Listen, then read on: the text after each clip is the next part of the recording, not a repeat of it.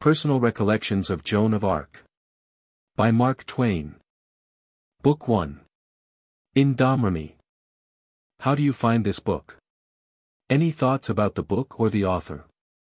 Any suggestion for improvement? Please take a moment to share your thoughts in a comment. If you like it, share it with your friends who might enjoy it as well. Subscribe to keep in touch. Visit completeaudiobooks.com for more quality content. Translator's Preface. To arrive at a just estimate of a renowned man's character, one must judge it by the standards of his time, not ours. Judged by the standards of one century, the noblest characters of an earlier one lose much of their luster. Judged by the standards of today, there is probably no illustrious man of 4 or 5 centuries ago whose character could meet the test at all points. But the character of Joan of Arc is unique. It can be measured by the standards of all times without misgiving or apprehension as to the result. Judged by any of them, judged by all of them, it is still flawless, it is still ideally perfect. It still occupies the loftiest place possible to human attainment, a loftier one than has been reached by any other mere mortal. When we reflect that her century was the brutalest, the wickedest, the rottenest in history since the darkest ages, we are lost in wonder at the miracle of such a product from such a soil. The contrast between her and her century is the contrast between day and night. She was truthful when lying was the common speech of men, she was honest when honesty was become a lost virtue. She was a keeper of promises when the keeping of a promise was expected of no one, she gave her great mind to great thoughts and great purposes when other great minds wasted themselves upon pretty fancies or upon poor ambitions. She was modest and fine and delicate when to be loud and coarse might be said to be universal, she was full of pity when a merciless cruelty was the rule. She was steadfast when stability was unknown, and honorable in an age which had forgotten what honor was, she was a rock of convictions in a time when men believed in nothing and scoffed at all things. She was unfailingly true to an age that was false to the core, she maintained her personal dignity unimpaired in an age of fawnings and servilities, she was of a dauntless courage when hope and courage had perished in the hearts of her nation. She was spotlessly pure in mind and body when society in the highest places was foul in both, she was all these things in an age when crime was the common business of lords and princes. And when the highest personages in Christendom were able to astonish even that infamous era and make it stand aghast at the spectacle of their atrocious lives black with unimaginable treacheries, butcheries, and bestialities. She was perhaps the only entirely unselfish person whose name has a place in profane history. No vestige or suggestion of self-seeking can be found in any word or deed of hers. When she had rescued her king from his vagabondage, and set his crown upon his head, she was offered rewards and honors, but she refused them all, and would take nothing. All she would take for herself, if the king would grant it, was leave to go back to her village home, and tend her sheep again, and feel her mother's arms about her, and be her housemaid and helper. The selfishness of this unspoiled general of victorious armies, companion of princes, and idol of an applauding and grateful nation, reached but that far and no farther. The work wrought by Joan of Arc may fairly be regarded as ranking any recorded in history, when one considers the conditions under which it was undertaken, the obstacles in the way, and the means at her disposal. Caesar carried conquests far, but he did it with the trained and confident veterans of Rome, and was a trained soldier himself. And Napoleon swept away the disciplined armies of Europe, but he also was a trained soldier. And they began his work with patriot battalions inflamed and inspired by the miracle-working new breath of liberty breathed upon them by the Revolution, eager young apprentices to the splendid trade of war, not old and broken men-at-arms. Despairing survivors of an age-long accumulation of monotonous defeats. But Joan of Arc, a mere child in years, ignorant, unlettered, a poor village girl unknown and without influence, found a great nation lying in chains, helpless and hopeless under an alien domination, its treasury bankrupt. Its soldiers disheartened and dispersed, all spirit torpid, all courage dead in the hearts of the people through long years of foreign and domestic outrage and oppression, their king cowed, resigned to its fate, and preparing to fly the country.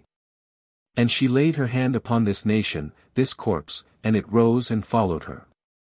She led it from victory to victory, she turned back the tide of the 100 Years' War, she fatally crippled the English power, and died with the earned title of Deliverer of France, which she bears to this day. And for all reward, the French king, whom she had crowned, stood supine and indifferent, while French priests took the noble child, the most innocent, the most lovely, the most adorable the ages have produced, and burned her alive at the stake. A peculiarity of Joan of Arc's history. The details of the life of Joan of Arc form a biography which is unique among the world's biographies in one respect: it is the only story of a human life which comes to us under oath. The only one which comes to us from the witness stand. The official records of the Great Trial of 1431, and of the process of rehabilitation of a quarter of a century later, are still preserved in the National Archives of France, and they furnish with remarkable fullness the facts of her life. The history of no other life of that remote time is known with either the certainty or the comprehensiveness that attaches to hers. The Sieur Louis de Conte is faithful to her official history in his personal recollections, and thus far his trustworthiness is unimpeachable, but his mass of added particulars must depend for credit upon his word alone. The Translator. The Sieur Louis de Conte.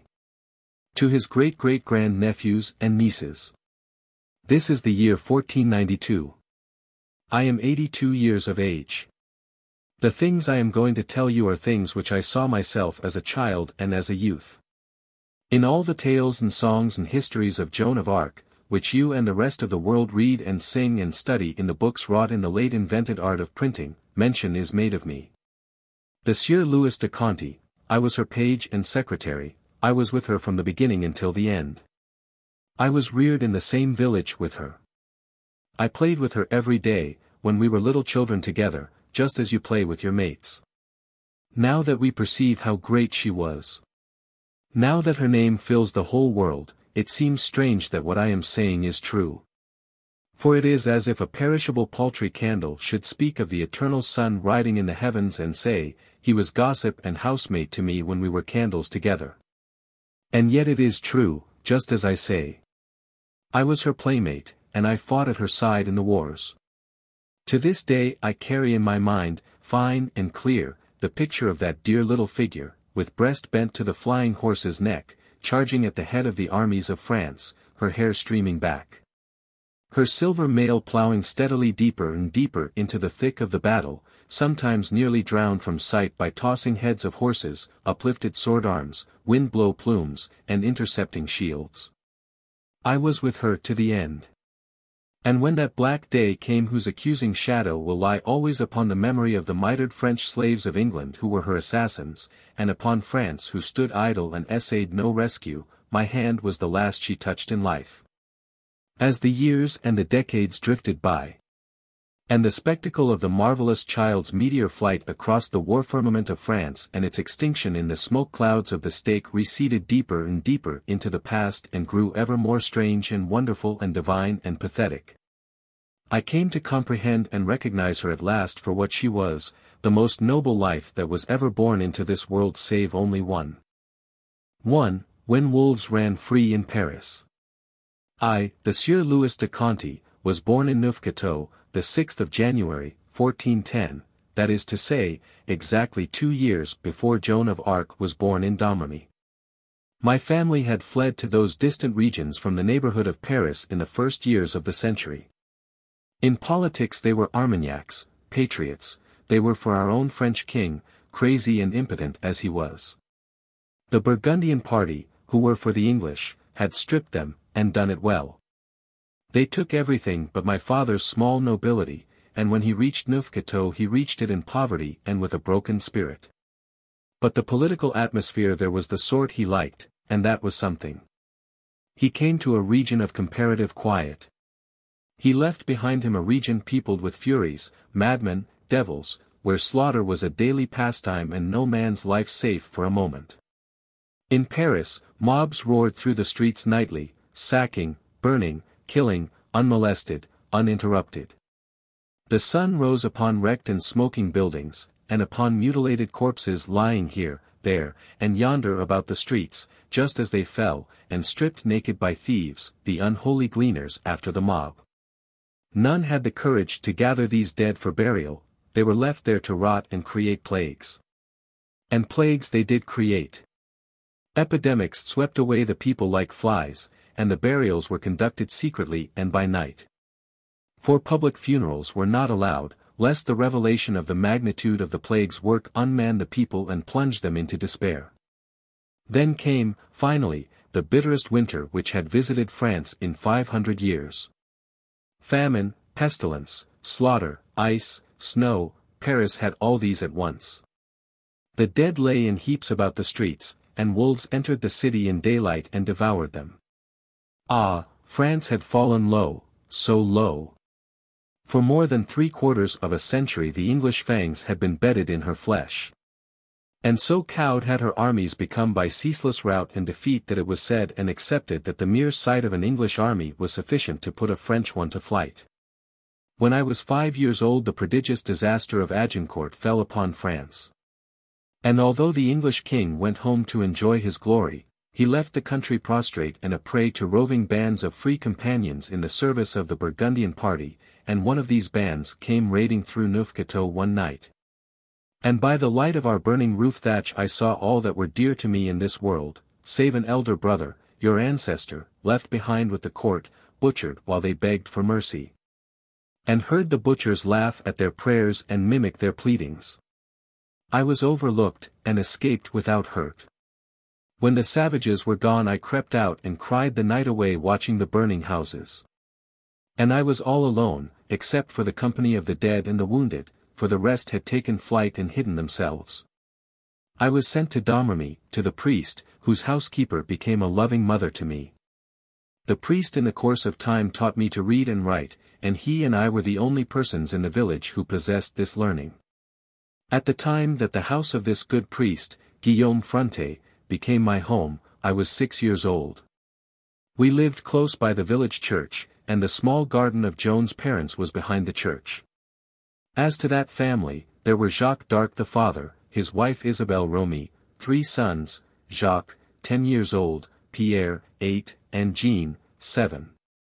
Joan, 4, and her baby sister Catherine, about a year old. I had these children for playmates from the beginning. I had some other playmates besides, particularly 4 boys, Pierre Morel, Etienne Rose, Noël Raingesson, and Edmond Aubry, whose father was mayor at that time, also 2 girls, about Joan's age, who by and by became her favorites. One was named Hometter, the other was called Little Mengette. These girls were common peasant children, like Joan herself. When they grew up, both married common laborers. Their estate was lowly enough, you see. Yet a time came, many years after, when no passing stranger, howsoever great he might be, failed to go and pay his reverence to those 2 humble old women who had been honored in their youth by the friendship of Joan of Arc. These were all good children, just of the ordinary peasant type, not bright, of course, you would not expect that, but good-hearted and companionable, obedient to their parents and the priest. And as they grew up they became properly stocked with narrowness and prejudices got at second hand from their elders, and adopted without reserve, and without examination also, which goes without saying. Their religion was inherited, their politics the same. John Huss and his sort might find fault with the church, in Domremy it disturbed nobody's faith. And when the split came, when I was 14, and we had 3 popes at once, nobody in Domremy was worried about how to choose among them. The Pope of Rome was the right one, a pope outside of Rome was no pope at all. Every human creature in the village was an Armagnac, a patriot, and if we children hotly hated nothing else in the world, we did certainly hate the English and Burgundian name and polity in that way. 2. The Fairy Tree of Domremy. Our Domremy was like any other humble little hamlet of that remote time and region. It was a maze of crooked, narrow lanes and alleys shaded and sheltered by the overhanging thatch roofs of the barn-like houses. The houses were dimly lighted by wooden shuttered windows, that is, holes in the walls which served for windows. The floors were dirt, and there was very little furniture. Sheep and cattle grazing was the main industry. All the young folks tended flocks. The situation was beautiful. From one edge of the village a flowery plain extended in a wide sweep to the river, the Meuse. From the rear edge of the village a grassy slope rose gradually, and at the top was the great oak forest, a forest that was deep and gloomy and dense, and full of interest for us children, for many murders had been done in it by outlaws in old times. And in still earlier times prodigious dragons that spouted fire and poisonous vapors from their nostrils had their homes in there. In fact, one was still living in there in our own time. It was as long as a tree, and had a body as big around as a tierce, and scales like overlapping great tiles, and deep ruby eyes as large as a cavalier's hat, and an anchor fluke on its tail as big as I don't know what, but very big. Even unusually so for a dragon, as everybody said who knew about dragons. It was thought that this dragon was of a brilliant blue color, with gold mottlings, but no one had ever seen it, therefore this was not known to be so, it was only an opinion. It was not my opinion. I think there is no sense in forming an opinion when there is no evidence to form it on. If you build a person without any bones in him he may look fair enough to the eye, but he will be limber and cannot stand up. And I consider that evidence is the bones of an opinion. But I will take up this matter more at large at another time, and try to make the justness of my position appear. As to that dragon, I always held the belief that its color was gold and without blue, for that has always been the color of dragons. That this dragon lay but a little way within the wood at one time is shown by the fact that Pierre Morel was in there one day and smelt it, and recognized it by the smell. It gives one a horrid idea of how near to us the deadliest danger can be and we not suspect it. In the earliest times 100 knights from many remote places in the earth would have gone in there one after another, to kill the dragon and get the reward, but in our time that method had gone out. And the priest had become the one that abolished dragons. Père Guillaume Fronte did it in this case. He had a procession, with candles and incense and banners, and marched around the edge of the wood and exorcised the dragon, and it was never heard of again, although it was the opinion of many that the smell never wholly passed away. Not that any had ever smelt the smell again, for none had, it was only an opinion, like that other, and lacked bones, you see. I know that the creature was there before the exorcism, but whether it was there afterward or not is a thing which I cannot be so positive about. In a noble open space carpeted with grass on the high ground toward Vaucouleurs stood a most majestic beech tree with wide-reaching arms and a grand spread of shade, and by it a limpid spring of cold water. And on summer days the children went there, oh, every summer for more than 500 years, went there and sang and danced around the tree for hours together, refreshing themselves at the spring from time to time. And it was most lovely and enjoyable. Also they made wreaths of flowers and hung them upon the tree and about the spring to please the fairies that lived there. For they liked that, being idle innocent little creatures, as all fairies are, and fond of anything delicate and pretty like wild flowers put together in that way. And in return for this attention the fairies did any friendly thing they could for the children, such as keeping the spring always full and clear and cold, and driving away serpents and insects that sting. And so there was never any unkindness between the fairies and the children during more than 500 years, tradition said 1,000, but only the warmest affection and the most perfect trust and confidence.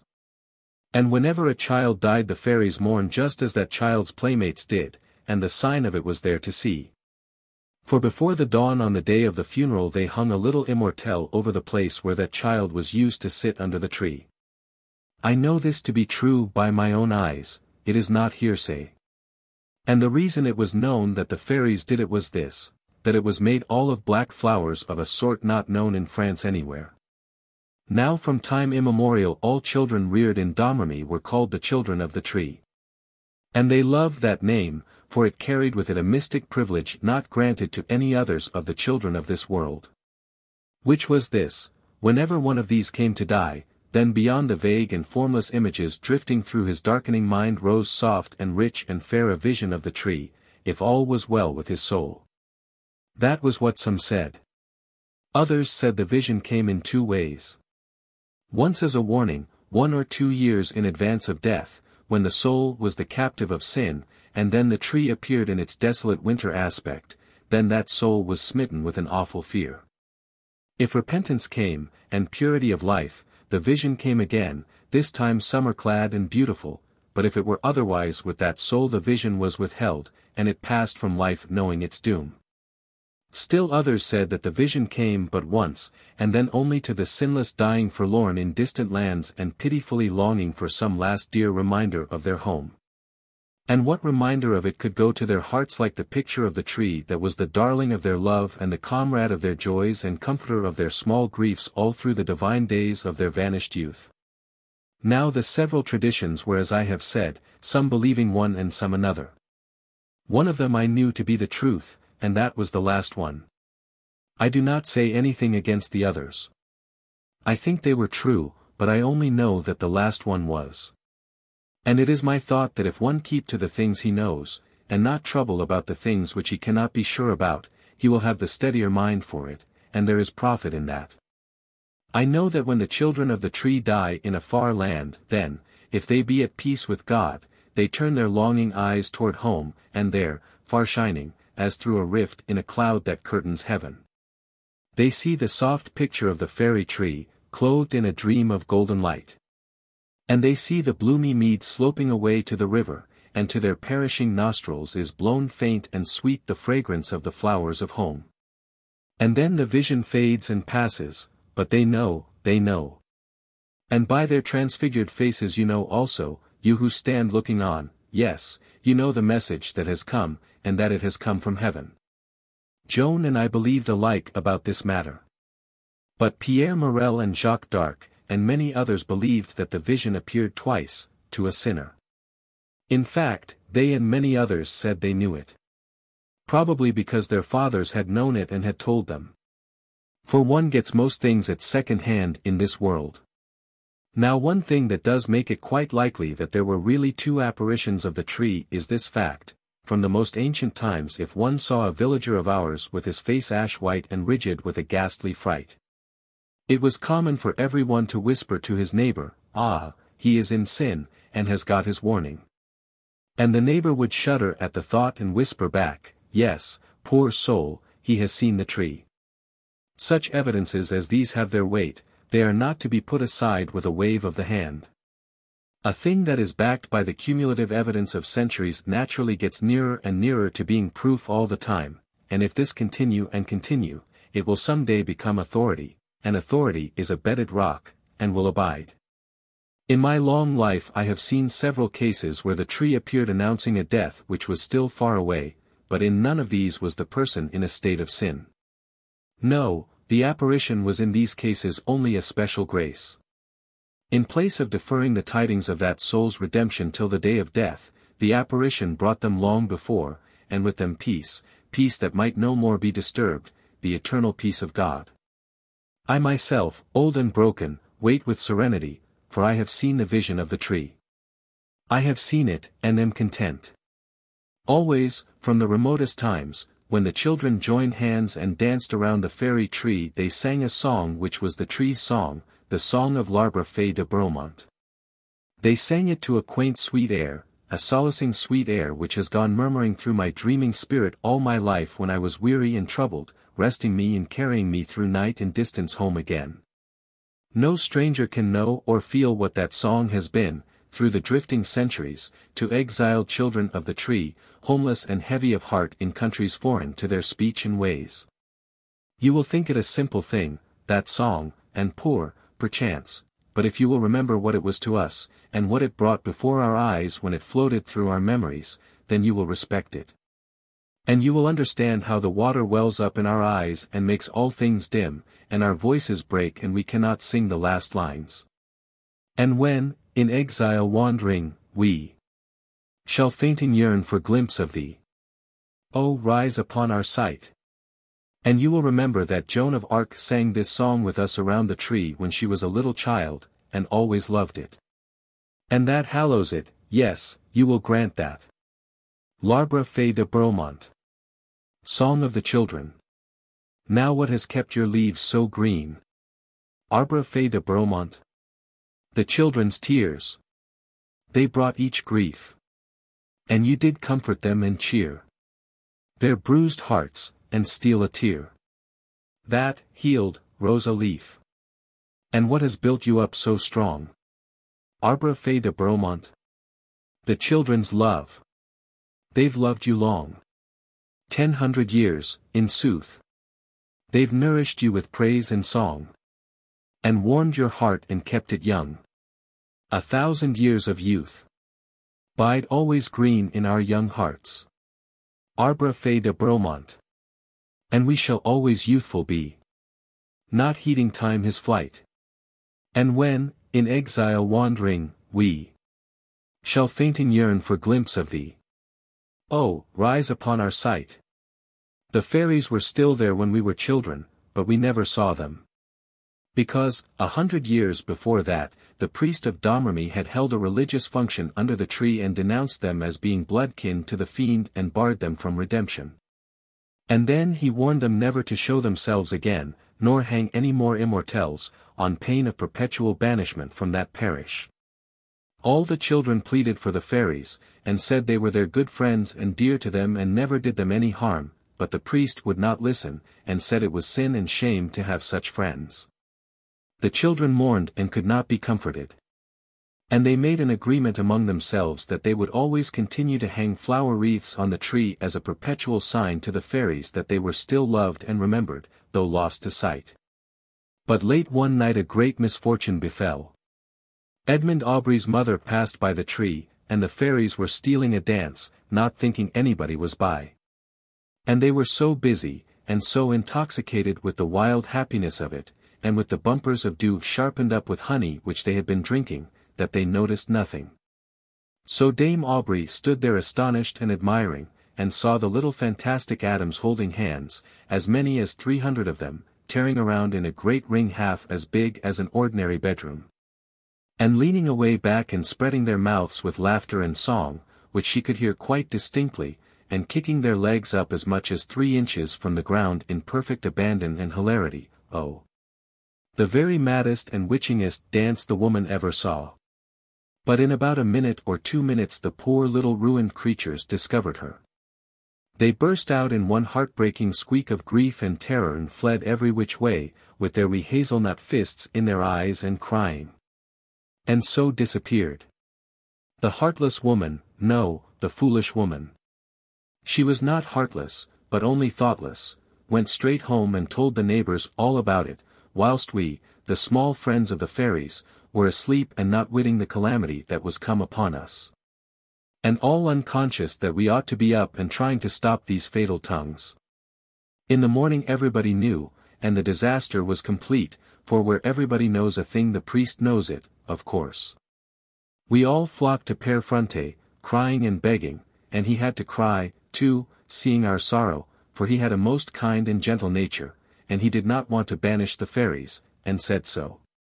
But said he had no choice, for it had been decreed that if they ever revealed themselves to man again, they must go.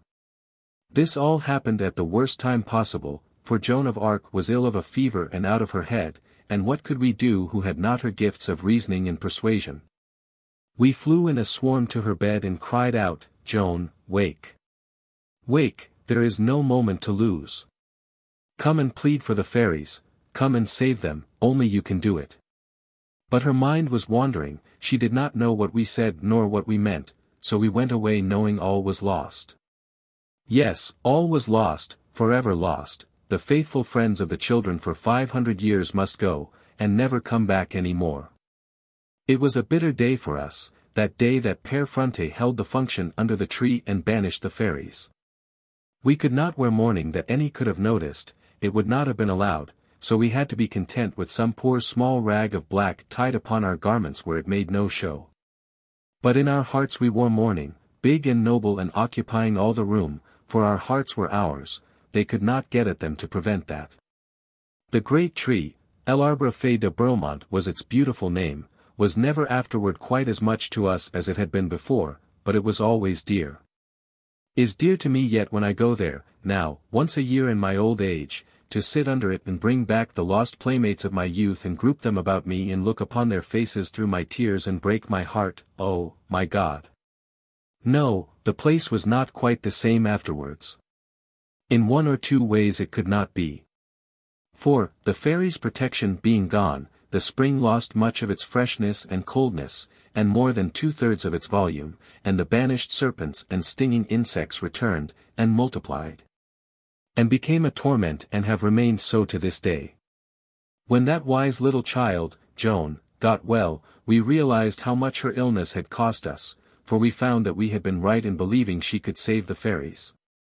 She burst into a great storm of anger, for so little a creature, and went straight to Père Fronte, and stood up before him where he sat, and made reverence and said, "The fairies were to go if they showed themselves to people again, is it not so?" "Yes, that was it, dear. If a man comes prying into a person's room at midnight when that person is half naked, will you be so unjust as to say that that person is showing himself to that man?" "Well, no." The good priest looked a little troubled and uneasy when he said it. "Is a sin anyway, even if one did not intend to commit it?" Père Fronte threw up his hands and cried out, "Oh, my poor little child, I see all my fault," and he drew her to his side and put his arm around her and tried to make his peace with her. But her temper was up so high that she could not get it down right away, but buried her head against his breast and broke out crying and said, "Then the fairies committed no sin, for there was no intention to commit one. They not knowing that anyone was by. And because they were little creatures and could not speak for themselves and say the law was against the intention, not against the innocent act, because they had no friend to think that simple thing for them and say it. They have been sent away from their home forever, and it was wrong to do it." The good father hugged her yet closer to his side and said, "Oh, out of the mouths of babes and sucklings the heedless and unthinking are condemned. Would God I could bring the little creatures back, for your sake. And mine, yes, and mine. For I have been unjust. There, don't cry, nobody could be sorrier than your poor old friend, don't cry, dear. But I can't stop right away, I've got to. And it is no little matter, this thing that you have done. Is being sorry penance enough for such an act?" Père Fronte turned away his face, for it would have hurt her to see him laugh, and said, "Oh, thou remorseless but most just accuser, no, it is not. I will put on sackcloth and ashes. There, are you satisfied?" Joan's sobs began to diminish, and she presently looked up at the old man through her tears, and said, in her simple way, "Yes, that will do, if it will clear you." Père Fronte would have been moved to laugh again, perhaps, if he had not remembered in time that he had made a contract, and not a very agreeable one. It must be fulfilled. So he got up and went to the fireplace, Joan watching him with deep interest, and took a shovelful of cold ashes, and was going to empty them on his old grey head when a better idea came to him, and he said, "Would you mind helping me, dear?" "How, father?" He got down on his knees and bent his head low, and said, "Take the ashes and put them on my head for me." The matter ended there, of course. The victory was with the priest. One can imagine how the idea of such a profanation would strike Joan or any other child in the village. She ran and dropped upon her knees by his side and said, "Oh, it is dreadful. I didn't know that that was what one meant by sackcloth and ashes. Do please get up, father. But I can't until I am forgiven. Do you forgive me?" "I." "Oh, you have done nothing to me, father. It is yourself that must forgive yourself for wronging those poor things. Please get up, father, won't you? But I am worse off now than I was before. I thought I was earning your forgiveness, but if it is my own, I can't be lenient. It would not become me. Now what can I do? Find me some way out of this with your wise little head." The pair would not stir, for all Joan's pleadings. She was about to cry again. Then she had an idea, and seized the shovel and deluged her own head with the ashes, stammering out through her chokings and suffocations, "There, now it is done. Oh, please get up, father." The old man, both touched and amused, gathered her to his breast and said, "Oh, you incomparable child. It's a humble martyrdom, and not of a sort presentable in a picture, but the right and true spirit is in it, that I testify."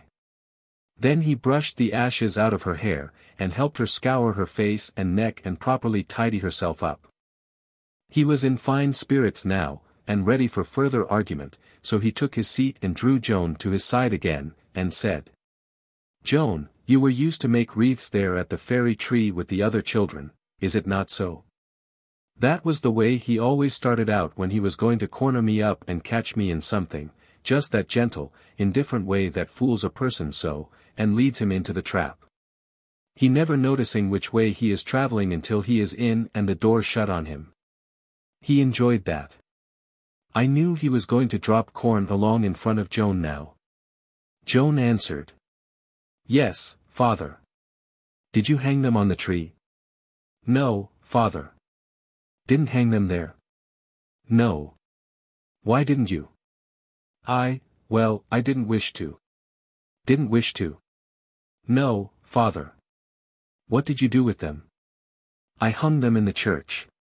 "Why didn't you want to hang them in the tree?" "Because it was said that the fairies were of kin to the fiend, and that it was sinful to show them honor." "Did you believe it was wrong to honor them so?" "Yes. I thought it must be wrong." "Then if it was wrong to honor them in that way, and if they were of kin to the fiend, they could be dangerous company for you and the other children, couldn't they?" "I suppose so, yes, I think so." He studied a minute, and I judged he was going to spring his trap, and he did. He said, "Then the matter stands like this. They were banned creatures, of fearful origin, they could be dangerous company for the children. Now give me a rational reason, dear, if you can think of any, why you call it a wrong to drive them into banishment, and why you would have saved them from it. In a word, what loss have you suffered by it? How stupid of him to go and throw his case away like that. I could have boxed his ears for vexation if he had been a boy. He was going along all right until he ruined everything by winding up in that foolish and fatal way. What had she lost by it? Was he never going to find out what kind of a child Joan of Arc was? Was he never going to learn that things which merely concerned her own gain or loss she cared nothing about? Could he never get the simple fact into his head that the sure way and the only way to rouse her up and set her on fire was to show her where some other person was going to suffer wrong or hurt or loss? Why, he had gone and set a trap for himself, that was all he had accomplished. The minute those words were out of his mouth her temper was up, the indignant tears rose in her eyes, and she burst out on him with an energy and passion which astonished him, but didn't astonish me. For I knew he had fired a mine when he touched off his ill-chosen climax. "Oh, father, how can you talk like that? Who owns France? God and the king. Not Satan. Satan, my child. This is the footstool of the Most High, Satan owns no handful of its soil. Then who gave those poor creatures their home? God. Who protected them in it all those centuries? God. Who allowed them to dance and play there all those centuries and found no fault with it? God. Who disapproved of God's approval and put a threat upon them? A man. Who caught them again in harmless sports that God allowed and a man forbade, and carried out that threat, and drove the poor things away from the home the good God gave them in his mercy and his pity. And sent down his rain and dew and sunshine upon it 500 years in token of his peace. It was their home, theirs, by the grace of God in his good heart, and no man had a right to rob them of it. And they were the gentlest, truest friends that children ever had, and did them sweet and loving service all these 5 long centuries, and never any hurt or harm. And the children loved them, and now they mourn for them, and there is no healing for their grief. And what had the children done that they should suffer this cruel stroke? The poor fairies could have been dangerous company for the children. Yes, but never had been, and could is no argument. Kinsmen of the fiend. What of it? Kinsmen of the fiend have rights, and these had, and children have rights, and these had. And if I had been there I would have spoken, I would have begged for the children and the fiends, and stayed your hand and saved them all. But now, oh, now, all is lost, everything is lost, and there is no help more. Then she finished with a blast at that idea that fairy kinsmen of the fiend ought to be shunned and denied human sympathy and friendship because salvation was barred against them. She said that for that very reason people ought to pity them, and do every humane and loving thing they could to make them forget the hard fate that had been put upon them by accident of birth and no fault of their own. Poor little creatures! She said. What can a person's heart be made of that can pity a Christian's child and yet can't pity a devil's child, that 1,000 times more needs it? She had torn loose from Père Fronte, and was crying, with her knuckles in her eyes, and stamping her small feet in a fury. And now she burst out of the place and was gone before we could gather our senses together out of this storm of words and this whirlwind of passion. The Père had got upon his feet, toward the last, and now he stood there passing his hand back and forth across his forehead like a person who is dazed and troubled. Then he turned and wandered toward the door of his little workroom, and as he passed through it I heard him murmur sorrowfully. Ah, me, poor children, poor fiends, they have rights, and she said true, I never thought of that. God forgive me, I am to blame. When I heard that, I knew I was right in the thought that he had set a trap for himself. It was so, and he had walked into it, you see. I seemed to feel encouraged, and wondered if mayhap I might get him into one. But upon reflection my heart went down, for this was not my gift. 3. All aflame with love of France. Speaking of this matter reminds me of many incidents, many things that I could tell, but I think I will not try to do it now. It will be more to my present humor to call back a little glimpse of the simple and colorless good times we used to have in our village homes in those peaceful days, especially in the winter. In the summer we children were out on the breezy uplands with the flocks from dawn till night, and then there was noisy frolicking and all that, but winter was the cozy time, winter was the snug time. Often we gathered in old Jacques d'Arc's big dirt-floored apartment, with a great fire going, and played games, and sang songs, and told fortunes. And listened to the old villagers tell tales and histories and lies and one thing and another till 12 o'clock at night. One winter's night we were gathered there, it was the winter that for years afterward they called the hard winter, and that particular night was a sharp one. It blew a gale outside, and the screaming of the wind was a stirring sound, and I think I may say it was beautiful, for I think it is great and fine and beautiful to hear the wind rage and storm and blow its clarions like that. When you are inside and comfortable. And we were. We had a roaring fire, and the pleasant spit-spit of the snow and sleet falling in it down the chimney, and the yarning and laughing and singing went on at a noble rate till about 10 o'clock, and then we had a supper of hot porridge and beans. And meal cakes with butter, and appetites to match. Little Joan sat on a box apart, and had her bowl and bread on another one, and her pets around her helping. She had more than was usual of them or economical, because all the outcast cats came and took up with her, and homeless or unlovable animals of other kinds heard about it and came, and these spread the matter to the other creatures. And they came also. And as the birds and the other timid wild things of the woods were not afraid of her, but always had an idea she was a friend when they came across her, and generally struck up an acquaintance with her to get invited to the house. She always had samples of those breeds in stock. She was hospitable to them all, for an animal was an animal to her, and dear by mere reason of being an animal, no matter about its sort or social station. And as she would allow of no cages, no collars, no fetters, but left the creatures free to come and go as they liked, that contented them, and they came. But they didn't go, to any extent, and so they were a marvelous nuisance, and made Jacques d'Arc swear a good deal, but his wife said God gave the child the instinct, and knew what he was doing when he did it, therefore it must have its course. It would be no sound prudence to meddle with his affairs when no invitation had been extended.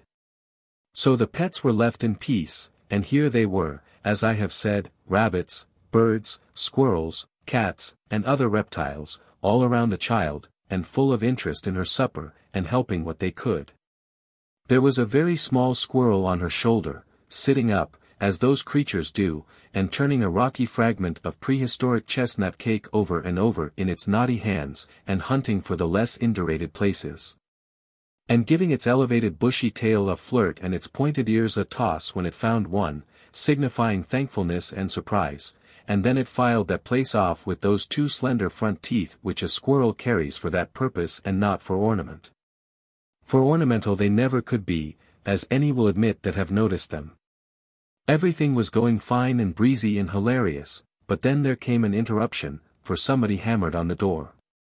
It was one of those ragged road stragglers, the eternal wars kept the country full of them. He came in, all over snow, and stamped his feet, and shook, and brushed himself, and shut the door, and took off his limp ruin of a hat, and slapped it once or twice against his leg to knock off its fleece of snow. And then glanced around on the company with a pleased look upon his thin face, and a most yearning and famished one in his eye when it fell upon the victuals, and then he gave us a humble and conciliatory salutation. And said it was a blessed thing to have a fire like that on such a night, and a roof overhead like this, and that rich food to eat, and loving friends to talk with. Ah, yes, this was true, and God help the homeless.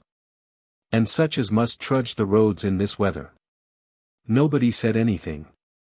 The embarrassed poor creature stood there and appealed to one face after the other with his eyes, and found no welcome in any, the smile on his own face flickering and fading and perishing, meanwhile. Then he dropped his gaze, the muscles of his face began to twitch, and he put up his hand to cover this womanish sign of weakness. "Sit down." This thunderblast was from old Jacques d'Arc, and Joan was the object of it. The stranger was startled, and took his hand away, and there was Joan standing before him offering him her bowl of porridge. The man said, "God Almighty bless you, my darling." And then the tears came, and ran down his cheeks, but he was afraid to take the bowl. "Do you hear me? Sit down, I say." There could not be a child more easy to persuade than Joan, but this was not the way. Her father had not the art. Neither could he learn it. Joan said, "Father, he is hungry, I can see it. Let him work for food, then. We are being eaten out of house and home by his like, and I have said I would endure it no more, and will keep my word. He has the face of a rascal anyhow, and a villain. Sit down, I tell you. I know not if he is a rascal or no, but he is hungry, father, and shall have my porridge. I do not need it. If you don't obey me rascals are not entitled to help from honest people, and no bite nor sup shall they have in this house. Joan." She set her bowl down on the box and came over and stood before her scowling father, and said, "Father, if you will not let me, then it must be as you say. But I would that you would think, then you would see that it is not right to punish one part of him for what the other part has done. For it is that poor stranger's head that does the evil things, but it is not his head that is hungry, it is his stomach, and it has done no harm to anybody, but is without blame, and innocent, not having any way to do a wrong. Even if it was minded to it. Please let. What an idea. It is the most idiotic speech I ever heard." But Aubry, the mayor, broke in, he being fond of an argument, and having a pretty gift in that regard, as all acknowledged. Rising in his place and leaning his knuckles upon the table and looking about him with easy dignity, after the manner of such as be orators, he began, smooth and persuasive. "I will differ with you there, gossip. And will undertake to show the company," here he looked around upon us and nodded his head in a confident way, "that there is a grain of sense in what the child has said. For look you, it is of a certainty most true and demonstrable that it is a man's head that is master and supreme ruler over his whole body. Is that granted? Will any deny it?" He glanced around again, everybody indicated assent. "Very well, then. That being the case, no part of the body is responsible for the result when it carries out an order delivered to it by the head, ergo, the head is alone responsible for crimes done by a man's hands or feet or stomach. Do you get the idea? Am I right thus far?" Everybody said yes, and said it with enthusiasm, and some said, one to another, that the mayor was in great form tonight and at his very best, which pleased the mayor exceedingly and made his eyes sparkle with pleasure. For he overheard these things. So he went on in the same fertile and brilliant way. "Now, then, we will consider what the term responsibility means, and how it affects the case in point. Responsibility makes a man responsible for only those things for which he is properly responsible, and he waved his spoon around in a wide sweep to indicate the comprehensive nature of that class of responsibilities which render people responsible. And several exclaimed, admiringly, "He is right. He has put that whole tangled thing into a nutshell, it is wonderful." After a little pause to give the interest opportunity to gather and grow, he went on, "Very good. Let us suppose the case of a pair of tongs that falls upon a man's foot, causing a cruel hurt. Will you claim that the tongs are punishable for that? The question is answered. I see by your faces that you would call such a claim absurd. Now, why is it absurd? It is absurd because, there being no reasoning faculty, that is to say, no faculty of personal command, in a pair of togs, personal responsibility for the acts of the tongs is wholly absent from the tongs. And, therefore, responsibility being absent, punishment cannot ensue. Am I right?" A hearty burst of applause was his answer. Now, then, we arrive at a man's stomach. Consider how exactly, how marvelously, indeed, its situation corresponds to that of a pair of tongs. Listen, and take careful note, I beg you. Can a man's stomach plan a murder?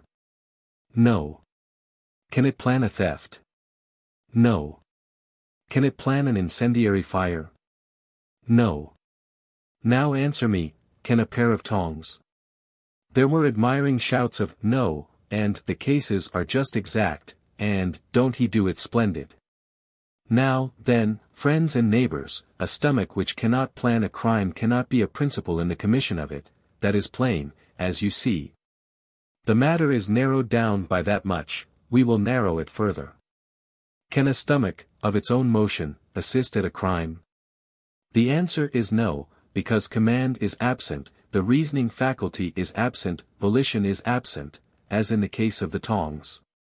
We perceive now, do we not, that the stomach is totally irresponsible for crimes committed, either in whole or in part, by it? He got a rousing cheer for response. Then what do we arrive at as our verdict? Clearly this, that there is no such thing in this world as a guilty stomach, that in the body of the veriest rascal resides a pure and innocent stomach, that, whatever its owner may do, it at least should be sacred in our eyes. And that while God gives us minds to think just and charitable and honorable thoughts, it should be, and is, our privilege, as well as our duty, not only to feed the hungry stomach that resides in a rascal, having pity for its sorrow and its need, but to do it gladly, gratefully, in recognition of its sturdy and loyal maintenance of its purity and innocence in the midst of temptation and in company so repugnant to its better feelings. I am done. Well, you never saw such an effect. They rose, the whole house rose, and clapped, and cheered, and praised him to the skies. And one after another, still clapping and shouting, they crowded forward, some with moisture in their eyes, and wrung his hands, and said such glorious things to him that he was clear overcome with pride and happiness, and couldn't say a word. For his voice would have broken, sure. It was splendid to see, and everybody said he had never come up to that speech in his life before, and never could do it again. Eloquence is a power, there is no question of that. Even old Jacques d'Arc was carried away, for once in his life, and shouted out. "It's all right, Joan, give him the porridge." She was embarrassed, and did not seem to know what to say, and so didn't say anything. It was because she had given the man the porridge long ago and he had already eaten it all up. When she was asked why she had not waited until a decision was arrived at, she said the man's stomach was very hungry, and it would not have been wise to wait, since she could not tell what the decision would be. Now that was a good and thoughtful idea for a child. The man was not a rascal at all. He was a very good fellow, only he was out of luck, and surely that was no crime at that time in France.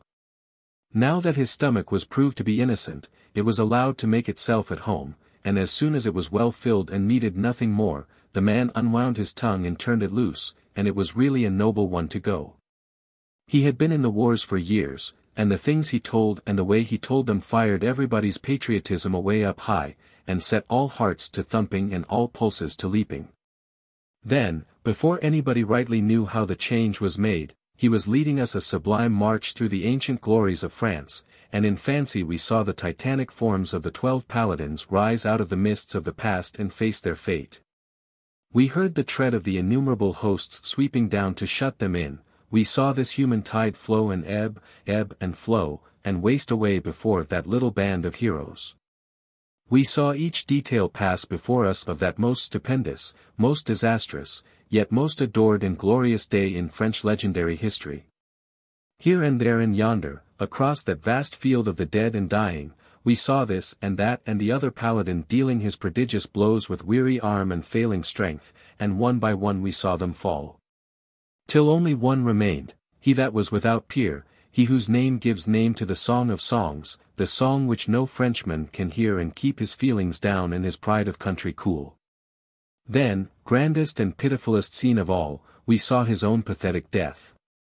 An out stillness, as we sat with parted lips and breathless, hanging upon this man's words, gave us a sense of the awful stillness that reigned in that field of slaughter when that last surviving soul had passed. And now, in this solemn hush, the stranger gave Joan a pat or two on the head and said, "Little maid, whom God keep, you have brought me from death to life this night. Now listen, here is your reward," and at that supreme time for such a heart-melting, soul-rousing surprise, without another word he lifted up the most noble and pathetic voice that was ever heard, and began to pour out the great song of Roland. Think of that, with a French audience all stirred up and ready. Oh, where was your spoken eloquence now? What was it to this? How fine he looked, how stately, how inspired, as he stood there with that mighty chant welling from his lips and his heart, his whole body transfigured, and his rags along with it. Everybody rose and stood, while he sang, and their faces glowed and their eyes burned, and the tears came and flowed down their cheeks, and their forms began to sway unconsciously to the swing of the song, and their bosoms to heave and pant. And moanings broke out, and deep ejaculations. And when the last verse was reached, and Roland lay dying, all alone, with his face to the field and to his slain, lying there in heaps and winrows, and took off and held up his gauntlet to God with his failing hand, and breathed his beautiful prayer with his paling lips, all burst out in sobs and wailings. But when the final great note died out and the song was done, they all flung themselves in a body at the singer, stark mad with love of him and love of France and pride in her great deeds and old renown, and smothered him with their embracings.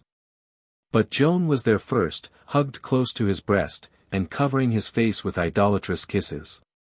The storm raged on outside, but that was no matter, this was the stranger's home now, for as long as he might please. For, Joan tames the mad man. All children have nicknames, and we had ours. We got one apiece early, and they stuck to us. But Joan was richer in this matter, for, as time went on, she earned a second, and then a third, and so on, and we gave them to her. First and last she had as many as half a dozen. Several of these she never lost. Peasant girls are bashful naturally, but she surpassed the rule so far, and colored so easily, and was so easily embarrassed in the presence of strangers, that we nicknamed her the Bashful. We were all patriots, but she was called the Patriot, because our warmest feeling for our country was cold beside hers. Also she was called the Beautiful. And this was not merely because of the extraordinary beauty of her face and form, but because of the loveliness of her character. These names she kept, and one other, the Brave. We grew along up, in that plodding and peaceful region, and got to be good-sized boys and girls, big enough, in fact, to begin to know as much about the wars raging perpetually to the west and north of us as our elders. And also to feel as stirred up over the occasional news from these red fields as they did. I remember certain of these days very clearly. One Tuesday a crowd of us were romping and singing around the fairy tree, and hanging garlands on it in memory of our lost little fairy friends, when little Mengette cried out, "Look! What is that?" When one exclaims like that in a way that shows astonishment and apprehension, he gets attention. All the panting breasts and flushed faces flocked together, and all the eager eyes were turned in one direction, down the slope, toward the village. It's a black flag. A black flag. No, is it? You can see for yourself that it is nothing else. It is a black flag, sure. Now, has any ever seen the like of that before? What can it mean? Mean? It means something dreadful, what else? That is nothing to the point, anybody knows that without the telling. But what, that is the question. It is a chance that he that bears it can answer as well as any that are here, if you contain yourself till he come. He runs well. Who is it? Some named one, some another, but presently all saw that it was Etienne Rose, called the Sunflower, because he had yellow hair and a round pockmarked face. His ancestors had been Germans some centuries ago. He came straining up the slope, now and then projecting his flagstick aloft and giving his black symbol of woe a wave in the air, whilst all eyes watched him, all tongues discussed him. And every heart beat faster and faster with impatience to know his news. At last he sprang among us, and struck his flagstick into the ground, saying, "There. Stand there and represent France while I get my breath. She needs no other flag now." All the giddy chatter stopped. It was as if one had announced a death. In that chilly hush there was no sound audible but the panting of the breath-blown boy. When he was presently able to speak, he said, "Black news is come. A treaty has been made at Troyes between France and the English and Burgundians. By it France is betrayed and delivered over, tied hand and foot, to the enemy. It is the work of the Duke of Burgundy and that she-devil, the Queen of France. It marries Henry of England to Catherine of France. Is not this a lie? Marries the daughter of France to the butcher of Agincourt. It is not to be believed. You have not heard aright. If you cannot believe that, Jacques d'Arc, then you have a difficult task indeed before you, for worse is to come.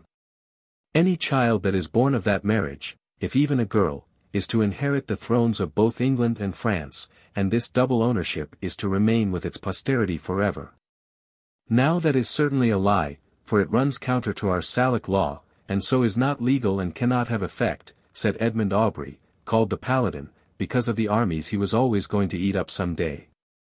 He would have said more, but he was drowned out by the clamors of the others, who all burst into a fury over this feature of the treaty, all talking at once and nobody hearing anybody, until presently Hamet persuaded them to be still, saying, "It is not fair to break him up so in his tale.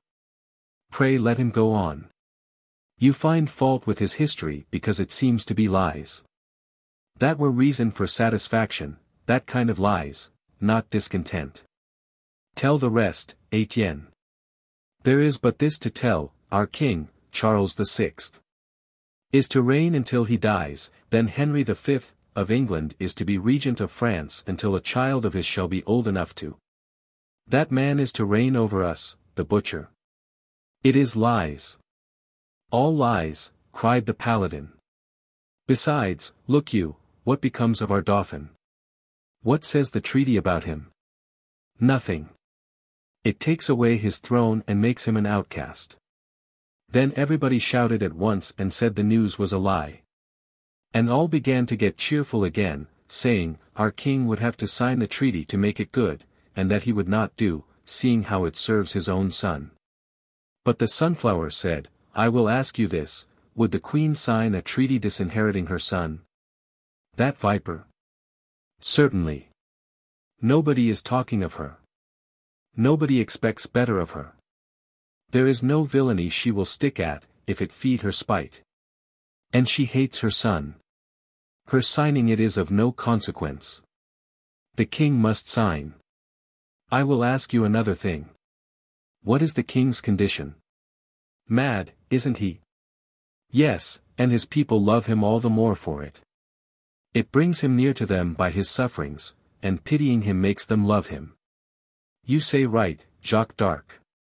Well, what would you of one that is mad? Does he know what he does? No. Does he do what others make him do? Yes. Now, then, I tell you he has signed the treaty. Who made him do it?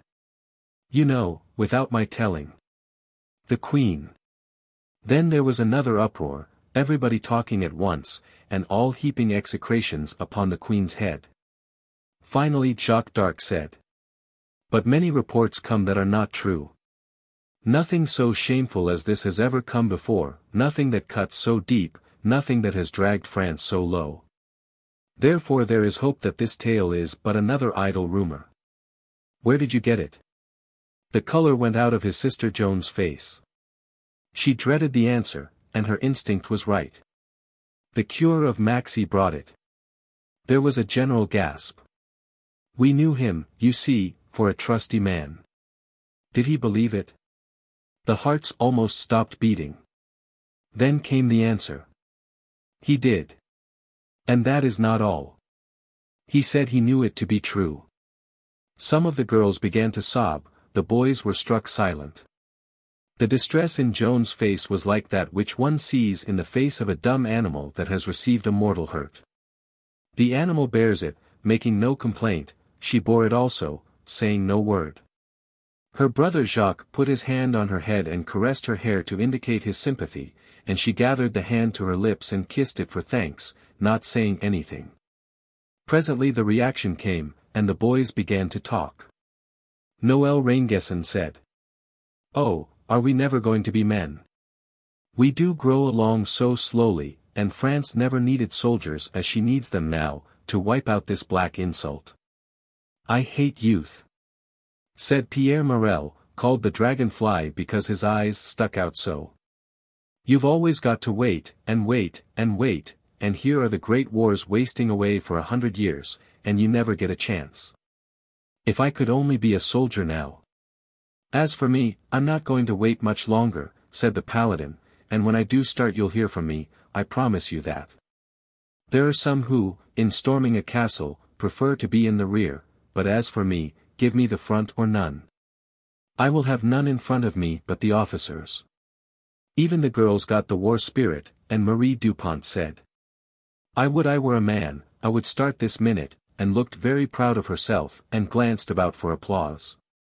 "So would I," said Cécile Letellier, sniffing the air like a warhorse that smells the battle. "I warrant you I would not turn back from the field though all England were in front of me." "Pooh," said the paladin. "Girls can brag, but that's all they are good for. Let 1,000 of them come face to face with a handful of soldiers once, if you want to see what running is like. Here's little Joan, next she'll be threatening to go for a soldier." The idea was so funny, and got such a good laugh, that the paladin gave it another trial, and said, "Why you can just see her plunge into battle like any old veteran." "Yes, indeed. And not a poor shabby common soldier like us, but an officer, mind you, with armor on, and the bars of a steel helmet to blush behind and hide her embarrassment when she finds an army in front of her that she hasn't been introduced to. An officer? Why, she'll be a captain. A captain, I tell you, with 100 men at her back, or maybe girls. Oh, no common soldier business for her. And, dear me, when she starts for that other army, you'll think there's a hurricane blowing it away." Well, he kept it up like that till he made their sides ache with laughing. Which was quite natural, for certainly it was a very funny idea, at that time, I mean, the idea of that gentle little creature, that wouldn't hurt a fly, and couldn't bear the sight of blood, and was so girlish and shrinking in all ways. Rushing into battle with a gang of soldiers at her back. Poor thing, she sat there confused and ashamed to be so laughed at. And yet at that very minute there was something about to happen which would change the aspect of things, and make those young people see that when it comes to laughing, the person that laughs last has the best chance. For just then a face which we all knew and all feared projected itself from behind the fairy tree, and the thought that shot through us all was, "Crazy Benoist has gotten loose from his cage, and we are as good as dead." This ragged and hairy and horrible creature glided out from behind the tree, and raised an axe as he came. We all broke and fled, this way and that, the girls screaming and crying. No, not all but Joan. She stood up and faced the man, and remained so. As we reached the wood that borders the grassy clearing and jumped into its shelter, 2 or 3 of us glanced back to see if Benoist was gaining on us, and that is what we saw, Joan standing. And the maniac gliding stealthily toward her with his axe lifted. The sight was sickening. We stood where we were, trembling and not able to move. I did not want to see the murder done, and yet I could not take my eyes away. Now I saw Joan step forward to meet the man, though I believed my eyes must be deceiving me. Then I saw him stop. He threatened her with his axe, as if to warn her not to come further, but she paid no heed, but went steadily on, until she was right in front of him, right under his axe. Then she stopped, and seemed to begin to talk with him. It made me sick, yes, giddy, and everything swam around me, and I could not see anything for a time, whether long or brief I do not know. When this passed and I looked again, Joan was walking by the man's side toward the village, holding him by his hand. The axe was in her other hand.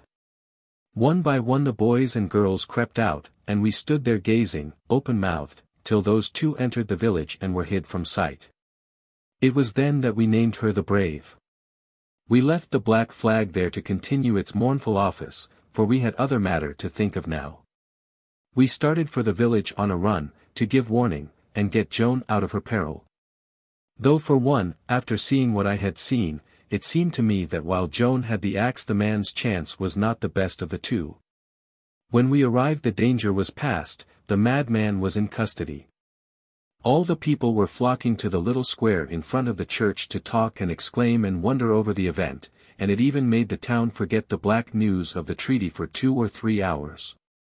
All the women kept hugging and kissing Joan, and praising her, and crying, and the men patted her on the head and said they wished she was a man. They would send her to the wars and never doubt but that she would strike some blows that would be heard of.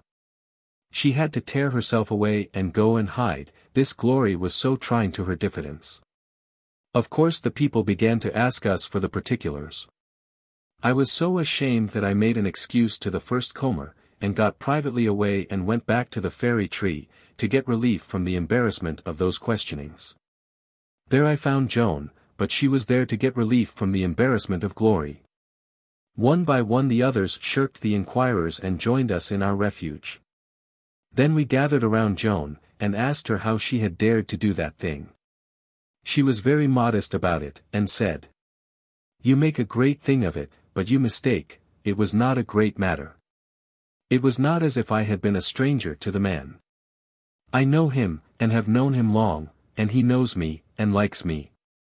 I have fed him through the bars of his cage many times, and last December, when they chopped off 2 of his fingers to remind him to stop seizing and wounding people passing by, I dressed his hand every day till it was well again."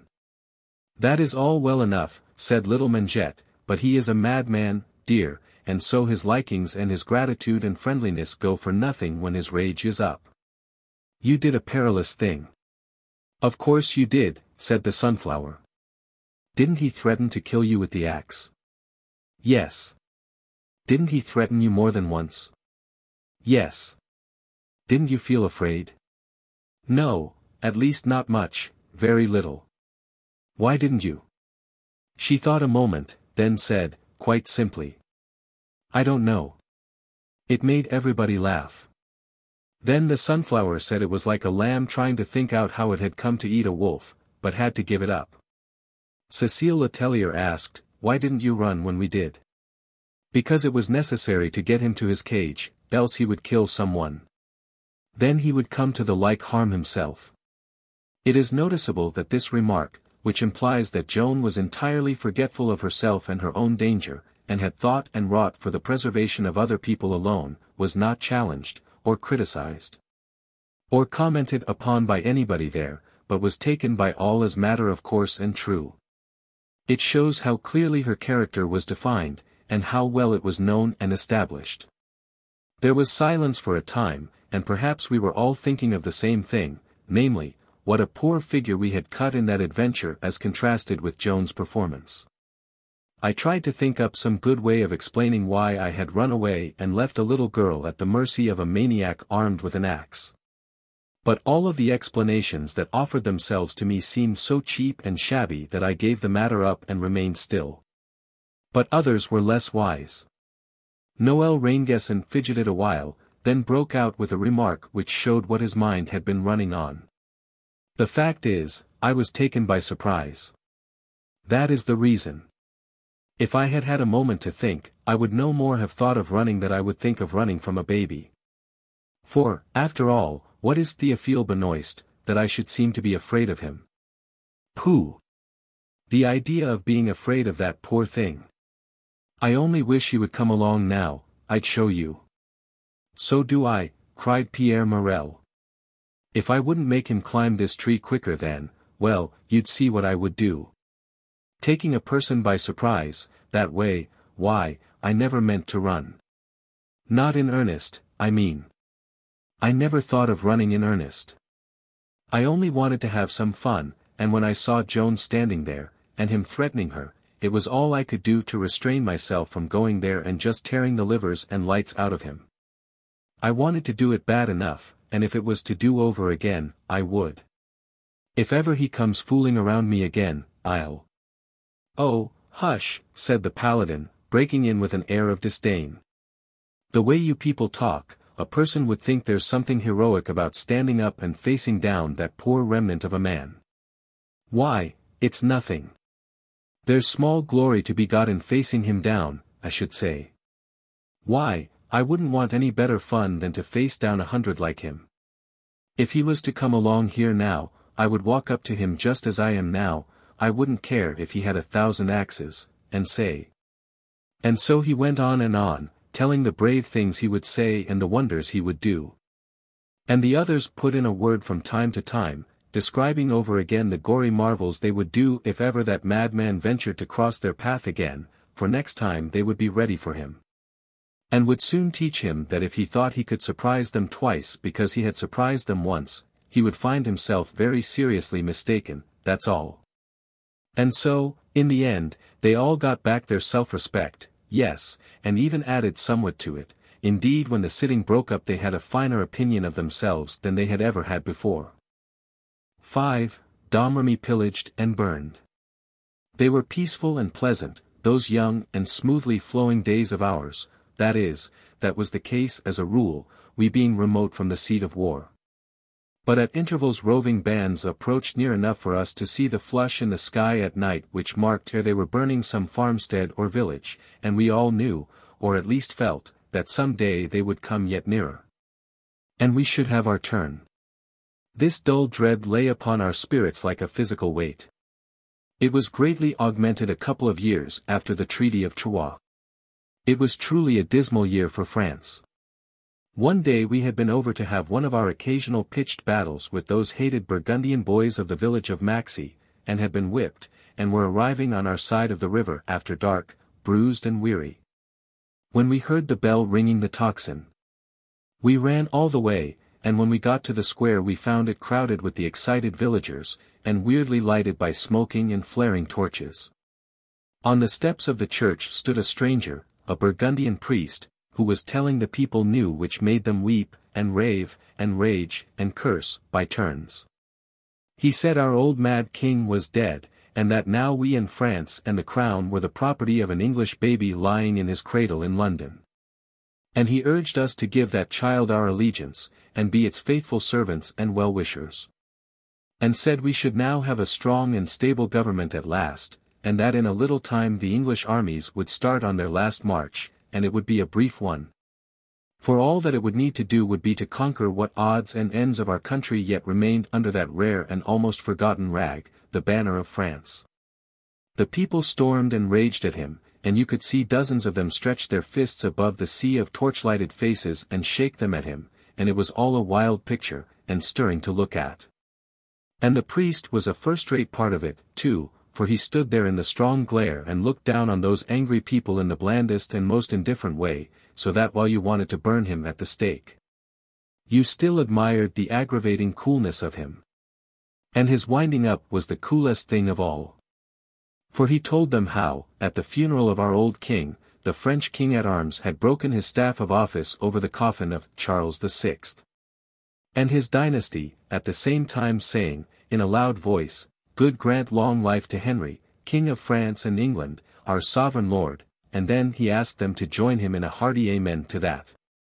The people were white with wrath, and it tied their tongues for the moment, and they could not speak. But Joan was standing close by, and she looked up in his face, and said in her sober, earnest way, "I would I might see thy head struck from thy body." Then, after a pause, and crossing herself, "If it were the will of God." This is worth remembering, and I will tell you why. It is the only harsh speech Joan ever uttered in her life. When I shall have revealed to you the storms she went through, and the wrongs and persecutions, then you will see that it was wonderful that she said but one bitter thing while she lived. From the day that dreary news came we had one scare after another, the marauders coming almost to our doors every now and then, so that we lived in ever-increasing apprehension, and yet were somehow mercifully spared from actual attack. But at last our turn did really come. This was in the spring of 28. The Burgundians swarmed in with a great noise, in the middle of a dark night, and we had to jump up and fly for our lives. We took the road to Neufchâteau, and rushed along in the wildest disorder, everybody trying to get ahead, and thus the movements of all were impeded. But Joan had a cool head, the only cool head there, and she took command and brought order out of that chaos. She did her work quickly and with decision and dispatch, and soon turned the panic flight into a quite steady-going march. You will grant that for so young a person, and a girl at that, this was a good piece of work. She was 16 now, shapely and graceful, and of a beauty so extraordinary that I might allow myself any extravagance of language in describing it and yet have no fear of going beyond the truth. There was in her face a sweetness and serenity and purity that justly reflected her spiritual nature. She was deeply religious, and this is a thing which sometimes gives a melancholy cast to a person's countenance, but it was not so in her case. Her religion made her inwardly content and joyous, and if she was troubled at times, and showed the pain of it in her face and bearing, it came of distress for her country, no part of it was chargeable to her religion.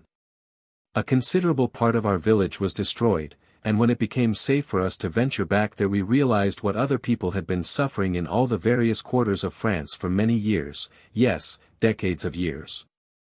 For the first time we saw wrecked and smoke-blackened homes, and in the lanes and alleys carcasses of dumb creatures that had been slaughtered in pure wantonness, among them calves and lambs that had been pets of the children.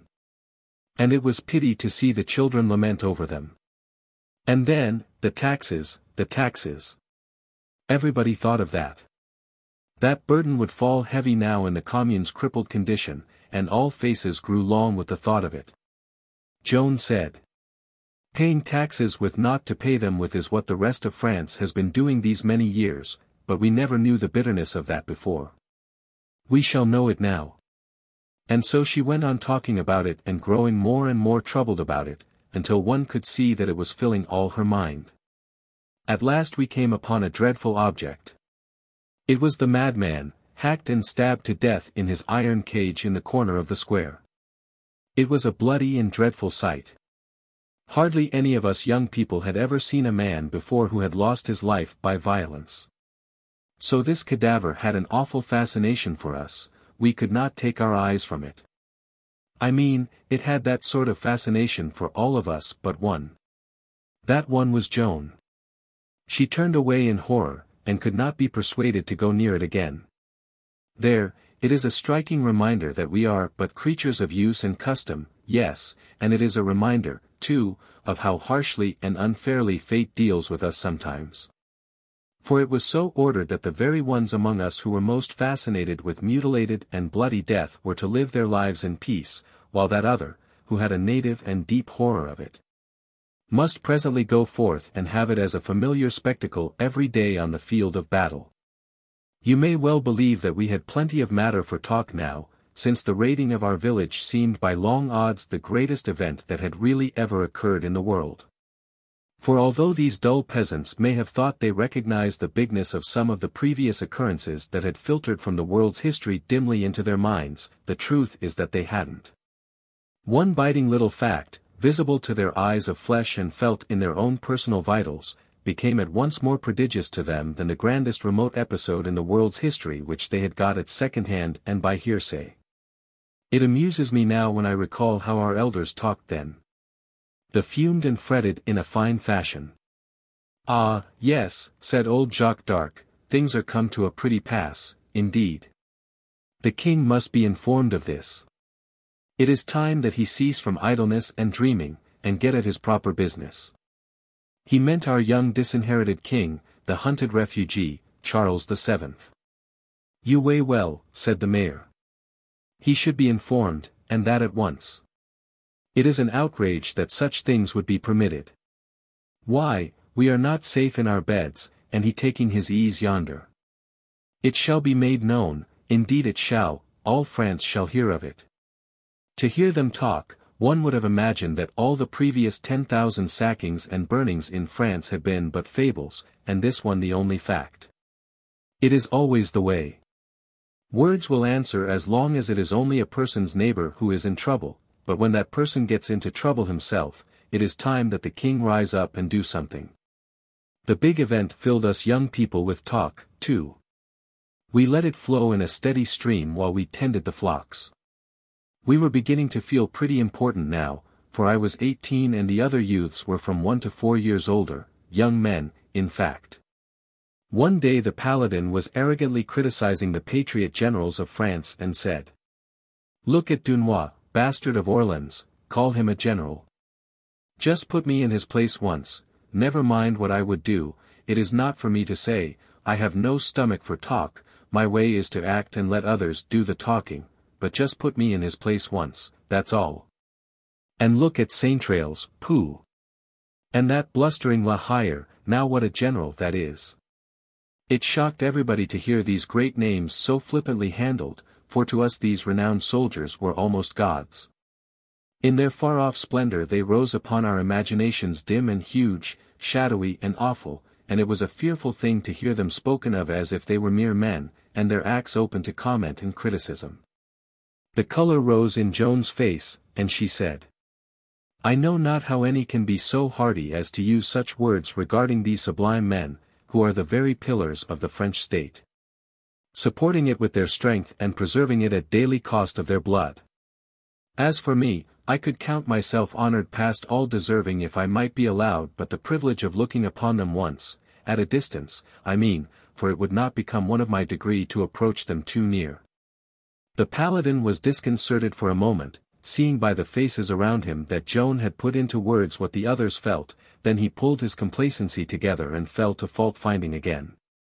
Joan's brother Jean said, "If you don't like what our generals do, why don't you go to the great wars yourself and better their work?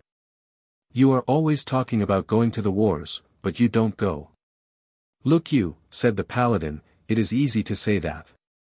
Now I will tell you why I remain chafing here in a bloodless tranquility which my reputation teaches you is repulsive to my nature. I do not go because I am not a gentleman. That is the whole reason. What can one private soldier do in a contest like this? Nothing. He is not permitted to rise from the ranks. If I were a gentleman would I remain here? Not one moment. I can save France, ah, you may laugh, but I know what is in me, I know what is hid under this peasant cap. I can save France, and I stand ready to do it, but not under these present conditions. If they want me, let them send for me. Otherwise, let them take the consequences, I shall not budge but as an officer." "Alas, poor France, France is lost," said Pierre d'Arc. "Since you sniff so at others, why don't you go to the wars yourself, Pierre d'Arc?" "Oh, I haven't been sent for, either. I am no more a gentleman than you. Yet I will go, I promise to go. I promise to go as a private under your orders, when you are sent for." They all laughed, and the dragonfly said, "So soon? Then you need to begin to get ready, you might be called for in 5 years, who knows? Yes, in my opinion you'll march for the wars in 5 years. "He will go sooner," said Joan. She said it in a low voice and musingly, but several heard it. "How do you know that, Joan?" said the dragonfly, with a surprised look. But Jeanne d'Arc broke in and said, "I want to go myself, but as I am rather young yet, I also will wait, and march when the paladin is sent for." "No," said Joan, he will go with Pierre. She said it as one who talks to himself aloud without knowing it, and none heard it but me.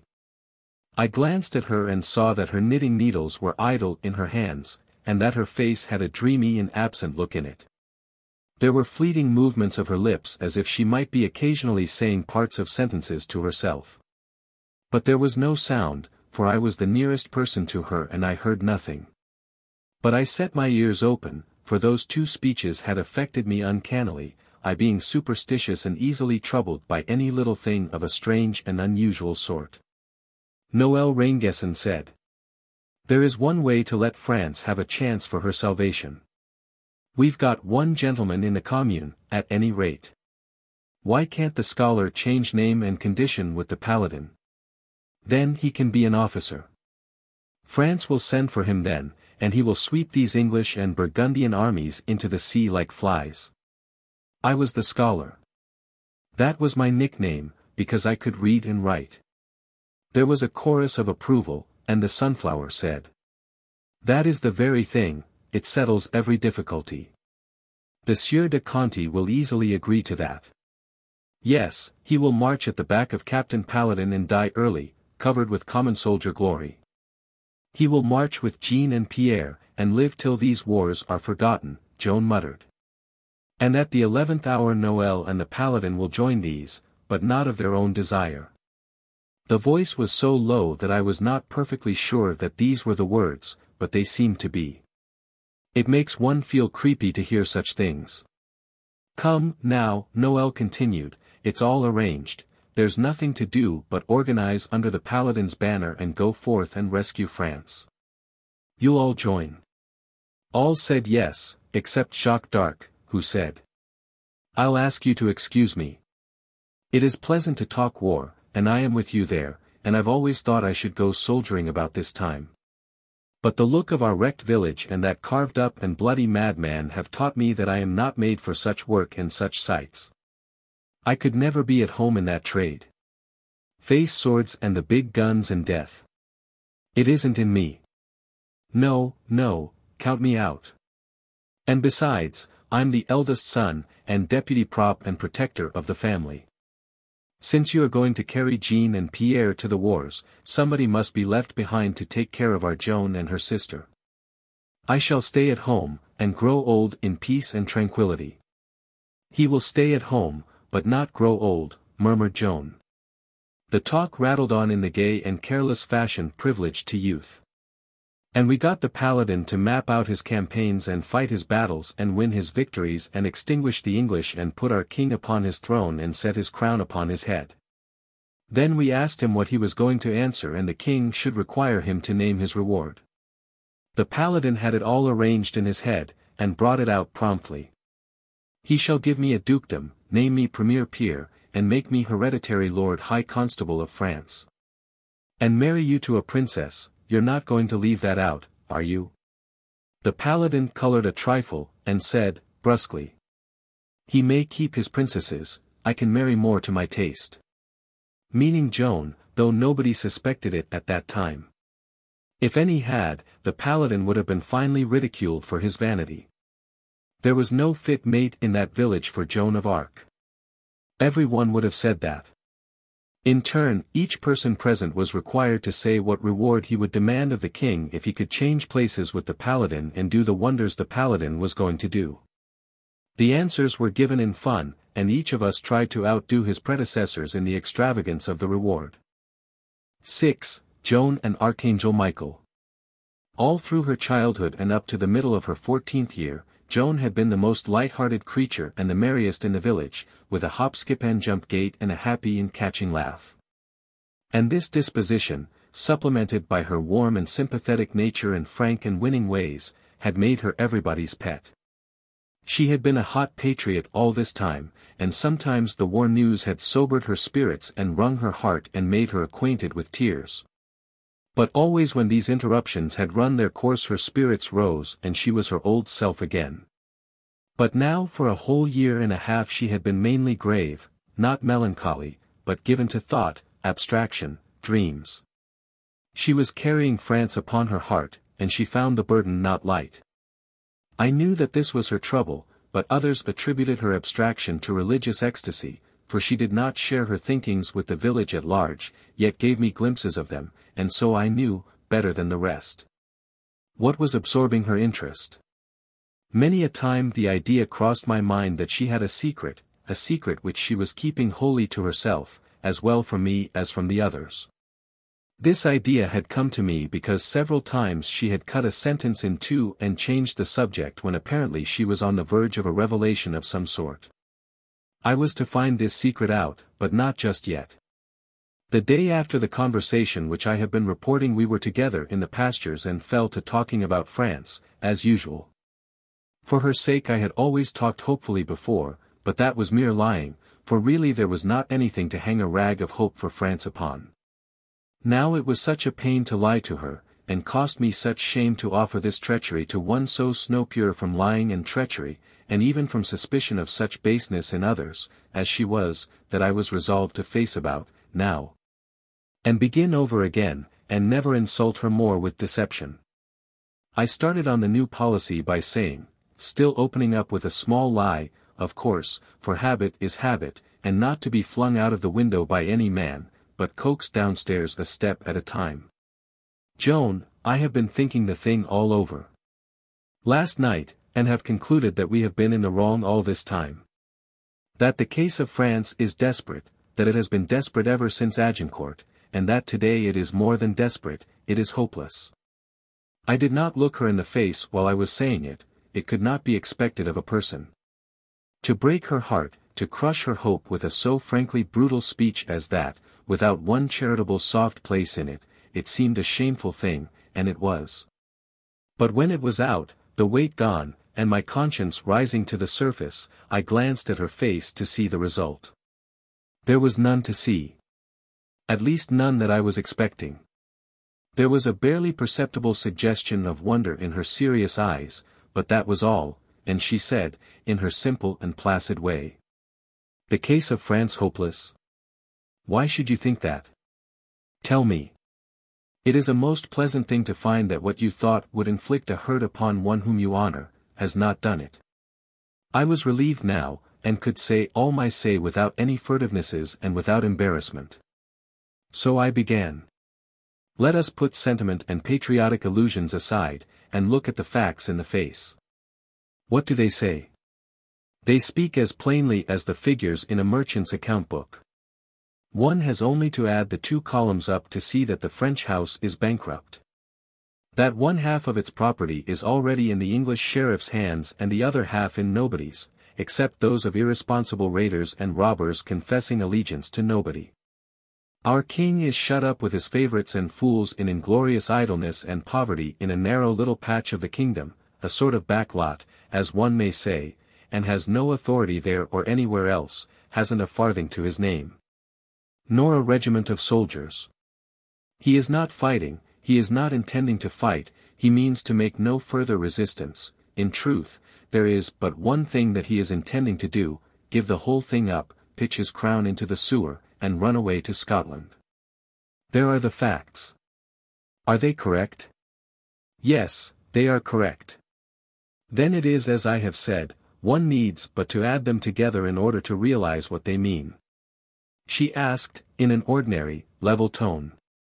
What, that the case of France is hopeless? Necessarily.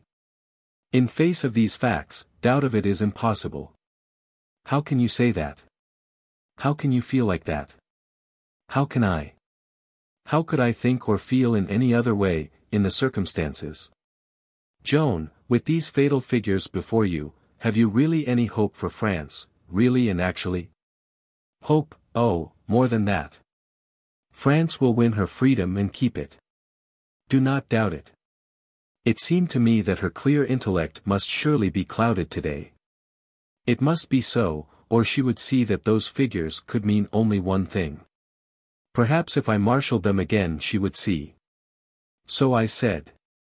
Joan, your heart, which worships France, is beguiling your head.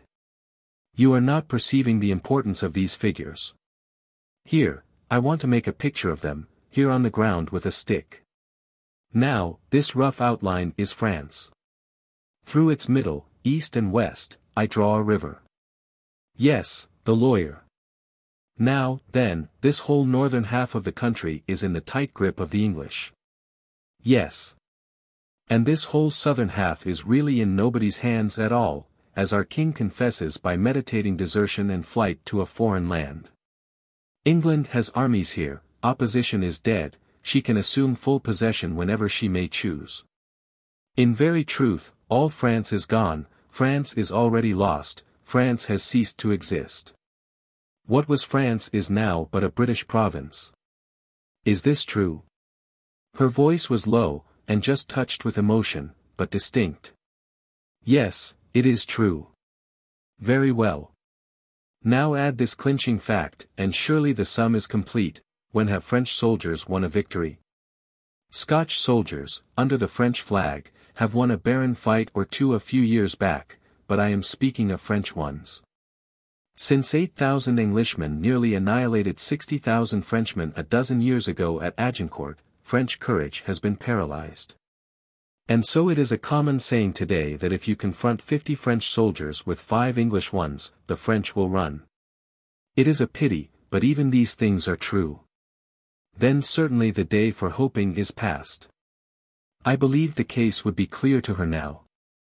I thought it could not fail to be clear to her, and that she would say, herself, that there was no longer any ground for hope. But I was mistaken, and disappointed also. She said, without any doubt in her tone. France will rise again. You shall see. Rise, with this burden of English armies on her back. She will cast it off, she will trample it under foot. This with spirit. Without soldiers to fight with. The drums will summon them. They will answer, and they will march. March to the rear, as usual. No, to the front, ever to the front, always to the front. You shall see. And the pauper king? He will mount his throne, he will wear his crown. Well, of a truth this makes one's head dizzy. Why, if I could believe that in 30 years from now the English domination would be broken and the French monarch's head find itself hooped with a real crown of sovereignty. Both will have happened before 2 years are sped. Indeed. And who is going to perform all these sublime impossibilities? God. It was a reverent low note, but it rang clear. What could have put those strange ideas in her head? This question kept running in my mind during 2 or 3 days. It was inevitable that I should think of madness. What other way was there to account for such things? Grieving and brooding over the woes of France had weakened that strong mind, and filled it with fantastic phantoms. Yes, that must be it. But I watched her, and tested her, and it was not so. Her eye was clear and sane, her ways were natural, her speech direct and to the point. No, there was nothing the matter with her mind, it was still the soundest in the village and the best. She went on thinking for others, planning for others, sacrificing herself for others, just as always before. She went on ministering to her sick and to her poor, and still stood ready to give the wayfarer her bed and content herself with the floor. There was a secret somewhere, but madness was not the key to it. This was plain. Now the key did presently come into my hands, and the way that it happened was this. You have heard all the world talk of this matter which I am about to speak of, but you have not heard an eyewitness talk of it before. I was coming from over the ridge, one day, it was the 15th of May, 28, and when I got to the edge of the oak forest and was about to step out of it upon the turfy open space in which the haunted beech tree stood. I happened to cast a glance from cover, first, then I took a step backward, and stood in the shelter and concealment of the foliage. For I had caught sight of Joan, and thought I would devise some sort of playful surprise for her. Think of it, that trivial conceit was neighbor, with but a scarcely measurable interval of time between, to an event destined to endure forever in histories and songs. The day was overcast, and all that grassy space wherein the tree stood lay in a soft rich shadow. Joan sat on a natural seat formed by gnarled great roots of the tree. Her hands lay loosely, one reposing in the other, in her lap. Her head was bent a little toward the ground, and her air was that of one who is lost to thought, steeped in dreams, and not conscious of herself or of the world. And now I saw a most strange thing, for I saw a white shadow come slowly gliding along the grass toward the tree. It was of grand proportions, a robed form, with wings, and the whiteness of this shadow was not like any other whiteness that we know of, except it be the whiteness of lightnings, but even the lightnings are not so intense as it was. For one can look at them without hurt, whereas this brilliancy was so blinding that it pained my eyes and brought the water into them. I uncovered my head, perceiving that I was in the presence of something not of this world. My breath grew faint and difficult, because of the terror and the awe that possessed me. Another strange thing. The wood had been silent, smitten with that deep stillness which comes when a storm cloud darkens a forest, and the wild creatures lose heart and are afraid. But now all the birds burst forth into song, and the joy, the rapture, the ecstasy of it was beyond belief, and was so eloquent and so moving, withal, that it was plain it was an act of worship. With the first note of those birds Joan cast herself upon her knees, and bent her head low and crossed her hands upon her breast. She had not seen the shadow yet. Had the song of the birds told her it was coming? It had that look to me. Then the like of this must have happened before. Yes, there might be no doubt of that. The shadow approached Joan slowly, the extremity of it reached her, flowed over her, clothed her in its awful splendor. In that immortal light her face, only humanly beautiful before, became divine. Flooded with that transforming glory her mean peasant habit was become like to the raiment of the sun-clothed children of God as we see them thronging the terraces of the throne in our dreams and imaginings. Presently she rose and stood, with her head still bowed a little, and with her arms down and the ends of her fingers lightly laced together in front of her. And standing so, all drenched with that wonderful light, and yet apparently not knowing it, she seemed to listen, but I heard nothing.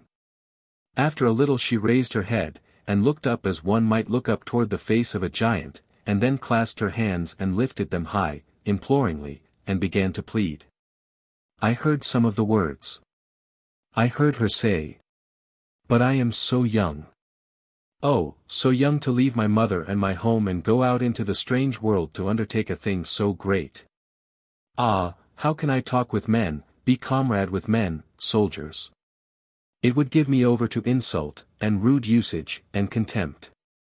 How can I go to the great wars, and lead armies, I a girl, and ignorant of such things, knowing nothing of arms, nor how to mount a horse, nor ride it? Yet, if it is commanded." Her voice sank a little, and was broken by sobs, and I made out no more of her words. Then I came to myself. I reflected that I had been intruding upon a mystery of God, and what might my punishment be? I was afraid, and went deeper into the wood. Then I carved a mark in the bark of a tree, saying to myself, it may be that I am dreaming and have not seen this vision at all. I will come again, when I know that I am awake and not dreaming, and see if this mark is still here, then I shall know. 7. She delivers the divine command. I heard my name called. It was Joan's voice. It startled me, for how could she know I was there? I said to myself, it is part of the dream, it is all dream, voice, vision and all, the fairies have done this. So I crossed myself and pronounced the name of God, to break the enchantment. I knew I was awake now and free from the spell, for no spell can withstand this exorcism. Then I heard my name called again, and I stepped at once from under cover, and there indeed was Joan, but not looking as she had looked in the dream. For she was not crying now, but was looking as she had used to look a year and a half before, when her heart was light and her spirits high. Her old-time energy and fire were back, and a something like exaltation showed itself in her face and bearing. It was almost as if she had been in a trance all that time and had come awake again. Really, it was just as if she had been away and lost, and was come back to us at last, and I was so glad that I felt like running to call everybody and have them flock around her and give her welcome. I ran to her excited and said, "Ah, Joan, I've got such a wonderful thing to tell you about. You would never imagine it. I've had a dream, and in the dream I saw you right here where you are standing now, and—" But she put up her hand and said, "It was not a dream. It gave me a shock, and I began to feel afraid again. Not a dream? I said, how can you know about it, Joan? Are you dreaming now? I suppose not. I think I am not. Indeed you are not. I know you are not. And you were not dreaming when you cut the mark in the tree. I felt myself turning cold with fright, for now I knew of a certainty that I had not been dreaming, but had really been in the presence of a dread something not of this world. Then I remembered that my sinful feet were upon holy ground, the ground where that celestial shadow had rested. I moved quickly away, smitten to the bones with fear. Joan followed, and said, "Do not be afraid, indeed there is no need. Come with me. We will sit by the spring and I will tell you all my secret." When she was ready to begin, I checked her and said, "First tell me this. You could not see me in the wood, how did you know I cut a mark in the tree?" "Wait a little. I will soon come to that, then you will see. But tell me one thing now, what was that awful shadow that I saw?" "I will tell you, but do not be disturbed, you are not in danger. It was the shadow of an archangel, Michael, the chief and lord of the armies of heaven. I could but cross myself and tremble for having polluted that ground with my feet." "You were not afraid, Joan. Did you see his face, did you see his form?" "Yes, I was not afraid, because this was not the first time. I was afraid the first time." "When was that, Joan?" "It is nearly 3 years ago now." "So long. Have you seen him many times?" "Yes, many times." "It is this, then, that has changed you, it was this that made you thoughtful and not as you were before." "I see it now. Why did you not tell us about it?" "It was not permitted. It is permitted now, and soon I shall tell all. But only you, now. It must remain a secret for a few days still.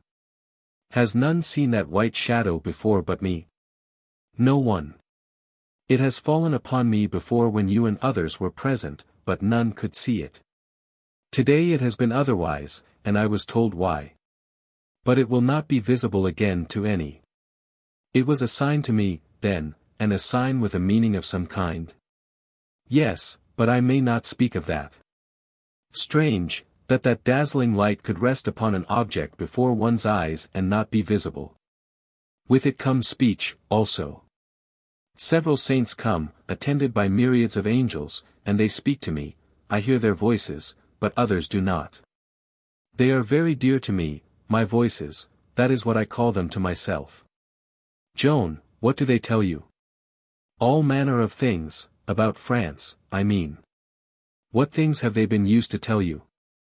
She sighed, and said, "Disasters, only disasters, and misfortunes, and humiliation. There was naught else to foretell." "They spoke of them to you beforehand?" "Yes.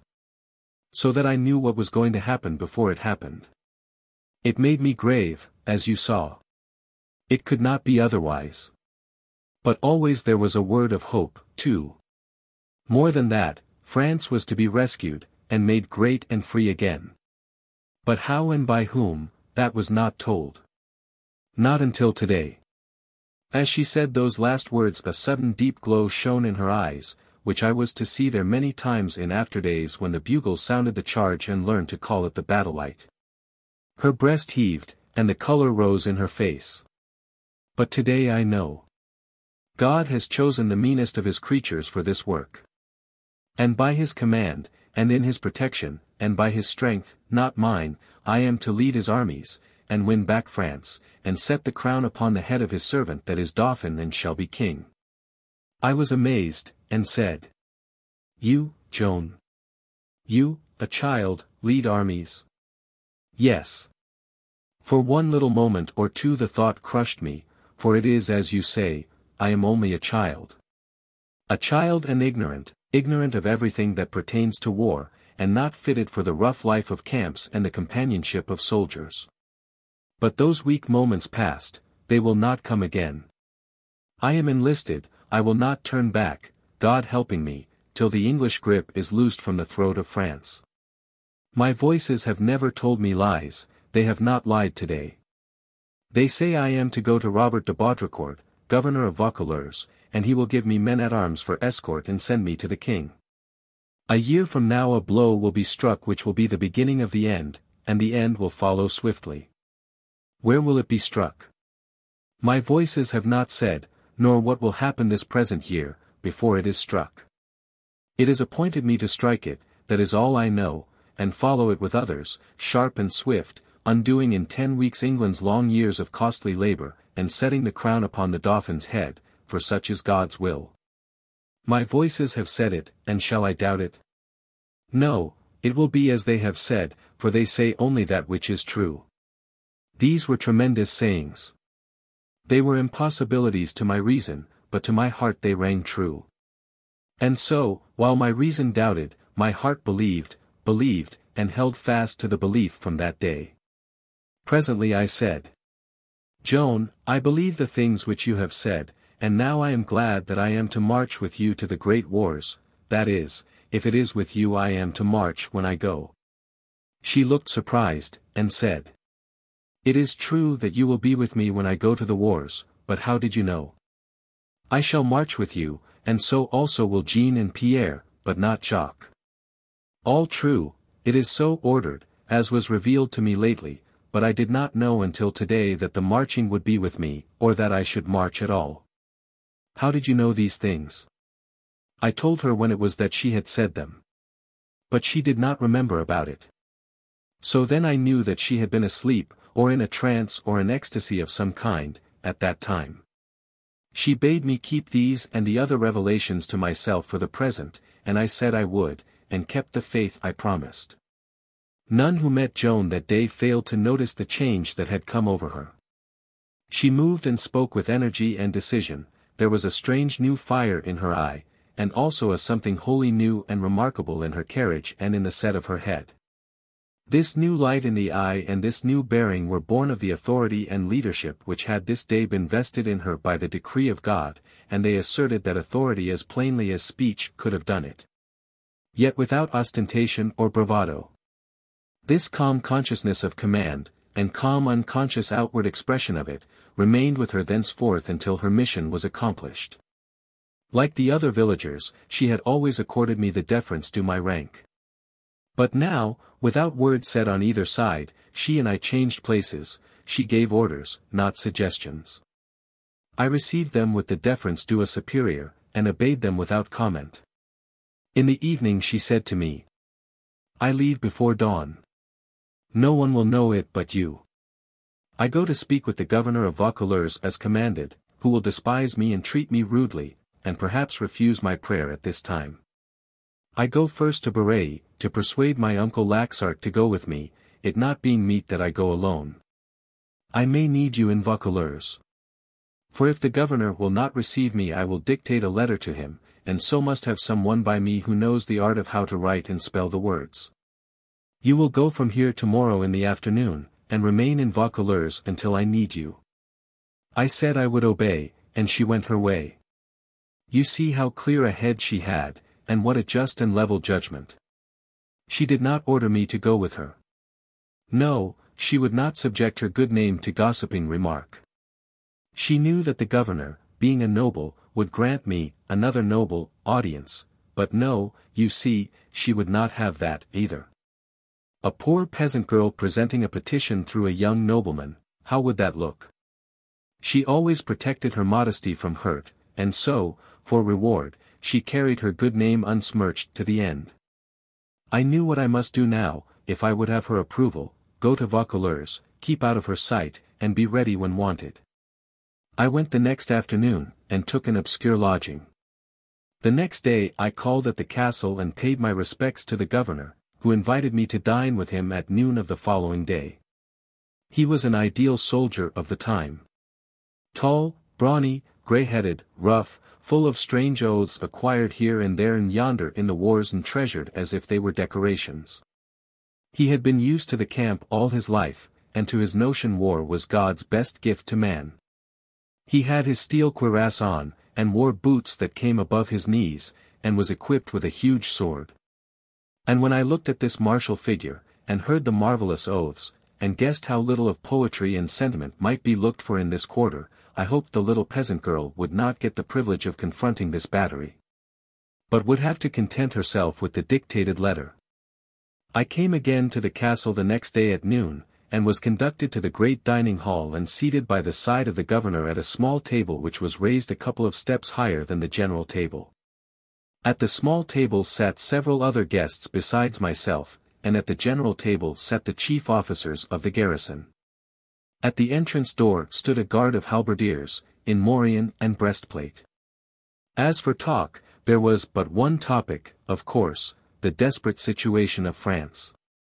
There was a rumor, someone said, that Salisbury was making preparations to march against Orleans. It raised a turmoil of excited conversation, and opinions fell thick and fast. Some believed he would march at once, others that he could not accomplish the investment before fall, others that the siege would be long, and bravely contested. But upon one thing all voices agreed, that Orleans must eventually fall, and with it France. With that, the prolonged discussion ended, and there was silence. Every man seemed to sink himself in his own thoughts, and to forget where he was. This sudden and profound stillness, where before had been so much animation, was impressive and solemn. Now came a servant and whispered something to the governor, who said, "Would talk with me?" "Yes, your excellency." "Hum. A strange idea, certainly. Bring them in." It was Joan and her uncle Laxart. At the spectacle of the great people the courage oozed out of the poor old peasant, and he stopped midway and would come no further, but remained there with his red nightcap crushed in his hands and bowing humbly here, there, and everywhere, stupefied with embarrassment and fear. But Joan came steadily forward, erect and self-possessed, and stood before the governor.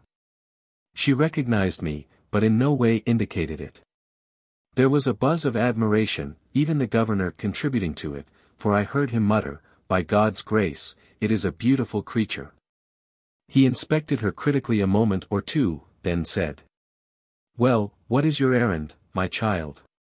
"My message is to you, Robert de Baudricourt, governor of Vaucouleurs, and it is this, that you will send and tell the Dauphin to wait and not give battle to his enemies, for God will presently send him help." This strange speech amazed the company, and many murmured, "The poor young thing is demented." The governor scowled, and said, "What nonsense is this?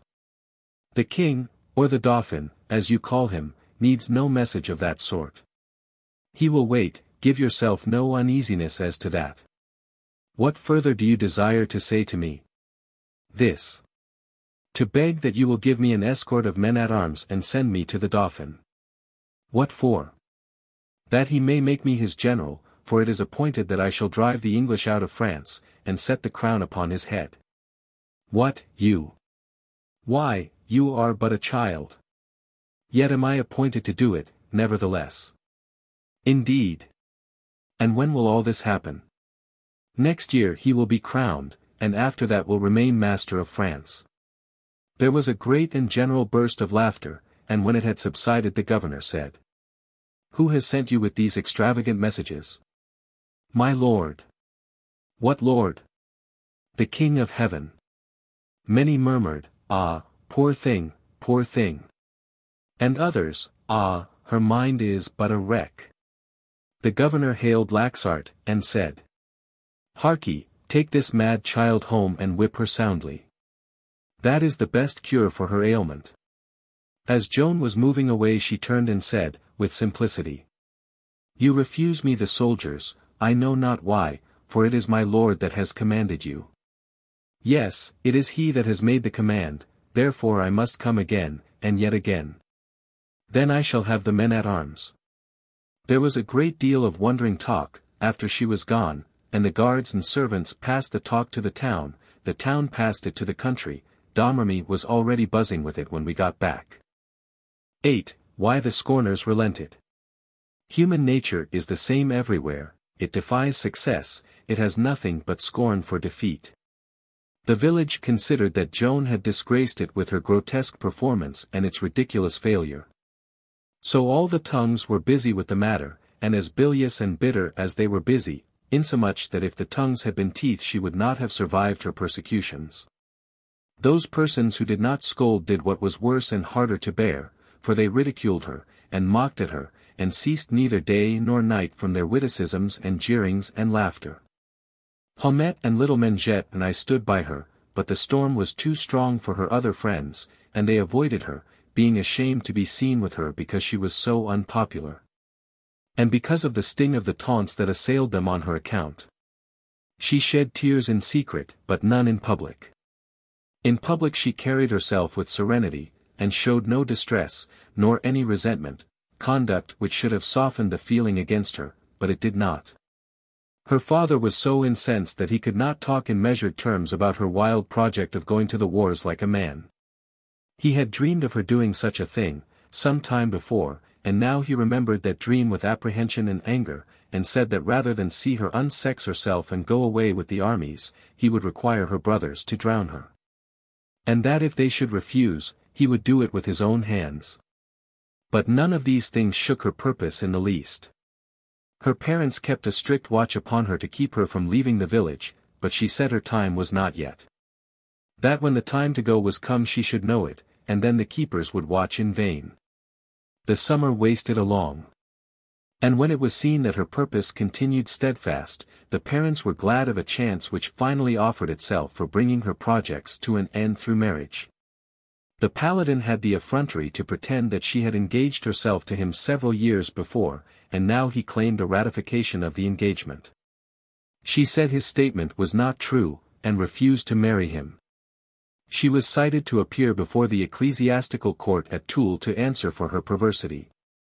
When she declined to have counsel, and elected to conduct her case herself, her parents and all her ill-wishers rejoiced, and looked upon her as already defeated. And that was natural enough. For who would expect that an ignorant peasant girl of 16 would be otherwise than frightened and tongue-tied when standing for the first time in presence of the practiced doctors of the law, and surrounded by the cold solemnities of a court? Yet all these people were mistaken. They flocked to Toul to see and enjoy this fright and embarrassment and defeat, and they had their trouble for their pains. She was modest, tranquil, and quite at her ease. She called no witnesses, saying she would content herself with examining the witnesses for the prosecution. When they had testified, she rose and reviewed their testimony in a few words, pronounced it vague, confused, and of no force, then she placed the paladin again on the stand and began to search him. His previous testimony went rag by rag to ruin under her ingenious hands, until at last he stood bare, so to speak, he that had come so richly clothed in fraud and falsehood. His counsel began an argument, but the court declined to hear it, and threw out the case, adding a few words of grave compliment for Joan, and referring to her as, this marvelous child. After this victory, with this high praise from so imposing a source added, the fickle village turned again, and gave Joan countenance, compliment, and peace. Her mother took her back to her heart, and even her father relented and said he was proud of her. But the time hung heavy on her hands, nevertheless, for the siege of Orleans was begun, the clouds lowered darker and darker over France, and still her voices said wait, and gave her no direct commands. The winter set in, and wore tediously along. But at last there was a change. Book 2. In Court and Camp. 1. Joan says goodbye. The 5th of January, 1429, Joan came to me with her uncle Laxart, and said, "The time is come. My voices are not vague now, but clear, and they have told me what to do. In 2 months I shall be with the Dauphin." Her spirits were high, and her bearing martial. I caught the infection and felt a great impulse stirring in me that was like what one feels when he hears the roll of the drums and the tramp of marching men. "I believe it," I said. "I also believe it," said Laxart. If she had told me before, that she was commanded of God to rescue France, I should not have believed. I should have let her seek the governor by her own ways and held myself clear of meddling in the matter, not doubting she was mad. But I have seen her stand before those nobles and mighty men unafraid, and say her say. And she had not been able to do that but by the help of God. That I know. Therefore with all humbleness I am at her command, to do with me as she will. My uncle is very good to me, Joan said. I sent and asked him to come and persuade my mother to let him take me home with him to tend his wife, who is not well. It is arranged, and we go at dawn tomorrow. From his house I shall go soon to Vaucouleurs, and wait and strive until my prayer is granted. Who were the two cavaliers who sat to your left at the governor's table that day? One was the Sieur Jean de Novelonpont de Metz, the other the Sieur Bertrand de Poulengy. Good metal, both. I marked them for men of mine. What is it I see in your face? Doubt. I was teaching myself to speak the truth to her, not trimming it or polishing it, so I said. They considered you out of your head, and said so. It is true they pitied you for being in such misfortune, but still they held you to be mad. This did not seem to trouble her in any way or wound her. She only said. The wise change their minds when they perceive that they have been in error. These will. They will march with me. I shall see them presently. You seem to doubt again. Do you doubt? And no. Not now. I was remembering that it was a year ago, and that they did not belong here, but only chanced to stop a day on their journey. They will come again. But as to matters now in hand. I came to leave with you some instructions. You will follow me in a few days. Order your affairs, for you will be absent long. Will Jean and Pierre go with me? No. They would refuse now, but presently they will come, and with them they will bring my parents' blessing, and likewise their consent that I take up my mission.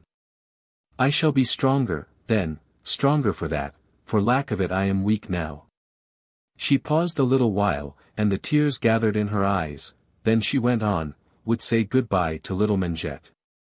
Bring her outside the village at dawn, she must go with me a little of the way. And Haumette? She broke down and began to cry, saying. No, oh, no, she is too dear to me, I could not bear it, knowing I should never look upon her face again. Next morning I brought Mengette, and we four walked along the road in the cold dawn till the village was far behind. Then the two girls said their goodbyes, clinging about each other's neck, and pouring out their grief in loving words. And tears, a pitiful sight to see.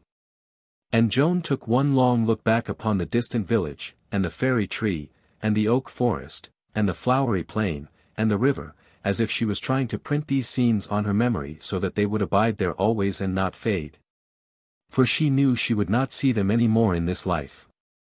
Then she turned, and went from us, sobbing bitterly. It was her birthday and mine. She was 17 years old. 2. The governor speeds Joan. After a few days, Laxart took Joan to Vaucouleurs, and found lodging and guardianship for her with Catherine Royer, a wheelwright's wife, an honest and good woman. Joan went to mass regularly, she helped do the housework, earning her keep in that way, and if any wished to talk with her about her mission, and many did, she talked freely, making no concealments regarding the matter now. I was soon housed nearby, and witnessed the effects which followed. At once the tidings spread that a young girl was come who was appointed of God to save France. The common people flocked in crowds to look at her and speak with her, and her fair young loveliness won the half of their belief, and her deep earnestness and transparent sincerity won the other half. The well-to-do remained away and scoffed, but that is their way. Next, a prophecy of Merlin's, more than 800 years old, was called to mind, which said that in a far future time France would be lost by a woman and restored by a woman. France was now, for the first time, lost, and by a woman, Isabel of Bavaria, her base queen. Doubtless this fair and pure young girl was commissioned of heaven to complete the prophecy. This gave the growing interest a new and powerful impulse. The excitement rose higher and higher, and hope and faith along with it. And so from Vaucouleurs wave after wave of this inspiring enthusiasm flowed out over the land, far and wide, invading all the villages and refreshing and revivifying the perishing children of France. And from these villages came people who wanted to see for themselves, hear for themselves, and they did see and hear, and believe. They filled the town, they more than filled it. Inns and lodgings were packed, and yet half of the inflow had to go without shelter. And still they came, winter as it was, for when a man's soul is starving, what does he care for meat and roof so he can but get that nobler hunger fed? Day after day, and still day after day the great tide rose. Domremy was dazed, amazed, stupefied, and said to itself, was this world wonder in our familiar midst all these years and we too dull to see it? Jean and Pierre went out from the village stared at and envied like the great and fortunate of the earth, and their progress to Vaucouleurs was like a triumph. All the countryside flocking to see and salute the brothers of one with whom angels had spoken face to face, and into whose hands by command of God they had delivered the destinies of France. The brothers brought the parents' blessing and Godspeed to Joan, and their promise to bring it to her in person later, and so, with this culminating happiness in her heart and the high hope it inspired, she went and confronted the governor again. But he was no more tractable than he had been before. He refused to send her to the king. She was disappointed, but in no degree discouraged.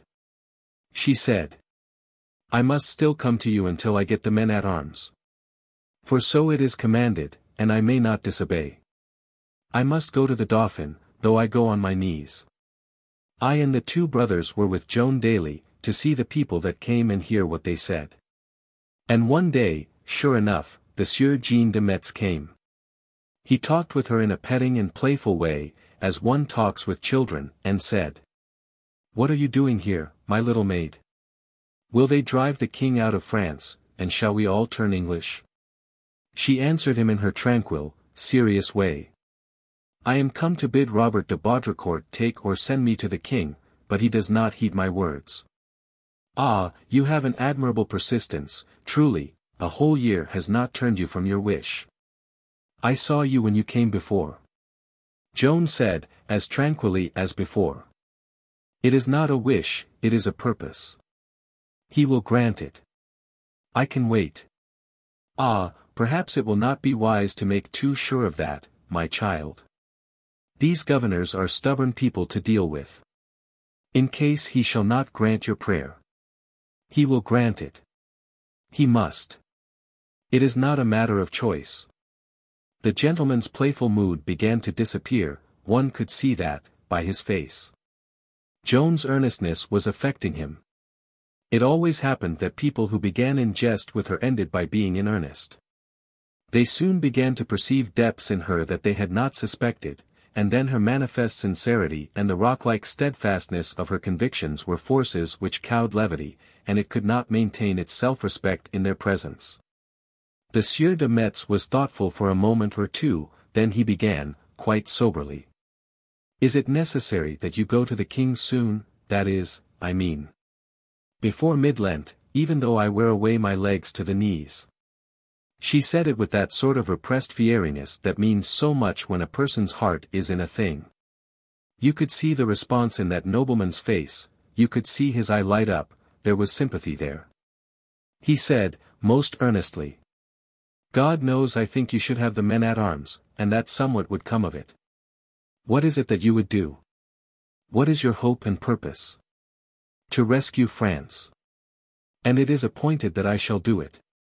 For no one else in the world, neither kings, nor dukes, no any other, can recover the kingdom of France, and there is no help but in me. The words had a pleading and pathetic sound, and they touched that good nobleman. I saw it plainly. Joan dropped her voice a little, and said, But indeed I would rather spin with my poor mother, for this is not my calling, but I must go and do it, for it is my Lord's will. Who is your Lord? He is God. Then the Sieur de Metz, following the impressive old feudal fashion, knelt and laid his hands within Joan's in sign of fealty, and made oath that by God's help he himself would take her to the king. The next day came the Sieur Bertrand de Poulengy, and he also pledged his oath and knightly honor to abide with her and follow whithersoever she might lead. This day, too, toward evening, a great rumor went flying abroad through the town, namely, that the very governor himself was going to visit the young girl in her humble lodgings. So in the morning the streets and lanes were packed with people waiting to see if this strange thing would indeed happen. And happen it did. The governor rode in state, attended by his guards, and the news of it went everywhere, and made a great sensation, and modified the scoffings of the people of quality and raised Joan's credit higher than ever. The governor had made up his mind to one thing: Joan was either a witch or a saint, and he meant to find out which it was. So he brought a priest with him to exorcise the devil that was in her in case there was one there. The priest performed his office, but found no devil. He merely hurt Joan's feelings and offended her piety without need, for he had already confessed her before this, and should have known, if he knew anything, that devils cannot abide the confessional, but utter cries of anguish and the most profane and furious cursings whenever they are confronted with that holy office. The governor went away troubled and full of thought, and not knowing what to do. And while he pondered and studied, several days went by and the 14th of February was come. Then Joan went to the castle and said, "In God's name, Robert de Baudricourt, you are too slow about sending me, and have caused damage thereby, for this day the Dauphin's cause has lost a battle near Orleans, and will suffer yet greater injury if you do not send me to him soon." The governor was perplexed by this speech, and said, "Today, child, today. How can you know what has happened in that region today? It would take 8 or 10 days for the word to come. My voices have brought the word to me, and it is true. A battle was lost today, and you are in fault to delay me so." The governor walked the floor a while, talking within himself, but letting a great oath fall outside now and then, and finally he said, "Harkee. Go in peace, and wait. If it shall turn out as you say, I will give you the letter and send you to the king, and not otherwise." Joan said with fervor, "Now God be thanked, these waiting days are almost done. In 9 days you will fetch me the letter." Already the people of Vaucouleurs had given her a horse and had armed and equipped her as a soldier. She got no chance to try the horse and see if she could ride it, for her great first duty was to abide at her post and lift up the hopes and spirits of all who would come to talk with her, and prepare them to help in the rescue and regeneration of the kingdom. This occupied every waking moment she had. But it was no matter. There was nothing she could not learn, and in the briefest time, too. Her horse would find this out in the first hour. Meantime the brothers and I took the horse in turn and began to learn to ride. And we had teaching in the use of the sword and other arms also. On the 20th Joan called her small army together, the 2 knights and her 2 brothers and me, for a private council of war. No, it was not a council, that is not the right name, for she did not consult with us, she merely gave us orders. She mapped out the course she would travel toward the king, and did it like a person perfectly versed in geography. And this itinerary of daily marches was so arranged as to avoid here and there peculiarly dangerous regions by flank movements, which showed that she knew her political geography as intimately as she knew her physical geography. Yet she had never had a day's schooling, of course, and was without education. I was astonished, but thought her voices must have taught her. But upon reflection I saw that this was not so. By her references to what this and that and the other person had told her, I perceived that she had been diligently questioning those crowds of visiting strangers, and that out of them she had patiently dug all this mass of invaluable knowledge. The 2 knights were filled with wonder at her good sense and sagacity. She commanded us to make preparations to travel by night and sleep by day in concealment, as almost the whole of our long journey would be through the enemy's country. Also, she commanded that we should keep the date of our departure a secret, since she meant to get away unobserved. Otherwise we should be sent off with a grand demonstration which would advertise us to the enemy, and we should be ambushed and captured somewhere. Finally she said, "Nothing remains, now, but that I confide to you the date of our departure, so that you may make all needful preparation in time, leaving nothing to be done in haste and badly at the last moment." We marched the 23d, at 11 of the clock at night. Then we were dismissed. The 2 knights were startled, yes, and troubled. And the Sieur Bertrand said, "Even if the governor shall really furnish the letter and the escort, he still may not do it in time to meet the date she has chosen. Then how can she venture to name that date? It is a great risk to select and decide upon the date, in this state of uncertainty. I said. Since she has named the 23D, we may trust her. The voices have told her, I think. We shall do best to obey. We did obey. Joan's parents were notified to come before the 23D, but prudence forbade that they be told why this limit was named.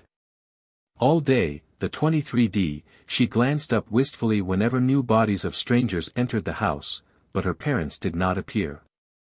Still she was not discouraged, but hoped on.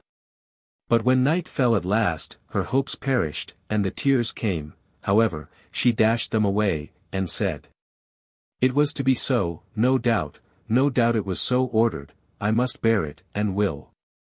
De Metz tried to comfort her by saying, "The governor sends no word, it may be that they will come tomorrow, and—" He got no further, for she interrupted him, saying, "To what good end? We start at 11 tonight." And it was so. At 10 the governor came, with his guard and arms, with horses and equipment for me and for the brothers, and gave Joan a letter to the king. Then he took off his sword, and belted it about her waist with his own hands, and said, "You said true, child. The battle was lost, on the day you said. So I have kept my word. Now go, come of it what may." Joan gave him thanks, and he went his way. The lost battle was the famous disaster that is called in history the Battle of the Herrings. All the lights in the house were at once put out, and a little while after, when the streets had become dark and still, we crept stealthily through them and out at the western gate and rode away under whip and spur. 3. The Paladin groans and boasts. We were 25 strong, and well equipped. We rode in double file, Joan and her brothers in the center of the column, with Jean de Metz at the head of it and the Sieur Bertrand at its extreme rear. In 2 or 3 hours we should be in the enemy's country, and then none would venture to desert. By and by we began to hear groans and sobs and execrations from different points along the line, and upon inquiry found that 6 of our men were peasants who had never ridden a horse before, and were finding it very difficult to stay in their saddles, and moreover were now beginning to suffer considerable bodily torture. They had been seized by the governor at the last moment and pressed into the service to make up the tale, and he had placed a veteran alongside of each with orders to help him stick to the saddle, and kill him if he tried to desert. These poor devils had kept quiet as long as they could, but their physical miseries were become so sharp by this time that they were obliged to give them vent. But we were within the enemy's country now, so there was no help for them, they must continue the march, though Joan said that if they chose to take the risk they might depart. They preferred to stay with us. We modified our pace now, and moved cautiously, and the new men were warned to keep their sorrows to themselves and not get the command into danger with their curses and lamentations. Toward dawn we rode deep into a forest, and soon all but the sentries were sound asleep in spite of the cold ground and the frosty air. I woke at noon out of such a solid and stupefying sleep that at first my wits were all astray, and I did not know where I was nor what had been happening. Then my senses cleared, and I remembered. As I lay there thinking over the strange events of the past month or two the thought came into my mind, greatly surprising me, that one of Joan's prophecies had failed, for where were Noel and the Paladin, who were to join us at the 11th hour? By this time, you see, I had gotten used to expecting everything Joan said to come true. So, being disturbed and troubled by these thoughts, I opened my eyes. Well, there stood the Paladin leaning against a tree and looking down on me. How often that happens, you think of a person, or speak of a person, and there he stands before you, and you not dreaming he is near. It looks as if his being near is really the thing that makes you think of him, and not just an accident, as people imagine. Well, be that as it may, there was the Paladin, anyway, looking down in my face and waiting for me to wake. I was ever so glad to see him, and jumped up and shook him by the hand, and led him a little way from the camp, he limping like a cripple, and told him to sit down, and said, "Now, where have you dropped down from? And how did you happen to light in this place? And what do the soldier clothes mean? Tell me all about it." He answered, I marched with you last night. No. To myself I said, the prophecy has not all failed, half of it has come true. Yes, I did. I hurried up from Domremy to join, and was within a half a minute of being too late. In fact, I was too late, but I begged so hard that the governor was touched by my brave devotion to my country's cause, those are the words he used, and so he yielded, and allowed me to come. I thought to myself, this is a lie, he is one of those six the governor recruited by force at the last moment, I know it, for Joan's prophecy said he would join at the 11th hour, but not by his own desire. Then I said aloud, I am glad you came, it is a noble cause, and one should not sit at home in times like these. Sit at home. I could no more do it than the thunderstone could stay hid in the clouds when the storm calls it. That is the right talk. It sounds like you. That pleased him. I'm glad you know me. Some don't. But they will, presently. They will know me well enough before I get done with this war. That is what I think. I believe that wherever danger confronts you you will make yourself conspicuous. He was charmed with this speech, and it swelled him up like a bladder. He said, if I know myself, and I think I do, my performances in this campaign will give you occasion more than once to remember those words. I were a fool to doubt it. That I know. I shall not be at my best, being but a common soldier. Still, the country will hear of me. If I were where I belong, if I were in the place of La Hire, or Saintrailles, or the bastard of Orleans, well, I say nothing. I am not of the talking kind, like Noel Raingesson and his sort, I thank God. But it will be something, I take it, a novelty in this world, I should say, to raise the fame of a private soldier above theirs, and extinguish the glory of their names with its shadow. Why, look here, my friend, I said, do you know that you have hit out a most remarkable idea there? Do you realize the gigantic proportions of it? For look you, to be a general of vast renown, what is that? Nothing, history is clogged and confused with them, one cannot keep their names in his memory, there are so many. But a common soldier of supreme renown, why, he would stand alone. He would be one moon in a firmament of mustard-seed stars. His name would outlast the human race. My friend, who gave you that idea? He was ready to burst with happiness, but he suppressed betrayal of it as well as he could. He simply waved the compliment aside with his hand and said, with complacency, it is nothing. I have them often, ideas like that, and even greater ones. I do not consider this one much. You astonish me, you do, indeed. So it is really your own. Quite. And there is plenty more where it came from, tapping his head with his finger, and taking occasion at the same time to cant his morion over his right ear, which gave him a very self-satisfied air, I do not need to borrow my ideas. Like Noel Raingesson. Speaking of Noel, when did you see him last? Half an hour ago. He is sleeping yonder like a corpse. Rode with us last night. I felt a great upleap in my heart, and said to myself, now I am at rest and glad. I will never doubt her prophecies again. Then I said aloud, it gives me joy. It makes me proud of our village. There is not keeping our lion hearts at home in these great times, I see that. Lion heart. Who, that baby? Why, he begged like a dog to be let off. Cried, and said he wanted to go to his mother. Him a lion heart, that tumble-bug. Dear me, why I supposed he volunteered, of course. Didn't he? Oh, yes, he volunteered the way people do to the headsman. Why, when he found I was coming up from Domremy to volunteer, he asked me to let him come along in my protection, and see the crowds and the excitement.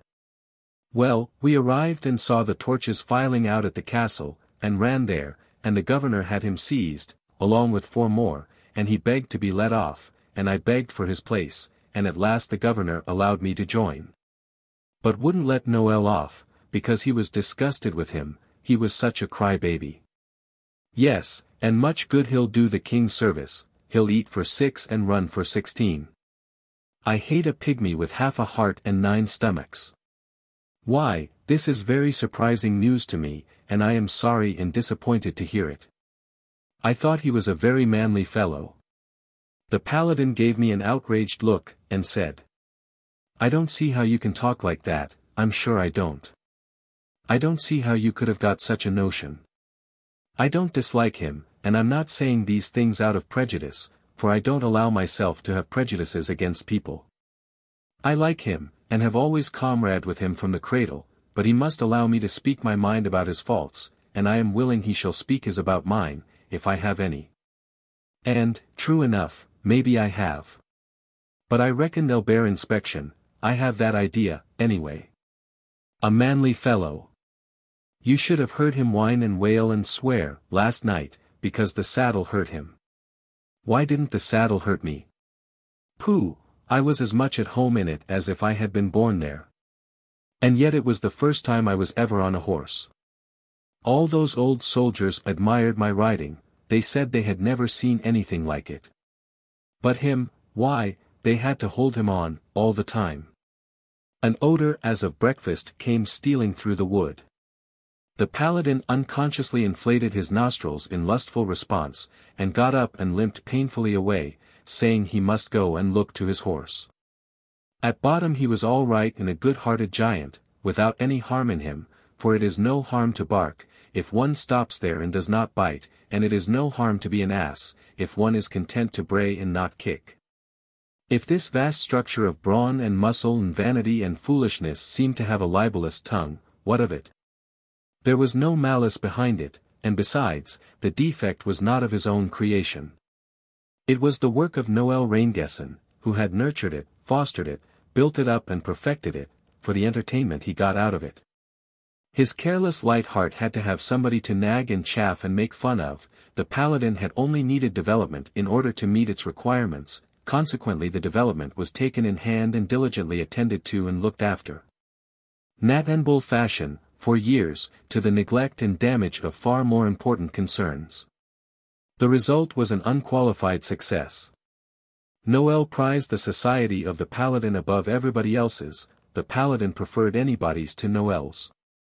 The big fellow was often seen with the little fellow, but it was for the same reason that the bull is often seen with the gnat. With the first opportunity, I had a talk with Noel. I welcomed him to our expedition, and said, "It was fine and brave of you to volunteer, Noel." His eye twinkled, and he answered, "Yes, it was rather fine, I think. Still, the credit doesn't all belong to me, I had help." "Who helped you?" "The governor." "How?" "Well, I'll tell you the whole thing. I came up from Domremy to see the crowds and the general show, for I hadn't ever had any experience of such things, of course, and this was a great opportunity. But I hadn't any mind to volunteer. I overtook the paladin on the road and let him have my company the rest of the way, although he did not want it and said so. And while we were gawking and blinking in the glare of the governor's torches they seized us and 4 more and added us to the escort, and that is really how I came to volunteer. But, after all, I wasn't sorry, remembering how dull life would have been in the village without the paladin. How did he feel about it? Was he satisfied? I think he was glad. Why? Because he said he wasn't. He was taken by surprise, you see, and it is not likely that he could tell the truth without preparation. Not that he would have prepared, if he had had the chance, for I do not think he would. I am not charging him with that. In the same space of time that he could prepare to speak the truth, he could also prepare to lie, besides, his judgment would be cool then, and would warn him against fooling with new methods in an emergency. No, I am sure he was glad, because he said he wasn't. Do you think he was very glad? Yes, I know he was. He begged like a slave, and bawled for his mother. He said his health was delicate, and he didn't know how to ride a horse, and he knew he couldn't outlive the first march. But really he wasn't looking as delicate as he was feeling. There was a cask of wine there, a proper lift for 4 men. The governor's temper got afire, and he delivered an oath at him that knocked up the dust where it struck the ground, and told him to shoulder that cask or he would carve him to cutlets and send him home in a basket. The paladin did it, and that secured his promotion to a privacy in the escort without any further debate. Yes, you seem to make it quite plain that he was glad to join, that is, if your premises are right that you start from. How did he stand the march last night? About as I did. If he made the more noise, it was the privilege of his bulk. We stayed in our saddles because we had help. We are equally lame today, and if he likes to sit down, let him. I prefer to stand. 4. Joan leads us through the enemy. We were called to quarters and subjected to a searching inspection by Joan. Then she made a short little talk in which she said that even the rude business of war could be conducted better without profanity and other brutalities of speech than with them. And that she should strictly require us to remember and apply this admonition. She ordered half an hour's horsemanship drill for the novices then, and appointed one of the veterans to conduct it. It was a ridiculous exhibition, but we learned something, and Joan was satisfied and complimented us. She did not take any instruction herself or go through the evolutions and maneuvers, but merely sat her horse like a martial little statue and looked on. That was sufficient for her, you see. She would not miss or forget a detail of the lesson, she would take it all in with her eye and her mind, and apply it afterward with as much certainty and confidence as if she had already practiced it. We now made 3 night marches of 12 or 13 leagues each, riding in peace and undisturbed, being taken for a roving band of free companions. Countryfolk were glad to have that sort of people go by without stopping. Still, they were very wearying marches, and not comfortable, for the bridges were few and the streams many, and as we had to ford them we found the water dismally cold, and afterward had to bed ourselves, still wet, on the frosty or snowy ground. And get warm as we might and sleep if we could, for it would not have been prudent to build fires. Our energies languished under these hardships and deadly fatigues, but Joan's did not. Her step kept its spring and firmness and her eye its fire. We could only wonder at this, we could not explain it. But if we had had hard times before, I know not what to call the 5 nights that now followed, for the marches were as fatiguing, the baths as cold, and we were ambuscaded 7 times in addition. And lost 2 novices and 3 veterans in the resulting fights. The news had leaked out and gone abroad that the inspired Virgin of Vaucouleurs was making for the king with an escort, and all the roads were being watched now. These 5 nights disheartened the command a good deal. This was aggravated by a discovery which Noel made, and which he promptly made known at headquarters. Some of the men had been trying to understand why Joan continued to be alert, vigorous, and confident while the strongest men in the company were fagged with the heavy marches and exposure and were become morose and irritable.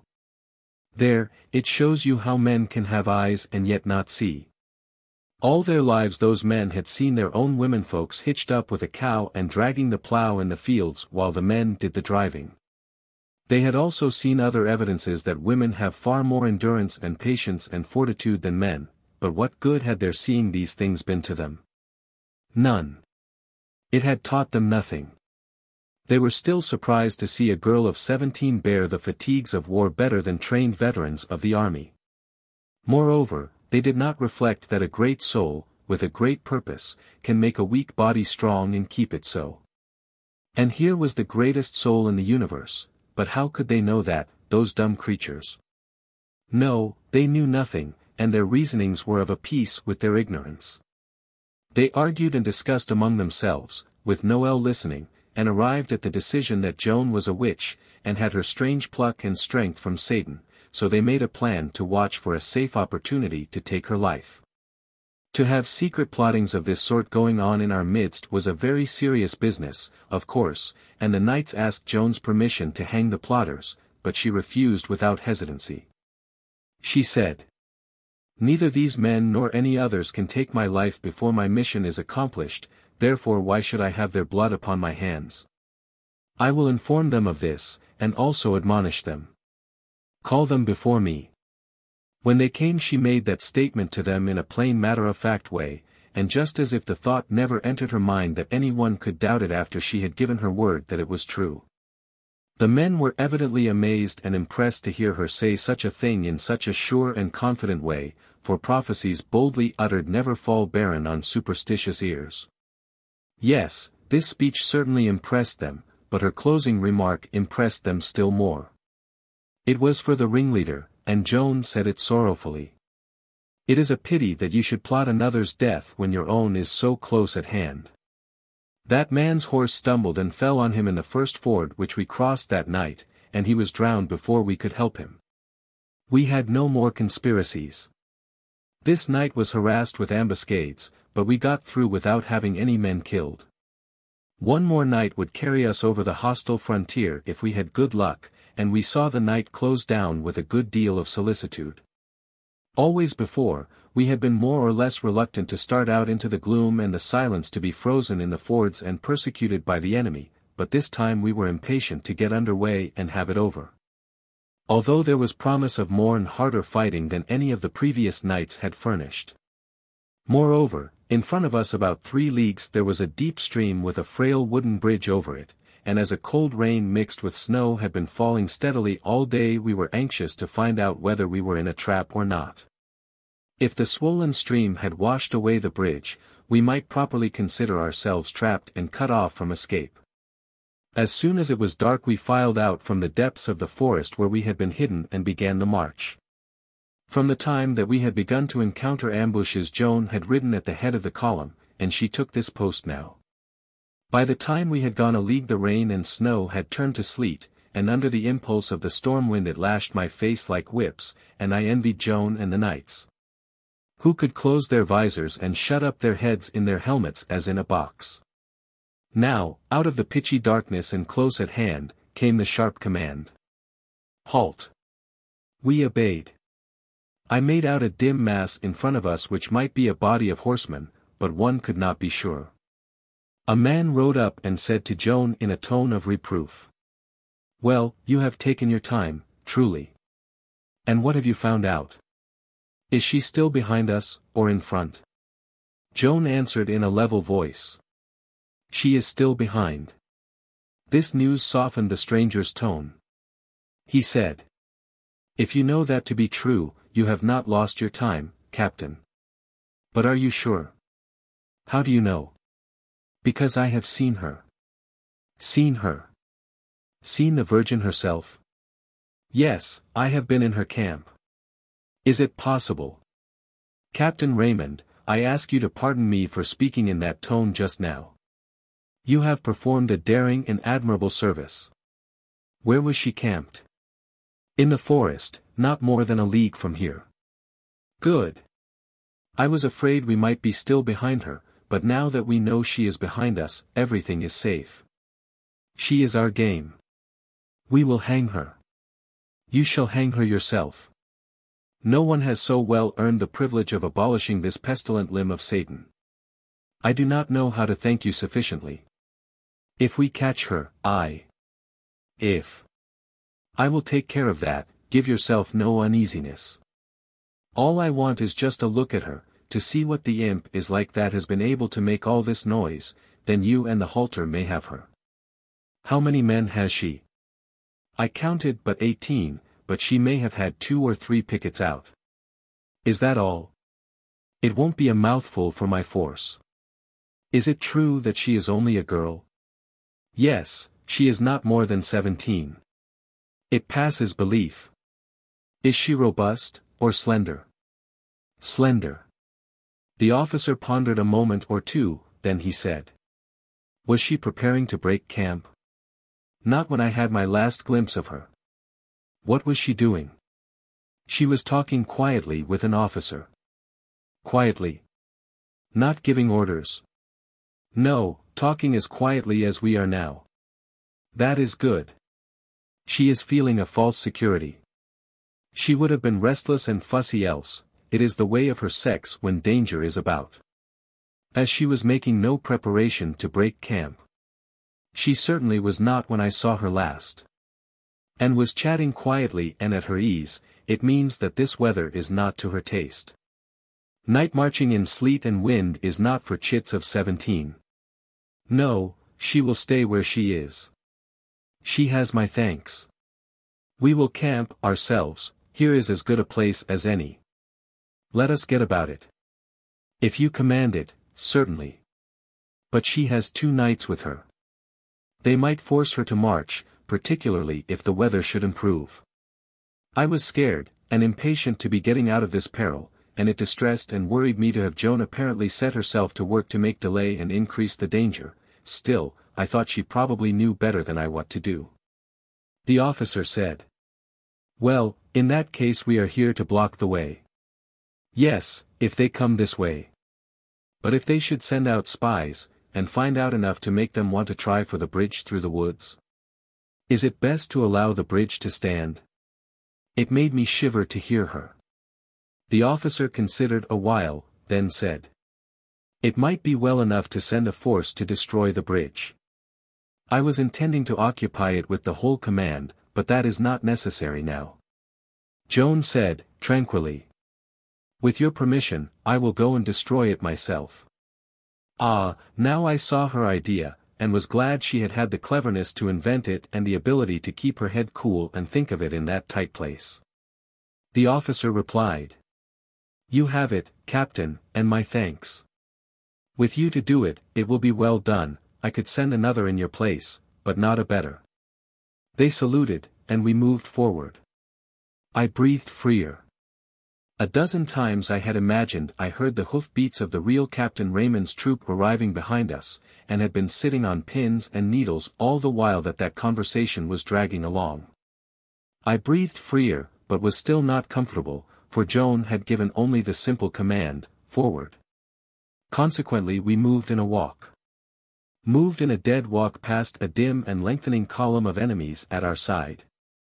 The suspense was exhausting, yet it lasted but a short while, for when the enemy's bugles sang the dismount, Joan gave the word to trot, and that was a great relief to me. She was always at herself, you see. Before the command to dismount had been given, somebody might have wanted the countersign somewhere along that line if we came flying by at speed, but now we seemed to be on our way to our allotted camping position. So we were allowed to pass unchallenged. The further we went the more formidable was the strength revealed by the hostile force. Perhaps it was only 100 or 2, but to me it seemed 1,000. When we passed the last of these people I was thankful, and the deeper we ploughed into the darkness beyond them the better I felt. I came nearer and nearer to feeling good, for an hour. Then we found the bridge still standing, and I felt entirely good. We crossed it and destroyed it, and then I felt, but I cannot describe what I felt. One has to feel it himself in order to know what it is like. We had expected to hear the rush of a pursuing force behind us, for we thought that the real Captain Raymond would arrive and suggest that perhaps the troop that had been mistaken for his belonged to the Virgin of Vaucouleurs. But he must have been delayed seriously, for when we resumed our march beyond the river there were no sounds behind us except those which the storm was furnishing. I said that Joan had harvested a good many compliments intended for Captain Raymond, and that he would find nothing of a crop left but a dry stubble of reprimands when he got back. And a commander just in the humor to superintend the gathering of it in. Joan said. It will be as you say, no doubt. For the commander took a troop for granted, in the night and unchallenged, and would have camped without sending a force to destroy the bridge if he had been left unadvised. And none are so ready to find fault with others as those who do things worthy of blame themselves.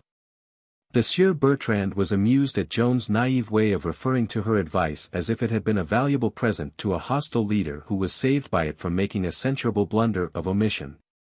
And then he went on to admire how ingeniously she had deceived that man and yet had not told him anything that was not the truth. This troubled Joan, and she said. I thought he was deceiving himself. I forbore to tell him lies, for that would have been wrong, but if my truths deceived him, perhaps that made them lies, and I am to blame. I would God I knew if I have done wrong. She was assured that she had done right, and that in the perils and necessities of war deceptions that help one's own cause and hurt the enemy's were always permissible. But she was not quite satisfied with that, and thought that even when a great cause was in danger one ought to have the privilege of trying honorable ways first. Jean said. Joan, you told us yourself that you were going to Uncle Laxart's to nurse his wife, but you didn't say you were going further, yet you did go on to Vaucouleurs. There. I see now, said Joan, sorrowfully. I told no lie, yet I deceived. I had tried all other ways first, but I could not get away, and I had to get away. My mission required it. I did wrong, I think, and am to blame. She was silent a moment, turning the matter over in her mind, then she added, with quiet decision, but the thing itself was right and I would do it again. It seemed an overnice distinction, but nobody said anything. If we had known her as well as she knew herself, and as her later history revealed her to us, we should have perceived that she had a clear meaning there, and that her position was not identical with ours, as we were supposing, but occupied a higher plane. She would sacrifice herself, and her best self, that is, her truthfulness, to save her cause, but only that, she would not buy her life at that cost. Whereas our war ethics permitted the purchase of our lives, or any mere military advantage, small or great, by deception. Her saying seemed a commonplace at the time, the essence of its meaning escaping us. But one sees now that it contained a principle which lifted it above that and made it great and fine. Presently the wind died down, the sleet stopped falling, and the cold was less severe. The road was become a bog, and the horses labored through it at a walk, they could do no better. As the heavy time wore on, exhaustion overcame us, and we slept in our saddles. Not even the dangers that threatened us could keep us awake. This 10th night seemed longer than any of the others, and of course it was the hardest, because we had been accumulating fatigue from the beginning, and had more of it on hand now than at any previous time. But we were not molested again. When the dull dawn came at last we saw a river before us and we knew it was the lawyer. We entered the town of Jean, and knew we were in a friendly land, with the hostels all behind us. That was a glad morning for us. We were a worn and bedraggled and shabby-looking troop, and still, as always, Joan was the freshest of us all, in both body and spirits. We had averaged above 13 leagues a night, by tortuous and wretched roads. It was a remarkable march, and shows what men can do when they have a leader with a determined purpose and a resolution that never flags. 5. We pierced the last ambuscades. We rested and otherwise refreshed ourselves 2 or 3 hours at Jean, but by that time the news was abroad that the young girl commissioned of God to deliver France was come. Wherefore, such a press of people flocked to our quarters to get sight of her that it seemed best to seek a quieter place, so we pushed on and halted at a small village called Fierbois. We were now within 6 leagues of the king, who was of the castle of Chinon. Joan dictated a letter to him at once, and I wrote it. In it she said she had come 150 leagues to bring him good news, and begged the privilege of delivering it in person. She added that although she had never seen him she would know him in any disguise and would point him out. The 2 knights rode away at once with the letter. The troop slept all the afternoon, and after supper we felt pretty fresh and fine, especially our little group of young Domrémians. We had the comfortable tap room of the village into ourselves, and for the first time in 10 unspeakably long days were exempt from bodings and terrors and hardships and fatiguing labors. The paladin was suddenly become his ancient self again, and was swaggering up and down, a very monument of self-complacency. Noël Rainguesson said, "I think it is wonderful, the way he has brought us through." "Who?" asked Jean. "Why, the paladin." The paladin seemed not to hear. "What had he to do with it?" asked Pierre d'Arc. "Everything. It was nothing but Joan's confidence in his discretion that enabled her to keep up her heart. She could depend on us and on herself for valor, but discretion is the winning thing in war, after all. Discretion is the rarest and loftiest of qualities, and he has got more of it than any other man in France, more of it, perhaps, than any other 60 men in France. Now you are getting ready to make a fool of yourself, Noël Rainguesson, said the paladin, and you want to coil some of that long tongue of yours around your neck and stick the end of it in your ear. Then you'll be the less likely to get into trouble. I didn't know he had more discretion than other people, said Pierre, for discretion argues brains, and he hasn't any more brains than the rest of us, in my opinion. No, you are wrong there. Discretion hasn't anything to do with brains.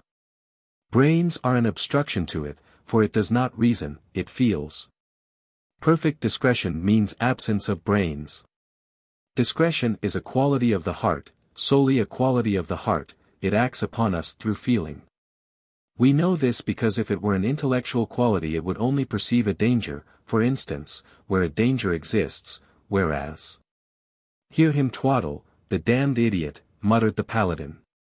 Whereas, it being purely a quality of the heart and proceeding by feeling, not reason, its reach is correspondingly wider and sublimer, enabling it to perceive and avoid dangers that haven't any existence at all. As for instance that night in the fog, when the paladin took his horse's ears for hostile lances and got off and climbed a tree. It's a lie. A lie without shadow of foundation, and I call upon you all to beware you give credence to the malicious inventions of this ramshackle slander mill that has been doing its best to destroy my character for years. And will grind up your own reputations for you, next. I got off to tighten my saddle girth, I wish I may die in my tracks if it isn't so, and whoever wants to believe it can, and whoever don't, can let it alone. There, that is the way with him, you see. He never can discuss a theme temperately, but always flies off the handle and becomes disagreeable. And you notice his defect of memory. He remembers getting off his horse, but forgets all the rest, even the tree. But that is natural. He would remember getting off the horse because he was so used to doing it. He always did it when there was an alarm and the clash of arms at the front. Why did he choose that time for it? Asked Jean. I don't know.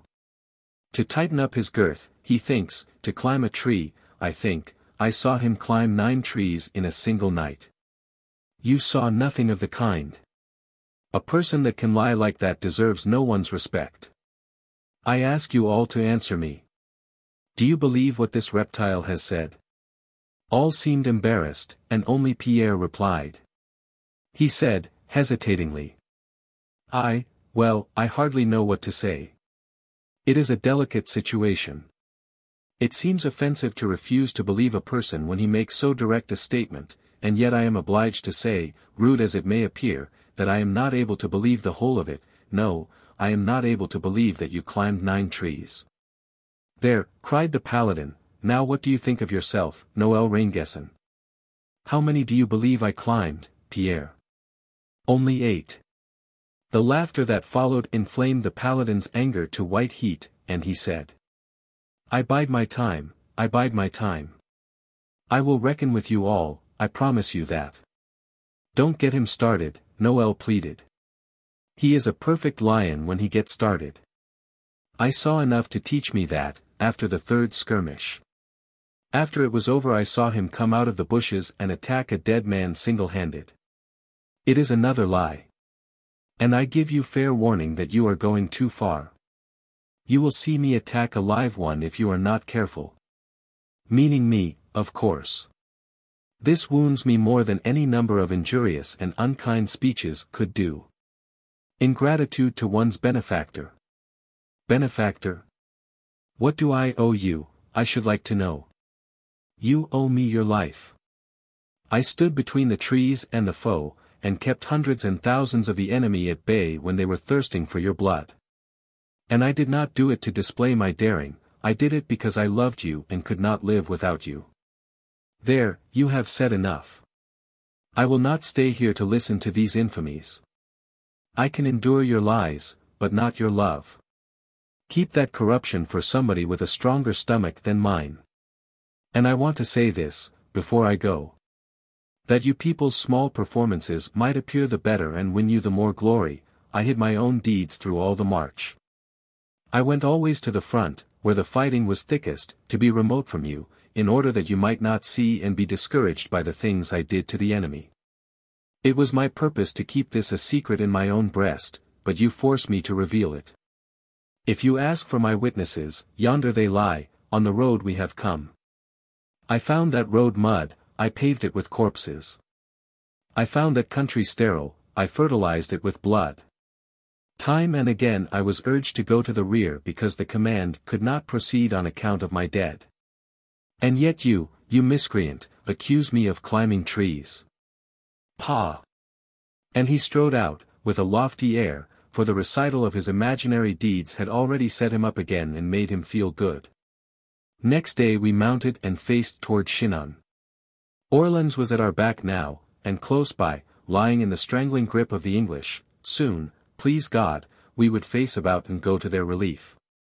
From Jeanne the news had spread to Orleans that the peasant maid of Vaucouleurs was on her way, divinely commissioned to raise the siege. The news made a great excitement and raised a great hope, the first breath of hope those poor souls had breathed in 5 months. They sent commissioners at once to the king to beg him to consider this matter, and not throw this help lightly away. These commissioners were already at Chinon by this time.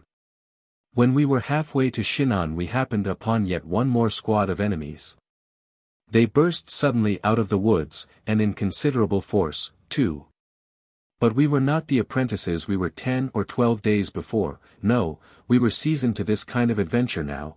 Our hearts did not jump into our throats and our weapons tremble in our hands. We had learned to be always in battle array, always alert, and always ready to deal with any emergency that might turn up. We were no more dismayed by the sight of those people than our commander was.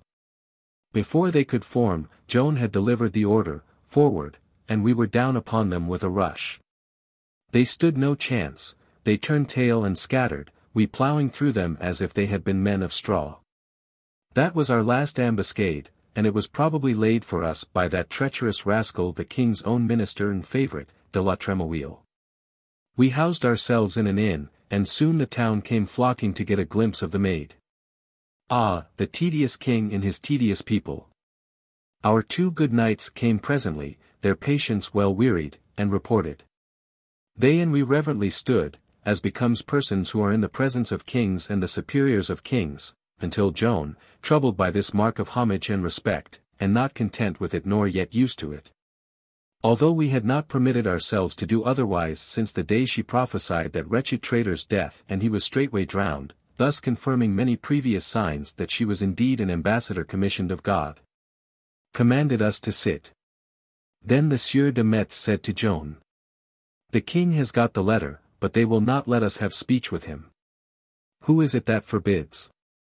None forbids, but there be 3 or 4 that are nearest his person, schemers and traitors every one, that put obstructions in the way, and seek all ways, by lies and pretexts, to make delay.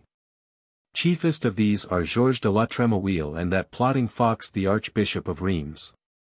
While they keep the king idle and in bondage to his sports and follies, they are great and their importance grows. Whereas if ever he assert himself and rise and strike for crown and country like a man, their reign is done.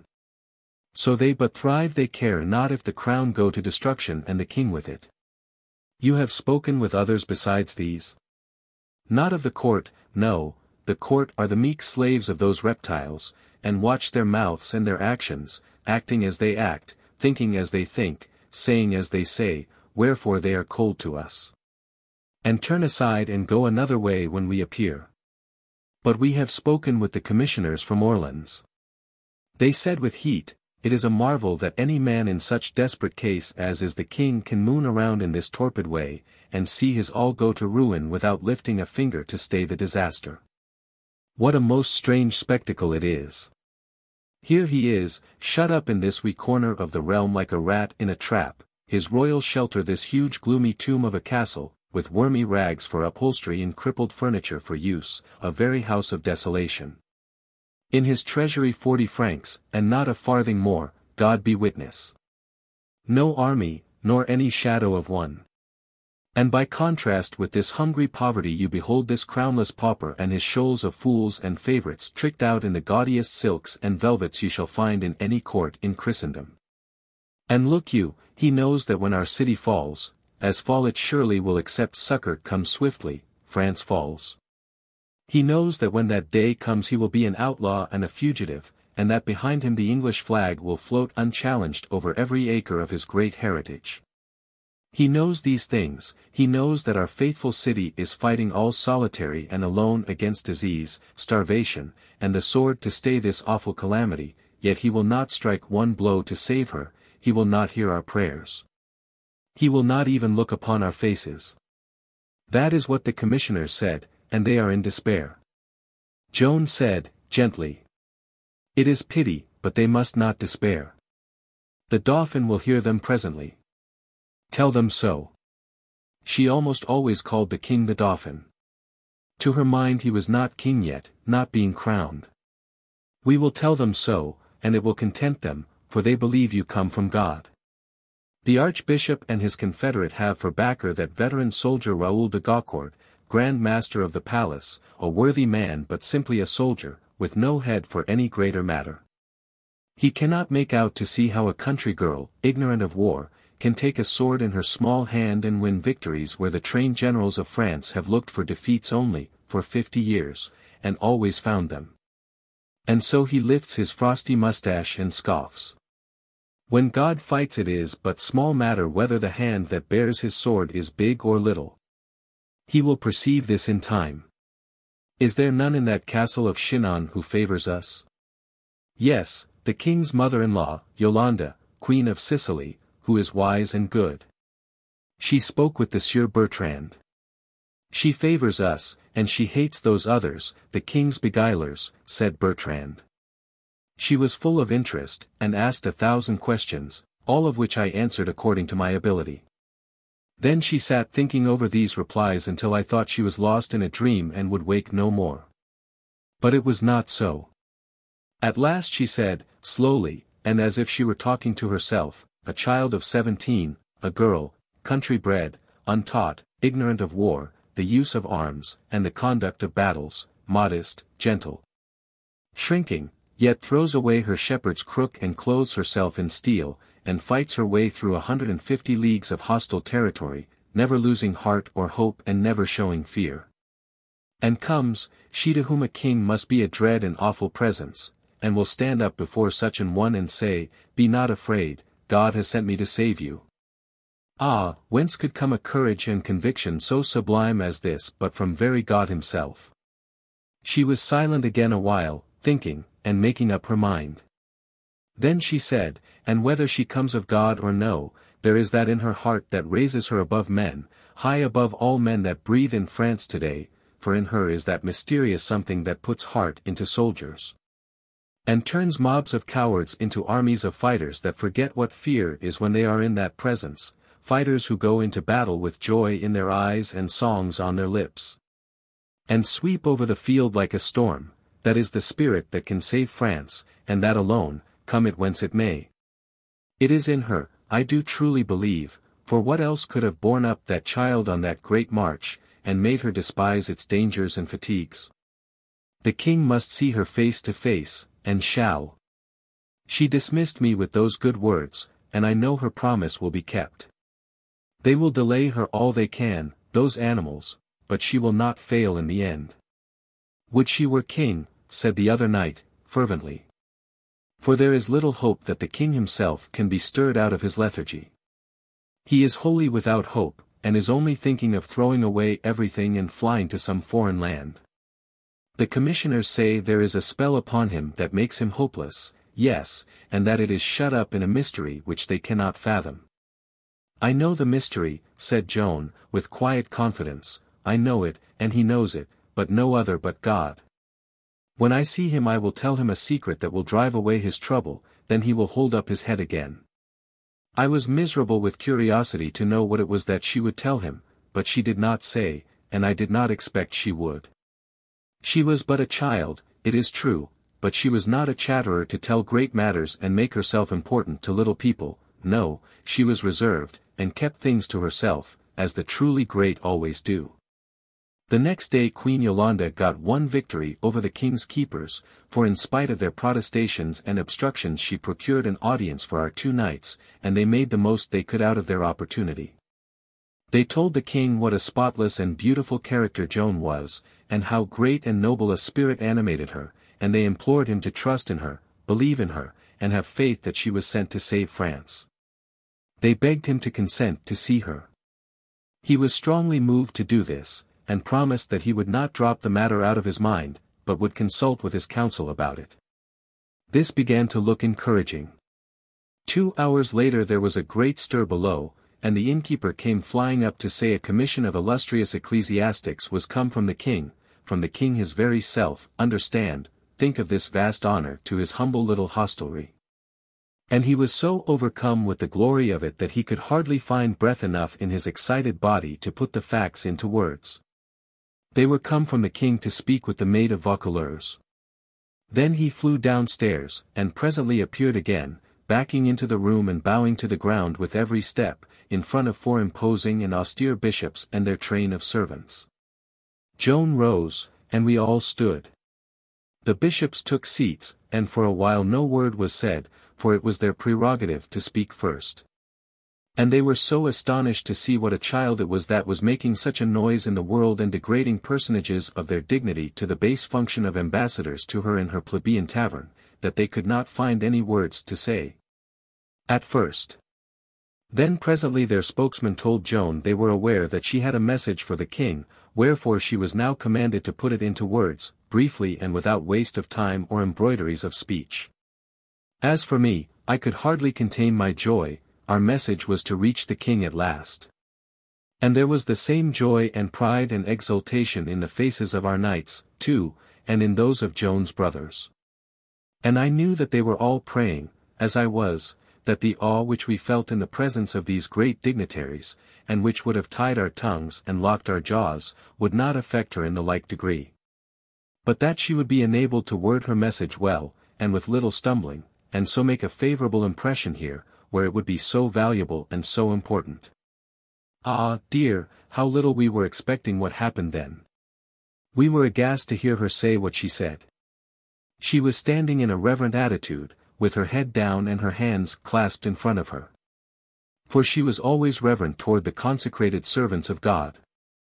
When the spokesman had finished, she raised her head and set her calm eye on those faces, not any more disturbed by their state and grandeur than a princess would have been, and said, with all her ordinary simplicity and modesty of voice and manner, "Ye will forgive me, reverend sirs, but I have no message save for the king's ear alone." Those surprised men were dumb for a moment, and their faces flushed darkly. Then the spokesman said, "Hark ye, do you fling the king's command in his face and refuse to deliver this message of yours to his servants appointed to receive it? God has appointed me to receive it, and another's commandment may not take precedence of that. I pray you let me have speech for his grace the dauphin. Forbear this folly, and come at your message. Deliver it, and waste no more time about it. You err indeed, most reverend fathers in God, and it is not well.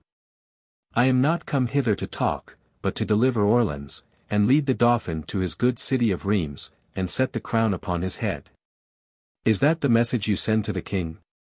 But Joan only said, in the simple fashion which was her wont, "Ye will pardon me for reminding you again, but I have no message to send to any one." The king's messengers rose in deep anger and swept out of the place without further words, we and Joan kneeling as they passed. Our countenances were vacant, our hearts full of a sense of disaster. Our precious opportunity was thrown away. We could not understand Joan's conduct, she who had been so wise until this fatal hour. At last the Sieur Bertrand found courage to ask her why she had let this great chance to get her message to the king go by. "Who sent them here?" she asked. "The king." "Who moved the king to send them?"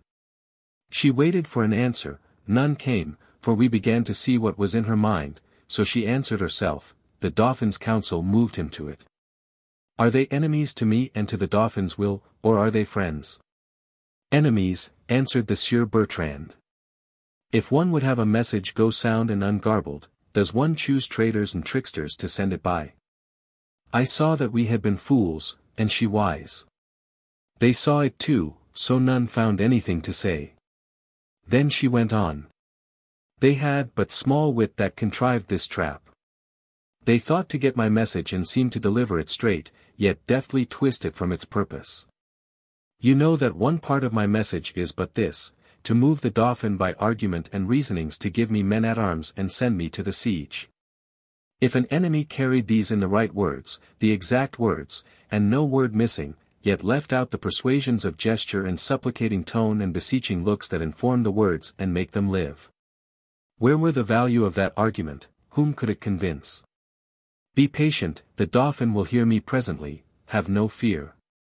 The Sieur de Metz nodded his head several times, and muttered as to himself, she was right and wise, and we are but dull fools, when all is said. It was just my thought. I could have said it myself, and indeed it was the thought of all there present.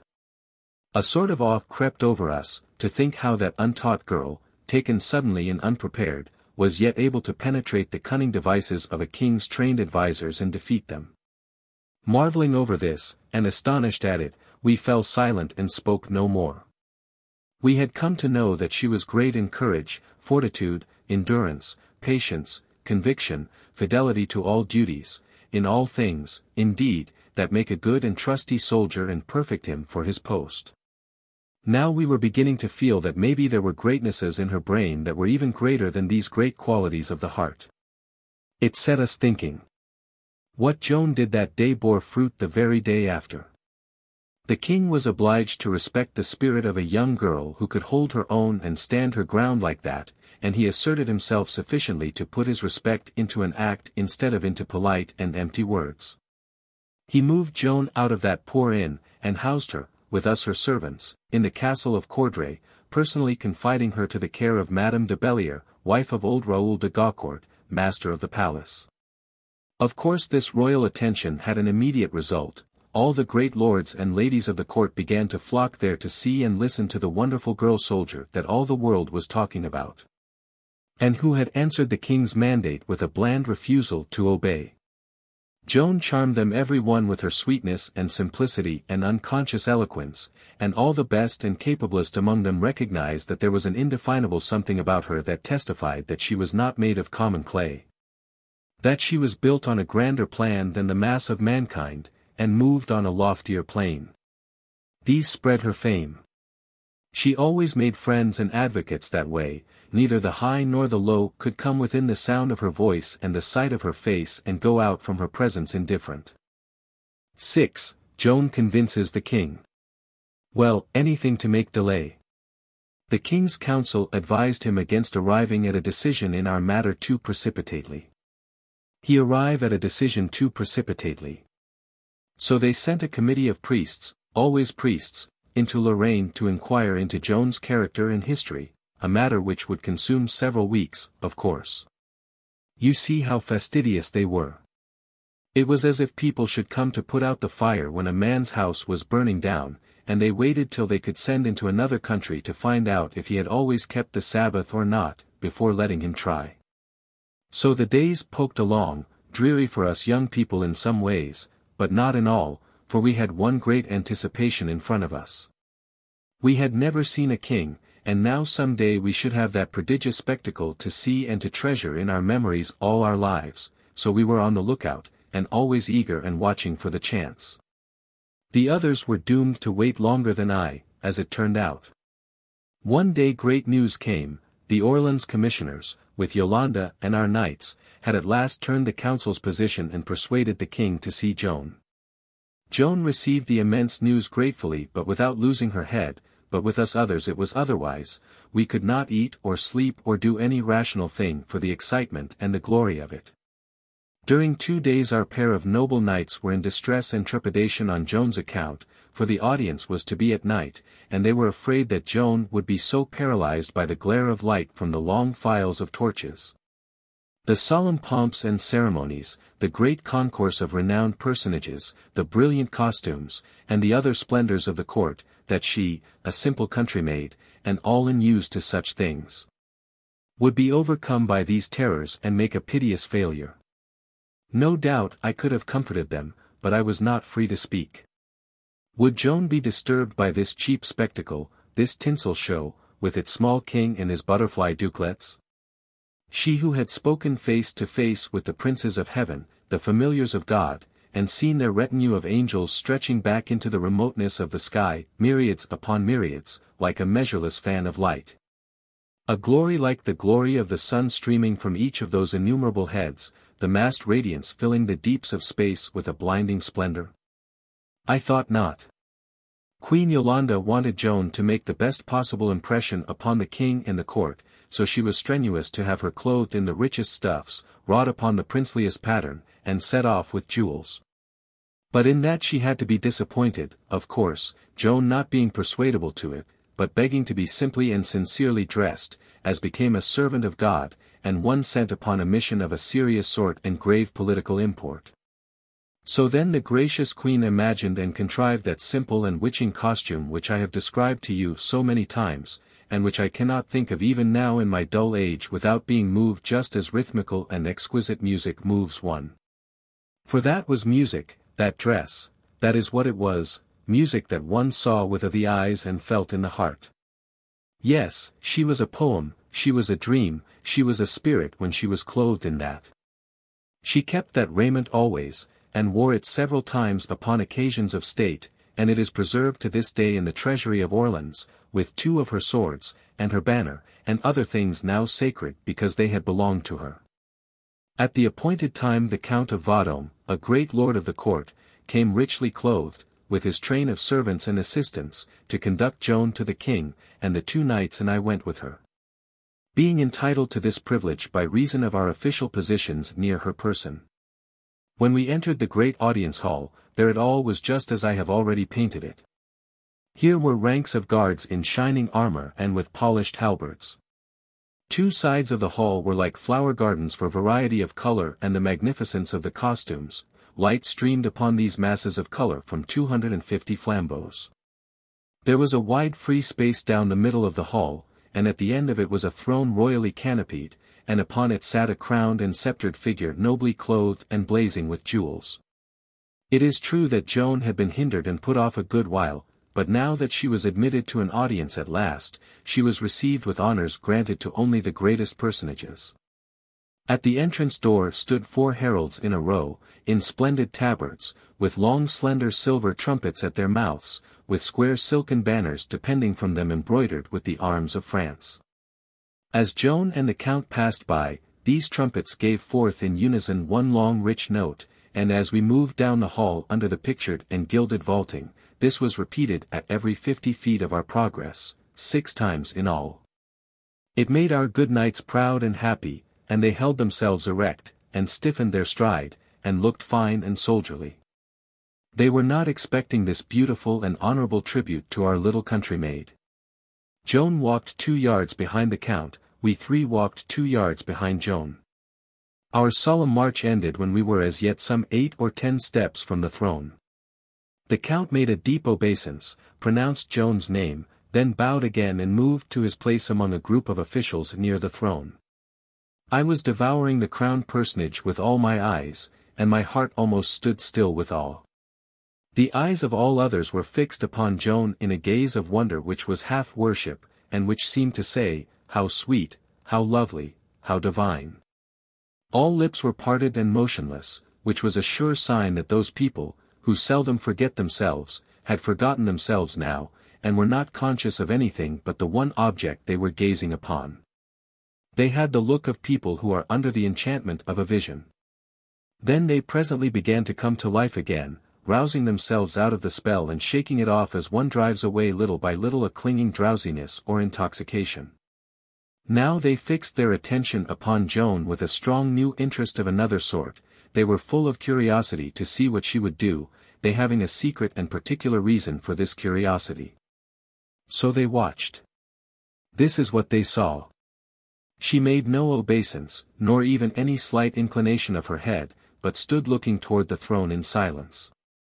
That was all there was to see at present. I glanced up at de Metz, and was shocked at the paleness of his face. I whispered and said, "What is it, man, what is it?" His answering whisper was so weak I could hardly catch it. "They have taken advantage of the hint in her letter to play a trick upon her. She will err, and they will laugh at her. That is not the king that sits there." Then I glanced at Joan.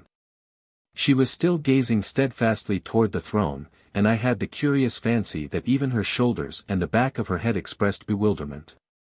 Now she turned her head slowly, and her eye wandered along the lines of standing courtiers till it fell upon a young man who was very quietly dressed. Then her face lighted joyously, and she ran and threw herself at his feet, and clasped his knees, exclaiming in that soft melodious voice which was her birthright and was now charged with deep and tender feeling. God of his grace give you long life, O dear and gentle Dauphin. In his astonishment and exultation de Metz cried out, by the shadow of God, it is an amazing thing. Then he mashed all the bones of my hand in his grateful grip, and added, with a proud shake of his mane, now, what have these painted infidels to say? Meantime the young person in the plain clothes was saying to Joan, ah, you mistake, my child, I am not the king. There he is, and he pointed to the throne. The knight's face clouded, and he muttered in grief and indignation. Ah, it is a shame to use her so. But for this lie she had gone through safe. I will go and proclaim to all the house what. Stay where you are, whispered I and the Sieur Bertrand in a breath, and made him stop in his place.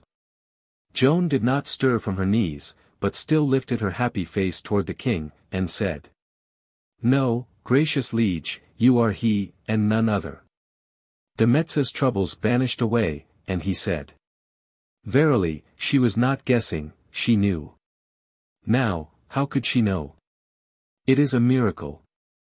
I am content, and will meddle no more, for I perceive that she is equal to her occasions, having that in her head that cannot profitably be helped by the vacancy that is in mine. This interruption of his lost me a remark or two of the other talk. However, I caught the king's next question. But tell me who you are, and what would you? I am called Joan the maid, and am sent to say that the King of Heaven wills that you be crowned and consecrated in your good city of Reims, and be thereafter lieutenant of the Lord of Heaven, who is King of France. And he willeth also that you set me at my appointed work and give me men at arms. After a slight pause she added, her eye lighting at the sound of her words, for then will I raise the siege of Orleans and break the English power. The young monarch's amused face sobered a little when this martial speech fell upon that sick air like a breath blown from embattled camps and fields of war, and this trifling smile presently faded wholly away and disappeared. He was grave now, and thoughtful. After a little he waved his hand lightly, and all the people fell away and left those two by themselves in a vacant space. The knights and I moved to the opposite side of the hall and stood there. We saw Joan rise at a sign, then she and the king talked privately together. All that host had been consumed with curiosity to see what Joan would do. Well, they had seen, and now they were full of astonishment to see that she had really performed that strange miracle according to the promise in her letter. And they were fully as much astonished to find that she was not overcome by the pomps and splendors about her, but was even more tranquil and at her ease in holding speech with a monarch than ever they themselves had been, with all their practice and experience. As for our two knights, they were inflated beyond measure with pride in Joan, but nearly dumb, as to speech. They not being able to think out any way to account for her managing to carry herself through this imposing ordeal without ever a mistake or an awkwardness of any kind to mar the grace and credit of her great performance. The talk between Joan and the king was long and earnest, and held in low voices. We could not hear, but we had our eyes and could note effects. And presently we and all the house noted one effect which was memorable and striking, and has been set down in memoirs and histories and in testimony at the process of rehabilitation by some who witnessed it. For all knew it was big with meaning, though none knew what that meaning was at that time, of course. For suddenly we saw the king shake off his indolent attitude and straighten up like a man, and at the same time look immeasurably astonished. It was as if Joan had told him something almost too wonderful for belief, and yet of a most uplifting and welcome nature. It was long before we found out the secret of this conversation, but we know it now, and all the world knows it. That part of the talk was like this, as one may read in all histories. The perplexed king asked Joan for a sign. He wanted to believe in her and her mission, and that her voices were supernatural and endowed with knowledge hidden from mortals, but how could he do this unless these voices could prove their claim in some absolutely unassailable way? It was then that Joan said, "I will give you a sign, and you shall no more doubt. There is a secret trouble in your heart which you speak of to none, a doubt which wastes away your courage, and makes you dream of throwing all away and fleeing from your realm.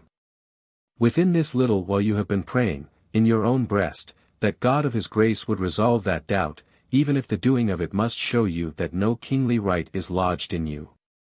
It was that amazed the king, for it was as she had said, his prayer was the secret of his own breast, and none but God could know about it. So he said, "The sign is sufficient. I know now that these voices are of God. They have said true in this matter, if they have said more, tell it me, I will believe. They have resolved that doubt, and I bring their very words, which are these: Thou art lawful heir to the king thy father, and true heir of France. God has spoken it. Now lift up thy head, and doubt no more, but give me men at arms and let me get about my work."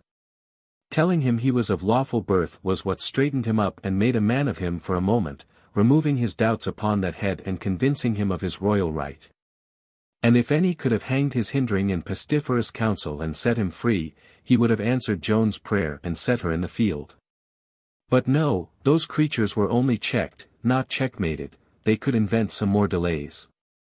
We had been made proud by the honors which had so distinguished Joan's entrance into that place, honors restricted to personages of very high rank and worth, but that pride was as nothing compared with the pride we had in the honor done her upon leaving it. For whereas those first honors were shown only to the great, these last, up to this time, had been shown only to the royal. The king himself led Joan by the hand down the great hall to the door, the glittering multitude standing and making reverence as they passed, and the silver trumpets sounding those rich notes of theirs. Then he dismissed her with gracious words, bending low over her hand and kissing it. Always, from all companies, high or low, she went forth richer in honor and esteem than when she came. And the king did another handsome thing by Joan, for he sent us back to Courdray Castle torch-lighted and in state, under escort of his own troop, his guard of honor, the only soldiers he had. And finely equipped and bedizened they were, too, though they hadn't seen the color of their wages since they were children, as a body might say.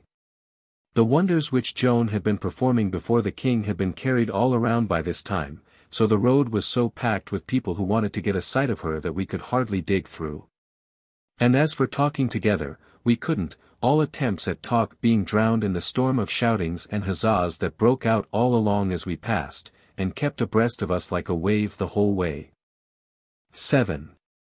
Our paladin in his glory. We were doomed to suffer tedious waits and delays, and we settled ourselves down to our fate and bore it with a dreary patience, counting the slow hours and the dull days and hoping for a turn when God should please to send it. The paladin was the only exception, that is to say, he was the only one who was happy and had no heavy times. This was partly owing to the satisfaction he got out of his clothes. He bought them at second hand, a Spanish cavalier's complete suit, wide-brimmed hat with flowing plumes, lace collar and cuffs, faded velvet doublet and trunks, short cloak hung from the shoulder, funnel-topped buskins, long rapier. And all that, a graceful and picturesque costume, and the paladin's great frame was the right place to hang it for effect. He wore it when off duty, and when he swaggered by with one hand resting on the hilt of his rapier, and twirling his new mustache with the other, everybody stopped to look and admire. And well they might, for he was a fine and stately contrast to the small French gentleman of the day squeezed into the trivial French costume of the time. He was king bee of the little village that snuggled under the shelter of the frowning towers and bastions of Courdray Castle, and acknowledged lord of the tap-room of the inn. When he opened his mouth there, he got a hearing. Those simple artisans and peasants listened with deep and wondering interest.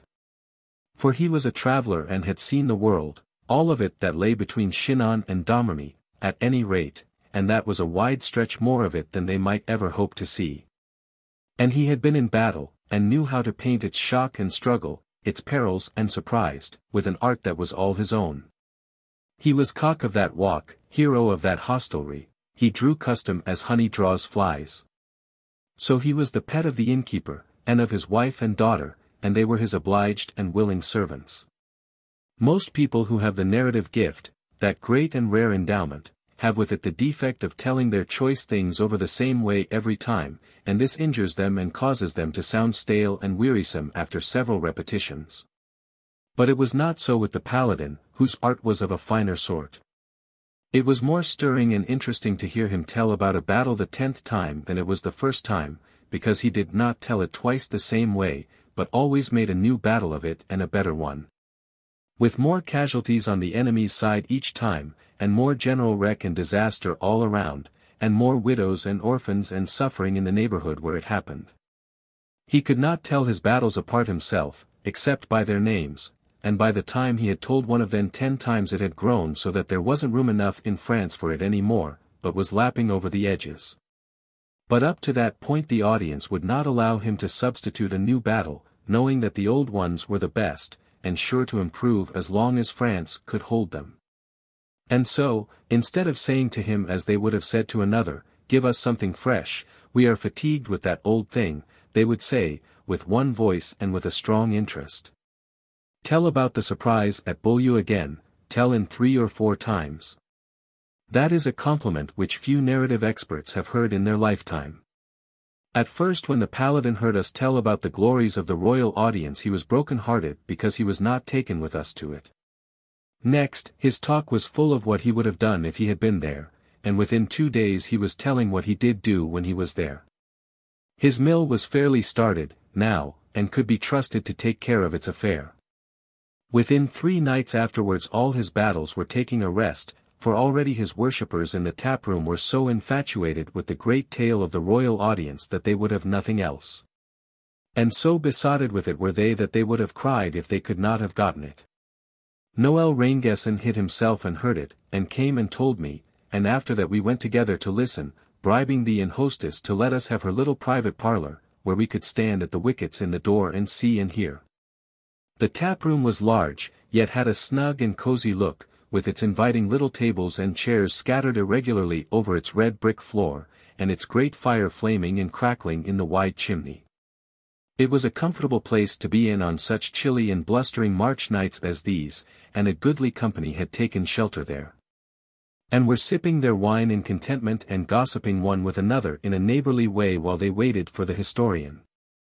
The host, the hostess, and their pretty daughter were flying here and there and yonder among the tables and doing their best to keep up with the orders.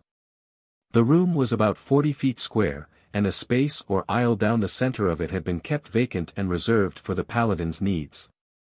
At the end of it was a platform 10 or 12 feet wide, with a big chair and a small table on it, and 3 steps leading up to it. Among the wine-sippers were many familiar faces, the cobbler, the farrier, the blacksmith, the wheelwright, the armorer, the maltster, the weaver, the baker, the miller's man with his dusty coat, and so on. And conspicuous and important, as a matter of course, was the barber-surgeon, for he is that in all villages. As he has to pull everybody's teeth, and purge and bleed all the grown people once a month to keep their health sound, he knows everybody.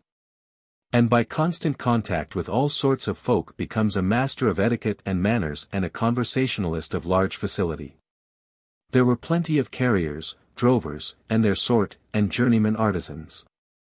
When the paladin presently came sauntering indolently in, he was received with a cheer, and the barber hustled forward and greeted him with several low and most graceful and courtly bows, also taking his hand and touching his lips to it.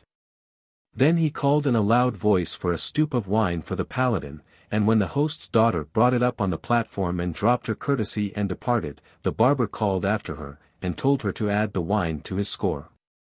This won him ejaculations of approval, which pleased him very much and made his little rat eyes shine, and such applause is right and proper, for when we do a liberal and gallant thing it is but natural that we should wish to see notice taken of it. The barber called upon the people to rise and drink the paladin's health, and they did it with alacrity and affectionate heartiness, clashing their metal flagons together with a simultaneous crash, and heightening the effect with a resounding cheer. It was a fine thing to see how that young swashbuckler had made himself so popular in a strange land in so little a while. And without other helps to his advancement than just his tongue and the talent to use it given him by God, a talent which was but one talent in the beginning, but was now become 10 through husbandry and the increment and usufruct that do naturally follow that and rewarded as by a law.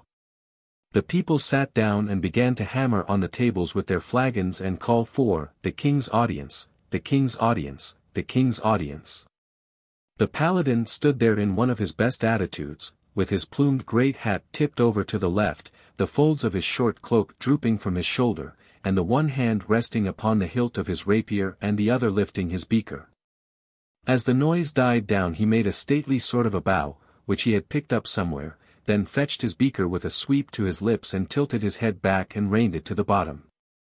The barber jumped for it and set it upon the paladin's table. Then the paladin began to walk up and down his platform with a great deal of dignity and quite at his ease. And as he walked he talked, and every little while stopped and stood facing his house and so standing continued his talk. We went 3 nights in succession. It was plain that there was a charm about the performance that was apart from the mere interest which attaches to lying. It was presently discoverable that this charm lay in the paladin's sincerity. He was not lying consciously. He believed what he was saying. To him, his initial statements were facts, and whenever he enlarged a statement, the enlargement became a fact too.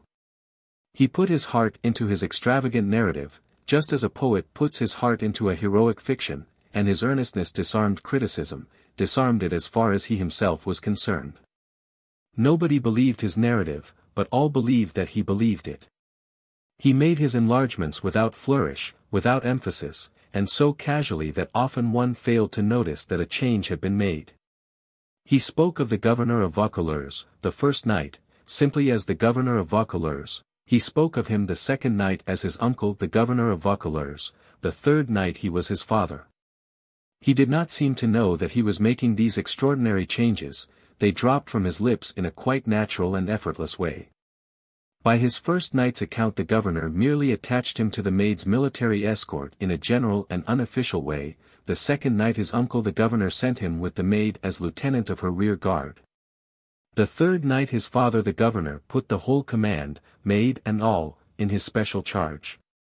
The first night the governor spoke of his as a youth without name or ancestry, but destined to achieve both. The second night his uncle the governor spoke of him as the latest and worthiest lineal descendant of the chiefest and noblest of the 12 paladins of Charlemagne, the third night he spoke of his as the lineal descendant of the whole dozen. In 3 nights he promoted the Count of Vendôme from a fresh acquaintance to a schoolmate, and then brother-in-law. At the king's audience everything grew, in the same way. First the 4 silver trumpets were 12, then 35, finally 96. And by that time he had thrown in so many drums and cymbals that he had to lengthen the hall from 500 feet to 900 to accommodate them. Under his hand the people present multiplied in the same large way. The first 2 nights he contented himself with merely describing and exaggerating the chief dramatic incident of the audience, but the third night he added illustration to description.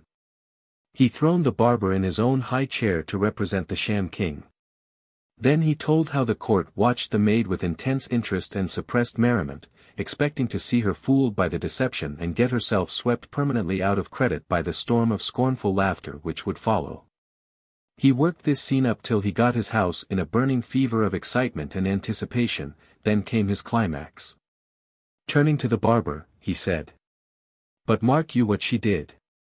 She gazed steadfastly upon that sham's villain face as I now gaze upon yours, this being her noble and simple attitude, just as I stand now, then turned she, thus, to me, and stretching her arm out, so, and pointing with her finger, she said, in that firm, calm tone which she was used to use in directing the conduct of a battle, pluck me this false knave from the throne. I, striding forward as I do now, took him by the collar and lifted him out and held him aloft, thus, as if he had been but a child. The house rose, shouting, stamping, and banging with their flagons, and went fairly mad over this magnificent exhibition of strength, and there was not the shadow of a laugh anywhere. Though the spectacle of the limp but proud barber hanging there in the air like a puppy held by the scruff of its neck was a thing that had nothing of solemnity about it. Then I set him down upon his feet, thus, being minded to get him by a better hold and heave him out of the window, but she bid me forbear, so by that error he escaped with his life. Then she turned her about and viewed the throne with those eyes of hers, which are the clear shining windows whence her immortal wisdom looketh out upon the world, resolving its falsities and coming at the kernel of truth that is hid within them. And presently they fell upon a young man modestly clothed, and him she proclaimed for what he truly was, saying, I am thy servant, thou art the king. Then all were astonished, and a great shout went up, the whole 6,000 joining in it, so that the walls rocked with the volume and the tumult of it. He made a fine and picturesque thing of the march out from the audience, augmenting the glories of it to the last limit of the impossibilities. Then he took from his finger and held up a brass nut from a bolt head which the head ostler at the castle had given him that morning, and made his conclusion, thus. Then the king dismissed the maid most graciously, as indeed was her desert, and, turning to me, said, Take this signet ring, son of the paladins, and command me with it in your day of need. And look you, said he, touching my temple, preserve this brain, France has use for it, and look well to its casket also, for I foresee that it will be hooped with a ducal coronet one day. I took the ring, and knelt and kissed his hand, saying, Sire, where glory calls, there will I be found, where danger and death are thickest, that is my native air.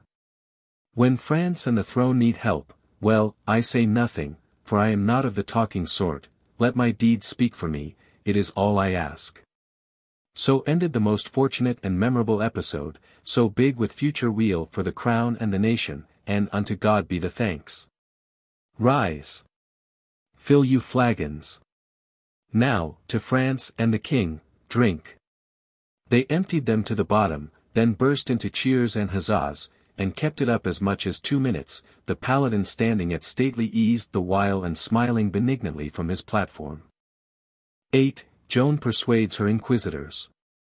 When Joan told the king what that deep secret was that was torturing his heart, his doubts were cleared away. He believed she was sent of God, and if he had been let alone he would have set her upon her great mission at once. But he was not let alone. Tremouille and the holy fox of Reims knew their man. All they needed to say was this, and they said it. Your Highness says her voices have revealed to you, by her mouth, a secret known only to yourself and God.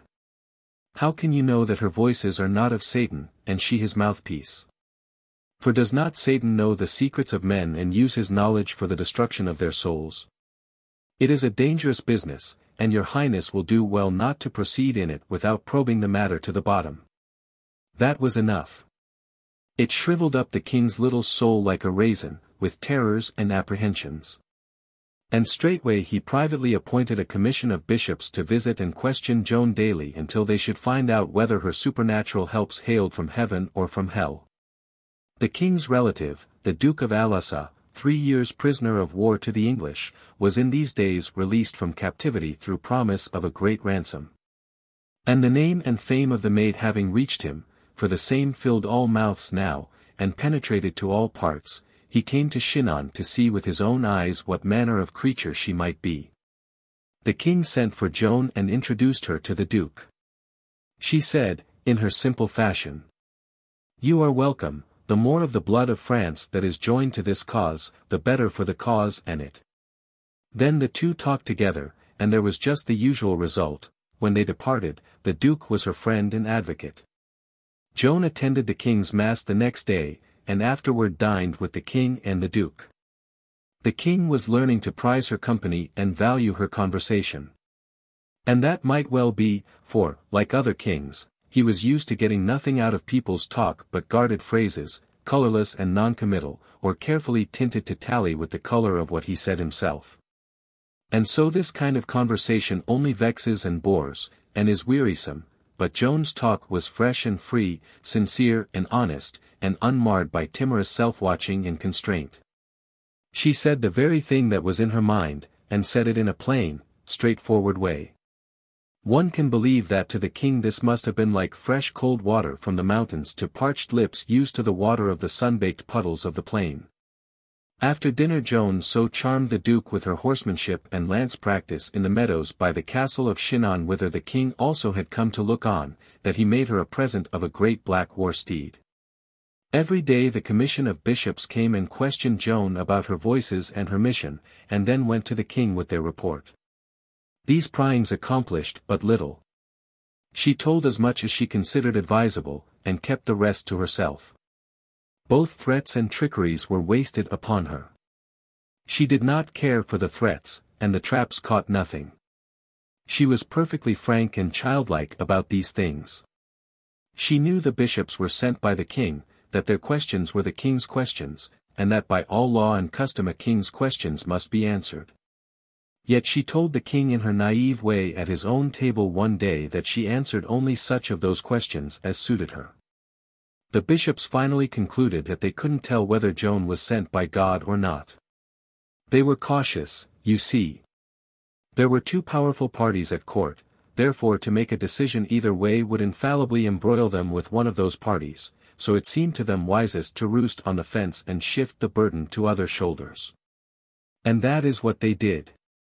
They made final report that Joan's case was beyond their powers, and recommended that it be put into the hands of the learned and illustrious doctors of the University of Poitiers. Then they retired from the field, leaving behind them this little item of testimony, wrung from them by Joan's wise reticence. They said she was a gentle and simple little shepherdess, very candid, but not given to talking. It was quite true, in their case. But if they could have looked back and seen her with us in the happy pastures of Domremy, they would have perceived that she had a tongue that could go fast enough when no harm could come of her words. So we travelled to Poitiers, to endure there 3 weeks of tedious delay while this poor child was being daily questioned and badgered before a great bench of, what? Military experts. Since what she had come to apply for was an army and the privilege of leading it to battle against the enemies of France.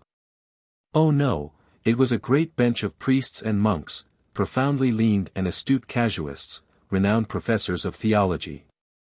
Instead of setting a military commission to find out if this valorous little soldier could win victories, they set a company of holy hair-splitters and phrasemongers to work to find out if the soldier was sound in her piety and had no doctrinal leaks.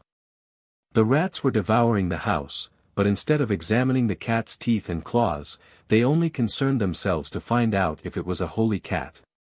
If it was a pious cat, a moral cat, all right, never mind about the other capacities, they were of no consequence. Joan was as sweetly self-possessed and tranquil before this grim tribunal, with its robed celebrities, its solemn state and imposing ceremonials, as if she were but a spectator and not herself on trial. She sat there, solitary on her bench, untroubled, and disconcerted the science of the sages with her sublime ignorance, an ignorance which was a fortress. Arts, wiles, the learning drawn from books, and all like missiles rebounded from its unconscious masonry and fell to the ground harmless. They could not dislodge the garrison which was within, Joan's serene great heart and spirit, the guards and keepers of her mission. She answered all questions frankly, and she told all the story of her visions and of her experiences with the angels and what they said to her. And the manner of the telling was so unaffected, and so earnest and sincere, and made it all seem so lifelike and real, that even that hard practical court forgot itself and sat motionless and mute, listening with a charmed and wondering interest to the end. And if you would have other testimony than mine, look in the histories and you will find where an eyewitness, giving sworn testimony in the rehabilitation process, says that she told that tale, with a noble dignity and simplicity. And as to its effect, says in substance what I have said. 17, she was, 17, and all alone on her bench by herself. Yet was not afraid, but faced that great company of erudite doctors of law and theology, and by the help of no art learned in the schools, but using only the enchantments which were hers by nature, of youth, sincerity, a voice soft and musical, and an eloquence whose source was the heart, not the head, she laid that spell upon them. Now was not that a beautiful thing to see? If I could, I would put it before you just as I saw it, then I know what you would say. As I have told you, she could not read. One day they harried and pestered her with arguments, reasonings, objections, and other windy and wordy trivialities, gathered out of the works of this and that and the other great theological authority, until at last her patience vanished.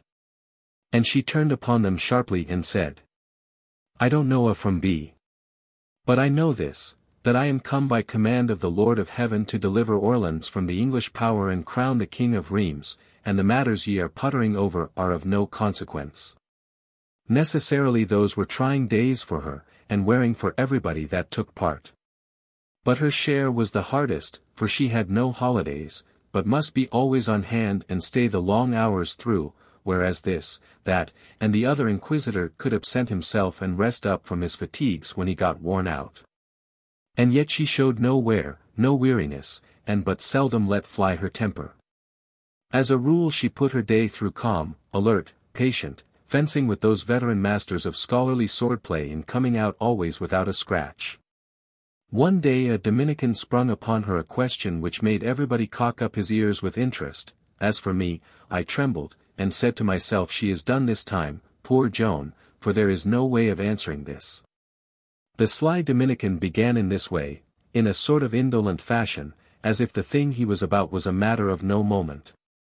You assert that God has willed to deliver France from this English bondage? Yes, he has willed it. You wish for men-at-arms, so that you may go to the relief of Orleans, I believe. Yes, and the sooner the better. God is all-powerful, and able to do whatsoever thing he wills to do, is it not so? Most surely. None doubts it. The Dominican lifted his head suddenly, and sprung that question I have spoken of, with exultation. Then answer me this. If he has willed to deliver France, and is able to do whatsoever he wills, where is the need for men-at-arms? There was a fine stir and commotion when he said that, and a sudden thrusting forward of heads and putting up of hands to ears to catch the answer. And the Dominican wagged his head with satisfaction, and looked about him collecting his applause, for it shone in every face. But Joan was not disturbed. There was no note of disquiet in her voice when she answered. He helps who help themselves. The sons of France will fight the battles, but he will give the victory. You could see a light of admiration sweep the house from face to face like a ray from the sun. Even the Dominican himself looked pleased, to see his masterstroke so neatly parried, and I heard a venerable bishop mutter, in the phrasing common to priest and people in that robust time, by God, the child has said true. He willed that Goliath should be slain, and he sent a child like this to do it.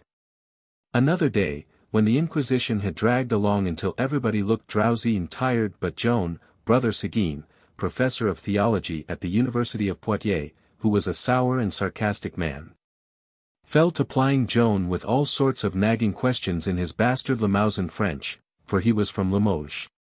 Finally he said, How is it that you understand those angels? What language did they speak? French. Indeed. How pleasant to know that our language is so honored. Good French? Yes, perfect.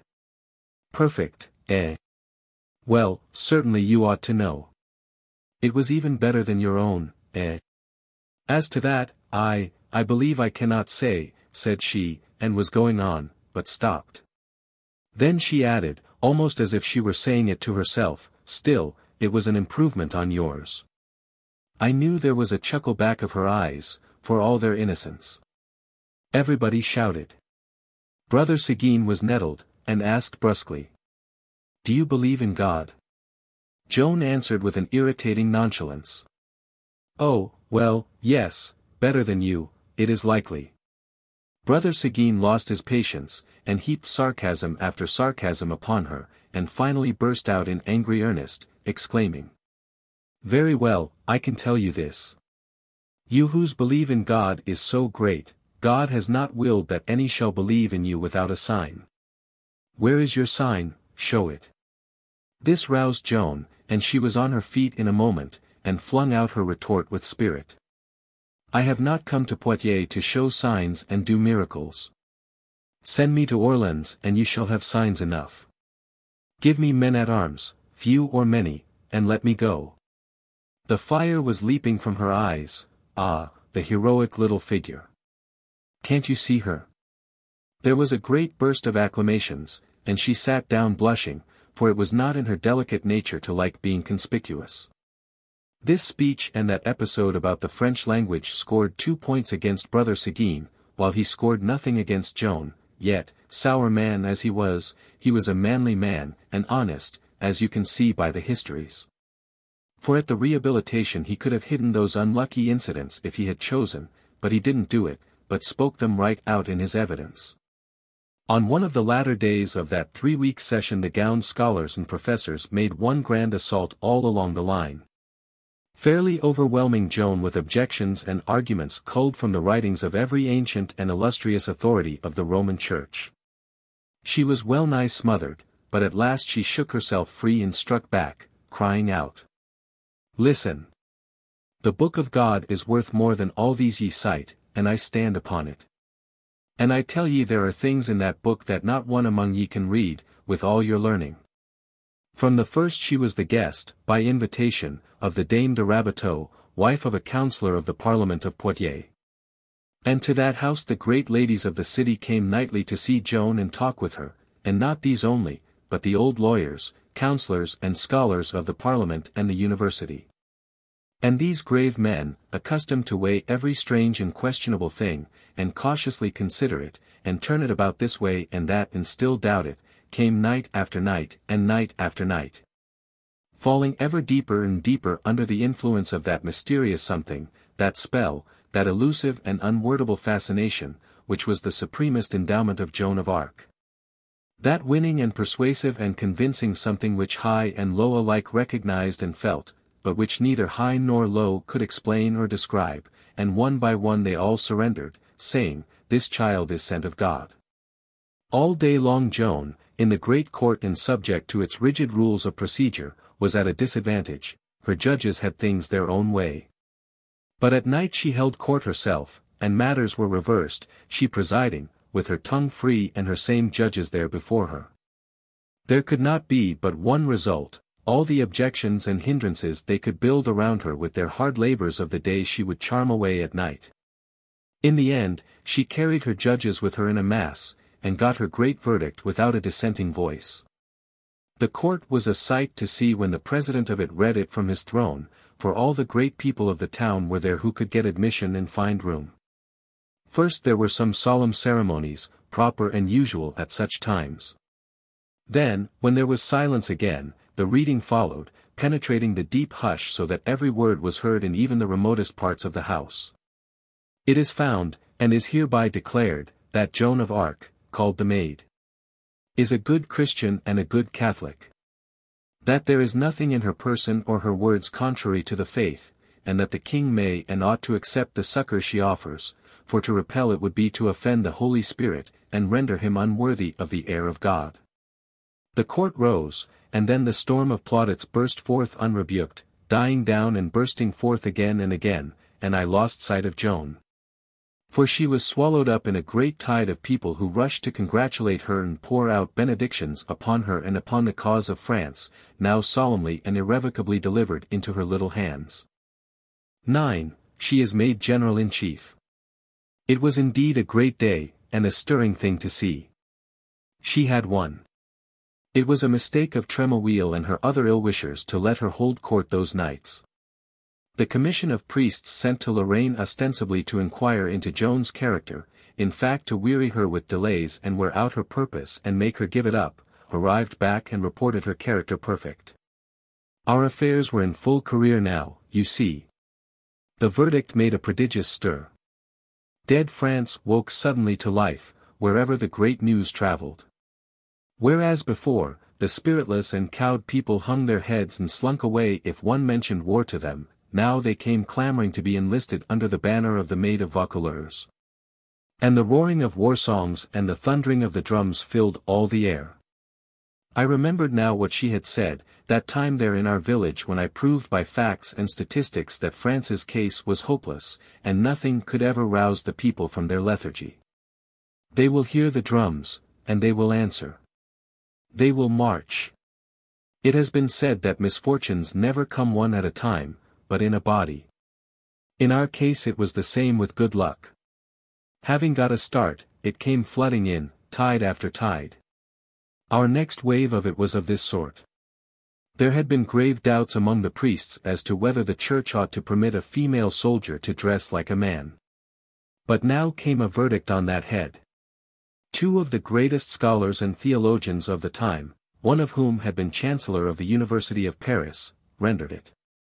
They decided that since Joan must do the work of a man and a soldier, it is just and legitimate that her apparel should conform to the situation. It was a great point gained, the Church's authority to dress as a man. Oh, yes, wave on wave the good luck came sweeping in. Never mind about the smaller waves, let us come to the largest one of all, the wave that swept us small fry quite off our feet and almost drowned us with joy. The day of the great verdict, couriers had been dispatched to the king with it, and the next morning bright and early the clear notes of a bugle came floating to us on the crisp air, and we pricked up our ears and began to count them. 1, 2, 3. Pause, 1, 2, pause, 1, 2, 3, again, and out we skipped and went flying, for that formula was used only when the king's herald-at-arms would deliver a proclamation to the people. As we hurried along, people came racing out of every street and house and alley, men, women, and children, all flushed, excited, and throwing lacking articles of clothing on as they ran. Still those clear notes pealed out, and still the rush of people increased till the whole town was abroad and streaming along the principal street. At last we reached the square, which was now packed with citizens, and there, high on the pedestal of the great cross, we saw the herald in his brilliant costume, with his servitors about him. The next moment he began his delivery in the powerful voice proper to his office. Know all men, and take heed therefore, that the Most High, the most illustrious Charles, by the grace of God King of France, hath been pleased to confer upon his well-beloved servant Joan of Arc, called the Maid, the title, emoluments, authorities, and dignity of General-in-Chief of the armies of France. Here 1,000 caps flew in the air. And the multitude burst into a hurricane of cheers that raged and raged till it seemed as if it would never come to an end. But at last it did, then the herald went on and finished. And hath appointed to be her lieutenant and chief of staff a prince of his royal house, his grace the Duke of Alençon. That was the end, and the hurricane began again, and was split up into innumerable strips by the blowers of it and wafted through all the lanes and streets of the town. General of the armies of France, with a prince of the blood for subordinate. Yesterday she was nothing, today she was this. Yesterday she was not even a sergeant, not even a corporal, not even a private, today, with one step, she was at the top. Yesterday she was less than nobody to the newest recruit, today her command was law to La Hire, Saintrailles, the bastard of Orleans, and all those others, veterans of old renown, illustrious masters of the trade of war. These were the thoughts I was thinking. I was trying to realize this strange and wonderful thing that had happened, you see. My mind went traveling back, and presently lighted upon a picture which was still so new and fresh in my memory that it seemed a matter of only yesterday, and indeed its date was no further back than the first days of January. This is what it was. A peasant girl in a far-off village, her 17th year not yet quite completed, and herself and her village as unknown as if they had been on the other side of the globe. She had picked up a friendless wanderer somewhere and brought it home, a small grey kitten in a forlorn and starving condition, and had fed it and comforted it and got its confidence and made it believe in her. And now it was curled up in her lap asleep, and she was knitting a coarse stocking and thinking, dreaming, about what, one may never know. And now, the kitten had hardly had time to become a cat, and yet already the girl is general of the armies of France, with a prince of the blood to give orders to. And out of her village obscurity her name has climbed up like the sun and is visible from all corners of the land. It made me dizzy to think of these things, they were so out of the common order, and seemed so impossible. 10. The Maid's Sword and Banner. Joan's first official act was to dictate a letter to the English commanders at Orleans, summoning them to deliver up all strongholds in their possession and depart out of France. She must have been thinking it all out before and arranging it in her mind, it flowed from her lips so smoothly, and framed itself into such vivacious and forcible language. Still, it might not have been so. She always had a quick mind and a capable tongue, and her faculties were constantly developing in these latter weeks. This letter was to be forwarded presently from Blois. Men, provisions, and money were offering in plenty now, and Joan appointed Blois as a recruiting station and depot of supplies, and ordered up La Hire from the front to take charge.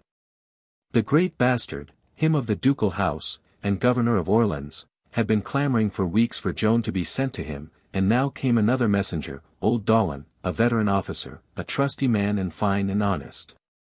The king kept him, and gave him to Joan to be chief of her household, and commanded her to appoint the rest of her people herself, making their number and dignity accord with the greatness of her office. And at the same time he gave order that they should be properly equipped with arms, clothing, and horses. Meantime the king was having a complete suit of armor made for her at Tours. It was of the finest steel, heavily plated with silver, richly ornamented with engraved designs, and polished like a mirror. Joan's voices had told her that there was an ancient sword hidden somewhere behind the altar of Asti.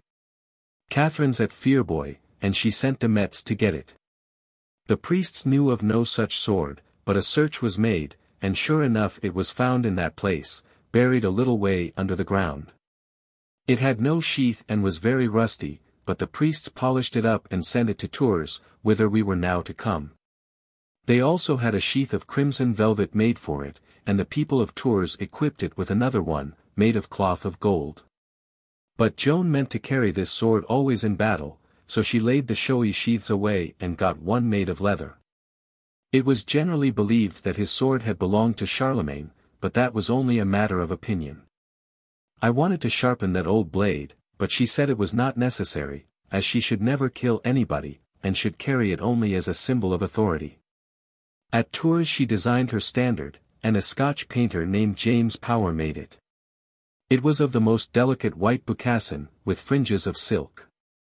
For device it bore the image of God the Father throned in the clouds and holding the world in his hand, 2 angels knelt at his feet, presenting lilies, inscription, Jesus, Maria. On the reverse the crown of France supported by 2 angels. She also caused a smaller standard or pennon to be made, whereon was represented an angel offering a lily to the Holy Virgin. Everything was humming, there at Tours. Every now and then one heard the bray and crash of military music, every little while one heard the measured tramp of marching men, squads of recruits leaving for Blois. Songs and shoutings and huzzas filled the air night and day, the town was full of strangers, the streets and inns were thronged, the bustle of preparation was everywhere, and everybody carried a glad and cheerful face. Around Joan's headquarters a crowd of people was always massed, hoping for a glimpse of the new general, and when they got it, they went wild. But they seldom got it, for she was busy planning her campaign, receiving reports, giving orders, dispatching couriers, and giving what odd moments she could spare to the companies of great folk waiting in the drawing rooms. As for us boys, we hardly saw her at all, she was so occupied. We were in a mixed state of mind, sometimes hopeful, sometimes not, mostly not. She had not appointed her household yet, that was our trouble.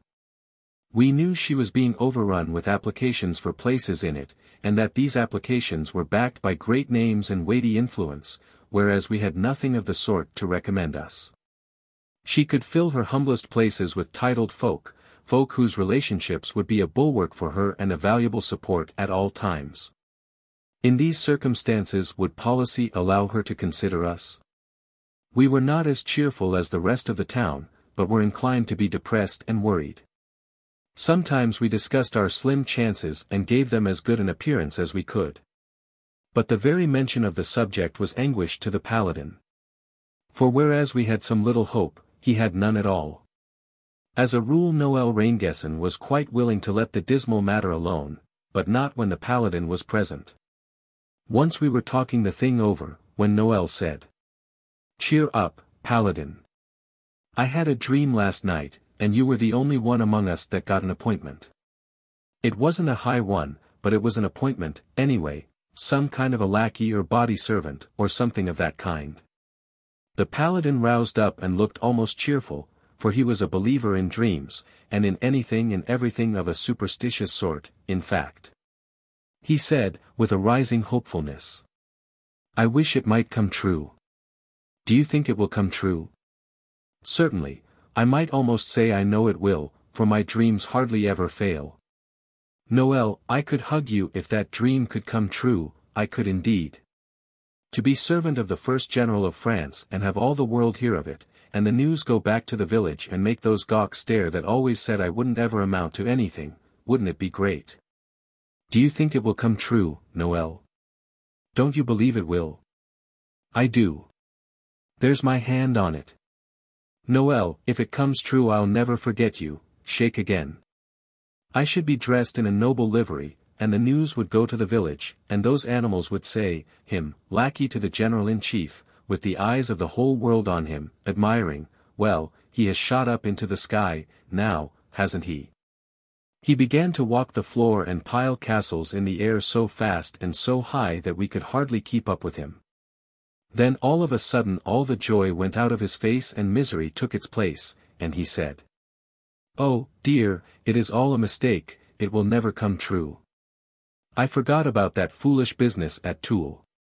I have kept out of her sight as much as I could, all these weeks, hoping she would forget that and forgive it, but I know she never will.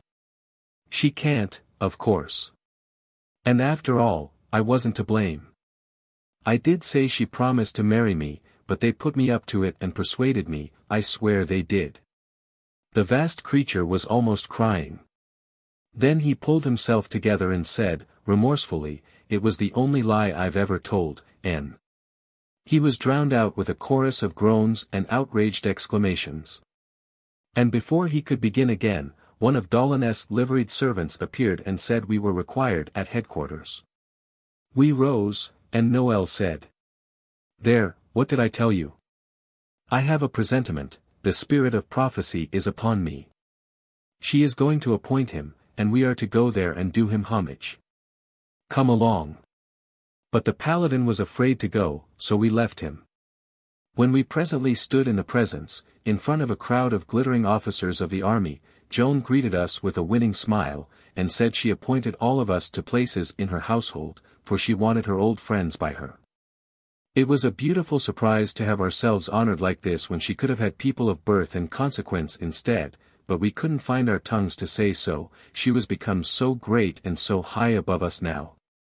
One at a time we stepped forward and each received his warrant from the hand of our chief, Dolin. All of us had honorable places, the 2 knights stood highest, then Joan's 2 brothers.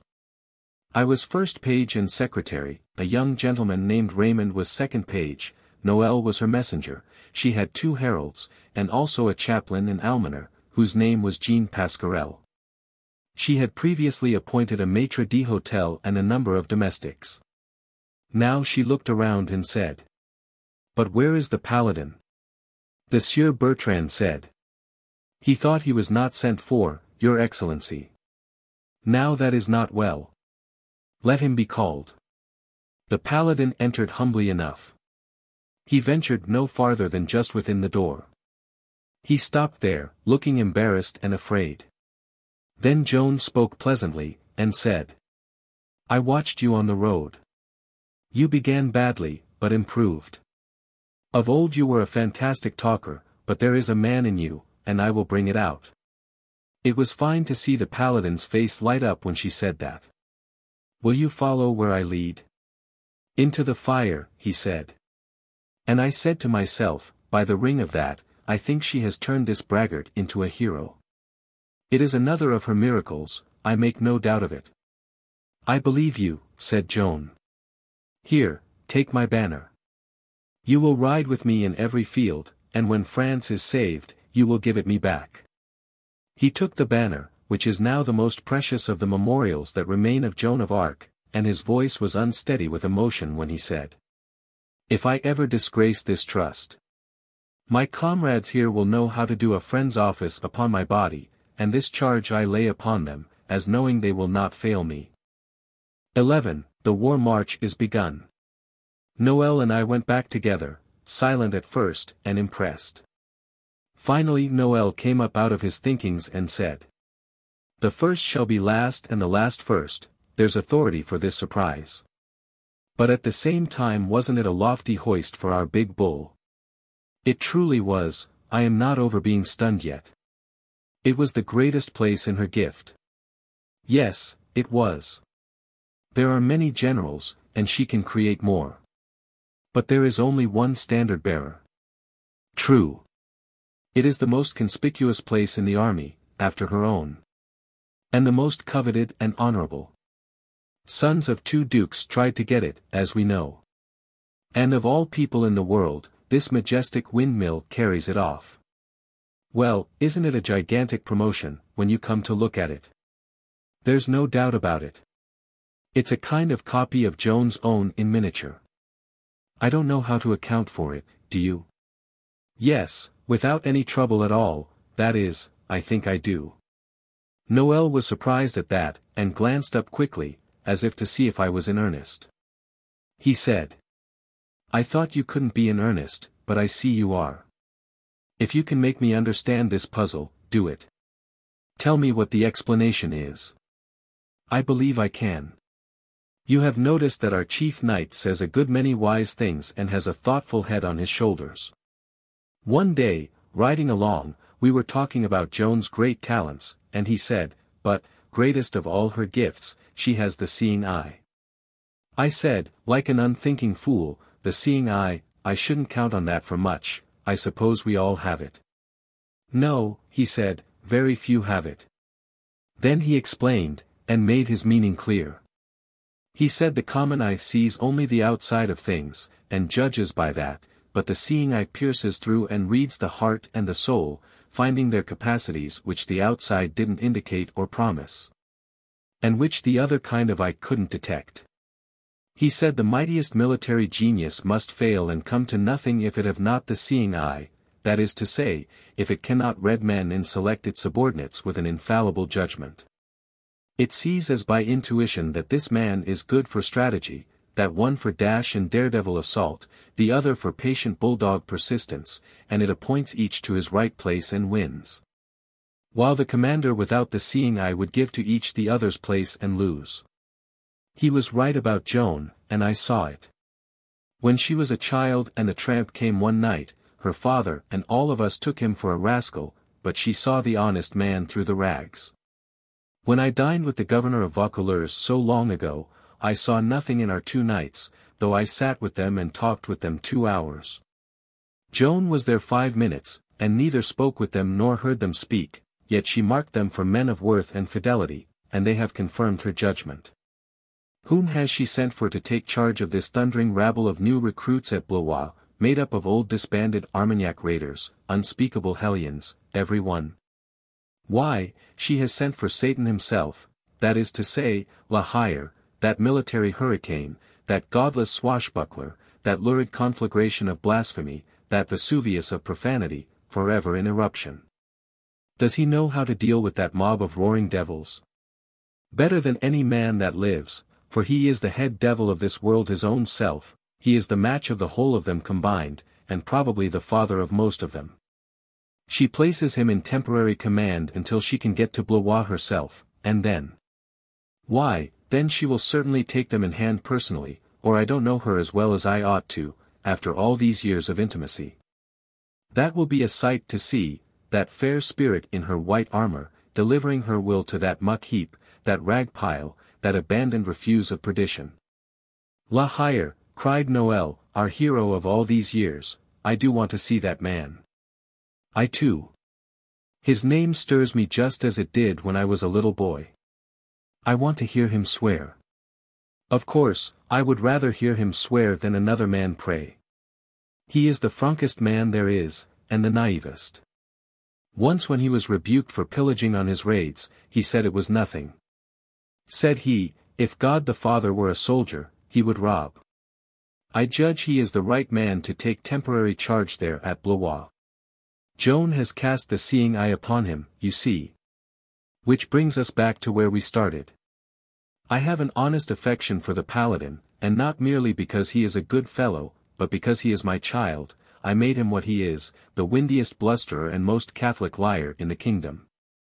I'm glad of his luck, but I hadn't the seeing eye. I shouldn't have chosen him for the most dangerous post in the army. I should have placed him in the rear to kill the wounded and violate the dead. Well, we shall see. Joan probably knows what is in him better than we do. And I'll give you another idea. When a person in Joan of Arc's position tells a man he is brave, he believes it, and believing it is enough. In fact, to believe yourself brave is to be brave. It is the one only essential thing. Now you've hit it, cried Noel. She's got the creating mouth as well as the seeing eye. Ah, yes, that is the thing. France was cowed and a coward. Joan of Arc has spoken, and France is marching, with her head up. I was summoned now, to write a letter from Joan's dictation. During the next day and night our several uniforms were made by the tailors, and our new armor provided. We were beautiful to look upon now, whether clothed for peace or war. Clothed for peace, in costly stuffs and rich colors, the paladin was a tower dyed with the glories of the sunset. Plumed and sashed and ironclad for war, he was a still statelier thing to look at. Orders had been issued for the march toward Blois. It was a clear, sharp, beautiful morning. As our showy great company trotted out in column, riding 2 and 2, Joan and the Duke of Alençon in the lead, Dolan and the big standard-bearer next, and so on, we made a handsome spectacle, as you may well imagine. And as we ploughed through the cheering crowds, with Joan bowing her plumed head to left and right and the sun glinting from her silver mail, the spectators realized that the curtain was rolling up before their eyes upon the first act of a prodigious drama, and their rising hopes were expressed in an enthusiasm that increased with each moment. Until at last one seemed to even physically feel the concussion of the huzzas as well as hear them. Far down the street we heard the softened strains of wind-blown music, and saw a cloud of lancers moving, the sun glowing with a subdued light upon the massed armor, but striking bright upon the soaring lance heads, a vaguely luminous nebula, so to speak, with a constellation twinkling above it, and that was our guard of honor. It joined us, the procession was complete, the first war march of Joan of Arc was begun, the curtain was up. 12. Joan puts heart in her army. We were at Blois 3 days. Oh, that camp, it is one of the treasures of my memory. Order. There was no more order among those brigands than there is among the wolves and the hyenas. They went roaring and drinking about, whooping, shouting, swearing, and entertaining themselves with all manner of rude and riotous horseplay. And the place was full of loud and lewd women, and they were no whit behind the men for romps and noise and fantastics. It was in the midst of this wild mob that Noel and I had our first glimpse of La Hire. He answered to our dearest dreams. He was of great size and of martial bearing, he was cased in mail from head to heel, with a bushel of swishing plumes on his helmet, and at his side the vast sword of the time.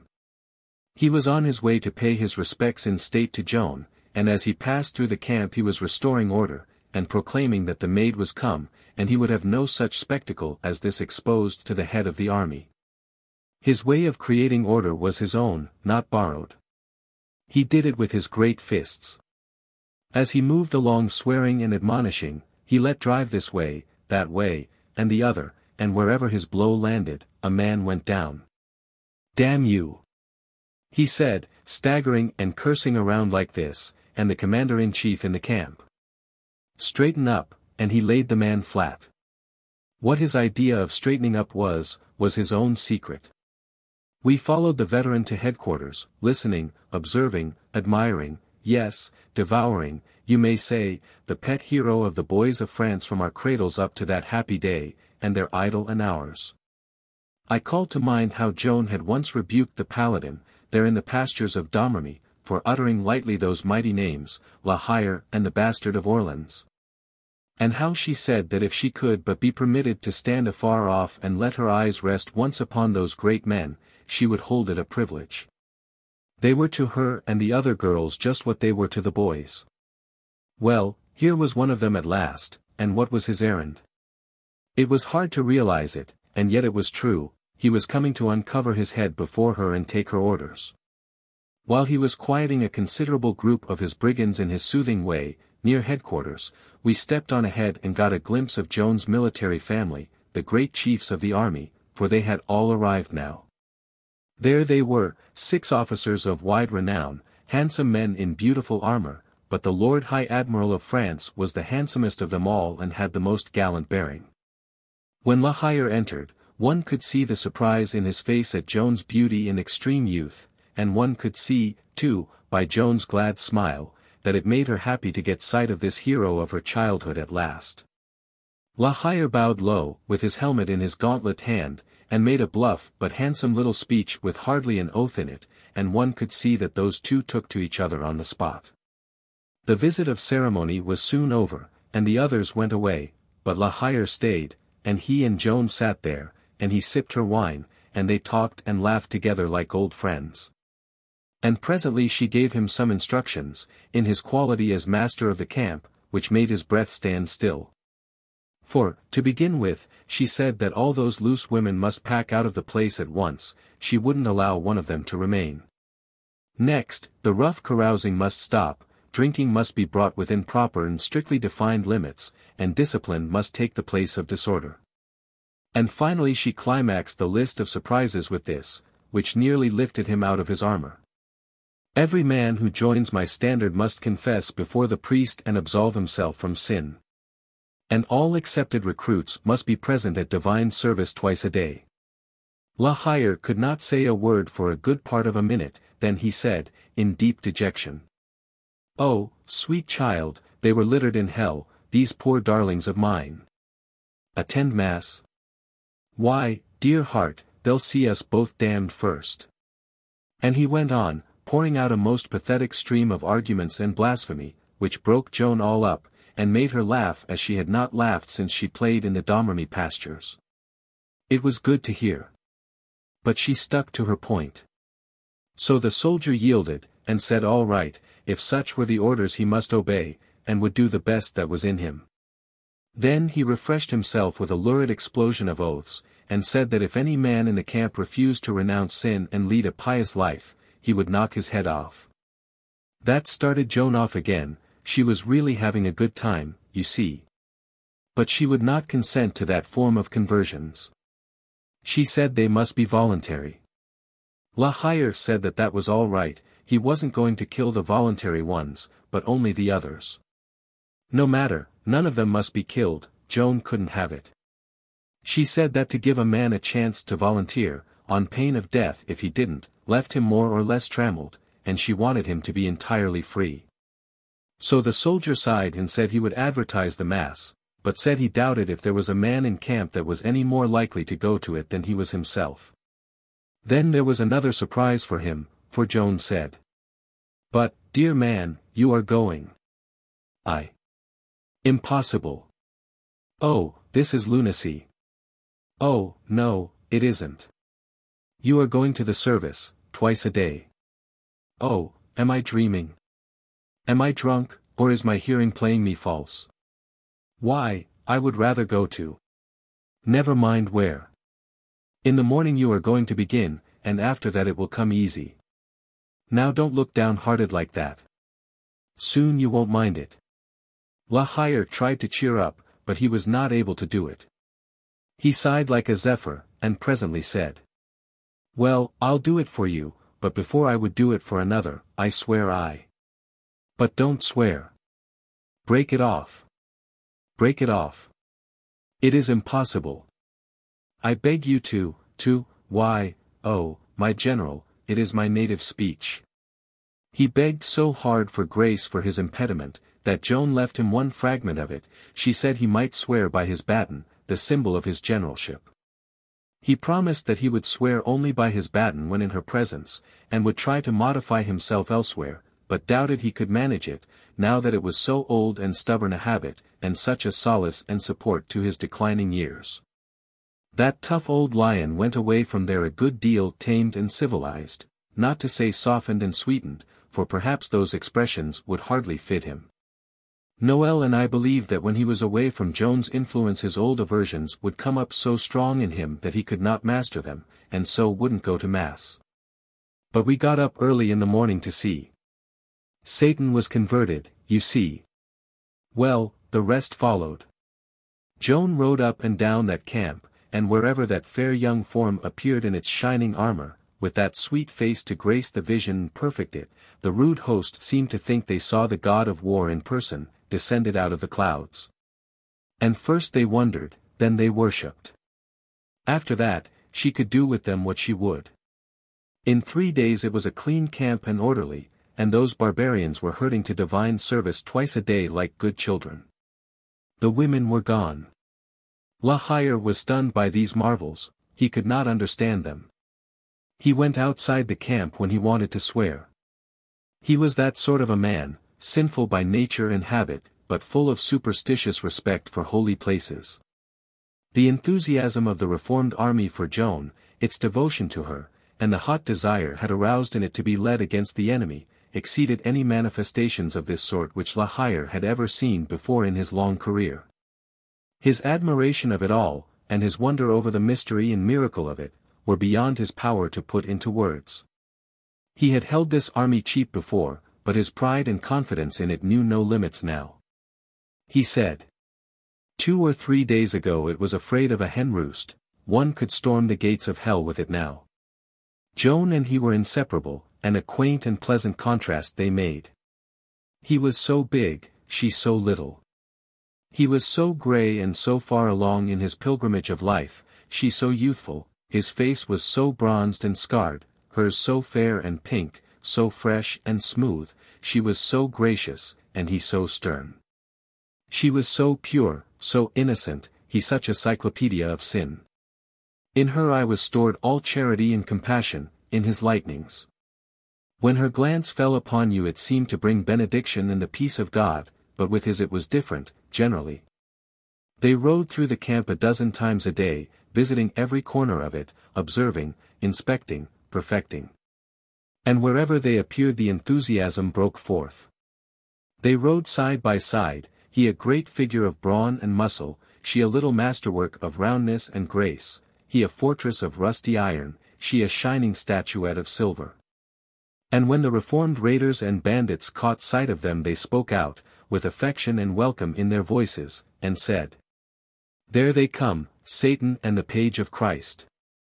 All the 3 days that we were in Blois, Joan worked earnestly and tirelessly to bring La Hire to God, to rescue him from the bondage of sin, to breathe into his stormy heart the serenity and peace of religion. She urged, she begged, she implored him to pray. He stood out, 3 days of our stay, begging about piteously to be let off from just that one thing, that impossible thing. He would do anything else, anything, command, and he would obey, he would go through the fire for her if she said the word, but spare him this, only this, for he couldn't pray, had never prayed, he was ignorant of how to frame a prayer. He had no words to put it in. And yet, can any believe it, she carried even that point, she won that incredible victory. She made La Hire pray. It shows, I think, that nothing was impossible to Joan of Arc.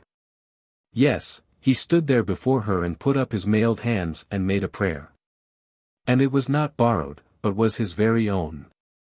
He had none to help him frame it, he made it out of his own head, saying, "Fair Sir God, I pray you to do by La Hire as he would do by you if you were La Hire and he were God." 1. Then he put on his helmet and marched out of Joan's tent as satisfied with himself as any one might be who has arranged a perplexed and difficult business to the content and admiration of all the parties concerned in the matter. If I had known that he had been praying, I could have understood why he was feeling so superior, but of course I could not know that. I was coming to the tent at that moment, and saw him come out, and saw him march away in that large fashion, and indeed it was fine and beautiful to see. But when I got to the tent door I stopped and stepped back, grieved and shocked, for I heard Joan crying, as I mistakenly thought, crying as if she could not contain nor endure the anguish of her soul, crying as if she would die. But it was not so, she was laughing at La Hire's prayer. It was not until 36 years afterward that I found that out, and then, then I only cried when that picture of young carefree mirth rose before me out of the blur and mists of that long vanished time. For there had come a day between, when God's good gift of laughter had gone out from me to come again no more in this life. 13. Checked by the folly of the wise. We marched out in great strength and splendor, and took the road toward Orleans. The initial part of Joan's great dream was realizing itself at last. It was the first time that any of us youngsters had ever seen an army, and it was a most stately and imposing spectacle to us. It was indeed an inspiring sight, that interminable column, stretching away into the fading distances, and curving itself in and out of the crookedness of the road like a mighty serpent. Joan rode at the head of it with her personal staff. Then came a body of priests singing the Veni Creator, the banner of the cross rising out of their midst, after these the glinting forest of spears. The several divisions were commanded by the great Armagnac generals, La Hire, and Marshal de Boussac, the Sire de Retz, Florent d'Illiers, and Poton de Saintrailles. Each in his degree was tough, and there were 3 degrees, tough, tougher, toughest, and La Hire was the last by a shade, but only a shade. They were just illustrious official brigands, the whole party. And by long habits of lawlessness they had lost all acquaintanceship with obedience, if they had ever had any. The king's strict orders to them had been, obey the general-in-chief in everything. Attempt nothing without her knowledge, do nothing without her command. But what was the good of saying that? These independent birds knew no law. They seldom obeyed the king, they never obeyed him when it didn't suit them to do it. Would they obey the maid? In the first place they wouldn't know how to obey her or anybody else. And in the second place it was of course not possible for them to take her military character seriously, that country girl of 17 who had been trained for the complex and terrible business of war. How? By tending sheep. They had no idea of obeying her except in cases where their veteran military knowledge and experience showed them that the thing she required was sound and right when gauged by the regular military standards. Were they to blame for this attitude? I should think not. Old war-worn captains are hard-headed, practical men. They do not easily believe in the ability of ignorant children to plan campaigns and command armies. No general that ever lived could have taken Joan seriously, militarily, before she raised the siege of Orleans and followed it with the great campaign of the Loire. Did they consider Joan valueless? Far from it. They valued her as the fruitful earth values the sun. They fully believed she could produce the crop, but that it was in their line of business, not hers, to take it off. They had a deep and superstitious reverence for her as being endowed with a mysterious supernatural something that was able to do a mighty thing which they were powerless to do, blow the breath of life and valor into the dead corpses of cowed armies. And turn them into heroes. To their minds they were everything with her, but nothing without her. She could inspire the soldiers and fit them for battle, but fight the battle herself? Oh, nonsense, that was their function. They, the generals, would fight the battles, Joan would give the victory. That was their idea, an unconscious paraphrase of Joan's reply to the Dominican. So they began by playing a deception upon her. She had a clear idea of how she meant to proceed. It was her purpose to march boldly upon Orleans by the north bank of the Loire. She gave that order to her generals. They said to themselves, the idea is insane, it is blunder no I. It is what might have been expected of this child who is ignorant of war. They privately sent the word to the bastard of Orleans. He also recognized the insanity of it, at least he thought he did, and privately advised the generals to get around the order in some way. They did it by deceiving Joan. She trusted those people, she was not expecting this sort of treatment, and was not on the lookout for it. It was a lesson to her, she saw to it that the game was not played a second time. Why was Joan's idea insane, from the general's point of view, but not from hers? Because her plan was to raise the siege immediately, by fighting, while theirs was to besiege the besiegers and starve them out by closing their communications, a plan which would require months in the consummation. The English had built a fence of strong fortresses called bastilles around Orleans, fortresses which closed all the gates of the city but one. To the French generals the idea of trying to fight their way past those fortresses and lead the army into Orleans was preposterous, they believed that the result would be the army's destruction. One may not doubt that their opinion was militarily sound, no, would have been, but for one circumstance which they overlooked. That was this: the English soldiers were in a demoralized condition of superstitious terror. They had become satisfied that the Maid was in league with Satan. By reason of this a good deal of their courage had oozed out and vanished. On the other hand, the Maid's soldiers were full of courage, enthusiasm, and zeal. Joan could have marched by the English forts. However, it was not to be. She had been cheated out of her first chance to strike a heavy blow for her country. In camp that night she slept in her armor on the ground. It was a cold night, and she was nearly as stiff as her armor itself when we resumed the march in the morning, for iron is not good material for a blanket. However, her joy in being now so far on her way to the theater of her mission was fire enough to warm her, and it soon did it. Her enthusiasm and impatience rose higher and higher with every mile of progress. But at last we reached Olivet, and down it went, and indignation took its place. For she saw the trick that had been played upon her. The river lay between us and Orleans. She was for attacking one of the 3 bastilles that were on our side of the river and forcing access to the bridge which it guarded, a project which, if successful, would raise the siege instantly. But the long-ingrained fear of the English came upon her generals and they implored her not to make the attempt. The soldiers wanted to attack, but had to suffer disappointment. So we moved on and came to a halt at a point opposite Checy, 6 miles above Orleans. Dunois, bastard of Orleans, with a body of knights and citizens, came up from the city to welcome Joan.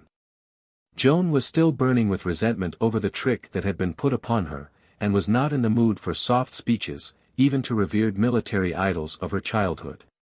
She said, "Are you the bastard of Orleans?" "Yes, I am he, and am right glad of your coming." "And did you advise that I be brought by this side of the river instead of straight to Talbot and the English?" Her high manner abashed him and he was not able to answer with anything like a confident promptness.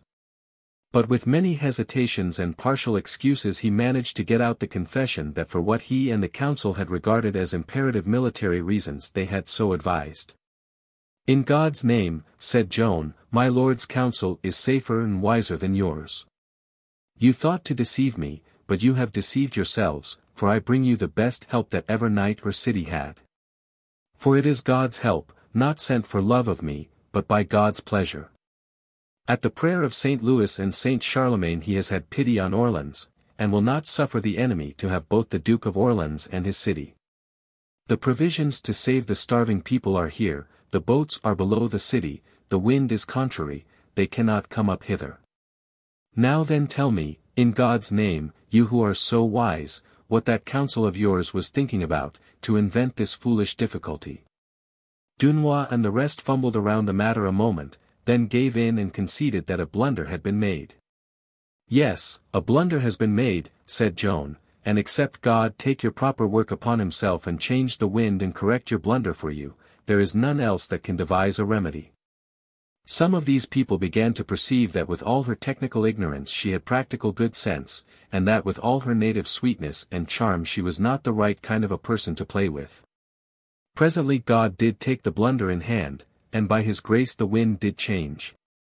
So the fleet of boats came up and went away loaded with provisions and cattle, and conveyed that welcome succor to the hungry city, managing the matter successfully under protection of a sortie from the walls against the Bastille of St. Louis.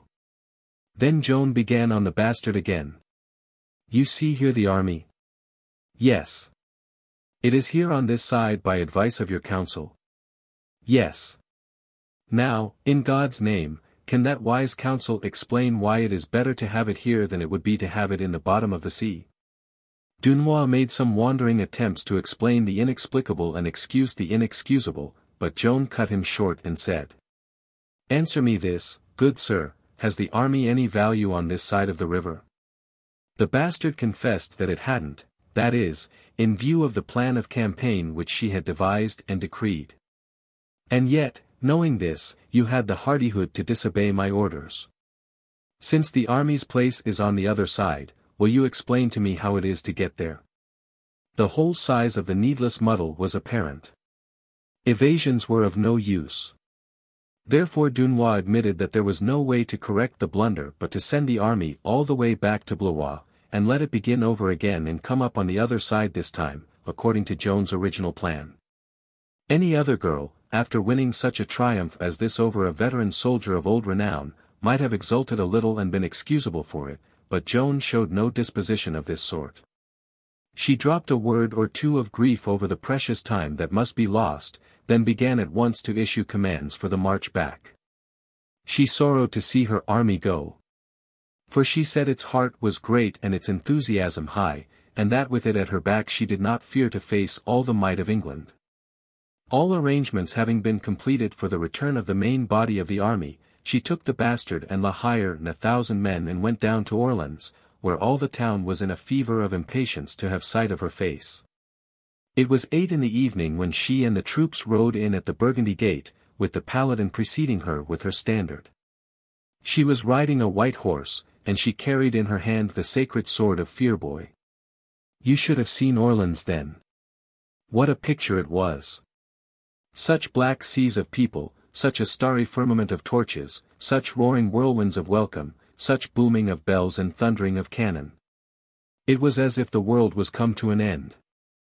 Everywhere in the glare of the torches one saw rank upon rank of upturned white faces, the mouths wide open, shouting, and the unchecked tears running down. Joan forged her slow way through the solid masses, her mailed form projecting above the pavement of heads like a silver statue. The people about her struggled along, gazing up at her through their tears with the rapt look of men and women who believe they are seeing one who is divine. And always her feet were being kissed by grateful folk, and such as failed of that privilege touched her horse and then kissed their fingers. Nothing that Joan did escaped notice, everything she did was commented upon and applauded. You could hear the remarks going all the time. There, she's smiling, see. Now she's taking her little plumed cap off to somebody. It's fine and graceful. She's patting that woman on the head with her gauntlet. Oh, she was born on a horse, see her turn in her saddle, and kiss the hilt of her sword to the ladies in the window that threw the flowers down. Now there's a poor woman lifting up a child, she's kissed it, oh, she's divine. What a dainty little figure it is, and what a lovely face, and such color and animation. Joan's slender long banner streaming backward had an accident, the fringe caught fire from a torch. She leaned forward and crushed the flame in her hand.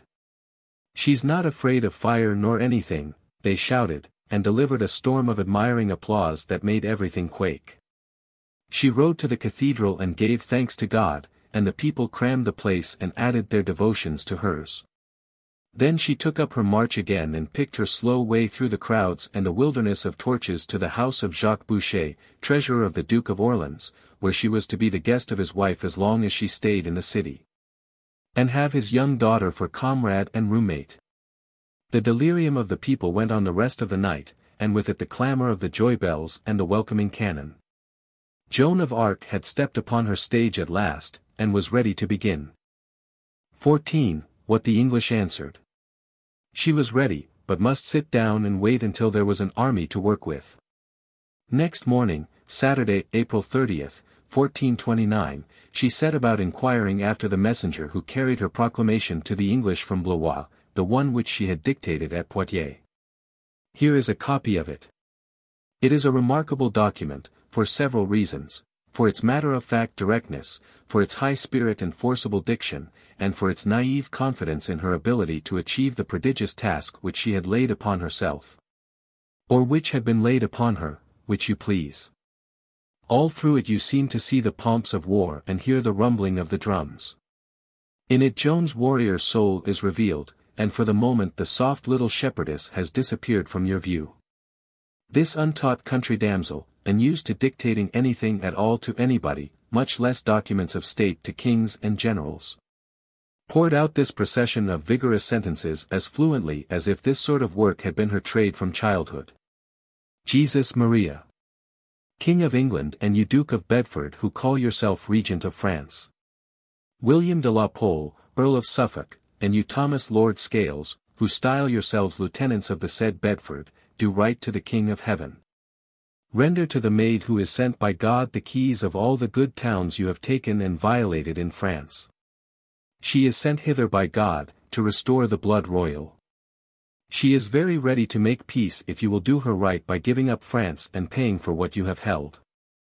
And you archers, companions of war, noble and otherwise, who are before the good city of Orleans, begone into your own land in God's name, or expect news from the maid who will shortly go to see you to your very great hurt. King of England, if you do not so, I am chief of war, and whenever I shall find your people in France, I will drive them out, willing or not willing, and if they do not obey I will slay them all, but if they obey, I will have them to mercy. I am come hither by God, the King of heaven, body for body, to put you out of France, in spite of those who would work treason and mischief against the kingdom. Think not you shall ever hold the kingdom from the King of heaven, the Son of the blessed Mary. King Charles shall hold it, for God wills it so, and has revealed it to him by the maid. If you believe not the news sent by God through the maid, wherever we shall meet you we will strike boldly and make such a noise as has not been in France these 1,000 years. Be sure that God can send more strength to the maid than you can bring to any assault against her and her good men at arms, and then we shall see who has the better right, the King of heaven, or you. Duke of Bedford, the maid prays you not to bring about your own destruction.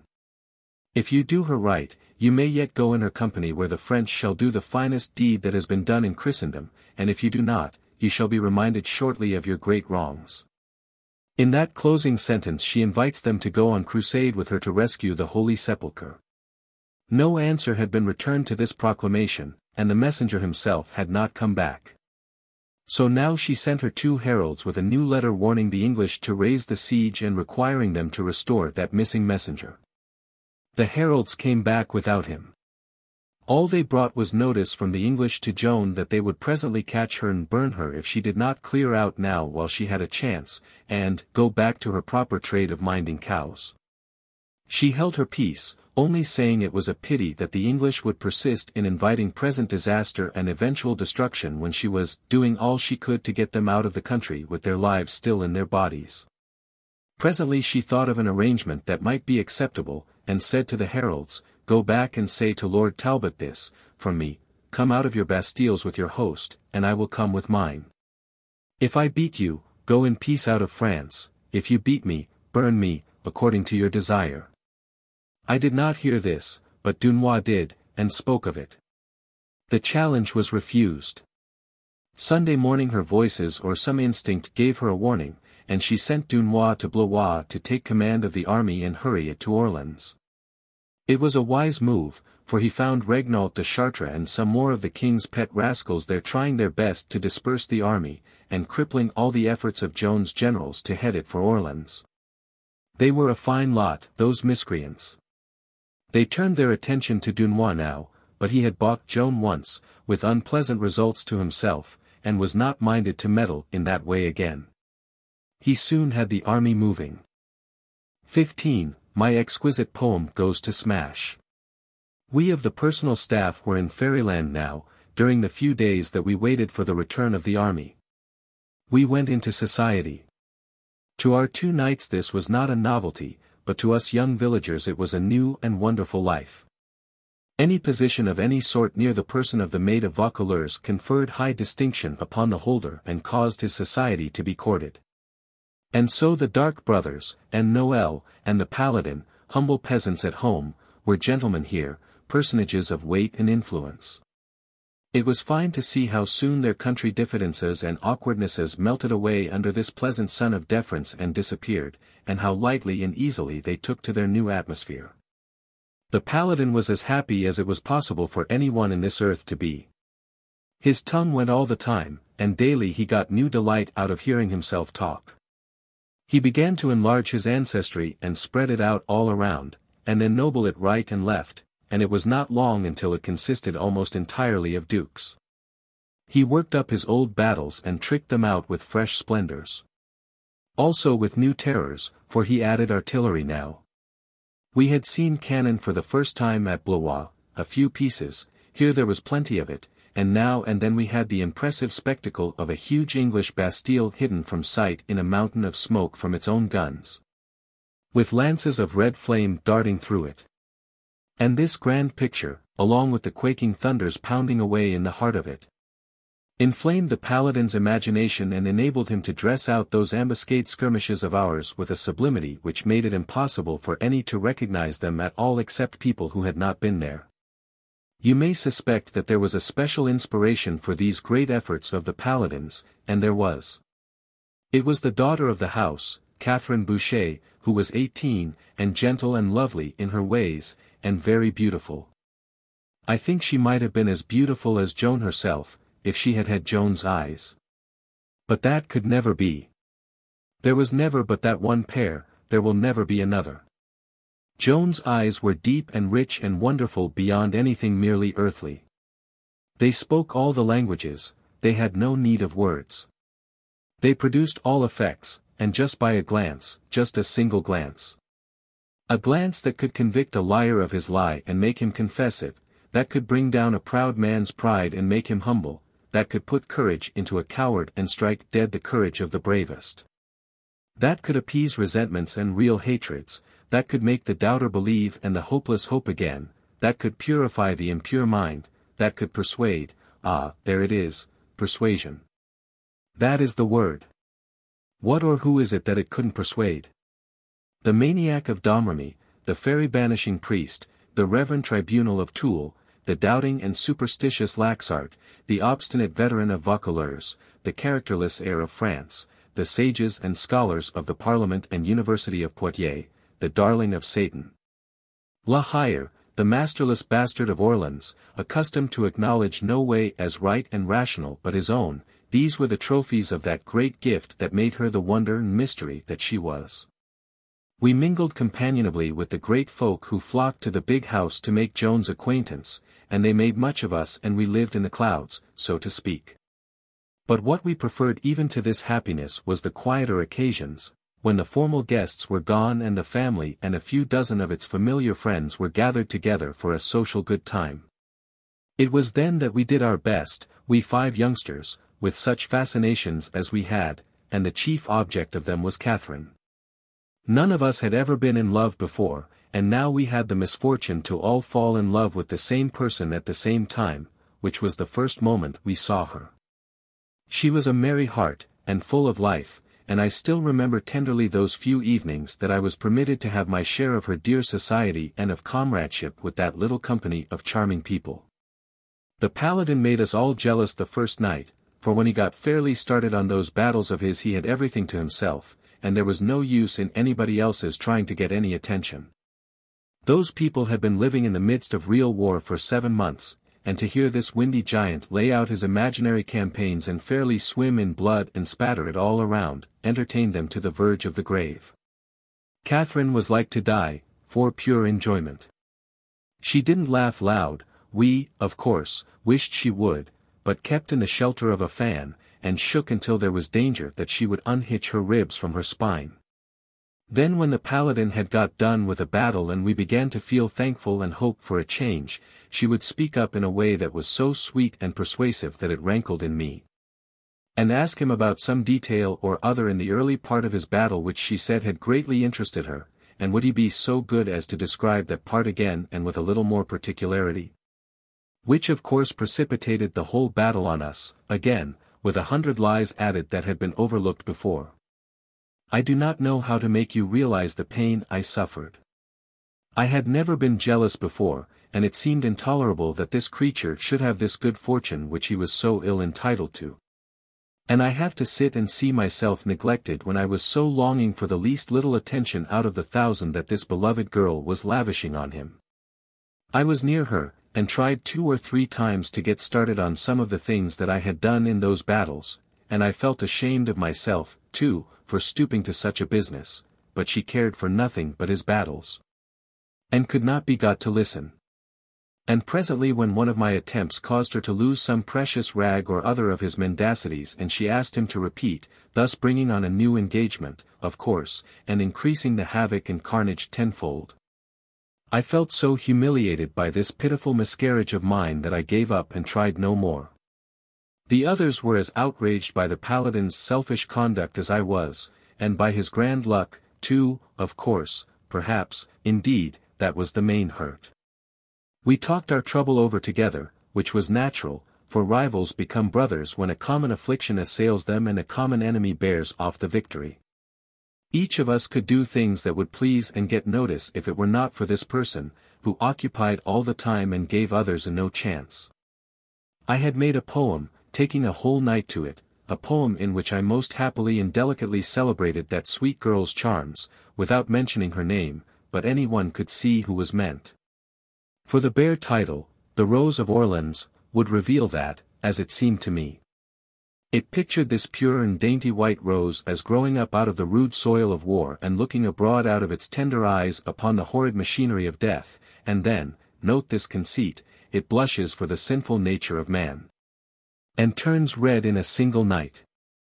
Becomes a red rose, you see, a rose that was white before. The idea was my own, and quite new. Then it sent its sweet perfume out over the embattled city, and when the beleaguering forces smelt it they laid down their arms and wept. This was also my own idea, and new.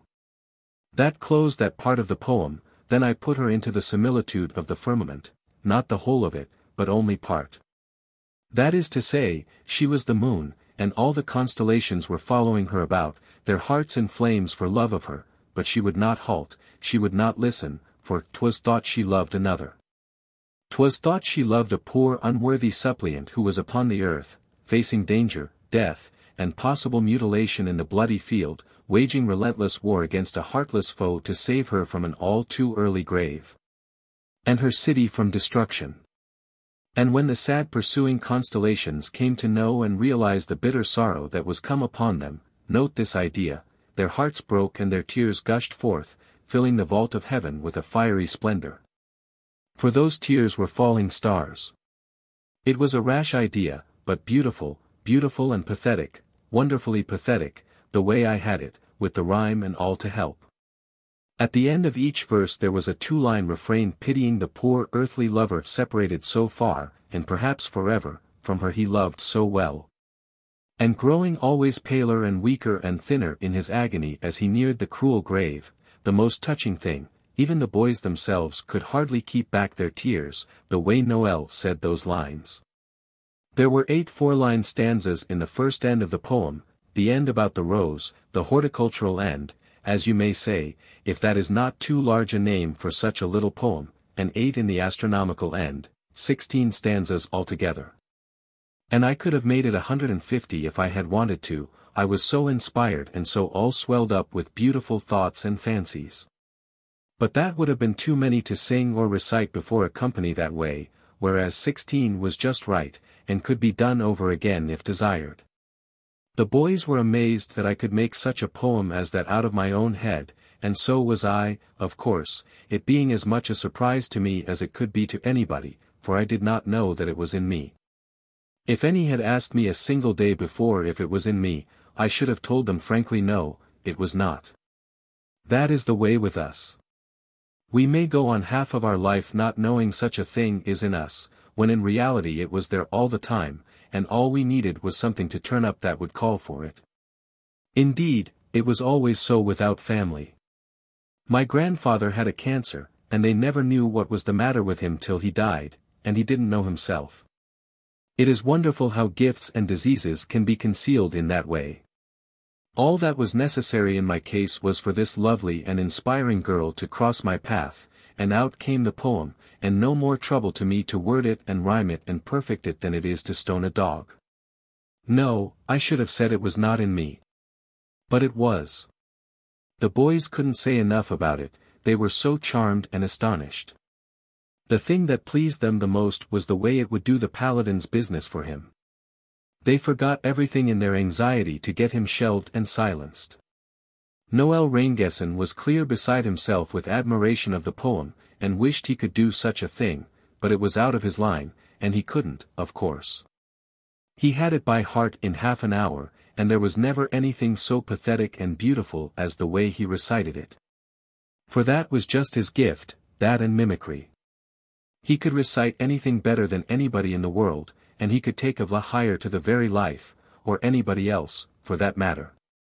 Now I never could recite worth a farthing, and when I tried with this poem the boys wouldn't let me finish. They would have nobody but Noel. So then, as I wanted the poem to make the best possible impression on Catherine and the company, I told Noel he might do the reciting. Never was anybody so delighted. He could hardly believe that I was in earnest, but I was. I said that to have them know that I was the author of it would be enough for me. The boys were full of exultation, and Noel said if he could just get one chance at those people it would be all he would ask. He would make them realize that there was something higher and finer than war lies to be had here. But how to get the opportunity, that was the difficulty. We invented several schemes that promised fairly, and at last we hit upon one that was sure. That was, to let the paladin get a good start in a manufactured battle, and then send in a false call for him, and as soon as he was out of the room, have Noel take his place and finish the battle himself in the paladin's own style. Imitated to a shade. That would get great applause, and win the house's favor and put it in the right mood to hear the poem. The two triumphs together would finish the standard-bearer, modify him, anyway, to a certainty, and give the rest of us a chance for the future. So the next night I kept out of the way until the paladin had got his start and was sweeping down upon the enemy like a whirlwind at the head of his corps. Then I stepped within the door in my official uniform and announced that a messenger from General La Hire's quarters desired speech with the standard-bearer. He left the room, and Noel took his place and said that the interruption was to be deplored, but that fortunately he was personally acquainted with the details of the battle himself, and if permitted would be glad to state them to the company. Then without waiting for the permission he turned himself to the paladin, a dwarfed paladin, of course, with manner, tones, gestures, attitudes, everything exact, and went right on with the battle. And it would be impossible to imagine a more perfectly and minutely ridiculous imitation than he furnished to those shrieking people. They went into spasms, convulsions, frenzies of laughter, and the tears flowed down their cheeks in rivulets. The more they laughed, the more inspired Noel grew with his theme and the greater marvels he worked, till really the laughter was not properly laughing any more, but screaming. Blessedest feature of all, Catherine Boucher was dying with ecstasies, and presently there was little left of her but gasps and suffocations. Victory! It was a perfect Agincourt. The paladin was gone only a couple of minutes. He found out at once that a trick had been played on him, so he came back. When he approached the door he heard Noel ranting in there and recognized the state of the case. So he remained near the door but out of sight, and heard the performance through to the end. The applause Noel got when he finished was wonderful. And they kept it up, clapping their hands like mad, and shouting to him to do it over again. But Noel was clever. He knew the very best background for a poem of deep and refined sentiment and pathetic melancholy was one where great and satisfying merriment had prepared the spirit for the powerful contrast. So he paused until all was quiet, then his face grew grave and assumed an impressive aspect, and at once all faces sobered in sympathy and took on a look of wondering and expectant interest. Now he began in a low but distinct voice the opening verses of the Rose. As he breathed the rhythmic measures forth, and one gracious line after another fell upon those enchanted ears in that deep hush, one could catch, on every hand, half-audible ejaculations of, "How lovely, how beautiful, how exquisite." By this time the paladin, who had gone away for a moment with the opening of the poem, was back again, and had stepped within the door. He stood there now, resting his great frame against the wall and gazing toward the reciter like one entranced. When Noel got to the second part, and that heartbreaking refrain began to melt and move all listeners, the paladin began to wipe away tears with the back of first one hand and then the other.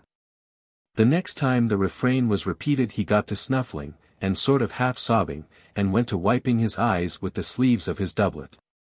He was so conspicuous that he embarrassed Noel a little, and also had an ill effect upon the audience. With the next repetition he broke quite down and began to cry like a calf, which ruined all the effect and started many to the audience to laughing. Then he went on from bad to worse, until I never saw such a spectacle. For he fetched out a towel from under his doublet and began to swab his eyes with it and let go the most infernal bellowings mixed up with sobbings and groanings and retchings and barkings and coughings and snortings and screamings and howlings, and he twisted himself about on his heels and squirmed this way and that, still pouring out that brutal clamour and flourishing his towel in the air and swabbing again and wringing it out. Here. You couldn't hear yourself think. Noel was wholly drowned out and silenced, and those people were laughing the very lungs out of themselves. It was the most degrading sight that ever was. Now I heard the clankety-clank that plate armor makes when the man that is in it is running, and then alongside my head there burst out the most inhuman explosion of laughter that ever rent the drum of a person's ear, and I looked. And it was La Hire. And the stood there with his gauntlets on his hips and his head tilted back and his jaws spread to that degree to let out his hurricanes and his thunders that it amounted to indecent exposure, for you could see everything that was in him. Only one thing more and worse could happen, and it happened. At the other door I saw the flurry and bustle and bowings and scrapings of officials and flunkies, which means that some great personage is coming. Then Joan of Arc stepped in. And the house rose. Yes, and tried to shut its indecorous mouth and make itself grave and proper, but when it saw the maid herself go to laughing, it thanked God for this mercy and the earthquake that followed. Such things make a life of bitterness, and I do not wish to dwell upon them. The effect of the poem was spoiled. 16. The Finding of the Dwarf. This episode disagreed with me and I was not able to leave my bed the next day. The others were in the same condition. But for this, one or another of us might have had the good luck that fell to the paladin's share that day. But it is observable that God in his compassion sends the good luck to such as are ill-equipped with gifts, as compensation for their defect. But requires such as are more fortunately endowed to get by labor and talent what those others get by chance. It was Noel who said this, and it seemed to me to be well and justly thought. The paladin, going about the town all the day in order to be followed and admired and overhear the people say in an odd voice, SSH. Look, it is the standard-bearer of Joan of Arc, had speech with all sorts and conditions of folk, and he learned from some boatman that there was a stir of some kind going on in the Bastilles on the other side of the river. And in the evening, seeking further, he found a deserter from the fortress called the Augustines, who said that the English were going to send me over to strengthen the garrisons on our side during the darkness of the night. And were exulting greatly, for they meant to spring upon Dunois and the army when it was passing the Bastilles and destroy it. A thing quite easy to do, since the witch would not be there, and without her presence the army would do like the French armies of these many years past, drop their weapons and run when they saw an English face. It was 10 at night when the paladin brought this news and asked leave to speak to Joan, and I was up and on duty then. It was a bitter stroke to me to see what a chance I had lost. Joan made searching inquiries, and satisfied herself that the word was true, then she made this annoying remark. You have done well, and you have my thanks. It may be that you have prevented a disaster. Your name and service shall receive official mention. Then he bowed low, and when he rose he was 11 feet high. As he swelled out past me he covertly pulled down the corner of his eye with his finger and muttered part of that defiled refrain, oh, tears, ah, tears, oh, sad sweet tears, name in general orders, personal mention to the king, you see. I wished Joan could have seen his conduct, but she was busy thinking what she would do. Then she had me fetch the knight Jean de Metz. And in a minute he was off for La Hire's quarters with orders for him and the Lord de Villers and Florent d'Illiers to report to her at 5 o'clock next morning with 500 picked men well mounted. The histories say 4:30, but it is not true, I heard the order given.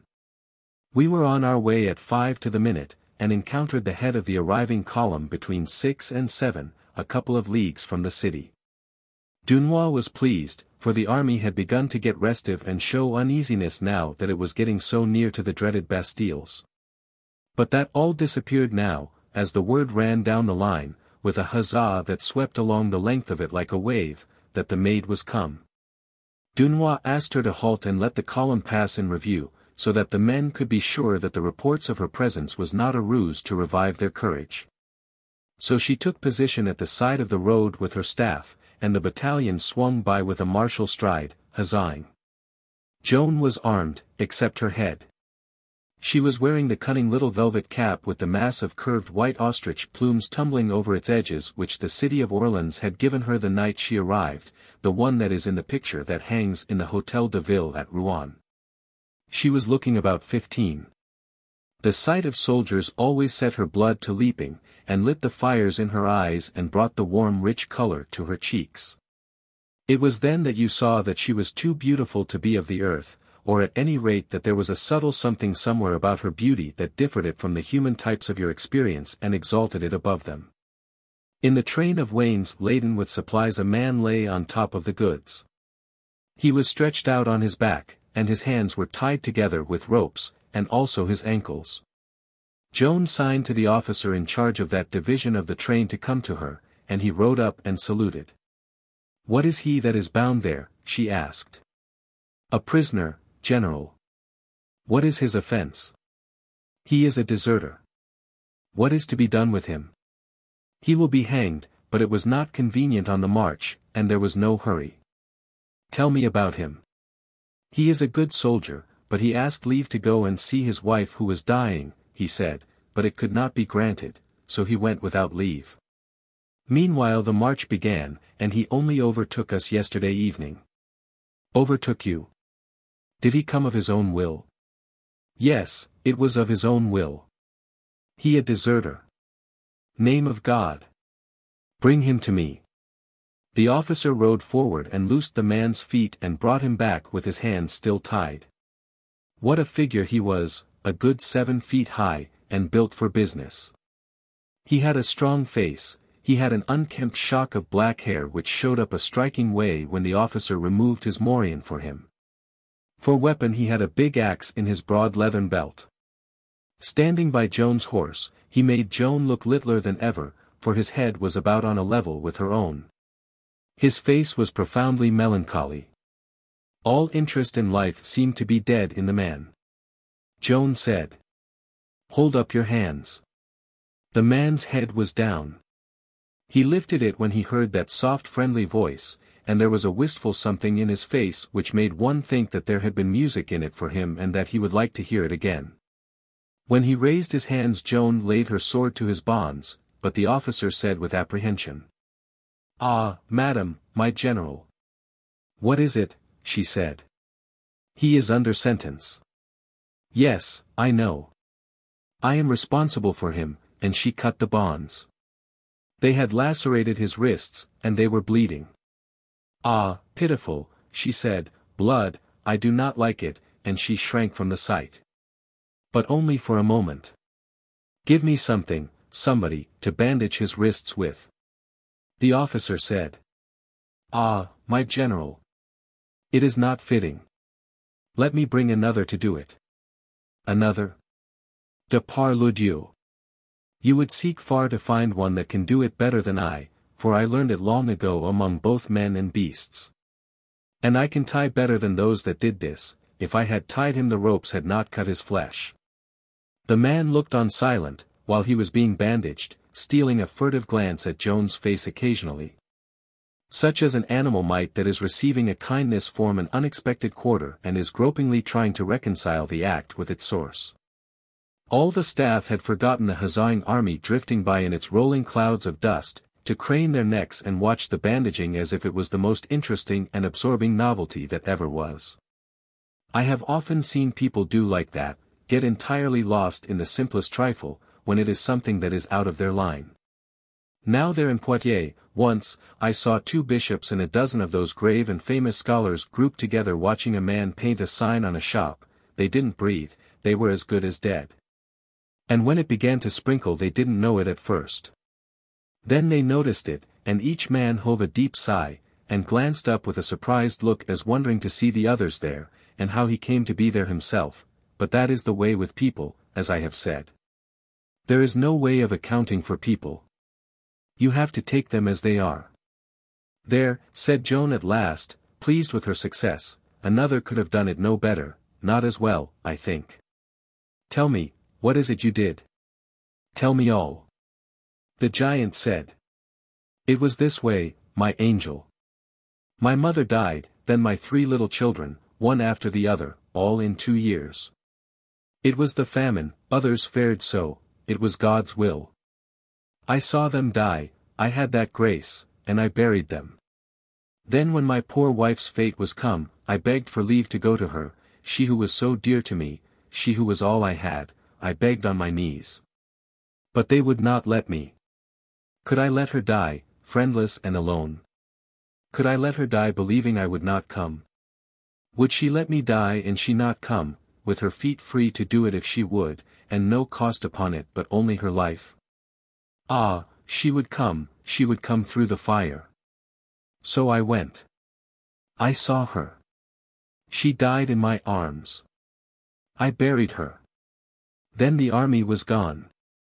I had trouble to overtake it, but my legs are long and there are many hours in a day. I overtook it last night. Joan said, musingly, as if she were thinking aloud. It sounds true. If true, it were no great harm to suspend the law this one time, any would say that. It may not be true, but if it is true, she turned suddenly to the man and said, would see your eyes, look up. The eyes of the two met, and Joan said to the officer, this man is pardoned. Give you good day, you may go. Then she said to the man, did you know it was death to come back to the army? Yes, he said, I knew it. Then why did you do it? The man said, quite simply. Because it was death. She was all I had. There was nothing left to love. Ah, yes, there was, France. The children of France have always their mother, they cannot be left with nothing to love. You shall live, and you shall serve France. I will serve you. You shall fight for France. I will fight for you. You shall be France's soldier. I will be your soldier. You shall give all your heart to France. I will give all my heart to you, and all my soul, if I have one, and all my strength, which is great, for I was dead and am alive again, I had nothing to live for, but now I have. You are France for me. You are my France, and I will have no other. Joan smiled, and was touched and pleased at the man's grave enthusiasm, solemn enthusiasm, one may call it, for the manner of it was deeper than mere gravity, and she said. Well, it shall be as you will. What are you called? The man answered with unsmiling simplicity.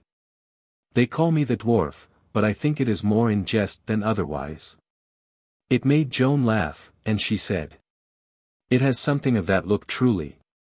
What is the office of that vast axe? The soldier replied with the same gravity, which must have been born to him, it sat upon him so naturally. It is to persuade persons to respect France. Joan laughed again, and said. Have you given many lessons? Ah, indeed, yes, many. The pupils behaved to suit you, afterward? Yes, it made them quiet, quite pleasant and quiet. I should think it would happen so. Would you like to be my man-at-arms, orderly, sentinel, or something like that? If I may. Then you shall. You shall have proper armor, and shall go on teaching your art. Take one of those led horses there, and follow the staff when we move. That is how we came by the dwarf, and a good fellow he was. Joan picked him out on sight, but it wasn't a mistake, no one could be faithfuler than he was, and he was a devil and the son of a devil when he turned himself loose with his axe. He was so big that he made the paladin look like an ordinary man. He liked to like people, therefore people liked him. He liked us boys from the start, and he liked the knights, and liked pretty much everybody he came across. But he thought more of a paring of Joan's fingernail than he did of all the rest of the world put together. Yes, that is where we got him, stretched on the wain, going to his death, poor chap, and nobody to say a good word for him. He was a good find. Why, the knights treated him almost like an equal, it is the honest truth, that is the sort of a man he was. They called him the Bastille sometimes, and sometimes they called him Hellfire, which was on account of his warm and sumptuous style in battle, and you know they wouldn't have given him pet names if they hadn't had a good deal of affection for him. To the dwarf, Joan was France, the spirit of France made flesh, he never got away from that idea that he had started with, and God knows it was the true one. That was a humble eye to see so great a truth where some others failed. To me that seems quite remarkable. And yet, after all, it was, in a way, just what nations do. When they love a great and noble thing, they embody it, they want it so that they can see it with their eyes, like liberty, for instance. They are not content with the cloudy abstract idea, they make a beautiful statue of it, and then their beloved idea is substantial and they can look at it and worship it. And so it is as I say. To the dwarf, Joan was our country embodied, our country made visible flesh cast in a gracious form. When she stood before others, they saw Joan of Arc, but he saw France. Sometimes he would speak of her by that name. It shows you how the idea was embedded in his mind, and how real it was to him. The world has called our kings by it, but I know of none of them who has had so good a right as she to that sublime title. When the march past was finished, Joan returned to the front and rode at the head of the column. When we began to file past those grim bastilles and could glimpse the men within, standing to their guns and ready to empty death into our ranks, such a faintness came over me and such a sickness that all things seemed to turn dim and swim before my eyes. And the other boys looked droopy, too, I thought, including the paladin, although I do not know this for certain, because he was ahead of me and I had to keep my eyes out toward the Bastille side. Because I could wince better when I saw what to wince at. But Joan was at home, in paradise, I might say. She sat up straight, and I could see that she was feeling different from me. The awfulest thing was the silence. There wasn't a sound but the squeaking of the saddles, the measured tramplings, and the sneezing of the horses, afflicted by the smothering dust clouds which they kicked up. I wanted to sneeze myself, but it seemed to me that I would rather go unsneezed, or suffer even a bitterer torture, if there is one, than attract attention to myself. I was not of a rank to make suggestions, or I would have suggested that if we went faster we should get by sooner. It seemed to me that it was an ill-judged time to be taking a walk. Just as we were drifting in that suffocating stillness past a great cannon that stood just within a raised portcullis, with nothing between me and it but the moat, a most uncommon jackass in there split the world with his bray. And I fell out of the saddle. Sir Bertrand grabbed me as I went, which was well, for if I had gone to the ground in my armor I could not have gotten up again by myself. The English warders on the battlements laughed a coarse laugh, forgetting that every one must begin, and that there had been a time when they themselves would have fared no better when shot by a jackass. The English never uttered a challenge nor fired a shot. It was said afterward that when their men saw the maid riding at the front and saw how lovely she was, their eager courage cooled down in many cases and vanished in the rest, they feeling certain that the creature was not mortal, but the very child of Satan, and so the officers were prudent and did not try to make them fight.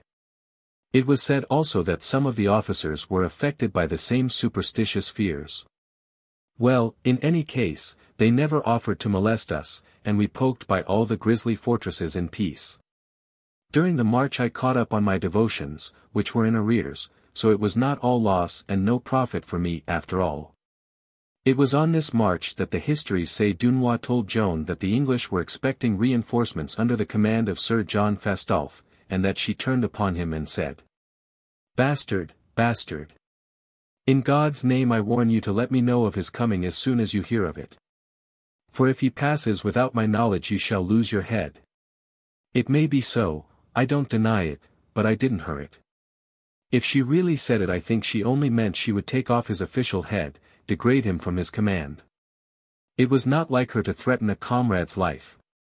She did have her doubts of her generals, and was entitled to them, for she was all for storm and assault, and they were for holding still and tiring the English out. Since they did not believe in her way and were experienced old soldiers, it would be natural for them to prefer their own and try to get around carrying hers out.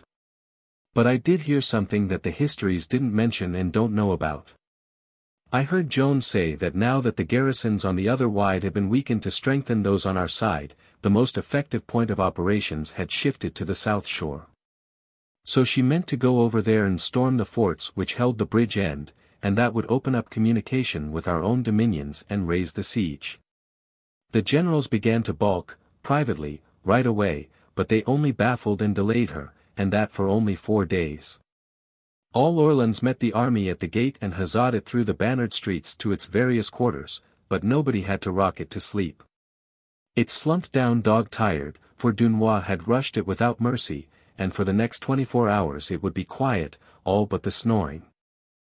17. Sweet fruit of bitter truth. When we got home, breakfast for us minor fry was waiting in our mess room, and the family honored us by coming in to eat it with us. The nice old treasurer, and in fact all three, were flatteringly eager to hear about our adventures.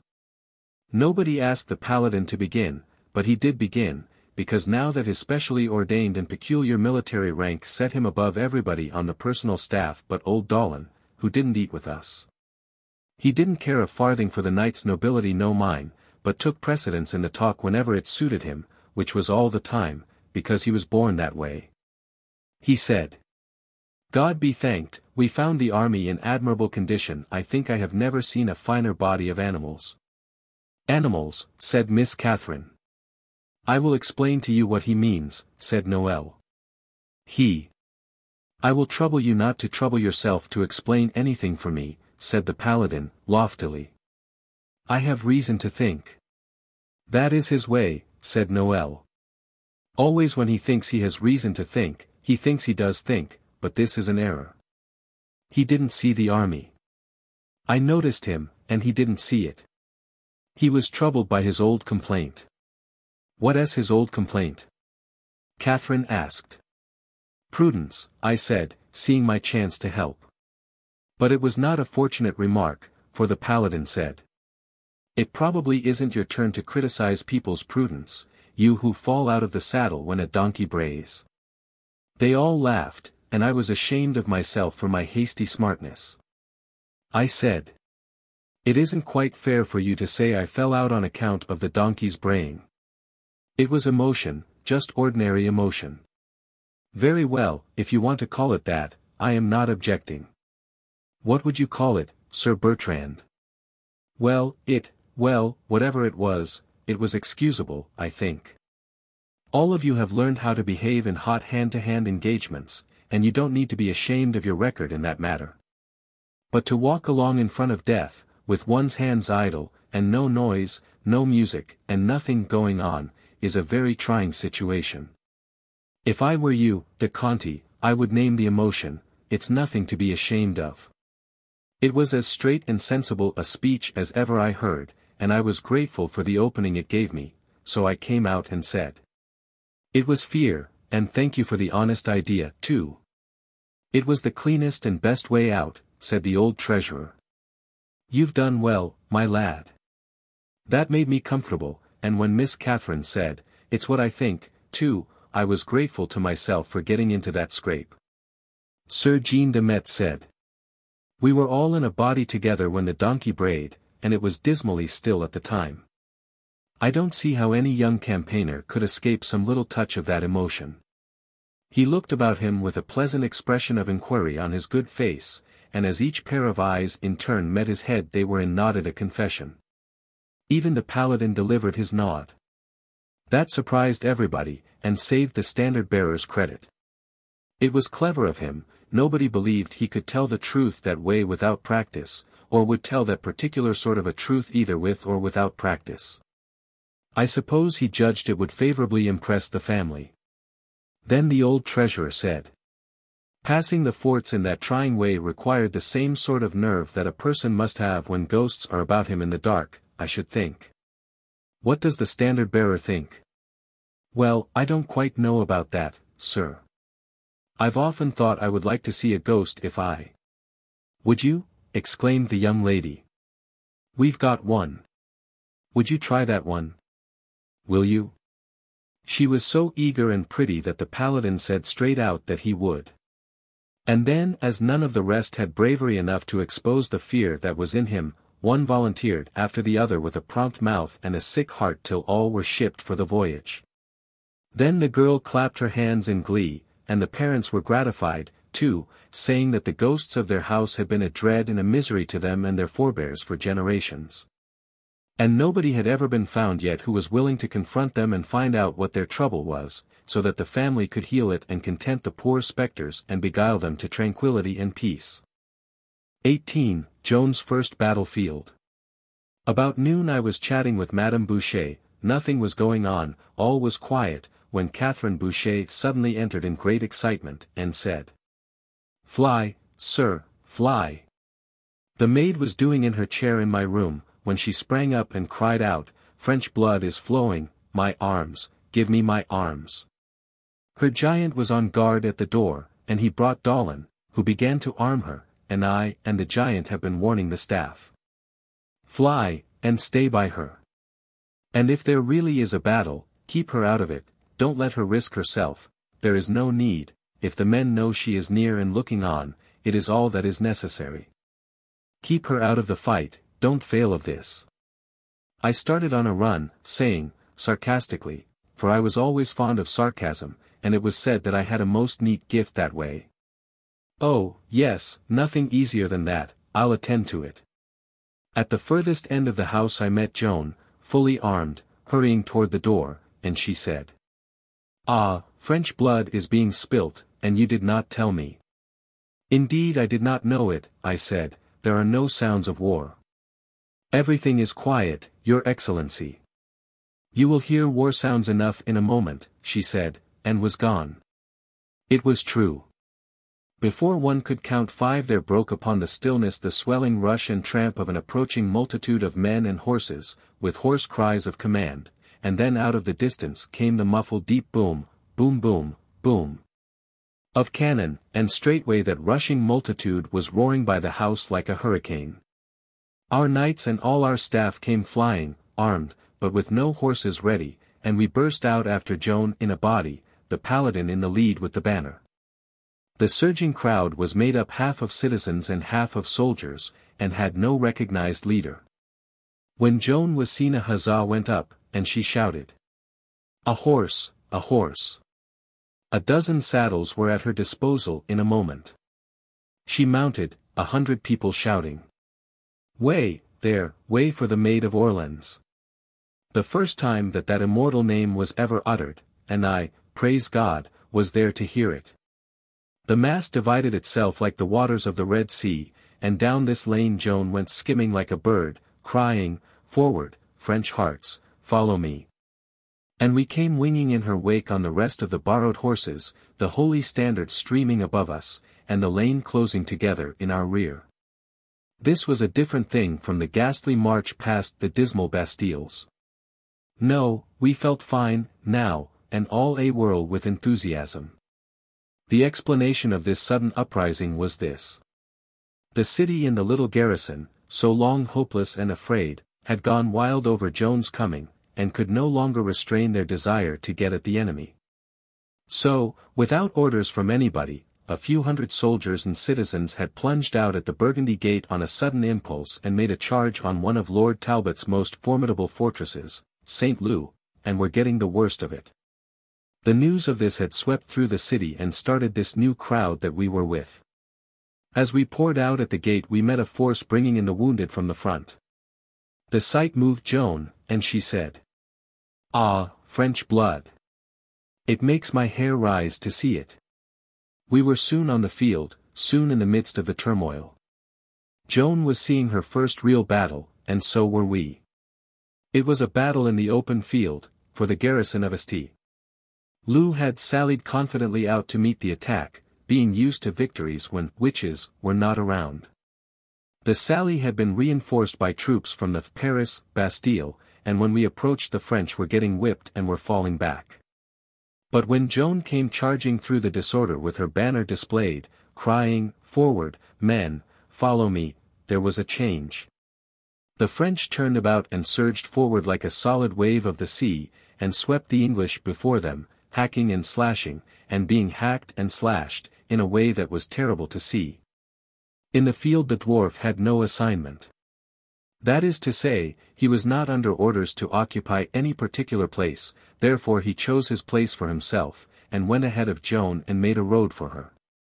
It was horrible to see the iron helmets fly into fragments under his dreadful axe. He called it cracking nuts, and it looked like that. He made a good road, and paved it well with flesh and iron. Joan and the rest of us followed it so briskly that we outspeeded our forces and had the English behind us as well as before. The knights commanded us to face outward around Joan, which we did, and then there was work done that was fine to see. One was obliged to respect the paladin, now.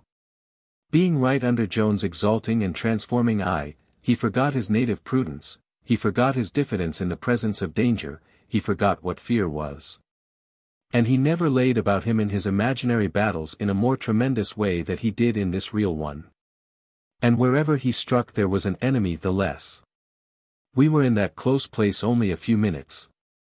Then our forces to the rear broke through with a great shout and joined us, and then the English fought a retreating fight, but in a fine and gallant way, and we drove them to their fortress foot by foot, they facing us all the time. And their reserves on the walls raining showers of arrows, crossbow bolts, and stone cannonballs upon us. The bulk of the enemy got safely within the works and left us outside with piles of French and English dead and wounded for company, a sickening sight, an awful sight to us youngsters, for our little ambush fights in February had been in the night.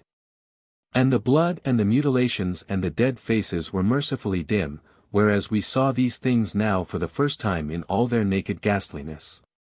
Now arrived Dunois from the city, and plunged through the battle on his foam-flecked horse and galloped up to Joan, saluting, and uttering handsome compliments as he came. He waved his hand toward the distant walls of the city, where a multitude of flags were flaunting gaily in the wind, and said the populace were up there observing her fortunate performance and rejoicing over it. And added that she and the forces would have a great reception now. Now. Hardly now, bastard. Not yet. Why not yet? Is there more to be done? More, bastard. We have but begun. We will take this fortress. Ah, you can't be serious. We can't take this place, let me urge you not to make the attempt. It is too desperate. Let me order the forces back.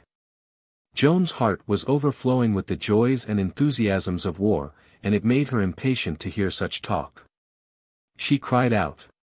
Bastard, bastard, will ye play always with these English? Now verily I tell you we will not budge until this place is ours. We will carry it by storm. Sound the charge. Ah, my general.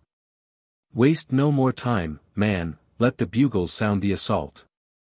And we saw that strange deep light in her eye which we named the battle light, and learned to know so well in later fields. The martial notes pealed out, the troops answered with a yell, and down they came against that formidable work, whose outlines were lost in its own cannon smoke, and whose sides were spouting flame and thunder. We suffered repulse after repulse, but Joan was here and there and everywhere encouraging the men, and she kept them to their work. During 3 hours the tide ebbed and flowed and ebbed. But at last La Hire, who was now come, made a final and resistless charge, and the Bastille St. Loup was ours. We gutted it, taking all its stores and artillery, and then destroyed it. When all our host was shouting itself hoarse with rejoicings, and there went up a cry for the general, for they wanted to praise her and glorify her and do her homage for her victory, we had trouble to find her. And when we did find her, she was off by herself, sitting among a ruck of corpses, with her face in her hands, crying, for she was a young girl, you know, and her hero heart was a young girl's heart too. With the pity and the tenderness that are natural to it. She was thinking of the mothers of those dead friends and enemies. Among the prisoners were a number of priests, and Joan took these under her protection and saved their lives. It was urged that they were most probably combatants in disguise, but she said, "As to that, how can any tell? They wear the livery of God, and if even one of these wears it rightfully, surely it were better that all the guilty should escape than that we have upon our hands the blood of that innocent man. I will lodge them where I lodge, and feed them, and sent them away in safety." We marched back to the city with our crop of cannon and prisoners on view and our banners displayed. Here was the first substantial bit of war work the imprisoned people had seen in the 7 months that the siege had endured, the first chance they had had to rejoice over a French exploit. You may guess that they made good use of it. They and the bells went mad. Joan was their darling now, and the press of people struggling and shouldering each other to get a glimpse of her was so great that we could hardly push our way through the streets at all. Her new name had gone all about, and was on everybody's lips. The Holy Maid of Vaucouleurs was a forgotten title, the city had claimed her for its own, and she was the Maid of Orleans now.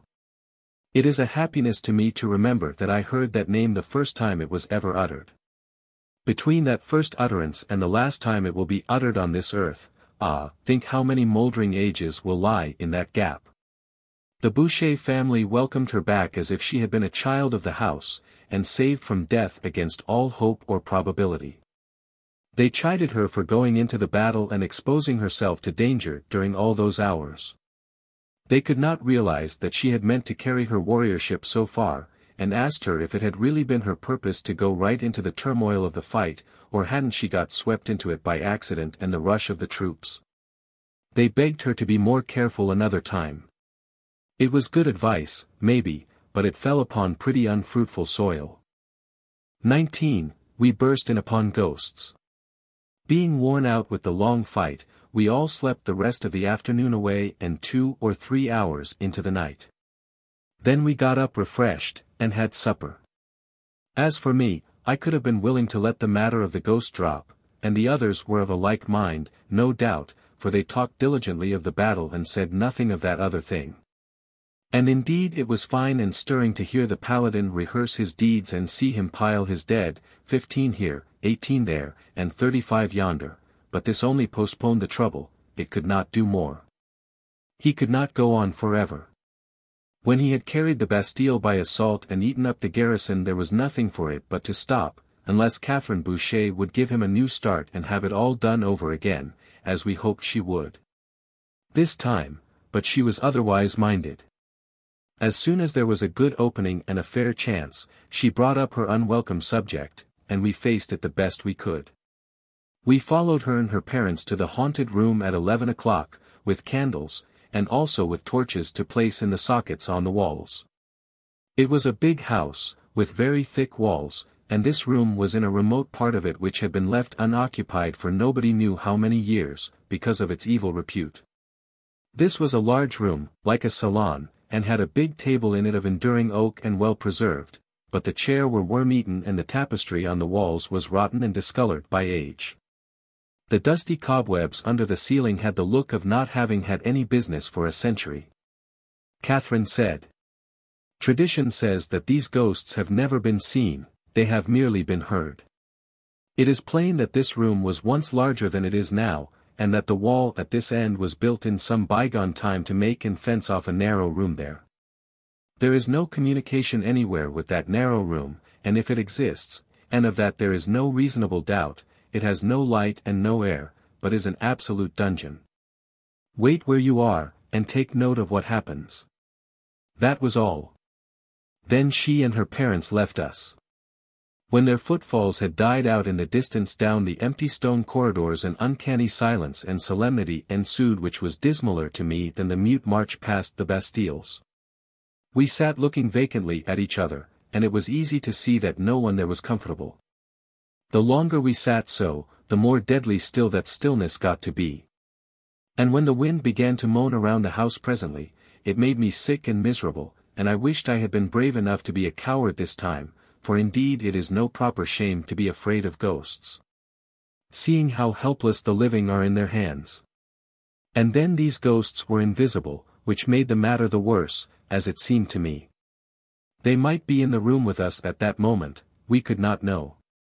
I felt airy touches on my shoulders and my hair, and I shrank from them and cringed, and was not ashamed to show this fear, for I saw the others doing the like, and knew that they were feeling those faint contacts too. As this went on, eternities it seemed, the time dragged so drearily, all those faces became as wax, and I seemed sitting with a congress of the dead. At last, faint and far and weird and slow, came a boom, boom, boom. A distant bell tolling midnight. When the last stroke died, that depressing stillness followed again, and as before I was staring at those waxen faces and feeling those airy touches on my hair and my shoulders once more. 1 minute, 2 minutes, 3 minutes of this, then we heard a long deep groan, and everybody sprang up and stood, with his legs quaking. It came from that little dungeon. There was a pause, then we heard muffled sobbings, mixed with pitiful ejaculations. Then there was a second voice, low and not distinct, and the one seemed trying to comfort the other.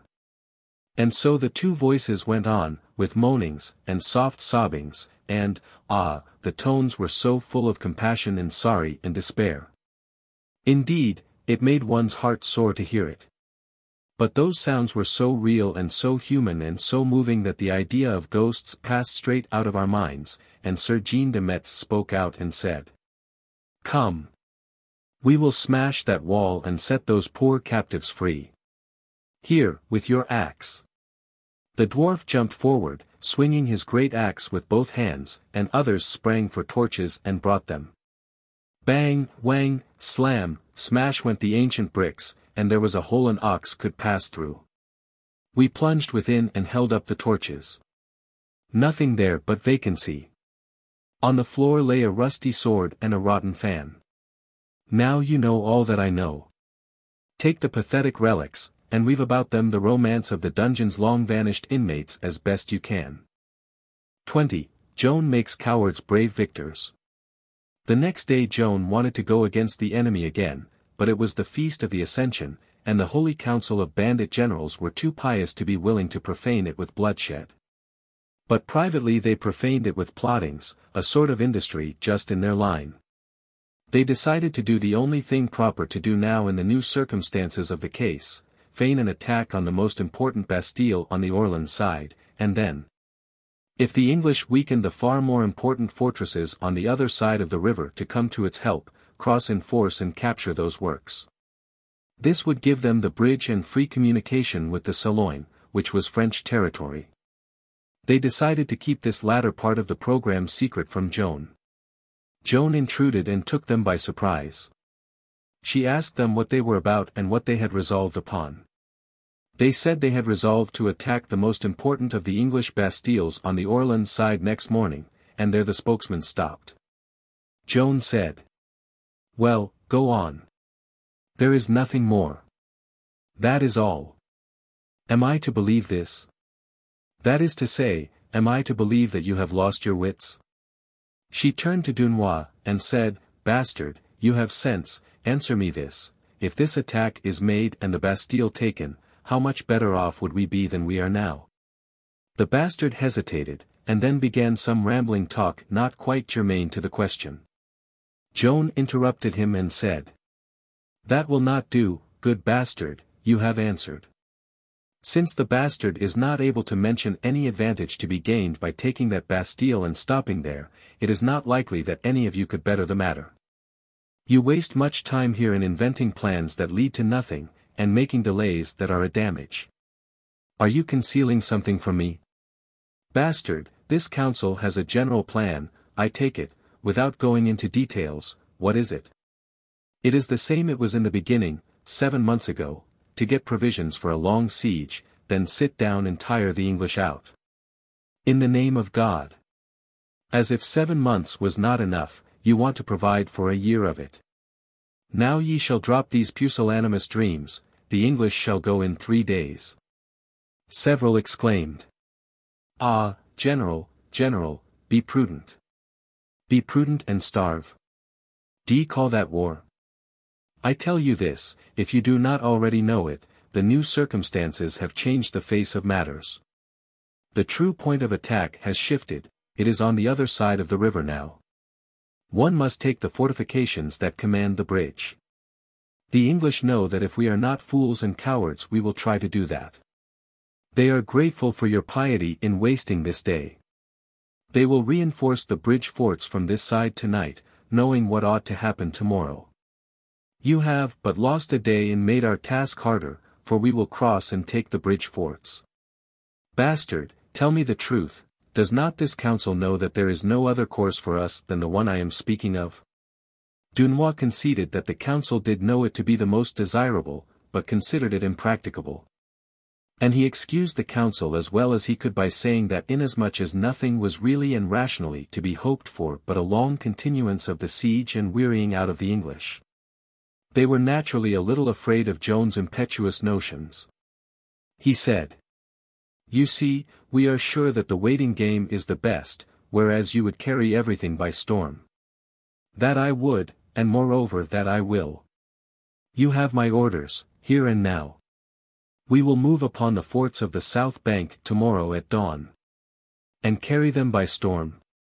Yes, carry them by storm." La Hire came clanking in, and heard the last remark. He cried out, "By my baton, that is the music I love to hear. Yes, that is the right time and the beautiful words, my general, we will carry them by storm." He saluted in his large way and came up and shook Joan by the hand. Some member of the council was heard to say, "It follows, then, that we must begin with the Bastille St. John, and that will give the English time to." Joan turned and said, "Give yourselves no uneasiness about the Bastille St. John. The English will know enough to retire from it and fall back on the bridge Bastilles when they see us coming." She added, with a touch of sarcasm, "Even a war council would know enough to do that itself." Then she took her leave. La Hire made this general remark to the council. "She is a child, and that is all ye seem to see. Keep to that superstition if you must, but you perceive that this child understands this complex game of war as well as any of you. And if you want my opinion without the trouble of asking for it, here you have it without ruffles or embroidery. By God, I think she can teach the best of you how to play it." Joan had spoken truly. The sagacious English saw that the policy of the French had undergone a revolution, that the policy of paltering and dawdling was ended, that in place of taking blows, blows were ready to be struck now. Therefore they made ready for the new state of things by transferring heavy reinforcements to the Bastilles of the south bank from those of the north. The city learned the great news that once more in French history, after all these humiliating years, France was going to take the offensive, that France, so used to retreating, was going to advance. That France, so long accustomed to skulking, was going to face about and strike. The joy of the people passed all bounds. The city walls were black with them to see the army march out in the morning in that strange new position, its front, not its tail, toward an English camp. You shall imagine for yourselves what the excitement was like and how it expressed itself, when Joan rode out at the head of the host with her banner floating above her. We crossed the river in strong force, and a tedious long job it was, for the boats were small and not numerous. Our landing on the island of St. Aignan was not disputed. We threw a bridge of a few boats across the narrow channel thence to the south shore and took up our march in good order and unmolested, for although there was a fortress there, St. John, the English vacated and destroyed it and fell back on the bridge forts below as soon as our first boats were seen to leave the Orleans shore, which was what Joan had said would happen, when she was disputing with the council. We moved down the shore and Joan planted her standard before the Bastille of the Augustines, the first of the formidable works that protected the end of the bridge. The trumpets sounded the assault, and 2 charges followed in handsome style. But we were too weak, as yet, for our main body was still lagging behind. Before we could gather for a third assault the garrison of St. Prive were seen coming up to reinforce the big Bastille. They came on a run, and the Augustines sallied out, and both forces came against us with a rush, and sent our small army flying in a panic, and followed us, slashing and slaying, and shouting jeers and insults at us. Joan was doing her best to rally the men, but their wits were gone, their hearts were dominated for the moment by the old-time dread of the English. Joan's temper flamed up, and she halted and commanded the trumpets to sound the advance. Then she wheeled about and cried out, "If there is but a dozen of you that are not cowards, it is enough, follow me." Away she went, and after her a few dozen who had heard her words and been inspired by them. The pursuing force was astonished to see her sweeping down upon them with this handful of men, and it was their turn now to experience a grisly fright. "Surely this is a witch, this is a child of Satan." That was their thought, and without stopping to analyze the matter they turned and fled in a panic. Our flying squadrons heard the bugle and turned to look. And when they saw the Maid's banner speeding in the other direction and the enemy scrambling ahead of it in disorder, their courage returned and they came scouring after us.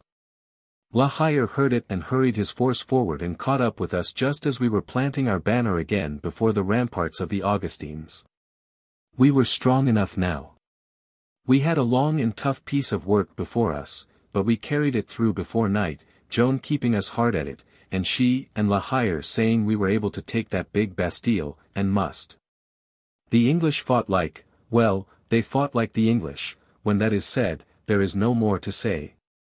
We made assault after assault, through the smoke and flame and the deafening cannon blasts, and at last as the sun was sinking we carried the place with a rush, and planted our standard on its walls. The Augustines was ours. The Tourelles must be ours, too, if we would free the bridge and raise the siege. We had achieved one great undertaking, Joan was determined to accomplish the other. We must lie on our arms where we were, hold fast to what we had got, and be ready for business in the morning. So Joan was not minded to let the men be demoralized by pillage and riot and carousings. She had the Augustines burned, with all its stores in it, excepting the artillery and ammunition. Everybody was tired out with this long day's hard work, and of course this was the case with Joan. Still, she wanted to stay with the army before the Tourelles, to be ready for the assault in the morning. The chiefs argued with her, and at last persuaded her to go home and prepare for the great work by taking proper rest, and also by having a leech look to a wound which she had received in her foot. So we crossed with them and went home. Just as usual, we found the town in a fury of joy, all the bells clanging, everybody shouting, and several people drunk. We never went out or came in without furnishing good and sufficient reasons for one of these pleasant tempests, and so the tempest was always on hand. There had been a blank absence of reasons for this sort of upheavals for the past 7 months, therefore the people took to the upheavals with all the more relish on that account. 21. She gently reproves her dear friend. To get away from the usual crowd of visitors and have a rest, Joan went with Catherine straight to the apartment which the two occupied together. And there they took their supper and there the wound was dressed. But then, instead of going to bed, Joan, weary as she was, sent the dwarf for me, in spite of Catherine's protests and persuasions. She said she had something on her mind, and must send a courier to Domremy with a letter for our old Père Fronte to read to her mother. I came, and she began to dictate. After some loving words and greetings to her mother and family, came this. But the thing which moves me to write now, is to say that when you presently hear that I am wounded, you shall give yourself no concern about it. And refuse faith to any that shall try to make you believe it is serious. She was going on, when Catherine spoke up and said. Ah, but it will fright her so to read these words. Strike them out, Joan, strike them out, and wait only 1 day, 2 days at most, then write and say your foot was wounded but is well again, for it surely be well then, or very near it. Don't distress her, Joan, do as I say. A laugh like the laugh of the old days, the impulsive free laugh of an untroubled spirit, a laugh like a chime of bells, was Joan's answer. Then she said. My foot? Why should I write about such a scratch as that? I was not thinking of it, dear heart. Child, have you another wound and a worse, and have not spoken of it? What have you been dreaming about, that you?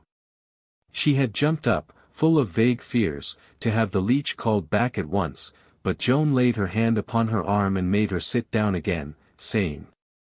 There, now, be tranquil. There is no other wound, as yet. I am writing about one which I shall get when we storm that Bastille tomorrow. Catherine had the look of one who is trying to understand a puzzling proposition but cannot quite do it. She said, in a distraught fashion. A wound which you are going to get. But why grieve your mother when it may not happen? May not? Why, it will. The puzzle was a puzzle still. Catherine said in that same abstracted way as before. Will. It is a strong word. I cannot seem to, my mind is not able to take hold of this. Oh, Joan, such a presentiment is a dreadful thing, it takes one's peace and courage all away. Cast it from you, drive it out. It will make your whole night miserable, and to no good, for we will hope. But it isn't a presentiment, it is a fact. And it will not make me miserable. It is uncertainties that do that, but this is not an uncertainty. Joan, do you know it is going to happen? Yes, I know it. My voices told me. Ah, said Catherine, resignedly, if they told you, but are you sure it was they, quite sure? Yes, quite. It will happen, there is no doubt. It is dreadful. Since when have you know it? Since, I think it is several weeks. Joan turned to me. Louis, you will remember. How long is it? Your Excellency spoke of it first to the king, in Chinon, I answered, that was as much as 7 weeks ago. You spoke of it again the 20th of April, and also the 22d, 2 weeks ago, as I see by my record here. These marvels disturbed Catherine profoundly, but I had long ceased to be surprised at them. One can get used to anything in this world. Catherine said. And it is to happen tomorrow, always tomorrow. Is it the same date always? There has been no mistake, and no confusion. No, Joan said, the 7th of May is the date, there is no other. Then you shall not go a step out of this house till that awful day is gone by. You will not dream of it, Joan, will you? Promise that you will stay with us. But Joan was not persuaded. She said. It would not help the matter, dear good friend. The wound is to come, and come tomorrow. If I do not seek it, it will seek me. My duty calls me to that place tomorrow. I should have to go if my death were waiting for me there, shall I stay away for only a wound? Oh, no, we must try to do better than that. Then you are determined to go? Of a certainty, yes. There is only one thing that I can do for France, hearten her soldiers for battle and victory. She thought a moment, then added, however, one should not be unreasonable, and I would do much to please you, who are so good to me. Do you love France? I wondered what she might be contriving now, but I saw no clue. Catherine said, reproachfully. Ah, what have I done to deserve this question? Then you do love France. I had not doubted it, dear. Do not be hurt, but answer me, have you ever told a lie? In my life I have not willfully told a lie, fibs, but no lies. That is sufficient. You love France and do not tell lies, therefore I will trust you. I will go or I will stay, as you shall decide. Oh, I thank you from my heart, Joan. How good and dear it is of you to do this for me. Oh, you shall stay, and not go. In her delight she flung her arms about Joan's neck and squandered endearments upon her, the least of which would have made me rich, but, as it was, they only made me realize how poor I was, how miserably poor in what I would most have prized in this world. Joan said. Then you will send word to my headquarters that I am not going? Oh, gladly. Leave that to me. It is good of you. And how will you word it, for it must have proper official form? Shall I word it for you? Oh, do, for you know about these solemn procedures and stately proprieties, and I have had no experience. Then word it like this: the Chief of Staff is commanded to make known to the King's forces in garrison and in the field, that the General-in-Chief of the armies of France will not face the English on the morrow, she being afraid she may get hurt. Signed, Joan of Arc, by the hand of Catherine Boucher, who loves France. There was a pause, a silence of the sort that tortures one into stealing a glance to see how the situation looks, and I did that. There was a loving smile on Joan's face, but the color was mounting in crimson waves into Catherine's, and her lips were quivering and the tears gathering. Then she said, "Oh, I am so ashamed of myself. And you are so noble and brave and wise, and I am so paltry and such a fool," and she broke down and began to cry, and I did so want to take her in my arms and comfort her, but Joan did it, and of course I said nothing.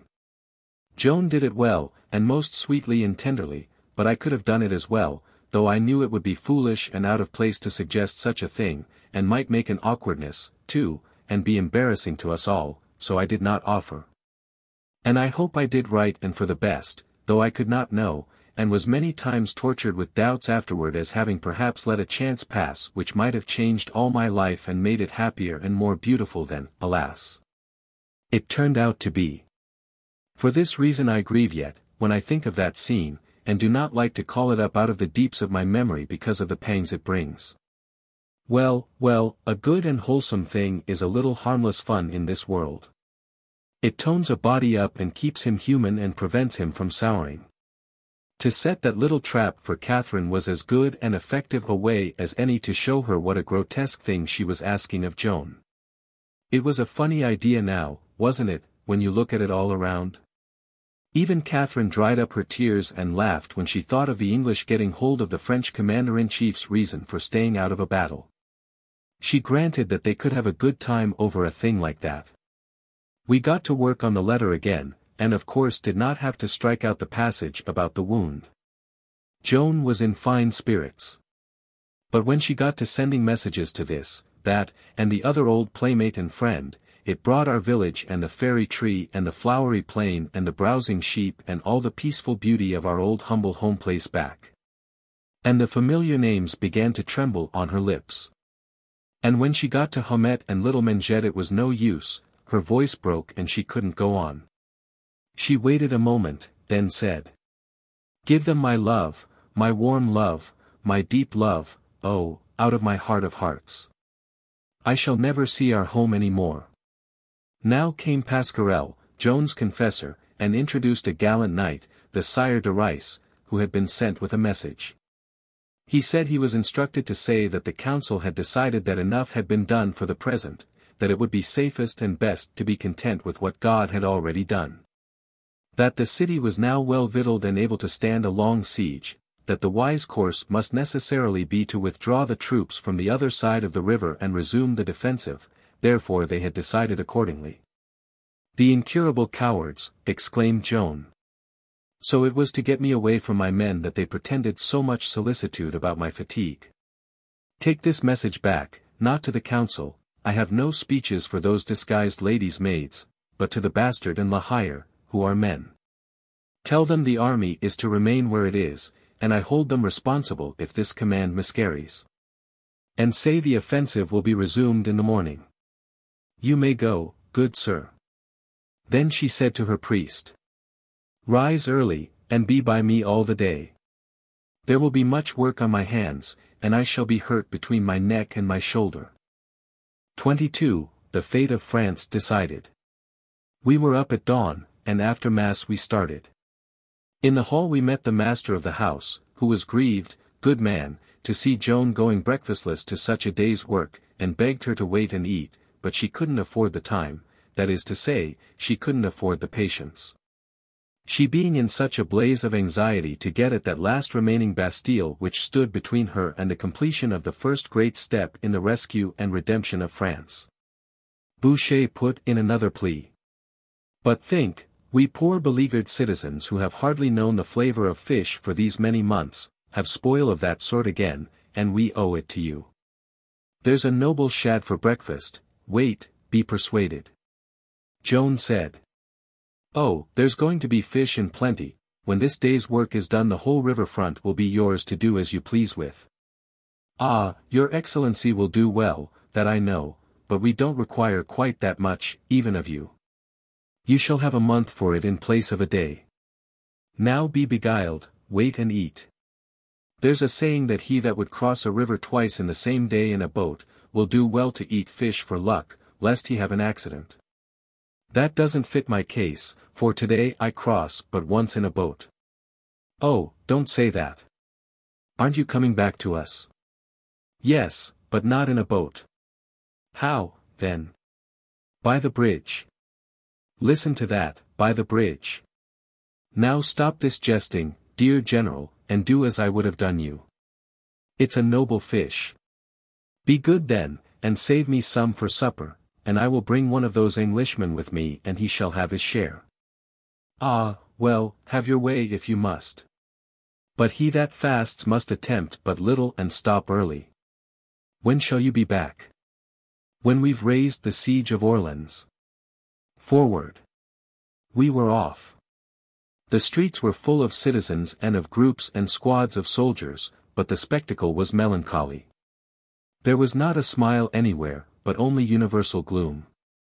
It was as if some vast calamity had smitten all hope and cheer dead. We were not used to this, and were astonished. But when they saw the maid, there was an immediate stir, and the eager question flew from mouth to mouth. Where is she going? Whither is she bound? Joan heard it, and called out. Whither would ye suppose? I am going to take the Tourelles. It would not be possible for any to describe how those few words turned that morning into joy, into exaltation, into frenzy. And how a storm of huzzas burst out and swept down the streets in every direction and woke those corpse-like multitudes to vivid life and action and turmoil in a moment. The soldiers broke from the crowd and came flocking to our standard, and many of the citizens ran and got pikes and halberds and joined us. As we moved on, our numbers increased steadily, and the hurrahing continued. Yes, we moved through a solid cloud of noise, as you may say, and all the windows on both sides contributed to it, for they were filled with excited people. You see, the council had closed the Burgundy gate and placed a strong force there, under that stout soldier Raoul de Gaucourt, Bailly of Orleans, with orders to prevent Joan from getting out and resuming the attack on the Tourelles. And this shameful thing had plunged the city into sorrow and despair. But that feeling was gone now. They believed the maid was a match for the council, and they were right. When we reached the gate, Joan told Gaucourt to open it and let her pass.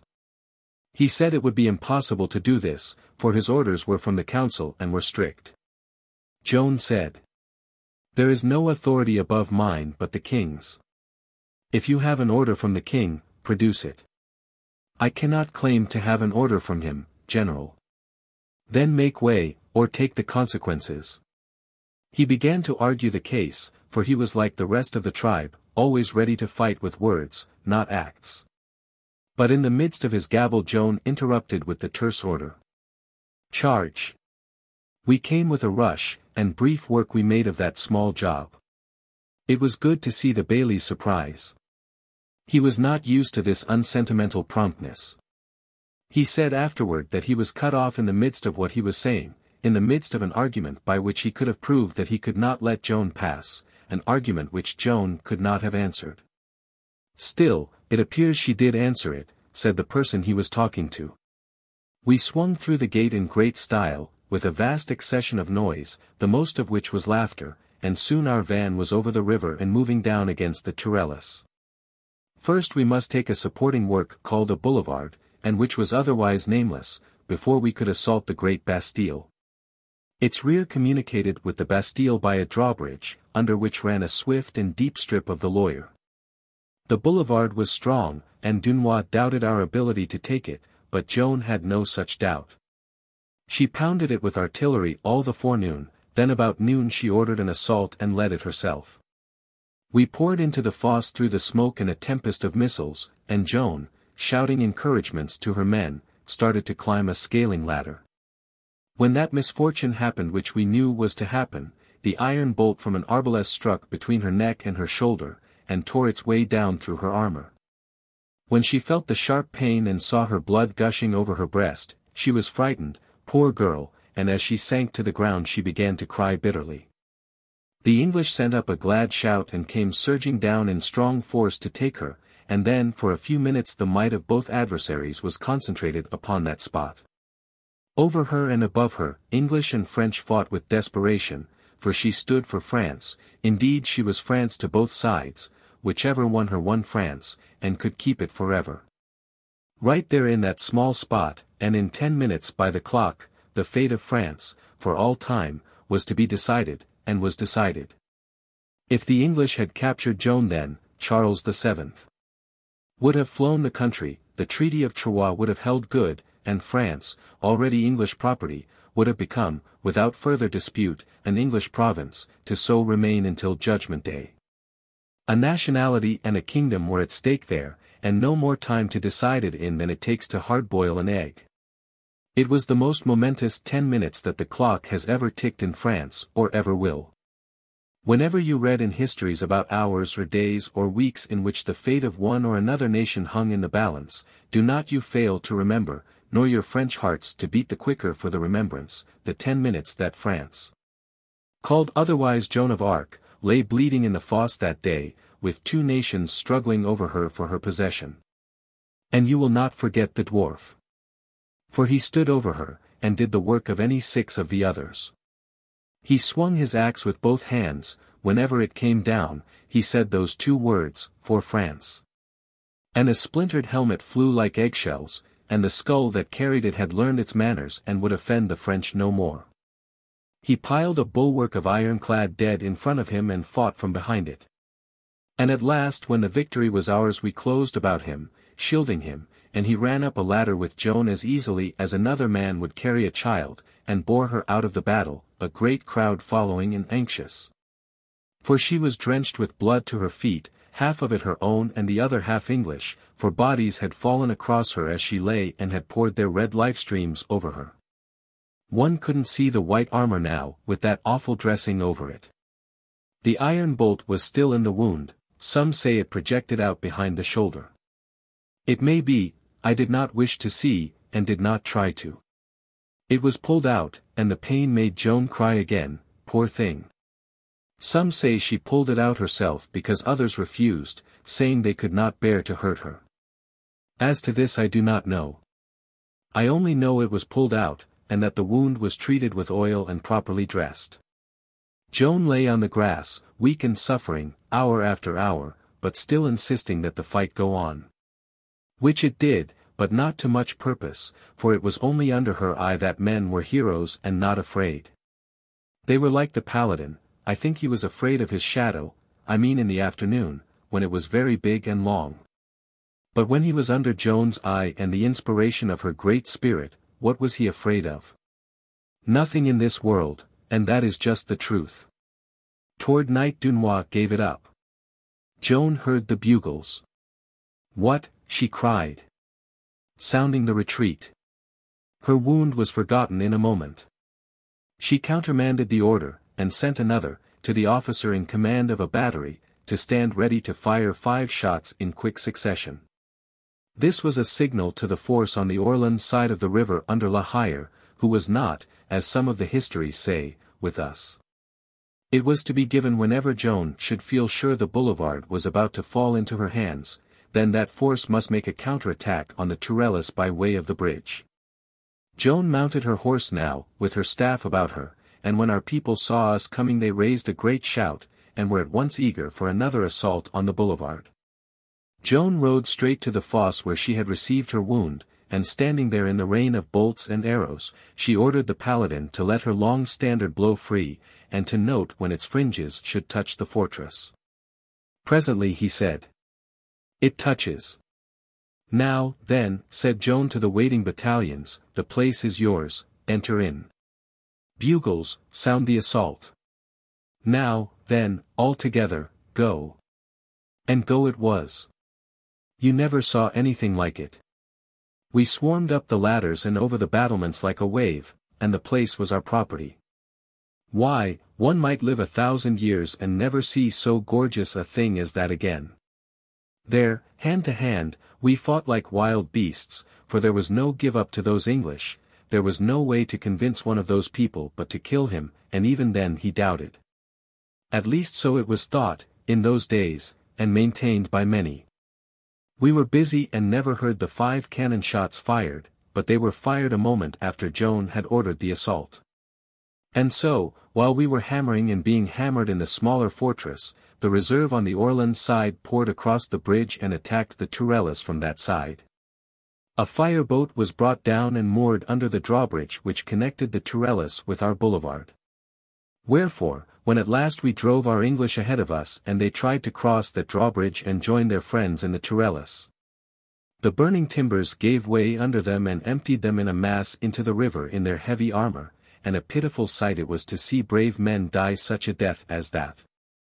"Ah, God pity them," said Joan, and wept to see that sorrowful spectacle.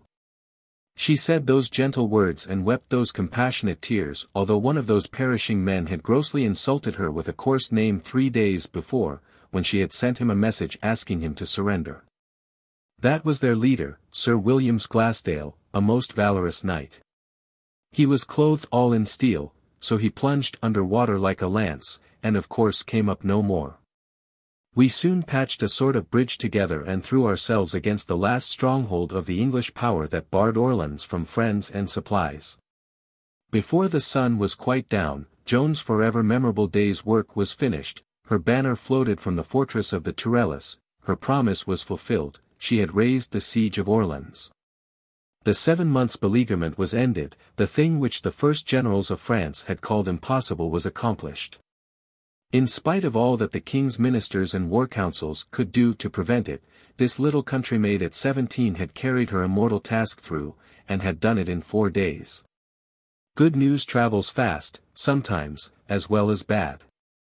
By the time we were ready to start homeward by the bridge the whole city of Orleans was one red flame of bonfires, and the heavens blushed with satisfaction to see it. And the booming and bellowing of cannon and the banging of bells surpassed by great odds anything that even Orleans had attempted before in the way of noise. When we arrived, well, there is no describing that. Why, those acres of people that we ploughed through shed tears enough to raise the river, there was not a face in the glare of those fires that hadn't tears streaming down it. And if Joan's feet had not been protected by iron they would have kissed them off of her. Welcome. Welcome to the Maid of Orleans. That was the cry, I heard it 100,000 times. Welcome to our maid, some of them worded it. No other girl in all history has ever reached such a summit of glory as Joan of Arc reached that day. And do you think it turned her head, and that she sat up to enjoy that delicious music of homage and applause? No. Another girl would have done that, but not this one. That was the greatest heart and the simplest that ever beat. She went straight to bed and to sleep, like any tired child. And when the people found she was wounded and would rest, they shut off all passage and traffic in that region and stood guard themselves the whole night through, to see that his slumbers were not disturbed. They said, "She has given us peace, she shall have peace herself." All knew that that region would be empty of English next day, and all said that neither the present citizens nor their posterity would ever cease to hold that day sacred to the memory of Joan of Arc. That word has been true for more than 60 years, it will continue so always. Orleans will never forget the 8th of May, nor ever fail to celebrate it. It is Joan of Arc's day, and holy point too. 23. Joan inspires the tawdry king. His eyes lit suddenly with an eloquent fire, and he rose and drew his sword and raised it aloft. Then he brought it slowly down upon Joan's shoulder and said, "Ah, thou art so simple, so true, so great, so noble, and by this accolade I join thee to the nobility of France, thy fitting place. And for thy sake I do hereby ennoble all thy family and all thy kin, and all their descendants born in wedlock, not only in the male but also in the female line. And more, to distinguish thy house and honor it above all others. We add a privilege never accorded to any before in the history of these dominions, the females of thy line shall have and hold the right to ennoble their husbands when these shall be of inferior degree." Astonishment and envy flared up in every countenance when the words were uttered which conferred this extraordinary grace. The king paused and looked around upon these signs with quite evident satisfaction. "Rise, Joan of Arc, now and henceforth surnamed du Lys, in grateful acknowledgment of the good blow which you have struck for the lilies of France. And they, and the royal crown, and your own victorious sword, fit and fair company for each other, shall be grouped in you escutcheon and be and remain the symbol of your high nobility forever." As my Lady du Lys rose, the gilded children of privilege pressed forward to welcome her to their sacred ranks and call her by her new name. But she was troubled, and said these honors were not meet for one of her lowly birth and station, and by their kind grace she would remain simple Joan of Arc, nothing more, and so be called. Nothing more. As if there could be anything more, anything higher, anything greater. My Lady du Lys, why, it was tinsel, petty, perishable. But, Joan of Arc. The mere sound of it sets one's pulses leaping. 24. Tinsel trappings of nobility. It was vexatious to see what a to-do the whole town, and next the whole country, made over the news. Joan of Arc ennobled by the king. People went dizzy with wonder and delight over it. You cannot imagine how she was gaped at, stared at, envied. Why, one would have supposed that some great and fortunate thing had happened to her. But we did not think any great things of it. To our minds no mere human hand could add a glory to Joan of Arc. To us she was the sun soaring in the heavens, and her new nobility a candle atop of it. To us it was swallowed up and lost in her own light. And she was as indifferent to it and as unconscious of it as the other son would have been. But it was different with her brothers. They were proud and happy in their new dignity, which was quite natural. And Joan was glad it had been conferred, when she saw how pleased they were. It was a clever thought in the king to outflank her scruples by marching on them under shelter of her love for her family and her kin. Jean and Pierre sported their coats of arms right away, and their society was courted by everybody, the nobles and commons alike. The standard-bearer said, with some touch of bitterness, that he could see that they just felt good to be alive, they were so soaked with the comfort of their glory. And didn't like to sleep at all, because when they were asleep they didn't know they were noble, and so sleep was a clean loss of time. And then he said, "They can't take precedence of me in military functions and state ceremonies, but when it comes to civil ones and society affairs I judge they'll cuddle coolly in behind you and the knights. And Noel and I will have to walk behind them, hey?" "Yes," I said, "I think you are right. I was just afraid of it, said the standard-bearer, with a sigh. "Afraid of it? I'm talking like a fool, of course I knew it."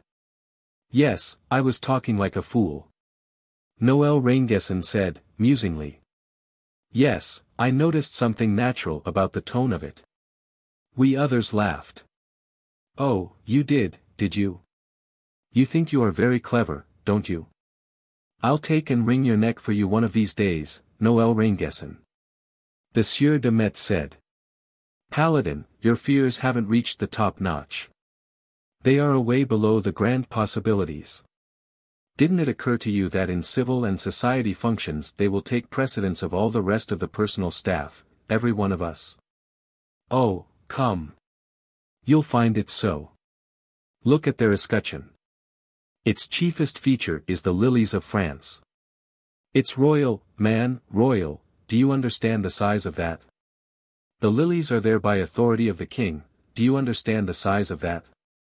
Though not in detail and in entirety, they do nevertheless substantially quarter the arms of France in their coat. Imagine it. Consider it. Measure the magnitude of it. We walk in front of those boys. Bless you, we've done that for the last time. In my opinion there isn't a lay lord in this whole region that can walk in front of them, except the Duc d'Alençon, Prince of the Blood. You could have knocked the paladin down with a feather. He seemed to actually turn pale. He worked his lips a moment without getting anything out, then it came. "I didn't know that, nor the half of it, how could I? I've been an idiot. I see it now, I've been an idiot. I met them this morning, and sung out hello to them just as I would to anybody. I didn't mean to be ill-mannered, but I didn't know the half of this that you've been telling. I've been an ass. Yes, that is all there is to it, I've been an ass." Noel Rainguesson said, in a kind of weary way. "Yes, that is likely enough, but I don't see why you should seem surprised at it." "You don't you?" "Well, why don't you?" "Because I don't see any novelty about it. With some people it is a condition which is present all the time. Now you take a condition which is present all the time, and the results of that condition will be uniform, this uniformity of result will in time become monotonous. Monotonousness, by the law of its being, is fatiguing. If you had manifested fatigue upon noticing that you had been an ass, that would have been logical, that would have been rational. Whereas it seems to me that to manifest surprise was to be again an ass, because the condition of intellect that can enable a person to be surprised and stirred by inert monotonousness is a. Now that is enough, Noel Reingessen. Stop where you are, before you get yourself into trouble. And don't bother me any more for some days or a week, and it please you, for I cannot abide your clack. Come, I like that. I didn't want to talk. I tried to get out of talking. If you didn't want to hear my clack, what did you keep intruding your conversation on me for? I never dreamed of such a thing. Well, you did it, anyway. And I have a right to feel hurt, and I do feel hurt, to have you treat me so. It seems to me that when a person goads, and crowds, and in a manner forces another person to talk, it is neither very fair nor very good mannered to call what he says clack. Oh, snuffle, do. And break your heart, you poor thing. Somebody fetch this sick doll a sugar rag. Look you, Sir Jean de Metz, do you feel absolutely certain about that thing? What thing? Why, that Jean and Pierre are going to take precedence of all the lay noblesse hereabouts except the Duc d'Alençon. I think there is not a doubt of it. The standard-bearer was deep in thoughts and dreams a few moments, then the silk and velvet expanse of his vast breast rose and fell with a sigh, and he said, "Dear, dear, what a lift it is. It just shows what luck can do. Well, I don't care. I shouldn't care to be a painted accident, I shouldn't value it. I am prouder to have climbed up to where I am just by sheer natural merit than I would be to ride the very sun in the zenith and have to reflect that I was nothing but a poor little accident, and got shot up there out of somebody else's catapult. To me, merit is everything, in fact, the only thing. All else is dross." Just then the bugles blew the assembly, and that cut our talk short. 25, at last forward. The days began to waste away, and nothing decided, nothing done. The army was full of zeal, but it was also hungry. It got no pay, the treasury was getting empty, it was becoming impossible to feed it. Under pressure of privation it began to fall apart and disperse, which pleased the trifling court exceedingly. Joan's distress was pitiful to see. She was obliged to stand helpless while her victorious army dissolved away until hardly the skeleton of it was left. At last one day she went to the castle of Laux, where the king was idling. She found him consulting with three of his councillors, Robert Le Macon, a former chancellor of France, Christophe de Harcourt, and Gerard Machet. The bastard of Orleans was present also, and it is through him that we know what happened. Joan threw herself at the king's feet and embraced his knees, saying, "Noble Dauphin, prithee hold no more of these long and numerous councils, but come, and come quickly, to Reims and receive your crown." Christophe de Harcourt asked, "Is it your voices that command you to say that to the king?" "Yes, and urgently." "Then will you not tell us in the king's presence in what way the voices communicate with you?" It was another sly attempt to trap Joan into indiscreet admissions and dangerous pretensions. But nothing came of it. Joan's answer was simple and straightforward, and the smooth bishop was not able to find any fault with it. She said that when she met with people who doubted the truth of her mission she went aside and prayed, complaining of the distrust of these, and then the comforting voices were heard at her ear saying, soft and low, "Go forward, daughter of God. And I will help thee." Then she added, "When I hear that, the joy in my heart, oh, it is insupportable." The bastard said that when she said these words her face lit up as with a flame, and she was like one in an ecstasy. Joan pleaded, persuaded, reasoned. Gaining ground little by little, but opposed step by the council. She begged, she implored, leave to march. When they could answer nothing further, they granted that perhaps it had been a mistake to let the army waste away, but how could we help it now? How could we march without an army? "Raise one," said Joan. "But it will take 6 weeks." "No matter, begin." "Let us begin." "It is too late. Without doubt the Duke of Bedford has been gathering troops to push to the succor of his strongholds on the Loire. Yes, while we have been disbanding ours, and pity 'tis. But we must throw away no more time, we must bestir ourselves. The king objected that he could not venture toward Rheims with those strong places on the Loire in his path. But Joan said, "We will break them up. Then you can march." With that plan the king was willing to venture assent. He could sit around out of danger while the road was being cleared. Joan came back in great spirits. Straightway everything was stirring. Proclamations were issued calling for men, a recruiting camp was established at Celles in Berry, and the commons and the nobles began to flock to it with enthusiasm. A deal of the month of May had been wasted. And yet by the 6th of June Joan had swept together a new army and was ready to march. She had 8,000 men. Think of that. Think of gathering together such a body as that in that little region. And these were veteran soldiers, too. In fact most of the men in France were soldiers, when you came to that, for the wars had lasted generations now. Yes, most Frenchmen were soldiers, and admirable runners, too, both by practice and inheritance. They had done next to nothing but run for near a century. But that was not their fault. They had had no fair and proper leadership, at least leaders with a fair and proper chance. Away back, king and court got the habit of being treacherous to the leaders, then the leaders easily got the habit of disobeying the king and going their own way, each for himself and nobody for the lot. Nobody could win victories that way. Hence, running became the habit of the French troops, and no wonder. Yet all that those troops needed in order to be good fighters was a leader who would attend strictly to business, a leader with all authority in his hands in place of a tenth of it along with 9 other generals equipped with an equal tenth apiece.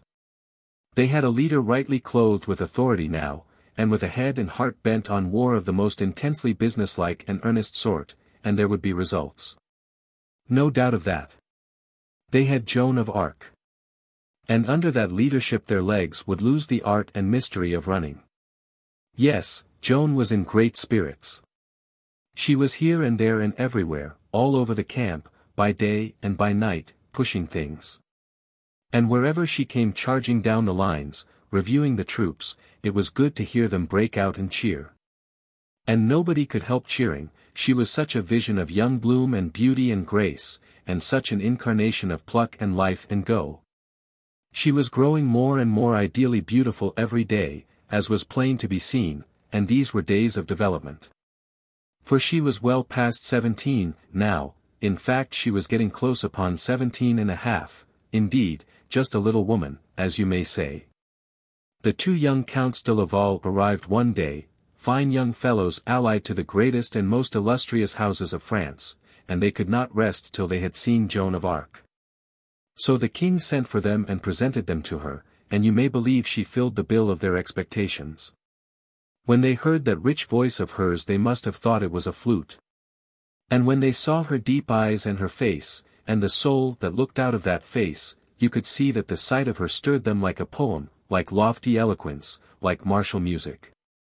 One of them wrote home to his people, and in his letter he said, it seemed something divine to see her and hear her. Ah, yes, and it was a true word. Truer word was never spoken. He saw her when she was ready to begin her march and open the campaign, and this is what he said about it. She was clothed all in white armor save her head, and in her hand she carried a little battle-axe. And when she was ready to mount her great black horse he reared and plunged and would not let her. Then she said, lead him to the cross. This cross was in front of the church close by. So they led him there.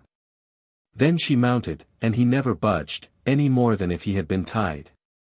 Then she turned toward the door of the church and said, in her soft womanly voice, you, priests and people of the church, make processions and pray to God for us. Then she spurred away, under her standard, with her little axe in her hand, crying, forward, march. One of her brothers, who came 8 days ago, departed with her, and he also was clad all in white armor. I was there, and I saw it, too. Saw it all, just as he pictures it. And I see it yet, the little battle-axe, the dainty plumed cap, the white armor, all in the soft June afternoon, I see it just as if it were yesterday. And I rode with the staff, the personal staff, the staff of Joan of Arc. That young count was dying to go, too, but the king held him back for the present. But Joan had made him a promise. In his letter he said, "She told me that when the king starts for Reims I shall go with him. But God grant I may not have to wait till then, but may have a part in the battles." She made him that promise when she was taking leave of my lady the Duchess d'Alençon. The Duchess was exacting a promise, so it seemed a proper time for others to do the like. The Duchess was troubled for her husband, for she foresaw desperate fighting, and she held Joan to her breast, and stroked her hair lovingly, and said, "You must watch over him, dear, and take care of him, and send him back to me safe. I require it of you, I will not let you go till you promise." Joan said, "I give you the promise with all my heart, and it is not just words, it is a promise, you shall have him back without a hurt. Do you believe? And are you satisfied with me now?" The Duchess could not speak, but she kissed Joan on the forehead, and so they parted. We left on the 6th and stopped over at Romorantin. Then on the 9th Joan entered Orleans in state, under triumphal arches, with the welcoming cannon thundering and seas of welcoming flags fluttering in the breeze. The grand staff rode with her, clothed in shining splendors of costume and decorations, the Duc d'Alençon, the bastard of Orleans, the Sire de Boussac, Marshal of France, the Lord de Greville, Master of the Crossbowmen. The Sire de Cullen, Admiral of France, Ambrose de Lore, Etienne de Vignoles, called La Hire, Gautier de Brusac, and other illustrious captains. It was grand times, the usual shoutings and packed multitudes, the usual crush to get sight of Joan. But at last we crowded through to our old lodgings, and I saw old Boucher and the wife and that dear Catherine gather Joan to their hearts and smother her with kisses, and my heart ached so. For I could have kissed Catherine better than anybody, and more and longer, yet was not thought of for that office, and I so famished for it. Ah, she was so beautiful, and oh, so sweet. I had loved her the first day I ever saw her, and from that day forth she was sacred to me. I have carried her image in my heart for 63 years, all lonely there, yes, solitary, for it never has had company, and I am grown so old, but it, oh! It is as fresh and young and merry and mischievous and lovely and sweet and pure and witching and divine as it was when it crept in there, bringing benediction and peace to its habitation so long ago, for it has not aged a day. 26. The last doubts scattered. This time, as before, the king's last command to the generals was this: see to it that you do nothing without the sanction of the Maid. And this time the command was obeyed. And would continue to be obeyed all through the coming great days of the Loire campaign. That was a change. That was new. It broke the traditions. It shows you what sort of a reputation as a commander-in-chief the child had made for herself in 10 days in the field. It was a conquering of men's doubts and suspicions and a capturing and solidifying of men's belief and confidence such as the greyest veteran on the Grand Staff had not been able to achieve in 30 years. Don't you remember that when at 16 Joan conducted her own case in a grim court of law and won it, the old judge spoke of her as, this marvelous child? It was the right name, you see. These veterans were not going to branch out and do things without the sanction of the Maid, that is true, and it was a great gain. But at the same time there were some among them who still trembled at her new and dashing war tactics and earnestly desired to modify them. And so, during the 10th, while Joan was slaving away at her plans and issuing order after order with tireless industry, the old-time consultations and arguings and speechifyings were going on among certain of the generals. In the afternoon of that day they came in a body to hold one of these councils of war, and while they waited for Joan to join them they discussed the situation. Now this discussion is not set down in the histories. But I was there, and I will speak of it, as knowing you will trust me, I not being given to beguiling you with lies. Gautier de Brusac was spokesman for the timid ones. Joan's side was resolutely upheld by d'Alençon, the bastard, La Hire, the Admiral of France, the Marshal de Boussac, and all the other really important chiefs. De Brézac argued that the situation was very grave. That Jargeau, the first point of attack, was formidably strong, its imposing walls bristling with artillery. With 7,000 picked English veterans behind them, and at their head the great Earl of Suffolk and his two redoubtable brothers, the de la Poles. It seemed to him that the proposal of Joan of Arc to try to take such a place by storm was a most rash and over-daring idea, and she ought to be persuaded to relinquish it in favor of the soberer and safer procedure of investment by regular siege. It seemed to him that this fiery and furious new fashion of hurling masses of men against impregnable walls of stone, in defiance of the established laws and usages of war, was. But he got no further. La Hire gave his plumed helm an impatient toss and burst out with, "By God, she knows her trade, and none can teach it her." And before he could get out anything more, d'Alencon was on his feet, and the bastard of Orleans, and half a dozen others, all thundering at once, and pouring out their indignant displeasure upon any and all that might hold, secretly or publicly, distrust of the wisdom of the commander-in-chief. And when they had said their say, La Hire took a chance again, and said, "There are some that never know how to change. Circumstances may change, but those people are never able to see that they have got to change too, to meet those circumstances. All that they know is the one beaten track that their fathers and grandfathers have followed and that they themselves have followed in their turn. If an earthquake come and rip the land to chaos, and that beaten track now lead over precipices and into morasses, those people can't learn that they must strike out a new road, no.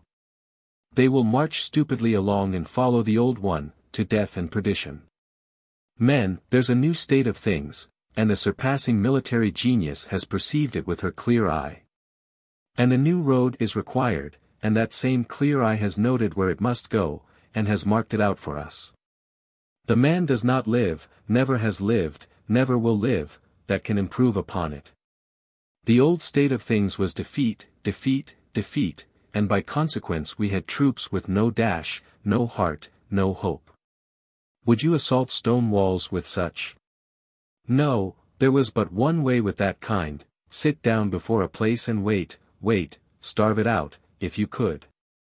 The new case is the very opposite, it is this, men all on fire with pluck and dash and vim and fury and energy, a restrained conflagration.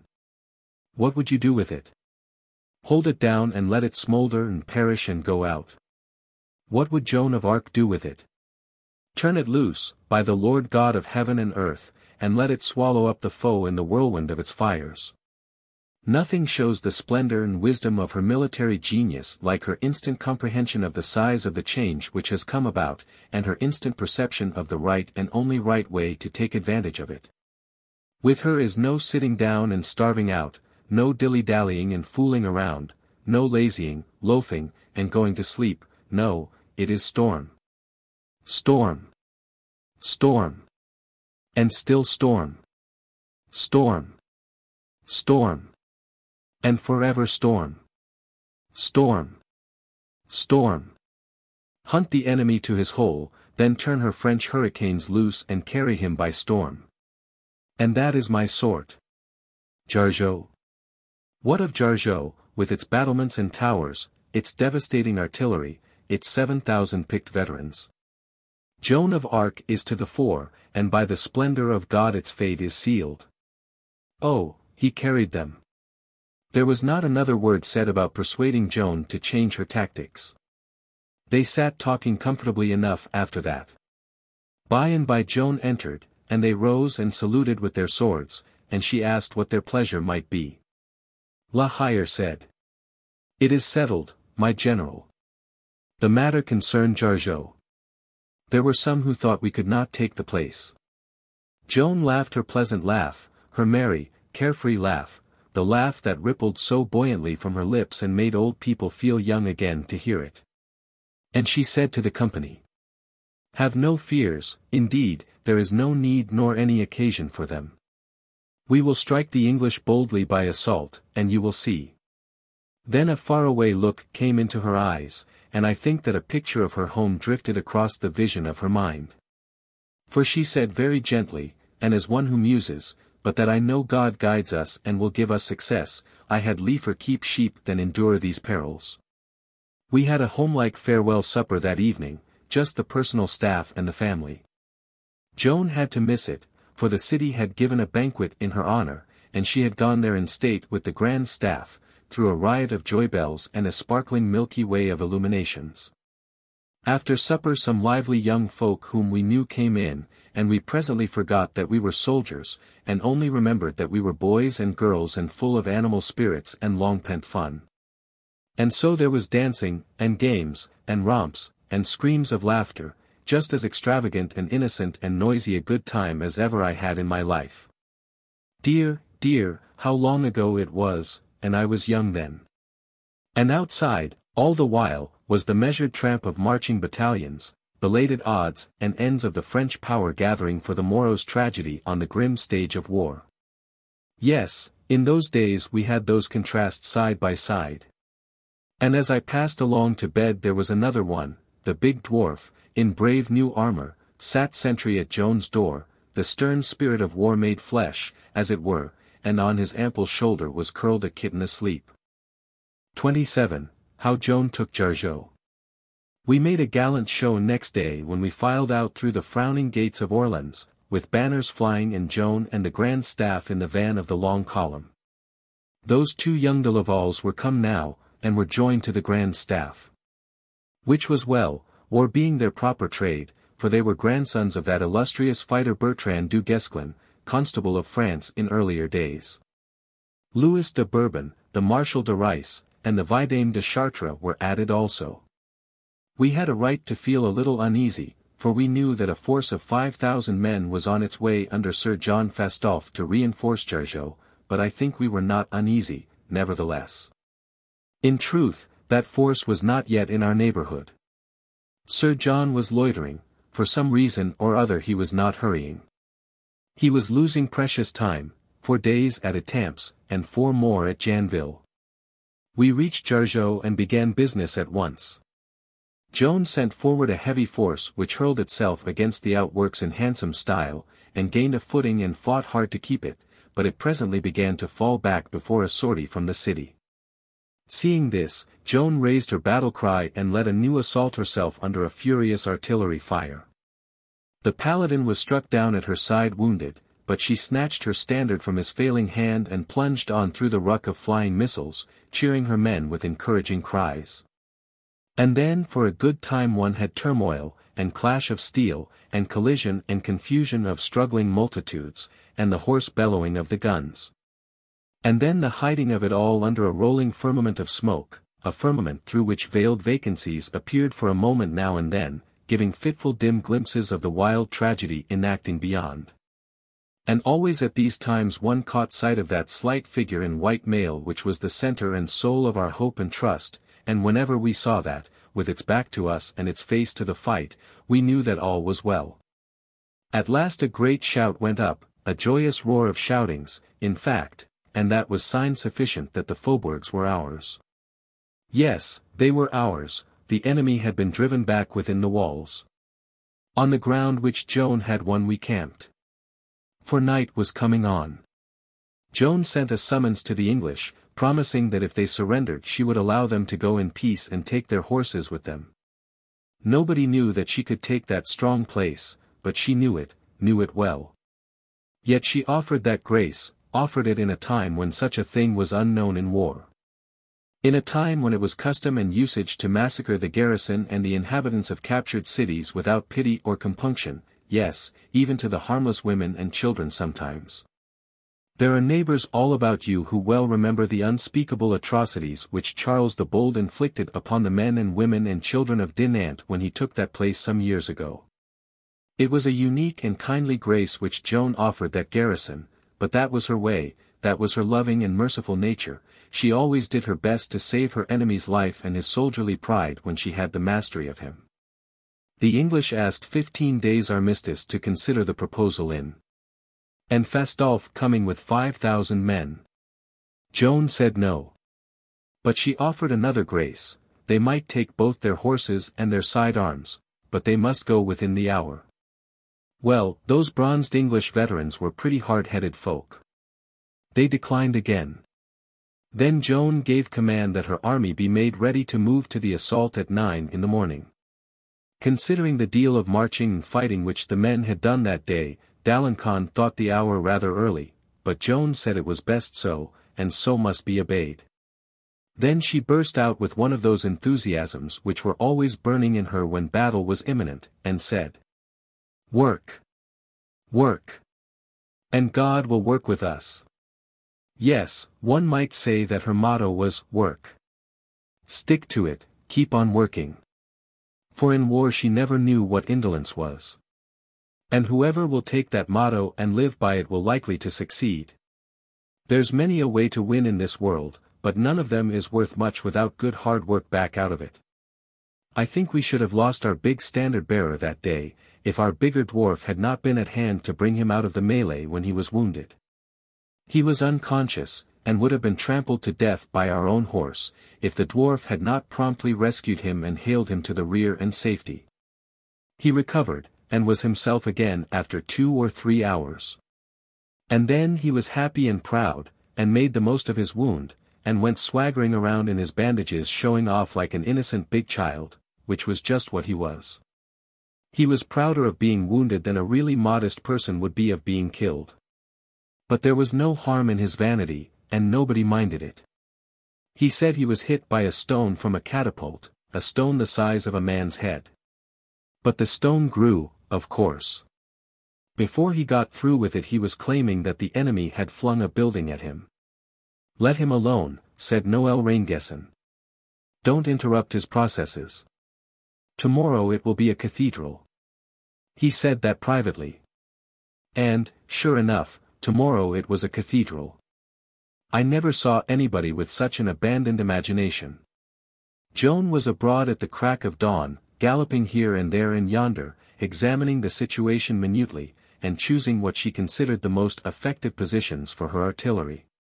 And with such accurate judgment did she place her guns that her lieutenant general's admiration of it still survived in his memory when his testimony was taken at the rehabilitation, a quarter of a century later. In this testimony the Duc d'Alençon said that at Jargeau that morning of the 12th of June she made her dispositions not like a novice, but with the sure and clear judgment of a trained general of 20 or 30 years' experience. The veteran captains of the armies of France said she was great in war in all ways, but greatest of all in her genius for posting and handling artillery. Who taught the shepherd girl to do these marvels, she who could not read, and had had no opportunity to study the complex arts of war? I do not know any way to solve such a baffling riddle as that, there being no precedent for it, nothing in history to compare it with and examine it by. For in history there is no great general, however gifted, who arrived at success otherwise than through able teaching and hard study in some experience. It is a riddle which will never be guessed. I think these vast powers and capacities were born in her, and that she applied them by an intuition which could not err. At 8 o'clock all movement ceased, and with it all sounds, all noise. A mute expectancy reigned. The stillness was something awful, because it meant so much. There was no air stirring. The flags on the towers and ramparts hung straight down like tassels. Wherever one saw a person, that person had stopped what he was doing, and was in a waiting attitude, a listening attitude. We were on a commanding spot, clustered around Joan. Not far from us, on every hand, were the lanes and humble dwellings of these outlying suburbs. Many people were visible, all were listening, not one was moving. A man had placed a nail. He was about to fasten something with it to the doorpost of his shop, but he had stopped. There was his hand reaching up holding the nail, and there was his other hand in the act of striking with the hammer. But he had forgotten everything, his head was turned aside listening. Even children unconsciously stopped in their play. I saw a little boy with his hoop stick pointed slanting toward the ground in the act of steering the hoop around the corner. And so he had stopped and was listening, the hoop was rolling away, doing its own steering. I saw a young girl prettily framed in an open window, a watering pot in her hand and window boxes of red flowers under its spout, but the water had ceased to flow, the girl was listening. Everywhere were these impressive petrified forms. And everywhere was suspended movement and that awful stillness. Joan of Arc raised her sword in the air. At the signal, the silence was torn to rags, cannon after cannon vomited flames and smoke and delivered its quaking thunders. And we saw answering tongues of fire dart from the towers and walls of the city, accompanied by answering deep thunders, and in a minute the walls and the towers disappeared, and in their place stood vast banks and pyramids of snowy smoke. Motionless in the dead air. The startled girl dropped her watering pot and clasped her hands together, and at that moment a stone cannonball crashed through her fair body. The great artillery duel went on, each side hammering away with all its might. And it was splendid for smoke and noise, and most exalting to one's spirits. The poor little town around about us suffered cruelly. The cannonballs tore through its slight buildings, wrecking them as if they had been built of cards. And every moment or two one would see a huge rock come curving through the upper air above the smoke clouds and go plunging down through the roofs. Fire broke out, and columns of flame and smoke rose toward the sky. Presently the artillery concussions changed the weather. The sky became overcast, and a strong wind rose and blew away the smoke that hid the English fortresses. Then the spectacle was fine. Turreted grey walls and towers, and streaming bright flags, and jets of red fire and gushes of white smoke in long rows, all standing out with sharp vividness against the deep leaden background of the sky.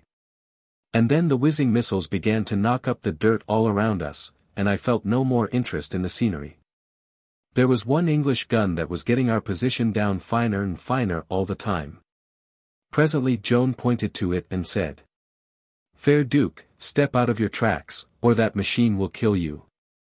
The Duc d'Alençon did as he was bid, but Monsieur du Lude rashly took his place, and that cannon tore his head off in a moment. Joan was watching all along for the right time to order the assault. At last, about 9 o'clock, she cried out, "Now, to the assault," and the buglers blew the charge. Instantly we saw the body of men that had been appointed to this service move forward toward a point where the concentrated fire of our guns had crumbled the upper half of a broad stretch of wall to ruins. We saw this force descend into the ditch and begin to plant the scaling ladders. We were soon with them. The lieutenant general thought the assault premature. But Joan said, "Ah, gentle Duke, are you afraid? Do you not know that I have promised to send you home safe?" It was warm work in the ditches. The walls were crowded with men, and they poured avalanches of stones down upon us. There was one gigantic Englishman who did us more hurt than any dozen of his brethren. He always dominated the places easiest of assault, and flung down exceedingly troublesome big stones which smashed men and ladders both, then he would near burst himself with laughing over what he had done. But the Duke settled accounts with him. He went and found the famous cannoneer, Jean Le Lorraine, and said, "Train your gun, kill me this demon." He did it with the first shot. He hit the Englishman fair in the breast and knocked him backward into the city. The enemy's resistance was so effective and so stubborn that our people began to show signs of doubt and dismay. Seeing this, Joan raised her inspiring battle cry and descended into the fosse herself, the dwarf helping her and the paladin sticking bravely at her side with the standard. She started up a scaling ladder, but a great stone flung from above came crashing down upon her helmet and stretched her, wounded and stunned, upon the ground. But only for a moment. The dwarf stood her upon her feet, and straightway she started up the ladder again, crying, "To the assault, friends, to the assault, the English are ours. It is the appointed hour." There was a grand rush, and a fierce roar of war cries, and we swarmed over the ramparts like ants. The garrison fled, we pursued, Jargeau was ours. The Earl of Suffolk was hemmed in and surrounded, and the Duc d'Alençon and the Bastard of Orleans demanded that he surrender himself. But he was a proud nobleman and came of a proud race. He refused to yield his sword to subordinates, saying, "I will die rather. I will surrender to the Maid of Orleans alone, and to no other." And so he did, and was courteously and honorably used by her.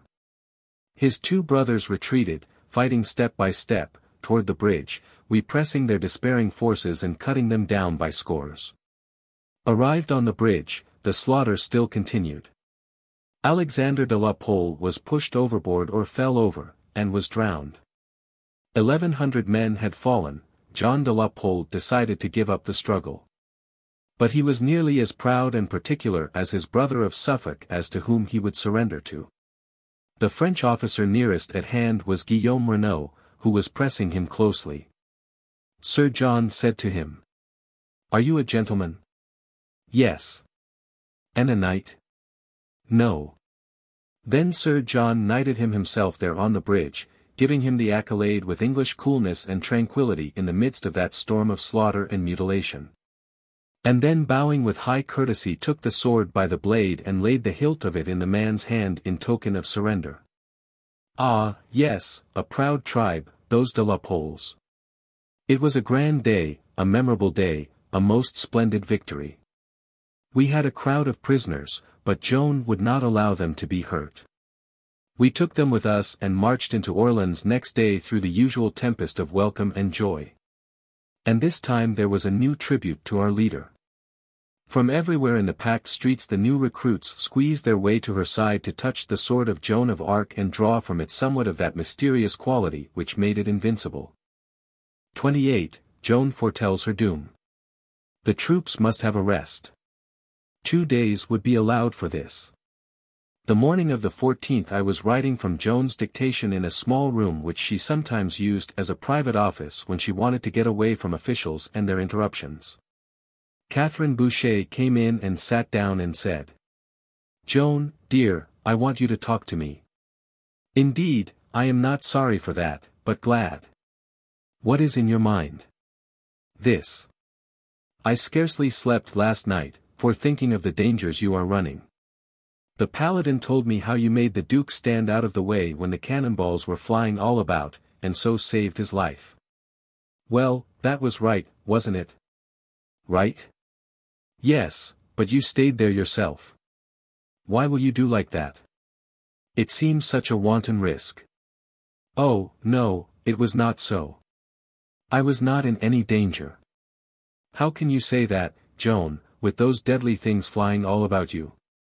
Joan laughed, and tried to turn the subject, but Catherine persisted. She said, "It was horribly dangerous, and it could not be necessary to stay in such a place. And you led an assault again. Joan, it is tempting Providence. I want you to make me a promise. I want you to promise me that you will let others lead the assaults, if there must be assaults, and that you will take better care of yourself in those dreadful battles. Will you?" But Joan fought away from the promise and did not give it.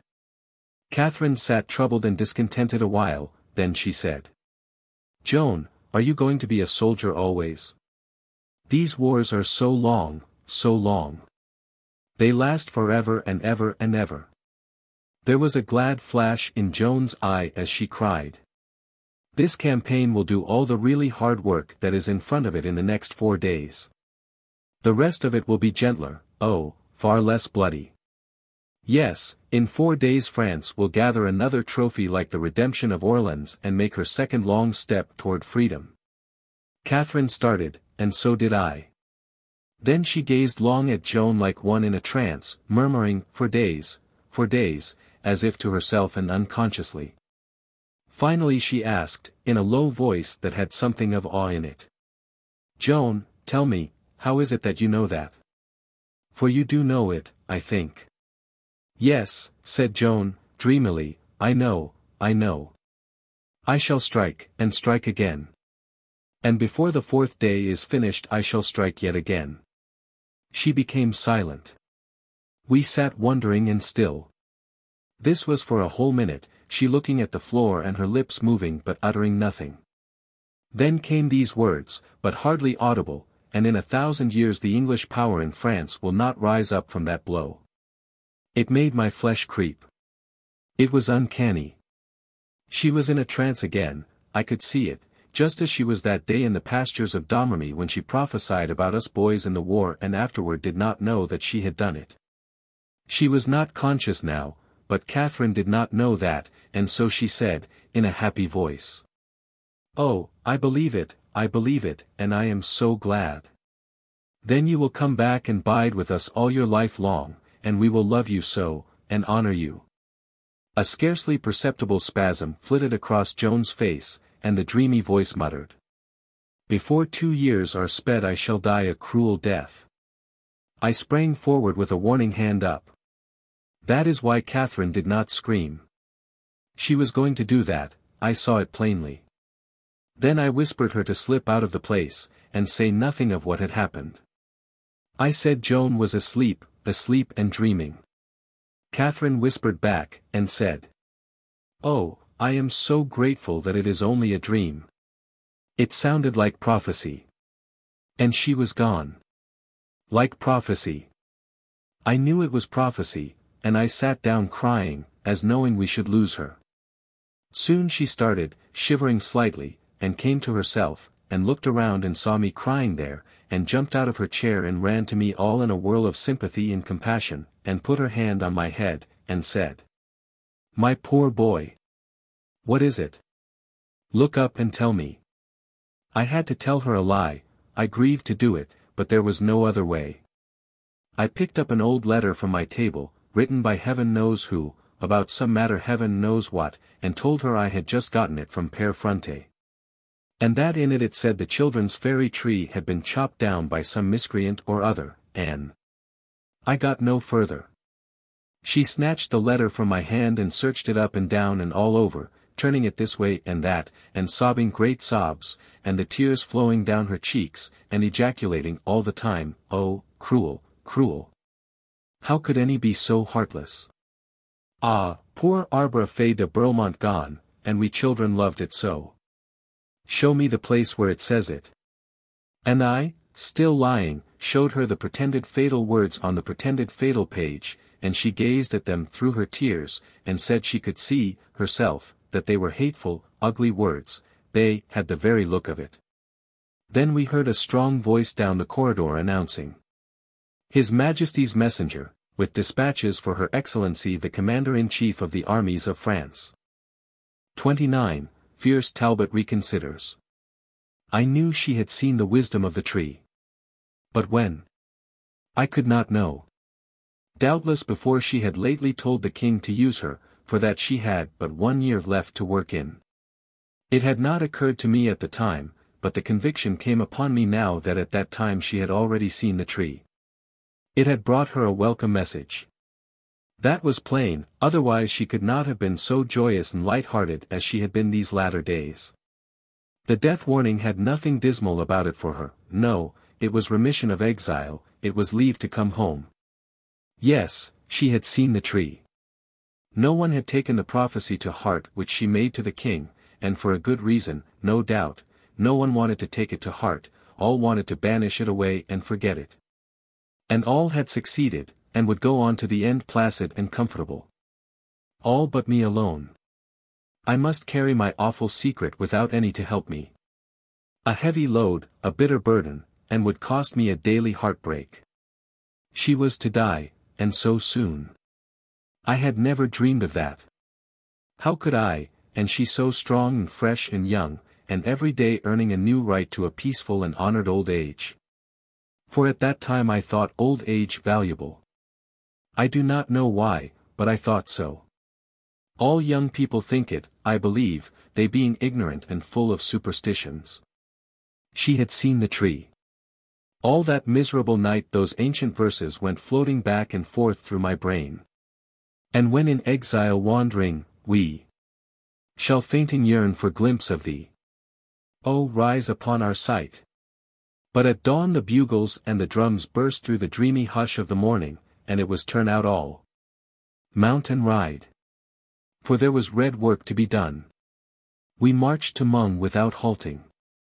There we carried the bridge by assault, and left a force to hold it, the rest of the army marching away next morning toward Beaugency, where the Lion Talbot, the terror of the French, was in command. When we arrived at that place, the English retired into the castle and we sat down in the abandoned town. Talbot was not at the moment present in person, for he had gone away to watch for and welcome Fastolfe and his reinforcement of 5,000 men. Joan placed her batteries and bombarded the castle till night.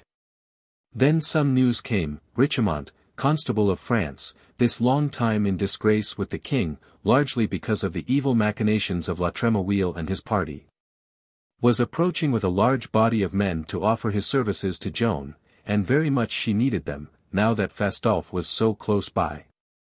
Richemont had wanted to join us before, when we first marched on Orleans, but the foolish king, slave of those paltry advisers of his, warned him to keep his distance and refused all reconciliation with him. I go into these details because they are important. Important because they lead up to the exhibition of a new gift in Joan's extraordinary mental makeup, statesmanship. It is a sufficiently strange thing to find that great quality in an ignorant country girl of 17 and a half, but she had it. Joan was for receiving Richemont cordially, and so was La Hire and the 2 young Lavals and other chiefs, but the Lieutenant General, d'Alencon, strenuously and stubbornly opposed it. He said he had absolute orders from the king to deny and defy Richemont, and that if they were overridden he would leave the army. This would have been a heavy disaster indeed. But Joan set herself the task of persuading him that the salvation of France took precedence of all minor things, even the commands of a sceptred ass, and she accomplished it. She persuaded him to disobey the king in the interest of the nation, and to be reconciled to Count Richemont and welcome him. That was statesmanship, and of the highest and soundest sort. Whatever thing men call great, look for it in Joan of Arc, and there you will find it. In the early morning, June 17, the scouts reported the approach of Talbot and Fastolfe with Fastolfe's succoring force. Then the drums beat to arms. And we set forth to meet the English, leaving Richemont and his troops behind to watch the castle of Beaugency and keep its garrison at home. By and by we came in sight of the enemy. Fastolfe had tried to convince Talbot that it would be wisest to retreat and not risk a battle with Joan at this time, but distribute the new levies among the English strongholds of the lawyer, thus securing them against capture. Then be patient and wait for more levies from Paris, let Joan exhaust her army with fruitless daily skirmishing, then at the right time fall upon her in resistless mass and annihilate her. He was a wise old experienced general, was Fastolfe. But that fierce Talbot would hear of no delay. He was in a rage over the punishment which the maid had inflicted upon him at Orleans and since, and he swore by God and St. George that he would have it out with her if he had to fight her all alone. So Fastolfe yielded, though he said they were now risking the loss of everything which the English had gained by so many years' work and so many hard knocks. The enemy had taken up a strong position, and were waiting, in order of battle, with their archers to the front and a stockade before them. Night was coming on. A messenger came from the English with a rude defiance and an offer of battle. But Joan's dignity was not ruffled, her bearing was not discomposed. She said to the herald, "Go back and say it is too late to meet tonight, but tomorrow, please God and Our Lady, we will come to close quarters." The night fell dark and rainy. It was that sort of light steady rain which falls so softly and brings to one's spirit such serenity and peace. About 10 o'clock d'Alencon, the bastard of Orleans, La Hire, Pothon of Saintrailles, and 2 or 3 other generals came to our headquarters tent, and sat down to discuss matters with Joan. Some thought it was a pity that Joan had declined battle, some thought not. Then Pothon asked her why she had declined it. She said, "There was more than one reason. These English are ours, they cannot get away from us. Wherefore there is no need to take risks, as at other times." The day was far spent. It is good to have much time and the fair light of day when one's force is in a weakened state, 900 of us yonder keeping the bridge of Mung under the Marshal de Rice. 1,500 with the Constable of France keeping the bridge and watching the castle of Beaugency. Dunois said, "I grieve for this decision, Excellency, but it cannot be helped. And the case will be the same the morrow, as to that." Joan was walking up and down just then. She laughed her affectionate, comradey laugh, and stopping before that old war tiger she put her small hand above his head and touched one of his plumes, saying, "Now tell me, wise man, which feather is it that I touch? In sooth, Excellency, that I cannot. Name of God, bastard, bastard. You cannot tell me this small thing, yet are bold to name a large one, telling us what is in the stomach of the unborn Moro, that we shall not have those men. Now it is my thought that they will be with us. That made a stir. All wanted to know why she thought that. But La Hire took the word and said, "Let be. If she thinks it, that is enough. It will happen." Then Pothon of Santrails said, "There were other reasons for declining battle, according to the saying of your Excellency." "Yes. One was that we being weak and the day far gone, the battle might not be decisive. When it is fought it must be decisive. And it shall be. God grant it, and amen. There were still other reasons." "One other, yes." She hesitated a moment, then said, "This was not the day. Tomorrow is the day. It is so written." They were going to assail her with eager questionings, but she put up her hand and prevented them. Then she said, "It will be the most noble and beneficent victory that God has vouchsafed for France at any time. I pray you question me not as to whence or how I know this thing, but be content that it is so." There was pleasure in every face, and conviction and high confidence. A murmur of conversation broke out, but that was interrupted by a messenger from the outposts who brought news, namely, that for an hour there had been stir and movement in the English camp of a sort unusual at such a time and with a resting army. He said, spies had been sent under cover of the rain and darkness to inquire into it. They had just come back and reported that large bodies of men had been dimly made out who were slipping stealthily away in the direction of Mung. The generals were very much surprised, as any might tell from their faces. "It is a retreat," said Joan. "It has that look," said d'Alencon. "It certainly has," observed the bastard and La Hire. "It was not to be expected," said Louis de Bourbon, "but one can divine the purpose of it." "Yes," responded Joan. "Talbot has reflected. His rash brain has cooled. He thinks to take the bridge of Mung and escape to the other side of the river.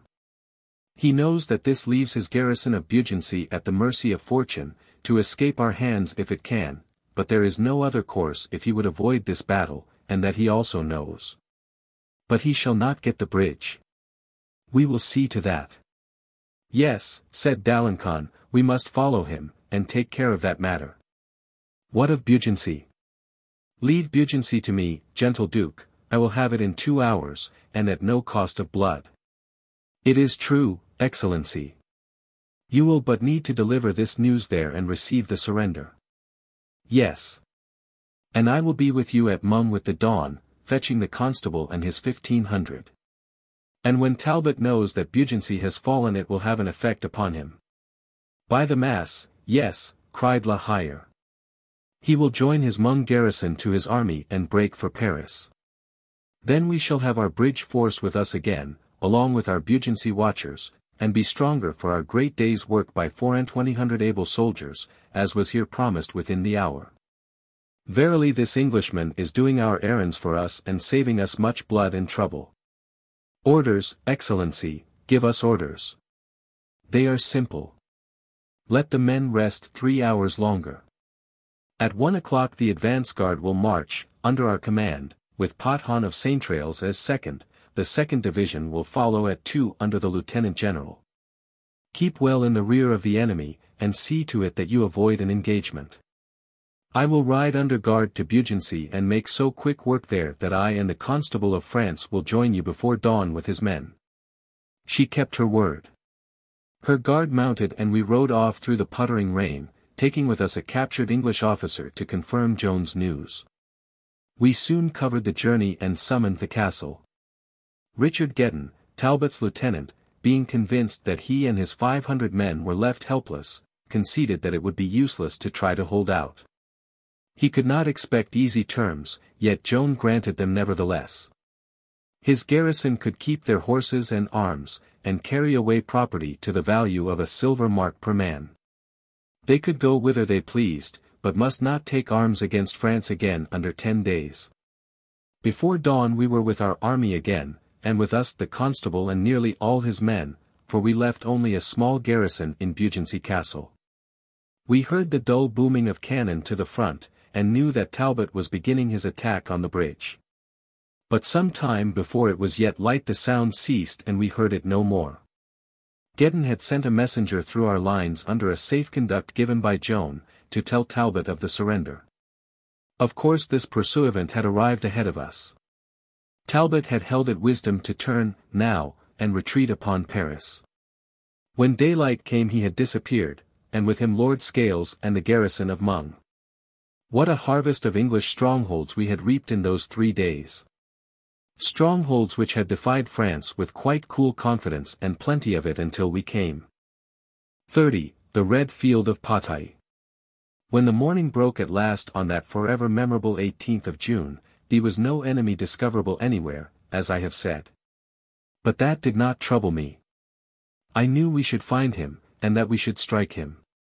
Strike him the promised blow, the one from which the English power in France would not rise up in 1,000 years, as Joan had said in her trance.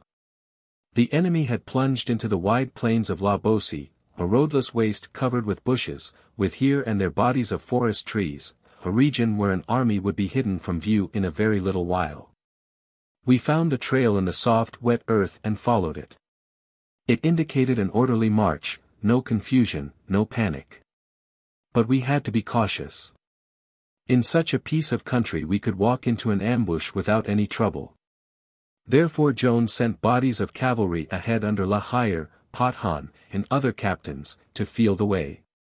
Some of the other officers began to show uneasiness. This sort of hide-and-go-seek business troubled them and made their confidence a little shaky. Joan divined their state of mind and cried out impetuously. "Name of God, what would you? We must smite these English, and we will. They shall not escape us. Though they were hung to the clouds we would get them." By and by we were nearing Patay, it was about a league away. Now at this time our reconnaissance, feeling its way in the bush, frightened a deer, and it went bounding away and was out of sight in a moment. Then hardly a minute later a dull great shout went up in the distance toward Patay. It was the English soldiery. They had been shut up in a garrison so long on mouldy food that they could not keep their delight to themselves when this fine fresh meat came springing into their midst. Poor creature, it had wrought damage to a nation which loved it well. For the French knew where the English were now, whereas the English had no suspicion of where the French were. La Hire halted where he was, and sent back the tidings.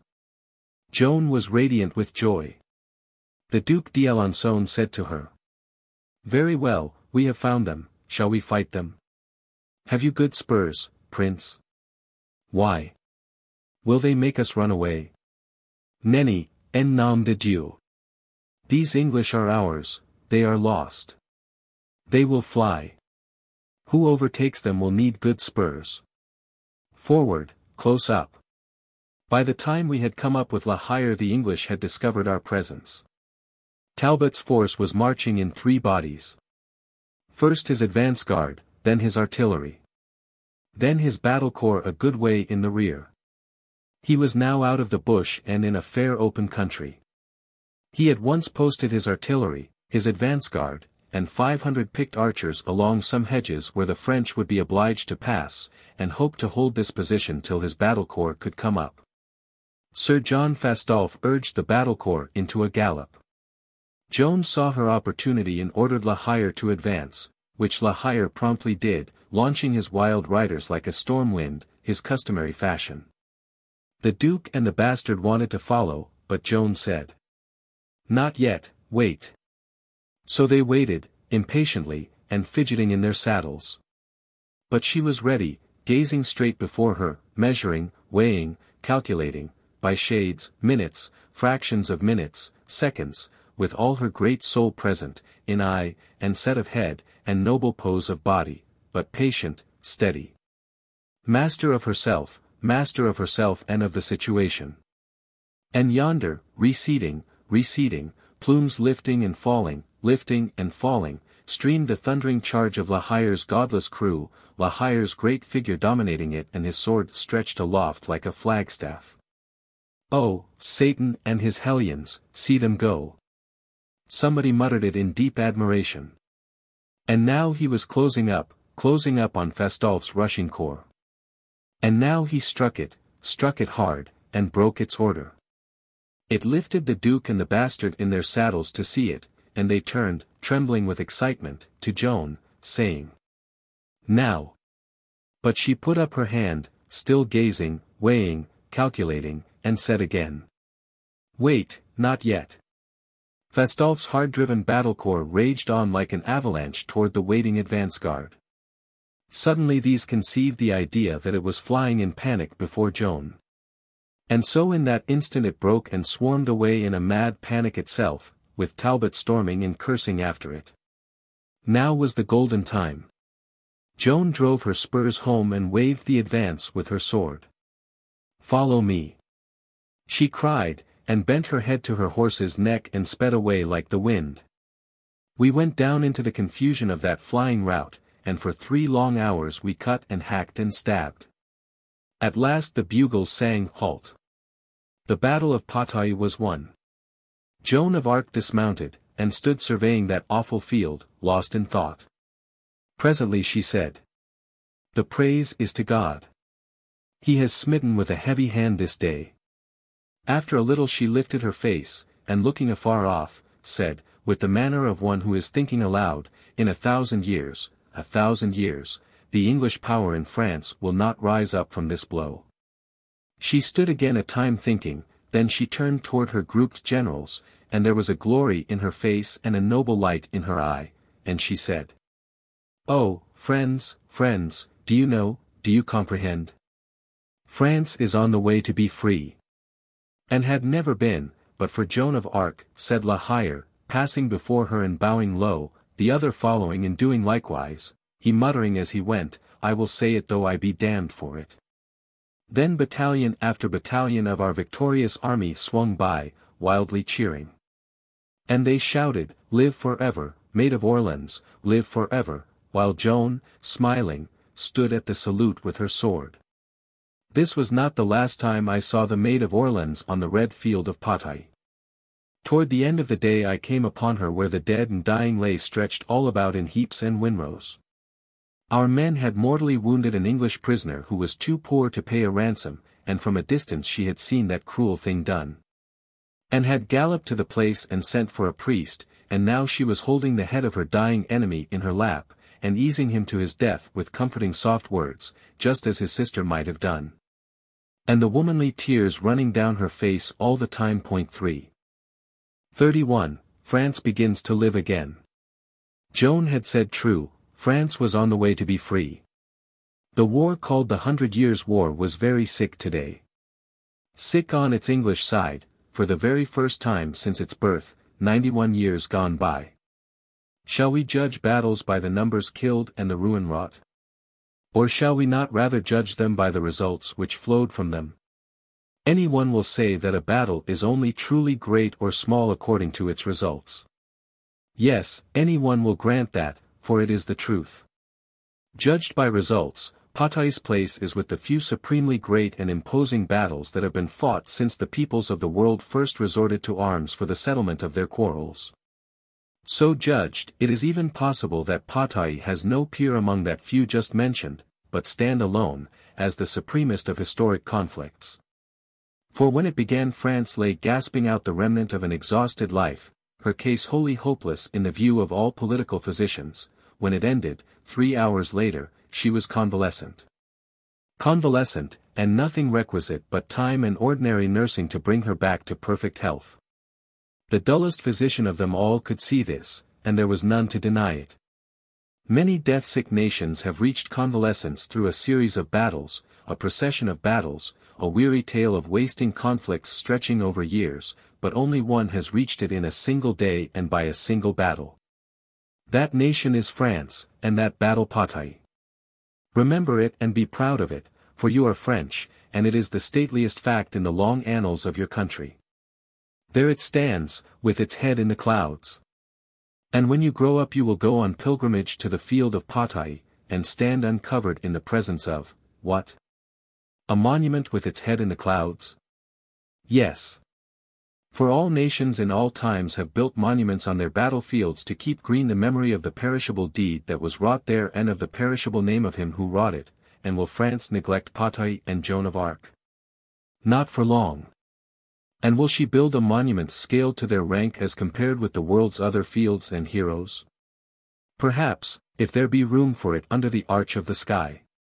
But let us look back a little, and consider certain strange and impressive facts. The 100 Years' War began in 1337. It raged on, year after year and year after year. And at last England stretched France prone with that fearful blow at Crécy. But she rose and struggled on, year after year, and at last again she went down under another devastating blow, Poitiers. She gathered her crippled strength once more, and the war raged on, and still on, year after year, decade after decade. Children were born, grew up, married, died, the war raged on. Their children in turn grew up, married, died, the war raged on, their children, growing, saw France struck down again. This time under the incredible disaster of Agincourt, and still the war raged on, year after year, and in time these children married in their turn. France was a wreck, a ruin, a desolation. The half of it belonged to England, with none to dispute or deny the truth, the other half belonged to nobody, in 3 months would be flying the English flag, the French king was making ready to throw away his crown and flee beyond the seas. Now came the ignorant countrymaid out of her remote village and confronted this hoary war, this all-consuming conflagration that had swept the land for 3 generations. Then began the briefest and most amazing campaign that is recorded in history. In 7 weeks it was finished. In 7 weeks she hopelessly crippled that gigantic war that was 91 years old. At Orleans she struck it a staggering blow. On the field of Patay she broke its back. Think of it. Yes, one can do that, but understand it? Ah, that is another matter, none will ever be able to comprehend that stupefying marvel. 7 weeks, with here and there a little bloodshed. Perhaps the most of it, in any single fight, at Patay, where the English began 6,000 strong and left 2,000 dead upon the field. It is said and believed that in 3 battles alone, Crécy, Poitiers, and Agincourt, near 100,000 Frenchmen fell, without counting the 1,000 other fights of that long war. The dead of that war make a mournful long list, an interminable list. Of men slain in the field the count goes by tens of thousands, of innocent women and children slain by bitter hardship and hunger it goes by that appalling term, millions. It was an ogre, that war, an ogre that went about for near 100 years, crunching men and dripping blood from his jaws. And with her little hand that child of 17 struck him down. And yonder he lies stretched on the field of Patay, and will not get up any more while this old world lasts. 32. The joyous news flies fast. The great news of Patay was carried over the whole of France in 20 hours, people said. I do not know as to that. But one thing is sure, anyway, the moment a man got it he flew shouting and glorifying God and told his neighbor, and that neighbor flew with it to the next homestead, and so on without resting the word traveled. And when a man got it in the night, at what hour soever, he jumped out of his bed and bore the blessed message along. And the joy that went with it was like the light that flows across the land when an eclipse is receding from the face of the sun. And, indeed, you may say that France had lain in an eclipse this long time, yes, buried in a black gloom which these beneficent tidings were sweeping away now before the onrush of their white splendor. The news beat the flying enemy to Yeovil, and the town rose against its English masters and shut the gates against their brethren. It flew to Mont Pippo, to Saint Simon, and to this, that, and the other English fortress. And straightway the garrison applied the torch and took to the fields and the woods. A detachment of our army occupied Meung and pillaged it.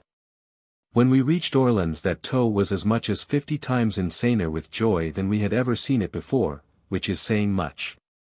Night had just fallen, and the illuminations were on so wonderful a scale that we seemed to plough through seas of fire. And as to the noise, the hoarse cheering of the multitude, the thundering of cannon, the clash of bells, indeed, there was never anything like it. And everywhere rose a new cry that burst upon us like a storm when the column entered the gates, and never more ceased, "Welcome to Joan of Arc, way for the Saviour of France." And there was another cry, "Crécy is avenged. Poitiers is avenged. Agincourt is avenged, Patay shall live forever." Mad? Why, you never could imagine it in the world.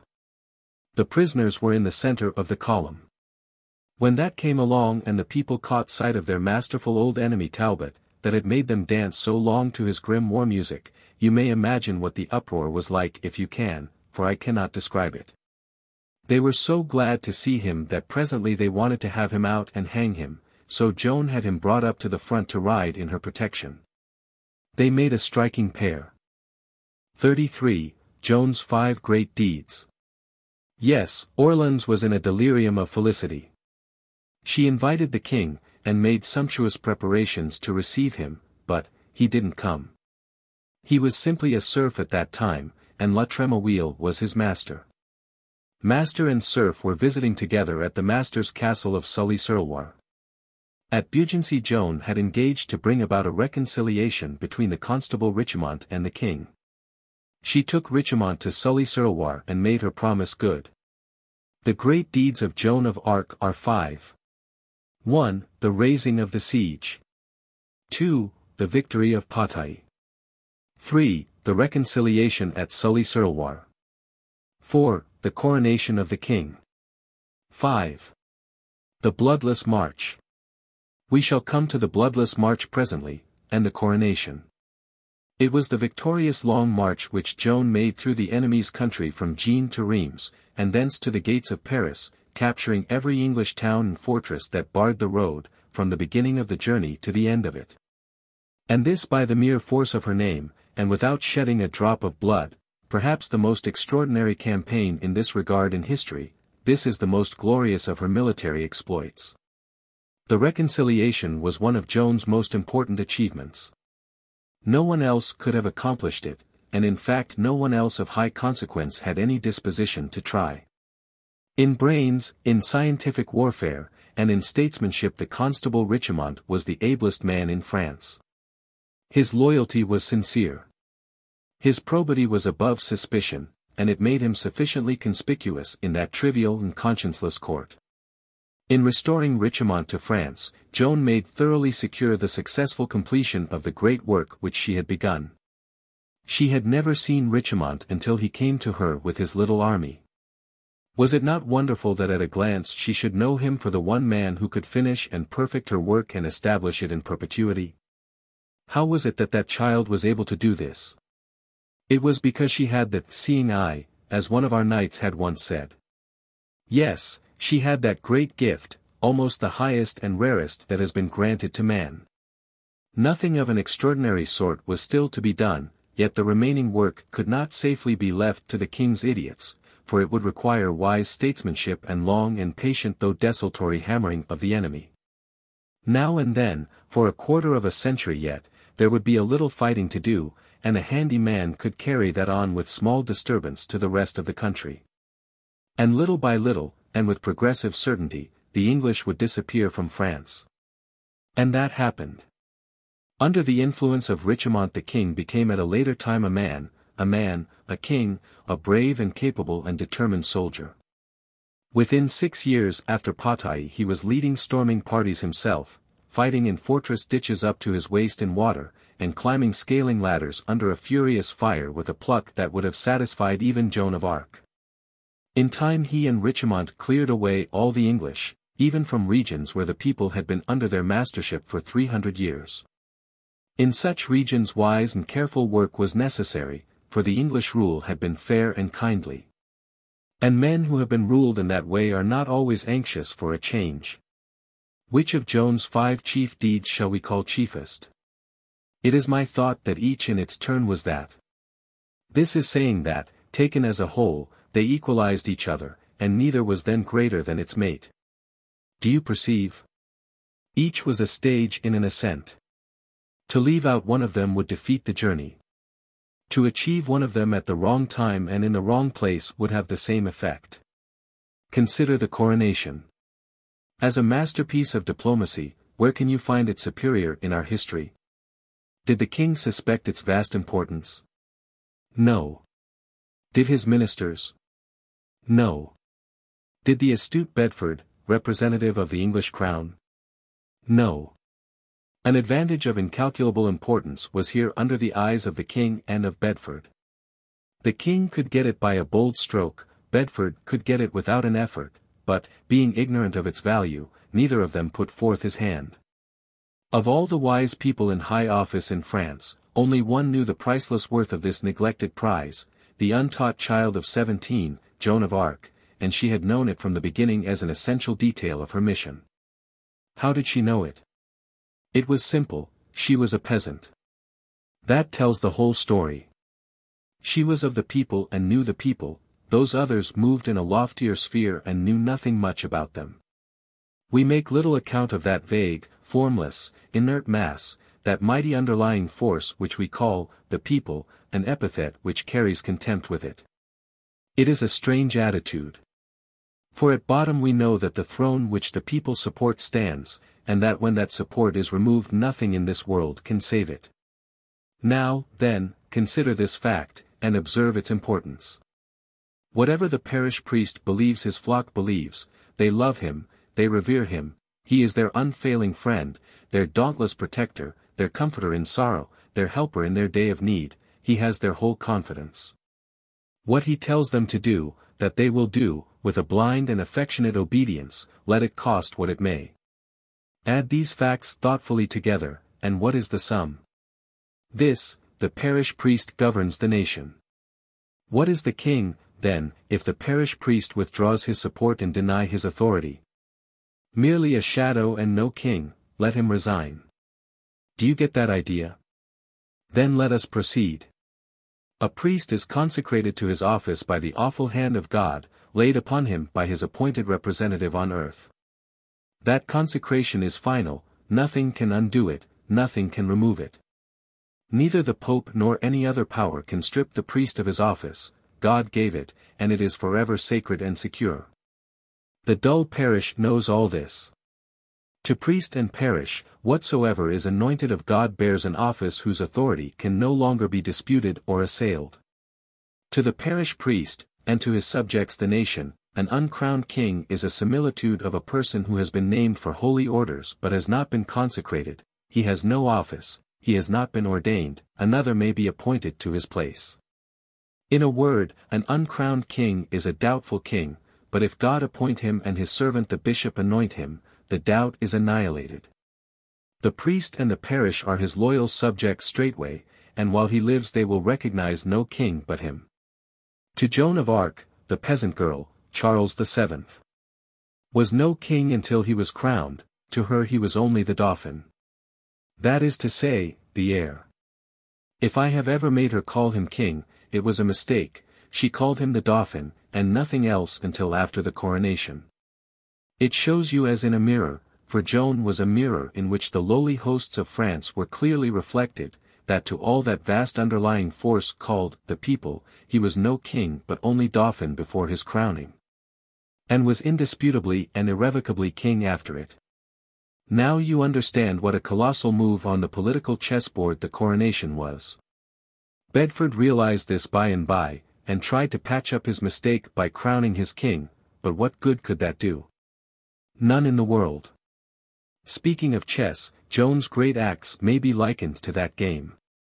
Each move was made in its proper order, and it is great and effective because it was made in its proper order and not out of it. Each, at the time made, seemed the greatest move. But the final result made them all recognizable as equally essential and equally important. This is the game, as played. 1. Joan moves to Orleans and Patay, check. 2. Then moves the reconciliation, but does not proclaim check, it being a move for position, and to take effect later. 3. Next she moves the coronation, check. 4. Next, the bloodless march, check. 5. Final move. After her death, the reconciled Constable Richemont to the French king's elbow, checkmate. 34. The jests of the Burgundians. The campaign of the lawyer had as good as opened the road to Reims. There was no sufficient reason now why the coronation should not take place. The coronation would complete the mission which Joan had received from heaven, and then she would be forever done with war, and would fly home to her mother and her sheep, and never stir from the hearthstone and happiness any more. That was her dream, and she could not rest, she was so impatient to see it fulfilled. She became so possessed with this matter that I began to lose faith in her two prophecies of her early death, and, of course, when I found that faith wavering I encouraged it to waver all the more. The king was afraid to start to Reims, because the road was mile-posted with English fortresses, so to speak.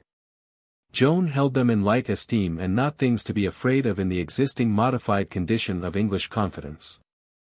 And she was right. As it turned out, the march to Reims was nothing but a holiday excursion. Joan did not even take any artillery along, she was so sure it would not be necessary. We marched from Jean 12,000 strong. This was the 29th of June. The Maid rode by the side of the king, on his other side was the Duc d'Alençon. After the Duke followed 3 other princes of the blood. After these followed the Bastard of Orleans, the Marshal de Boussac, and the Admiral of France. After these came La Hire, Saintrailles, Tremouille, and a long procession of knights and nobles. We rested 3 days before Auxerre. The city provisioned the army, and a deputation waited upon the king, but we did not enter the place. Saint Florentin opened its gates to the king. On the 4th of July we reached Saint Phal, and yonder lay Troyes before us, a town which had a burning interest for us boys. For we remembered how 7 years before, in the pastures of Domremy, the Sunflower came with his black flag and brought us the shameful news of the Treaty of Troyes, that treaty which gave France to England. And a daughter of our royal line in marriage to the butcher of Agincourt. That poor town was not to blame, of course, yet we flushed hot with that old memory, and hoped there would be a misunderstanding here, for we dearly wanted to storm the place and burn it. It was powerfully garrisoned by English and Burgundian soldiery, and was expecting reinforcements from Paris. Before night we camped before its gates and made rough work with a sortie which marched out against us. Joan summoned Troyes to surrender. Its commandant, seeing that she had no artillery, scoffed at the idea, and sent her a grossly insulting reply. 5 days we consulted and negotiated. No result. The king was about to turn back now and give up. He was afraid to go on, leaving this strong place in his rear. Then La Hire put in a word, with a slap in it for some of his Majesty's advisers. The Maid of Orleans undertook this expedition of her own motion. And it is my mind that it is her judgment that should be followed here, and not that of any other, let him be of whatsoever breed and standing he may. There was wisdom and righteousness in that. So the king sent for the maid, and asked her how she thought the prospect looked. She said, without any tone of doubt or question in her voice. In 3 days' time the place is ours. The smug chancellor put in a word now. If we were sure of it we would wait her 6 days. 6 days, forsooth. Name of God, man, we will enter the gates tomorrow. Then she mounted, and rode her lines, crying out. Make preparation, to your work, friends, to your work. We assault at dawn. She worked hard that night, slaving away with her own hands like a common soldier. She ordered fascines and faggots to be prepared and thrown into the fosse, thereby to bridge it, and in this rough labor she took a man's share. At dawn she took her place at the head of the storming force and the bugles blew the assault. At that moment a flag of truce was flung to the breeze from the walls, and Troyes surrendered without firing a shot. The next day the king with Joan at his side and the paladin bearing her banner entered the town in state at the head of the army. And a goodly army it was now, for it had been growing ever bigger and bigger from the first. And now a curious thing happened. By the terms of the treaty made with the town, the garrison of English and Burgundian soldiery were to be allowed to carry away their goods with them. This was well, for otherwise how would they buy the wherewithal to live? Very well. These people were all to go out by the one gate, and at the time set for them to depart we young fellows went to that gate, along with the dwarf, to see the march out. Presently here they came in an interminable file, the foot soldiers in the lead. As they approached, one could see that each bore a burden of a bulk and weight to sorely tax his strength, and we said among ourselves, truly these folk are well off for poor common soldiers. When they were come nearer, what do you think? Every rascal of them had a French prisoner on his back. They were carrying away their goods, you see, their property, strictly according to the permission granted by the treaty. Now think how clever that was, how ingenious. What could a body say? What could a body do?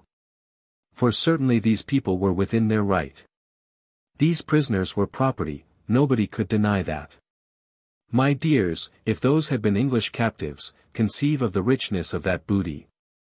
For English prisoners had been scarce and precious for 100 years, whereas it was a different matter with French prisoners. They had been overabundant for a century. The possessor of a French prisoner did not hold him long for ransom, as a rule, but presently killed him to save the cost of his keep. This shows you how small was the value of such a possession in those times. When we took Troyes, a calf was worth 30 francs, a sheep 16, a French prisoner 8. It was an enormous price for those other animals, a price which naturally seems incredible to you. It was the war, you see. It worked two ways, it made meat dear and prisoners cheap. Well, here were these poor Frenchmen being carried off. What could we do? Very little of a permanent sort, but we did what we could. We sent a messenger flying to Joan, and we and the French guards halted the procession for a parley, to gain time, you see. A big Burgundian lost his temper and swore a great oath that none should stop him. He would go, and would take his prisoner with him. But we blocked him off, and he saw that he was mistaken about going, he couldn't do it. He exploded into the maddest cursings and revilings, then, and, unlashing his prisoner from his back, stood him up, all bound and helpless. Then drew his knife, and said to us with a light of sarcastic triumph in his eye. I may not carry him away, you say, yet he is mine, none will dispute it. Since I may not convey him hence, this property of mine, there is another way. Yes, I can kill him, not even the dullest among you will question that right. Ah, you had not thought of that, vermin. That poor starved fellow begged us with his piteous eyes to save him. Then spoke, and said he had a wife and little children at home. Think how it wrung our heartstrings. But what could we do? The Burgundian was within his right. We could only beg and plead for the prisoner. Which we did. And the Burgundian enjoyed it. He stayed his hand to hear more of it, and laugh at it. That stung. Then the dwarf said, Prithee, young sirs, let me beguile him. For when a matter requiring permission is to the fore, I have indeed a gift in that sort, as any will tell you that know me well. You smile, and that is punishment for my vanity, and fairly earned, I grant you. Still, if I may toy a little, just a little, saying which he stepped to the Burgundian and began a fair soft speech, all of goodly and gentle tenor, and in the midst he mentioned the maid. And was going on to say how she out of her good heart would prize and praise this compassionate deed which he was about to, it was as far as he got. The Burgundian burst into his smooth oration with an insult levelled at Joan of Arc. We sprang forward, but the dwarf, his face all livid, brushed us aside and said, in a most grave and earnest way, I crave your patience. Am not I her guard of honor? This is my affair. And saying this he suddenly shot his right hand out and gripped the great Burgundian by the throat, and so held him upright on his feet. You have insulted the maid, he said, and the maid is France. The tongue that does that earns a long furlough. One heard the muffled cracking of bones. The Burgundian's eyes began to protrude from their sockets and stare with a leaden dullness at vacancy. The color deepened in his face and became an opaque purple. His hands hung down limp, his body collapsed with a shiver, every muscle relaxed its tension and ceased from its function. The dwarf took away his hand and the column of inert mortality sank mushily to the ground. We struck the bonds from the prisoner and told him he was free. His crawling humbleness changed to frantic joy in a moment, and his ghastly fear to a childish rage. He flew at that dead corpse and kicked it, spat in its face, danced upon it, crammed mud into its mouth, laughing, jeering, cursing, and volleying forth indecencies and bestialities like a drunken fiend. It was a thing to be expected. Soldiering makes few saints. Many of the onlookers laughed, others were indifferent, none was surprised. But presently in his mad caperings the freed man capered within reach of the waiting file, and another Burgundian promptly slipped a knife through his neck, and down he went with a death shriek. His brilliant artery blood spurting 10 feet as straight and bright as a ray of light. There was a great burst of jolly laughter all around from friend and foe alike, and thus closed one of the pleasantest incidents of my checkered military life. And now came Joan hurrying, and deeply troubled. She considered the claim of the garrison, then said, "You have right upon your side. It is plain. It was a careless word to put in the treaty, and covers too much. But ye may not take these poor men away. They are French, and I will not have it. The king shall ransom them, every one. Wait till I send you word from him, and hurt no hair of their heads, for I tell you, I who speak, that would cost you very dear." That settled it. The prisoners were safe for one while, anyway. Then she rode back eagerly and required that thing of the king, and would listen to no paltering and no excuses. So the king told her to have her way, and she rode straight back and bought the captives free in his name and let them go. 35. The heir of France is crowned. It was here that we saw again the Grand Master of the king's household, in whose castle Joan was guest when she tarried at Chinon in those first days of her coming out of her own country. She made him bailiff of Troyes, now, by the king's permission. And now we marched again, Chalons surrendered to us, and there by Chalons in a talk, Joan, being asked if she had no fears for the future, said yes. 1. Treachery. Who could believe it? Who could dream it? And yet in a sense it was prophecy. Truly, man is a pitiful animal. We marched, kept on marching.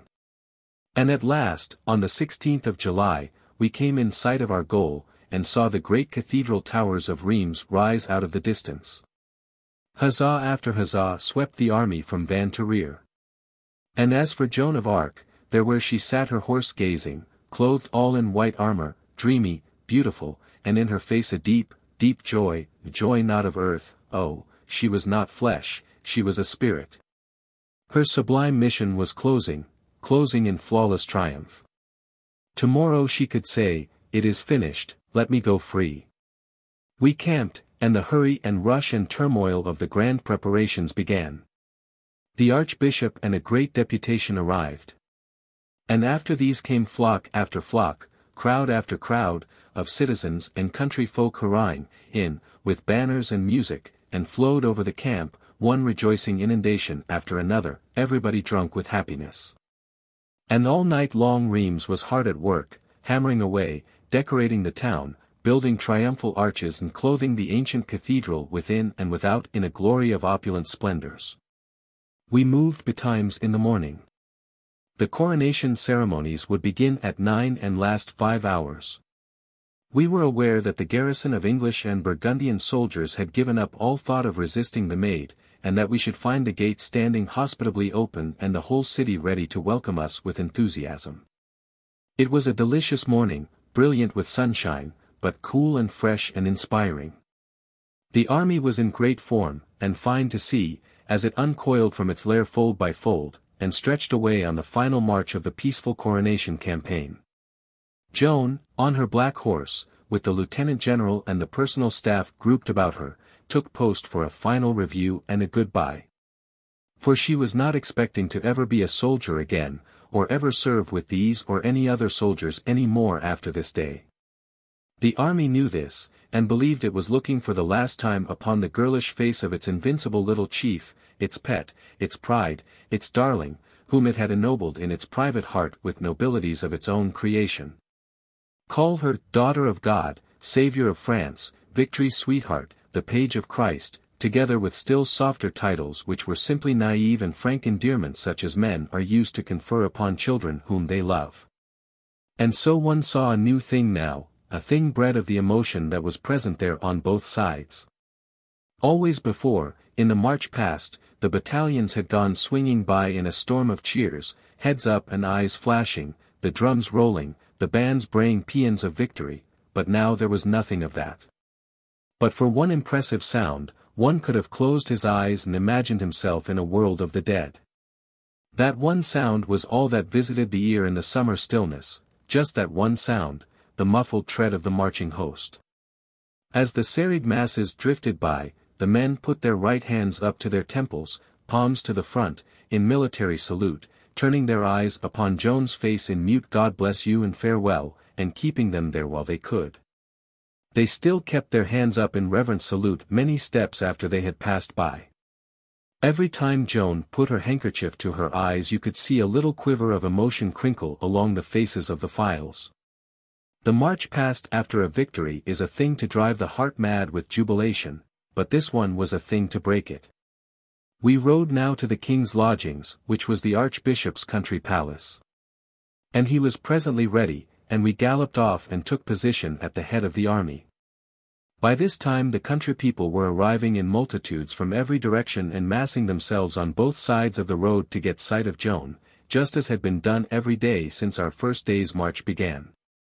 Our march now lay through the grassy plain, and those peasants made a dividing double border for that plain. They stretched right down through it, a broad belt of bright colors on each side of the road. For every peasant girl and woman in it had a white jacket on her body and a crimson skirt on the rest of her. Endless borders made of poppies and lilies stretching away in front of us, that is what it looked like. And that is the kind of lane we had been marching through all these days. Not a lane between multitudinous flowers standing upright on their stems, no, these flowers were always kneeling. Kneeling, these human flowers, with their hands and faces lifted toward Joan of Arc, and the grateful tears streaming down. And all along, those closest to the road hugged her feet and kissed them and laid their wet cheeks fondly against them. I never, during all those days, saw any of either sex stand while she passed, nor any man keep his head covered. Afterward in the great trial these touching scenes were used as a weapon against her. She had been made an object of adoration by the people, and this was proof that she was a heretic, so claimed that unjust court. As we drew near the city the curving long sweep of ramparts and towers was gay with fluttering flags and black with masses of people, and all the air was vibrant with the crash of artillery and gloomed with drifting clouds of smoke. We entered the gates in state and moved in procession through the city, with all the guilds and industries in holiday costume marching in our rear with their banners. And all the route was hedged with a huzzaing crush of people, and all the windows were full and all the roofs, and from the balconies hung costly stuffs of rich colors. And the waving of handkerchiefs, seen in perspective through a long vista, was like a snowstorm. Joan's name had been introduced into the prayers of the church, an honor theretofore restricted to royalty. But she had a dearer honor and an honor more to be proud of, from a humbler source. The common people had had leaden medals struck which bore her effigy and her escutcheon, and these they wore as charms. One saw them everywhere. From the archbishop's palace, where we halted, and where the king and Joan were to lodge, the king sent to the abbey church of Saint Remy, which was over toward the gate by which we had entered the city, for the Saint Ampoule, or flask of holy oil. This oil was not earthly oil, it was made in heaven, the flask also. The flask, with the oil in it, was brought down from heaven by a dove. It was sent down to Saint Remy just as he was going to baptize King Clovis, who had become a Christian. I know this to be true. I had known it long before, for Père Fronte told me in Domremy. I cannot tell you how strange and awful it made me feel when I saw that flask and knew I was looking with my own eyes upon a thing which had actually been in heaven, a thing which had been seen by angels, perhaps. And by God himself of a certainty, for he sent it. And I was looking upon it, at one time I could have touched it. But I was afraid, for I could not know but that God had touched it. It is most probable that he had. From this flask Clovis had been anointed, and from it all the kings of France had been anointed since. Yes, ever since the time of Clovis, and that was 900 years. And so, as I have said, that flask of holy oil was sent for, while we waited. A coronation without that would not have been a coronation at all, in my belief. Now in order to get the flask, a most ancient ceremonial had to be gone through with. Otherwise the Abbé of Saint Remy, hereditary guardian in perpetuity of the oil, would not deliver it. So, in accordance with custom, the king deputed 5 great nobles to ride in solemn state and richly armed and accoutred, they and their steeds, to the abbey church as a guard of honor to the Archbishop of Reims and his canons, who were to bear the king's demand for the oil. When the 5 great lords were ready to start, they knelt in a row and put up their mailed hands before their faces, palm joined to palm, and swore upon their lives to conduct the sacred vessel safely, and safely restore it again to the church of St. Remy after the anointing of the king. The archbishop and his subordinates, thus nobly escorted, took their way to Saint Remy. The archbishop was in grand costume, with his mitre on his head and his cross in his hand. At the door of St. Remy they halted and formed, to receive the holy file. Soon one heard the deep tones of the organ and of chanting men, then one saw a long file of lights approaching through the dim church. And so came the abbot, in his sacerdotal panoply, bearing the file, with his people following after. He delivered it, with solemn ceremonies, to the archbishop, then the march back began, and it was most impressive. For it moved, the whole way, between 2 multitudes of men and women who lay flat upon their faces and prayed in dumb silence and in dread while that awful thing went by that had been in heaven. This august company arrived at the great west door of the cathedral, and as the archbishop entered a noble anthem rose and filled the vast building. The cathedral was packed with people in thousands. Only a wide space down the center had been kept free. Down this space walked the archbishop and his canons, and after them followed those 5 stately figures in splendid harness, each bearing his feudal banner, and riding. Oh, that was a magnificent thing to see. Riding down the cavernous vastness of the building through the rich lights, streaming in long rays from the pictured windows, oh, there was never anything so grand. They rode clear to the choir, as much as 400 feet from the door, it was said. Then the archbishop dismissed them, and they made deep obeisance till their plumes touched their horses' necks, then made those proud prancing and mincing and dancing creatures go backward all the way to the door, which was pretty to see, and graceful. Then they stood them on their hind feet and spun them around and plunged away and disappeared. For some minutes there was a deep hush, a waiting pause. A silence so profound that it was as if all those packed thousands there were steeped in dreamless slumber. Why, you could even notice the faintest sounds, like the drowsy buzzing of insects. Then came a mighty flood of rich strains from 400 silver trumpets, and then, framed in the pointed archway of the great west door, appeared Joan and the king. They advanced slowly, side by side, through a tempest of welcome, explosion after explosion of cheers and cries, mingled with the deep thunders of the organ and rolling tides of triumphant song from chanting choirs.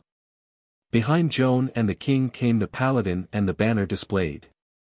And a majestic figure he was, and most proud and lofty in his bearing, for he knew that the people were marking him and taking note of the gorgeous state dress which covered his armor.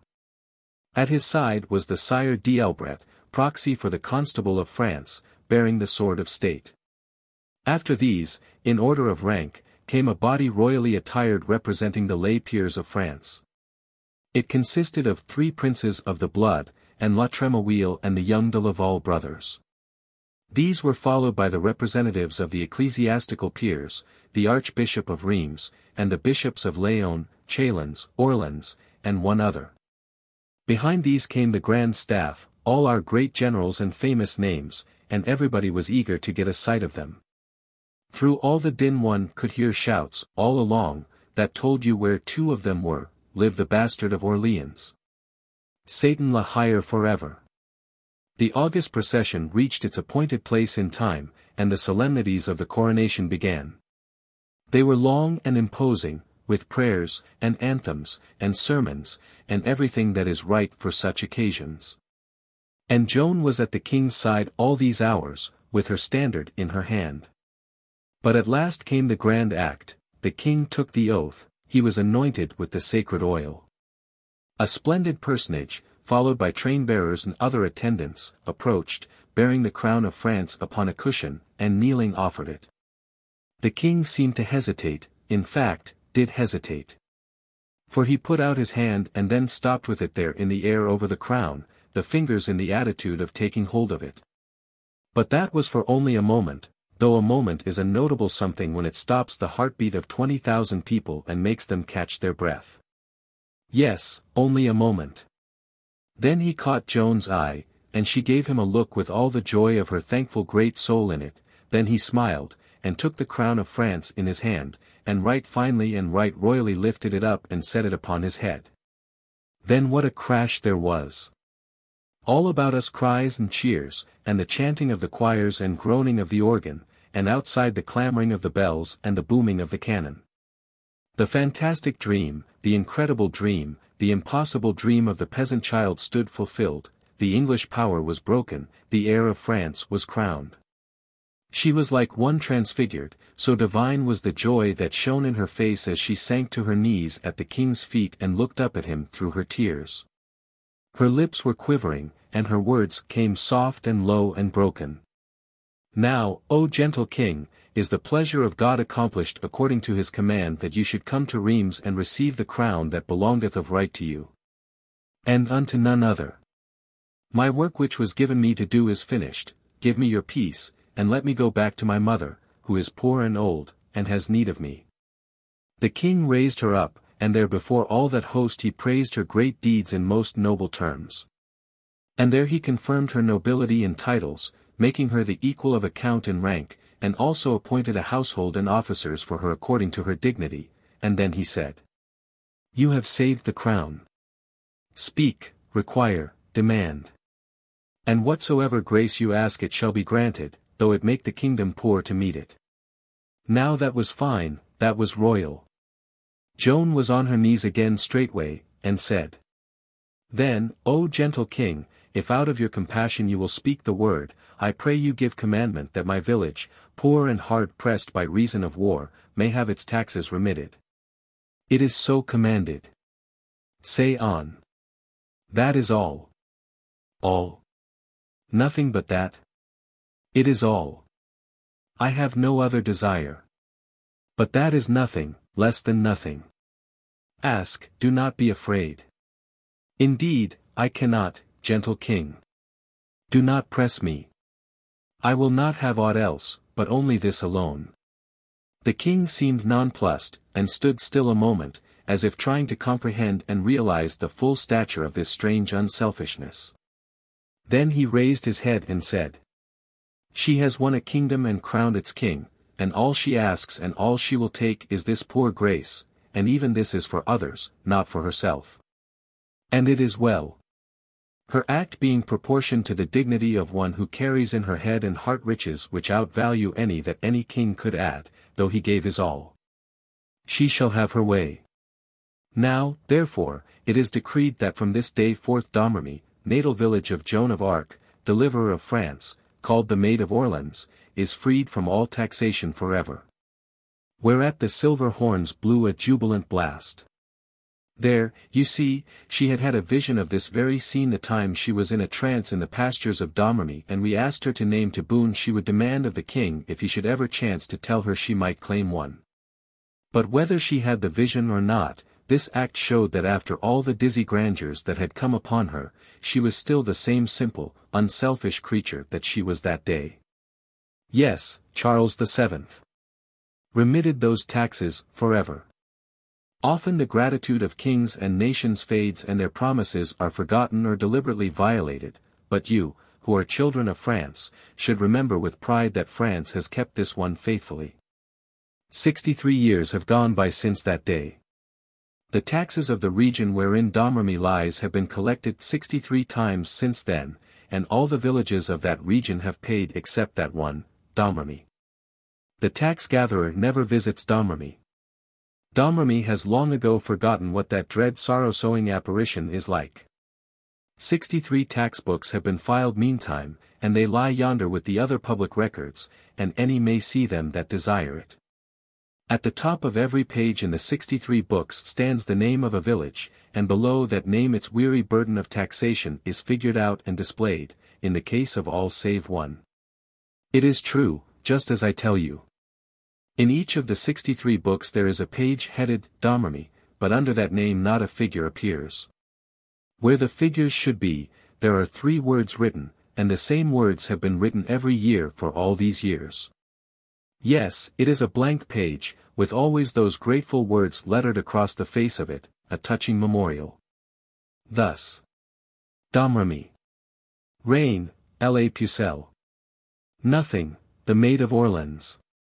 How brief it is, yet how much it says. It is the nation speaking. You have the spectacle of that unsentimental thing, a government, making reverence to that name and saying to its agent, uncover, and pass on, it is France that commands. Yes, the promise has been kept, it will be kept always. Forever, was the king's word. Point 4. At 2 o'clock in the afternoon the ceremonies of the coronation came at last to an end. Then the procession formed once more, with Joan and the king at its head, and took up its solemn march through the midst of the church, all instruments and all people making such clamor of rejoicing noises as was indeed a marvel to hear. And so ended the third of the great days of Joan's life. And how close together they stand, May 8th, June 18th, July 17th. 36. Joan hears news from home. We mounted and rode, a spectacle to remember, a most noble display of rich vestments and nodding plumes, and as we moved between the banked multitudes they sank down all along abreast of us as we advanced.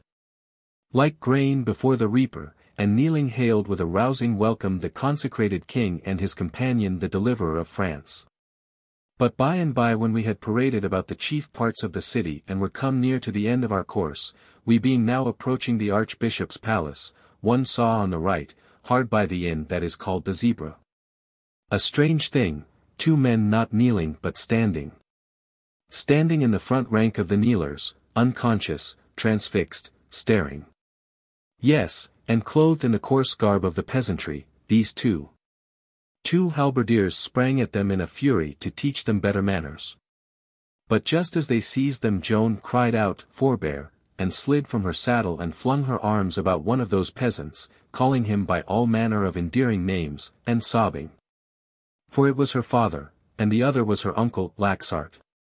The news flew everywhere, and shouts of welcome were raised, and in just one little moment those 2 despised and unknown plebeians were become famous and popular and envied, and everybody was in a fever to get sight of them and be able to say, all their lives long, that they had seen the father of Joan of Arc and the brother of her mother. How easy it was for her to do miracles like to this. She was like the sun, on whatsoever dim and humble object her rays fell, that thing was straightway drowned in glory. All graciously the king said, "Bring them to me." And she brought them. She radiant with happiness and affection, they trembling and scared, with their caps in their shaking hands, and there before all the world the king gave them his hand to kiss, while the people gazed in envy and admiration. And he said to Old Dark, "Give God thanks for that you are father to this child, this dispenser of immortalities. You who bear a name that will still live in the mouths of men when all the race of kings has been forgotten, it is not meet that you bear your head before the fleeting fames and dignities of a day, cover yourself." And truly he looked right fine and princely when he said that. Then he gave order that the bailey of Rheims be brought, and when he was come, and stood bent low and bare, the king said to him, "These 2 are guests of France." And bade him use them hospitably. I may as well say now as later, that Papa Dark and Laxart were stopping in that little Zebra inn, and that there they remained. Finer quarters were offered them by the bailey, also public distinctions and brave entertainment, but they were frightened at these projects, they being only humble and ignorant peasants, so they begged off, and had peace. They could not have enjoyed such things. Poor souls, they did not even know what to do with their hands, and it took all their attention to keep from treading on them. The baillie did the best he could in the circumstances. He made the innkeeper place a whole floor at their disposal, and told him to provide everything they might desire, and charge all to the city. Also the baillie gave them a horse apiece and furnishings, which so overwhelmed them with pride and delight and astonishment that they couldn't speak a word. For in their lives they had never dreamed of wealth like this, and could not believe, at first, that the horses were real and would not dissolve to a mist and blow away. They could not unglue their minds from those grandeurs, and were always wrenching the conversation out of its groove and dragging the matter of animals into it, so that they could say, "My horse," here, and "My horse," there and yonder and all around. And taste the words and lick their chops over them, and spread their legs and hitch their thumbs in their armpits. And feel as the good God feels when he looks out on his fleets of constellations ploughing the awful deeps of space and reflects with satisfaction that they are his, all his. Well, they were the happiest old children one ever saw, and the simplest. The city gave a grand banquet to the king and Joan in mid-afternoon, and to the court and the grand staff. And about the middle of it Père d'Arc and Laxart were sent for, but would not venture until it was promised that they might sit in a gallery and be all by themselves and see all that was to be seen and yet be unmolested. And so they sat there and looked down upon the splendid spectacle, and were moved till the tears ran down their cheeks to see the unbelievable honors that were paid to their small darling. And how naively serene and unafraid she sat there with those consuming glories beating upon her. But at last her serenity was broken up.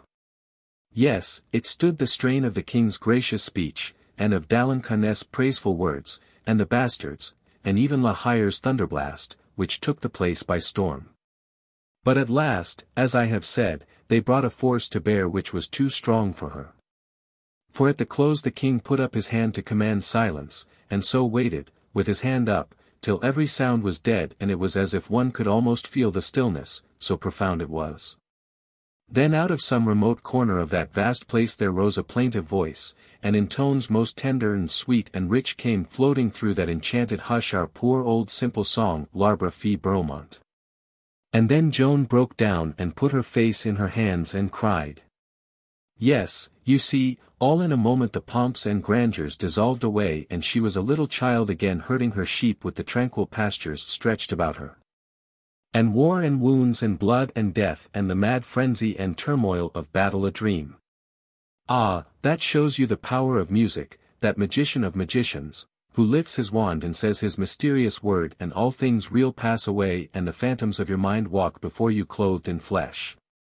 That was the king's invention, that sweet and dear surprise. Indeed, he had fine things hidden away in his nature, though one seldom got a glimpse of them, with that scheming tremowheel and those others always standing in the light. And he so indolently content to save himself fuss and argument and let them have their way. At the fall of night we the Domremy contingent of the personal staff were with the father and uncle at the inn, in their private parlour, brewing generous drinks and breaking ground for a homely talk about Domremy in the neighbours. When a large parcel arrived from Joan to be kept till she came. And soon she came herself and sent her guard away, saying she would take one of her father's rooms and sleep under his roof, and so be at home again. We of the staff rose and stood, as was meet, until she made us sit. Then she turned and saw that the two old men had gotten up too, and were standing in an embarrassed and unmilitary way, which made her want to laugh, but she kept it in, as not wishing to hurt them. And got them to their seats and snuggled down between them, and took a hand of each of them upon her knees and nestled her own hands in them, and said, "Now we will have no more ceremony, but be kin and playmates as in other times. For I am done with the great wars now, and you two will take me home with you, and I shall see." She stopped, and for a moment her happy face sobered, as if a doubt or a presentiment had flitted through her mind. Then it cleared again, and she said, with a passionate yearning, "Oh, if the day were but come and we could start." The old father was surprised, and said, "Why, child, are you in earnest?" Would you leave doing these wonders that make you to be praised by everybody while there is still so much glory to be won, and would you go out from this grand comradeship with princes and generals to be a drudging villager again and a nobody? It is not rational. No, said the uncle, Laxart, it is amazing to hear, and indeed not understandable. It is a stranger thing to hear her say she will stop the soldiering than it was to hear her say she would begin it. And I who speak to you can say in all truth that that was the strangest word that ever I had heard till this day and hour. I would it could be explained. It is not difficult, said Joan. I was not ever fond of wounds and suffering, nor fitted by my nature to inflict them. And quarrellings did always distress me, and noise and tumult were against my liking, my disposition being toward peace and quietness, and love for all things that have life. And being made like this, how could I bear to think of wars and blood, and the pain that goes with them, and the sorrow and mourning that follow after? But by his angels God laid his great commands upon me, and could I disobey? I did as I was bid. Did he command me to do many things? No, only two, to raise the siege of Orleans, and crown the king at Rheims. The task is finished, and I am free. Has ever a poor soldier fallen in my sight, whether friend or foe, and I not felt the pain in my own body, and the grief of his homemates in my own heart? No, not one. And, oh, it is such bliss to know that my release is won, and that I shall not any more see these cruel things or suffer these tortures of the mind again. Then why should I not go to my village and be as I was before? It is heaven. And ye wonder that I desire it. Ah, ye are men, just men. My mother would understand. They didn't quite know what to say, so they sat still a while, looking pretty vacant. Then old Dark said, Yes, your mother, that is true. I never saw such a woman. She worries, and worries, and worries, and wakes nights, and lies so, thinking, that is, worrying about you. And when the night storms go raging along, she moans and says, Ah, God pity her, she is out in this with her poor wet soldiers. And when the lightning glares and the thunder crashes she wrings her hands and trembles, saying, It is like the awful cannon and the flash, and yonder somewhere she is riding down upon the spouting guns and I not there to protect her. Ah, poor mother, it is pity, it is pity. Yes, a most strange woman, as I have noticed a many times. When there is news of a victory and all the village goes mad with pride and joy, she rushes here and there in a maniacal frenzy till she finds out the one only thing she cares to know, that you are safe. Then down she goes on her knees in the dirt and praises God as long as there is any breath left in her body, and all on your account, for she never mentions the battle once. And always she says, Now it is over, now France is saved, now she will come home, and always is disappointed and goes about mourning. Don't, father. It breaks my heart. I will be so good to her when I get home. I will do her work for her, and be her comfort, and she shall not suffer any more through me. There was some more talk of this sort, then Uncle Laxart said. You have done the will of God, dear, and are quits, it is true, and none may deny it. But what of the king? You are his best soldier, what if he command you to stay? That was a crusher, and sudden. It took Joan a moment or two to recover from the shock of it, then she said, quite simply and resignedly. The king is my lord. I am his servant. She was silent and thoughtful a little while, then she brightened up and said, cheerily, But let us drive such thoughts away, this is no time for them. Tell me about home. So the two old gossips talked and talked. Talked about everything and everybody in the village, and it was good to hear. Joan out of her kindness tried to get us into the conversation, but that failed, of course. She was the commander-in-chief, we were nobodies. Her name was the mightiest in France, we were invisible atoms, she was the comrade of princes and heroes, we of the humble and obscure. She held rank above all personages and all puissances whatsoever in the whole earth, by right of bearing her commission direct from God. To put it in one word, she was Joan of Arc, and when that is said, all is said. To us she was divine. Between her and us lay the bridgeless abyss which that word implies. We could not be familiar with her. No, you can see yourselves that that would have been impossible. And yet she was so human, too, and so good and kind and dear and loving and cheery and charming and unspoiled and unaffected. Those are all the words I think of now, but they are not enough. No, they are too few and colorless and meager to tell it all, or tell the half. Those simple old men didn't realize her, they couldn't, they had never known any people but human beings, and so they had no other standard to measure her by. To them, after their first little shyness had worn off, she was just a girl, that was all. It was amazing. It made one shiver, sometimes, to see how calm and easy and comfortable they were in her presence, and hear them talk to her exactly as they would have talked to any other girl in France. Why, that simple old Laxart sat up there and droned out the most tedious and empty tale one ever heard, and neither he nor Papa Dark ever gave a thought to the badness of the etiquette of it. Or ever suspected that that foolish tale was anything but dignified and valuable history. There was not an atom of value in it, and whilst they thought it distressing and pathetic, it was in fact not pathetic at all, but actually ridiculous. At least it seemed so to me, and it seems so yet.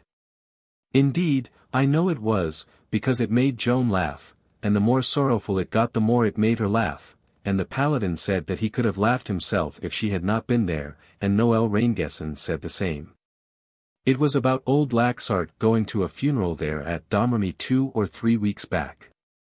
He had spots all over his face and hands, and he got Joan to rub some healing ointment on them, and while she was doing it, and comforting him, and trying to say pitying things to him, he told her how it happened. And first, he asked her if she remembered that black bull calf that she left behind when she came away, and she said indeed she did, and he was a dear, and she loved him so, and was he well, and just drowned him in questions about that creature.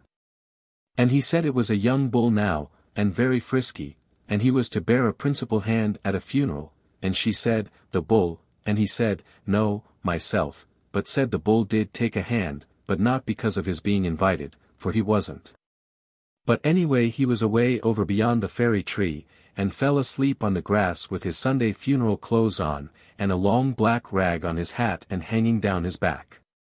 And when he woke he saw by the sun how late it was, and not a moment to lose, and jumped up terribly worried, and saw the young bull grazing there, and thought maybe he could ride part way on him and gain time.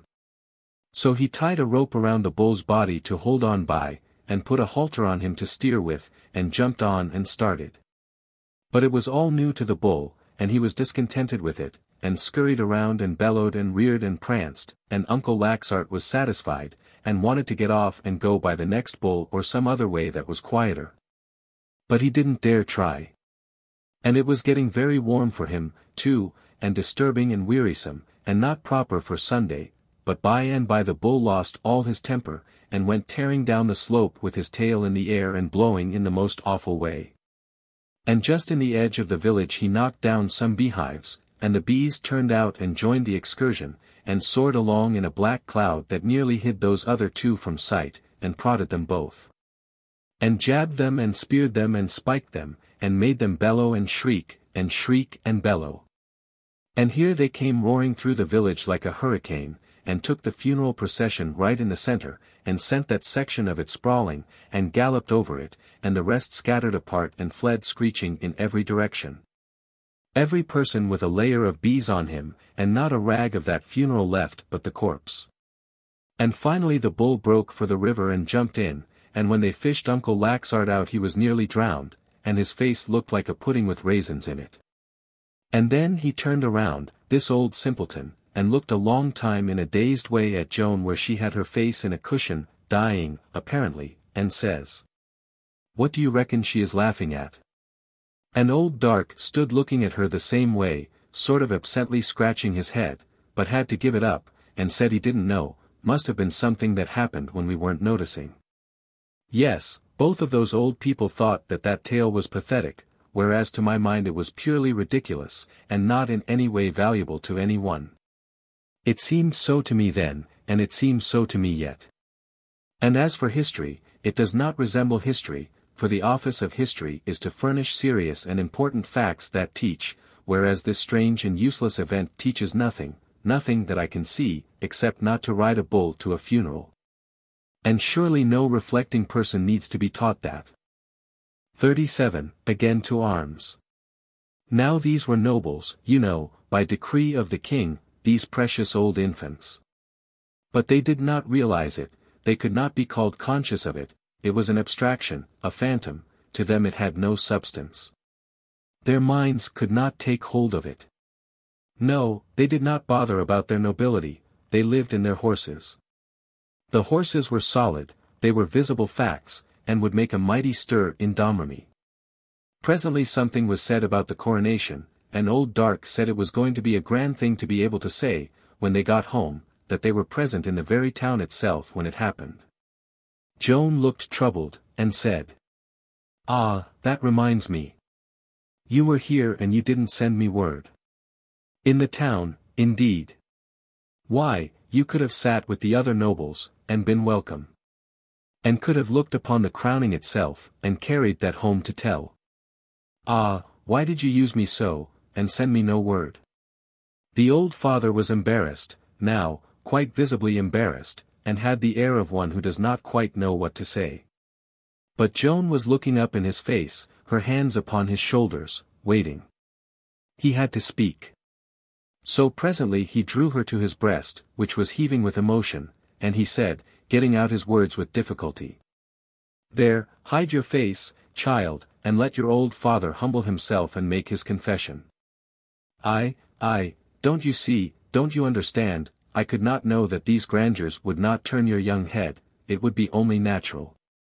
I might shame you before these great poor father.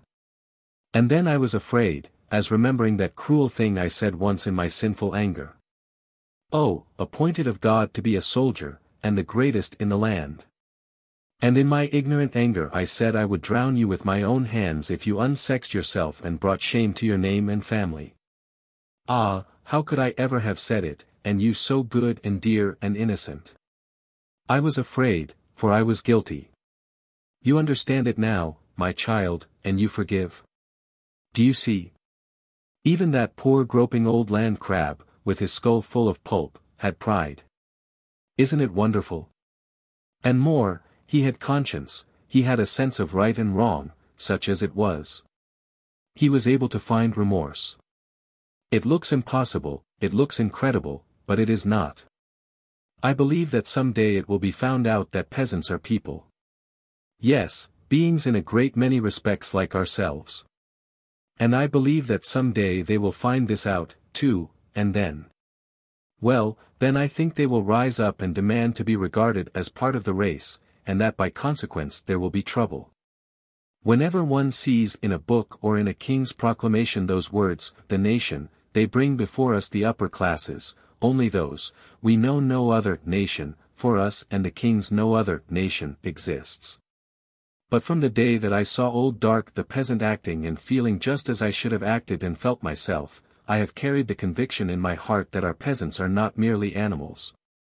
Beasts of burden put here by the good God to produce food and comfort for the nation, but something more and better. You look incredulous. Well, that is your training, it is the training of everybody, but as for me, I thank that incident for giving me a better light, and I have never forgotten it. Let me see, where was I? One's mind wanders around here and there and yonder, when one is old. I think I said Joan comforted him. Certainly, that is what she would do, there was no need to say that. She coaxed him and petted him and caressed him, and laid the memory of that old hard speech of his to rest. Laid it to rest until she should be dead. Then he would remember it again, yes, yes. Lord, how those things sting, and burn, and gnaw, the things which we did against the innocent dead. And we say in our anguish, if they could only come back. Which is all very well to say, but, as far as I can see, it doesn't profit anything. In my opinion the best way is not to do the thing in the first place. And I am not alone in this, I have heard our two knights say the same thing. And a man there in Orleans, no, I believe it was at Beaugency, or one of those places, it seems more as if it was at buoyancy than the others. This man said the same thing exactly, almost the same words. A dark man with a cast in his eye and one leg shorter than the other. His name was, it is singular that I can't call that man's name, I had it in my mind only a moment ago, and I know it begins with, no, I don't remember what it begins with. But never mind, let it go, I will think of it presently, and then I will tell you. Well, pretty soon the old father wanted to know how Joan felt when she was in the thick of a battle, with the bright blades hacking and flashing all around her, and the blows rapping and slatting on her shield. And blood gushing on her from the cloven ghastly face and broken teeth of the neighbor at her elbow, and the perilous sudden back surge of massed horses upon a person when the front ranks give way before a heavy rush of the enemy. And men tumble limp and groaning out of saddles all around, and battle flags falling from dead hands wipe across one's face and hide the tossing turmoil a moment. And in the reeling and swaying and laboring jumble one's horse's hoofs sink into soft substances and shrieks of pain respond, and presently, panic. Rush. Swarm. Flight. And death and hell following after. And the old fellow got ever so much excited, and strode up and down, his tongue going like a mill, asking question after question and never waiting for an answer. And finally he stood Joan up in the middle of the room and stepped off and scanned her critically, and said, "No, I don't understand it. You are so little. So little and slender. When you had your armor on, today, it gave one a sort of notion of it, but in these pretty silks and velvets, you are only a dainty page, not a league-striding war colossus, moving in clouds and darkness and breathing smoke and thunder. I would God I might see you at it and go tell your mother. That would help her sleep, poor thing. Here, teach me the arts of the soldier, that I may explain them to her." And she did it. She gave him a pike, and put him through the manual of arms. And made him do the steps, too. His marching was incredibly awkward and slovenly, and so was his drill with the pike. But he didn't know it, and was wonderfully pleased with himself, and mightily excited and charmed with the ringing, crisp words of command. I am obliged to say that if looking proud and happy when one is marching were sufficient, he would have been the perfect soldier. And he wanted a lesson in sword-play, and got it. But of course that was beyond him, he was too old. It was beautiful to see Joan handle the foils, but the old man was a bad failure. He was afraid of the things, and skipped and dodged and scrambled around like a woman who has lost her mind on account of the arrival of a bat. He was of no good as an exhibition. But if La Hire had only come in, that would have been another matter. Those two fenced often, I saw them many times. True, Joan was easily his master, but it made a good show for all that, for La Hire was a grand swordsman. What a swift creature Joan was! You would see her standing erect with her ankle bones together and her foil arched over her head, the hilt in one hand and the button in the other, the old general opposite, bent forward, left hand reposing on his back, his foil advanced. Slightly wiggling and squirming, his watching eye boring straight into hers, and all of a sudden she would give a spring forward, and back again. And there she was, with the foil arched over her head as before. La Hire had been hit, but all that the spectator saw of it was a something like a thin flash of light in the air, but nothing distinct, nothing definite. We kept the drinkables moving, for that would please the bailey and the landlord, and old Laxart and Dark got to feeling quite comfortable, but without being what you could call tipsy. They got out the presents which they had been buying to carry home, humble things and cheap, but they would be fine there, and welcome. And they gave to Joan a present from Père Fronte and one from her mother, the one a little leaden image of the Holy Virgin, the other half a yard of blue silk ribbon, and she was as pleased as a child. And touched, too, as one could see plainly enough. Yes, she kissed those poor things over and over again, as if they had been something costly and wonderful. And she pinned the Virgin on her doublet, and sent for her helmet and tied the ribbon on that, first one way, then another, then a new way, then another new way. And with each effort perching the helmet on her hand and holding it off this way and that, and canting her head to one side and then the other, examining the effect, as a bird does when it has got a new bug. And she said she could almost wish she was going to the wars again, for then she would fight with the better courage, as having always with her something which her mother's touch had blessed. Old Laxart said he hoped she would go to the wars again, but home first, for that all the people there were cruel anxious to see her, and so he went on. They are proud of you, dear. Yes, prouder than any village ever was of anybody before. And indeed it is right and rational, for it is the first time a village has ever had anybody like you to be proud of and call its own. And it is strange and beautiful how they try to give your name to every creature that has a sex that is convenient. It is but half a year since you began to be spoken of and left us, and so it is surprising to see how many babies there are already in that region that are named for you. First it was just Joan, then it was Joan Orleans. Then Joan Orleans Bugency Patay, and now the next ones will have a lot of towns and the coronation added, of course. Yes, and the animals the same. They know how you love animals, and so they try to do you honor and show their love for you by naming all those creatures after you, insomuch that if a body should step out and call, Joan of Arc, come. There would be a landslide of cats and all such things, each supposing it was the one wanted, and all willing to take the benefit of the doubt, anyway, for the sake of the food that might be on delivery.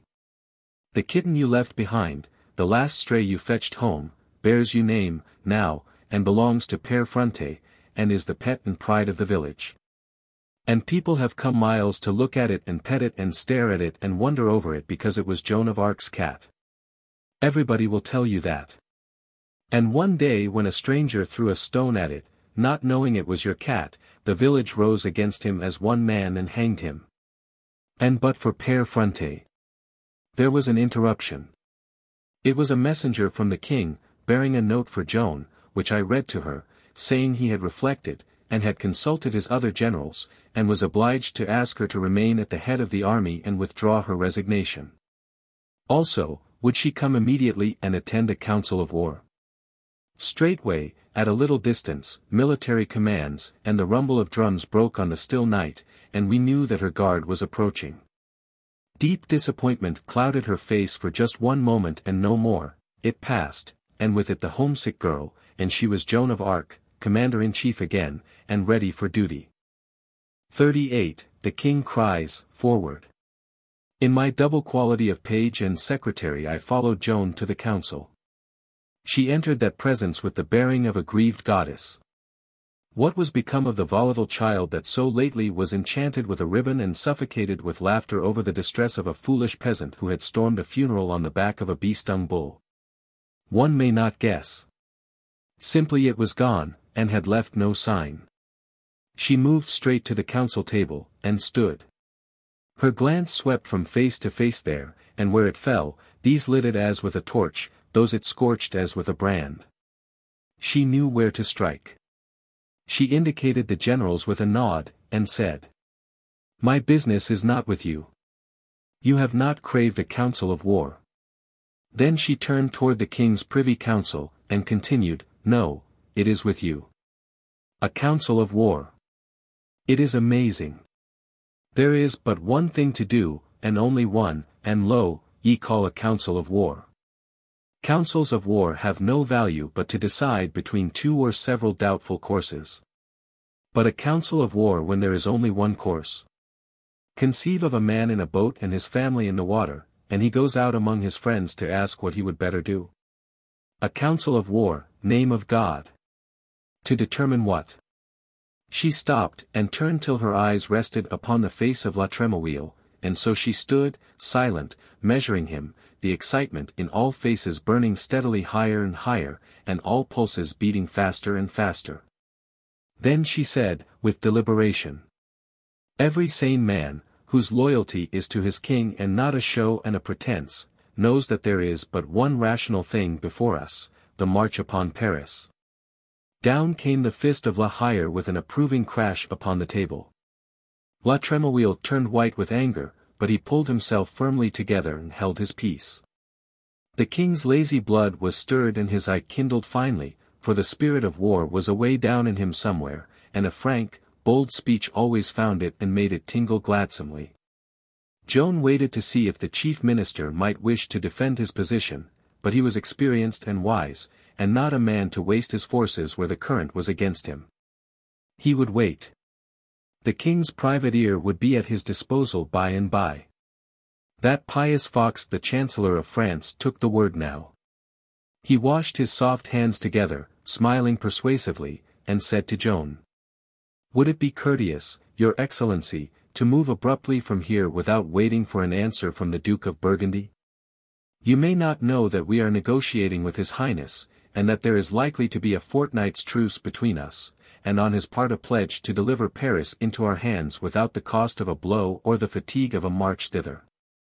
Joan turned to him and said, gravely, "This is not a confessional, my lord. You were not obliged to expose that shame here." The Chancellor's face reddened, and he retorted, "Shame? What is there shameful about it?" Joan answered in level, passionless tones. "One may describe it without hunting far for words. I knew of this poor comedy, my lord, although it was not intended that I should know. It is to the credit of the devisers of it that they tried to conceal it, this comedy whose text and impulse are describable in 2 words. The Chancellor spoke up with a fine irony in his manner. "Indeed? And will your Excellency be good enough to utter them? Cowardice and treachery." The fists of all the generals came down this time, and again the king's eye sparkled with pleasure. The Chancellor sprang to his feet and appealed to His Majesty. "Sire, I claim your protection." But the king waved him to his seat again, saying, "Peace. She had a right to be consulted before that thing was undertaken, since it concerned war as well as politics. It is but just that she be heard upon it now."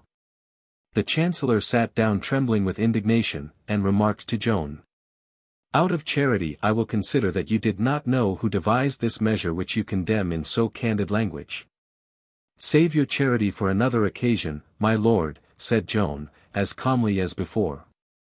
"Whenever anything is done to injure the interests and degrade the honor of France, all but the dead know how to name the 2 conspirators in chief. Sire. This insinuation—" "It is not an insinuation, my lord," said Joan, placidly, "it is a charge. I bring it against the king's chief minister and his chancellor." Both men were on their feet now, insisting that the king modify Joan's frankness. But he was not minded to do it. His ordinary counsels were stale water, his spirit was drinking wine, now, and the taste of it was good. He said, "Sit, and be patient. What is fair for one must in fairness be allowed the other. Consider, and be just. When have you 2 spared her? What dark charges and harsh names have you withheld when you spoke of her?" Then he added, with a veiled twinkle in his eyes, "If these are offences I see no particular difference between them, except that she says her hard things to your faces, whereas you say yours behind her back."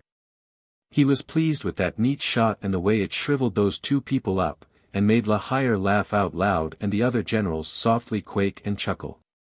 Joan tranquilly resumed. "From the first, we have been hindered by this policy of shilly-sholly, this fashion of counseling and counseling and counseling where no counseling is needed, but only fighting. We took Orleans on the 8th of May, and could have cleared the region round about in 3 days and saved the slaughter of Patay. We could have been in Reims 6 weeks ago, and in Paris now. And would see the last Englishman pass out of France in half a year. But we struck no blow after Orleans, but went off into the country. What for? Ostensibly to hold councils, really to give Bedford time to send reinforcements to Talbot, which he did. And Patay had to be fought. After Patay, more counseling, more waste of precious time.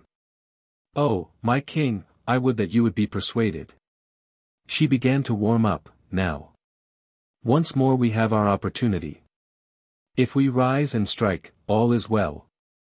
Bid me march upon Paris. In 20 days it shall be yours, and in 6 months all France. Here is half a year's work before us. If this chance be wasted, I give you 20 years to do it in.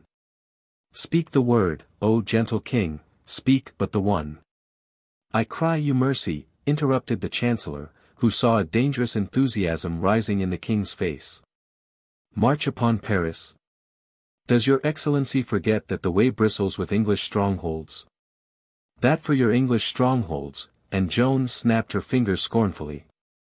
Whence have we marched in these last days? From Jean.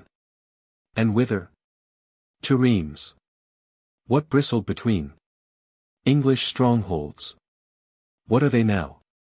French ones, and they never cost a blow.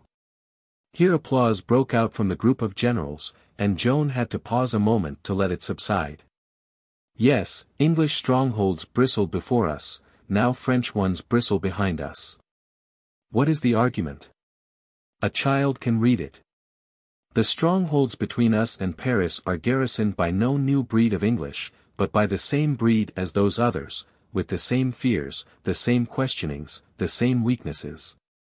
The same disposition to see the heavy hand of God descending upon them. We have but to march, on the instant, and they are ours. Paris is ours, France is ours. Give the word, O my king, command your servant to. Stay, cried the chancellor. It would be madness to put our affront upon his highness the Duke of Burgundy. By the treaty which we have every hope to make with him. Oh, the treaty which we hope to make with him. He has scorned you for years, and defied you. Is it your subtle persuasions that have softened his manners and beguiled him to listen to proposals? No, it was blows, the blows which we gave him. That is the only teaching that sturdy rebel can understand. What does he care for wind? The treaty which we hope to make with him, alack! He deliver Paris. There is no pauper in the land that is less able to do it. He deliver Paris. Ah, but that would make great Bedford smile. Oh, the pitiful pretext. The blind can see that this thin pourparlers with its 15-day truce has no purpose but to give Bedford time to hurry forward his forces against us. More treachery, always treachery. We call a council of war, with nothing to counsel about. But Bedford calls no council to teach him what our course is. He knows what he would do in our place. He would hang his traitors and march upon Paris. O gentle king, rouse. The way is open, Paris beckons, France implores.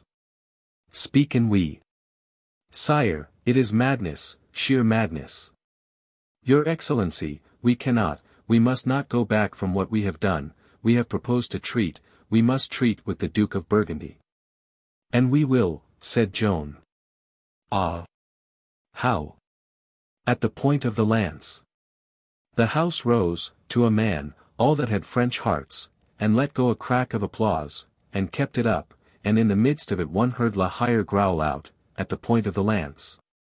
By God, that is music.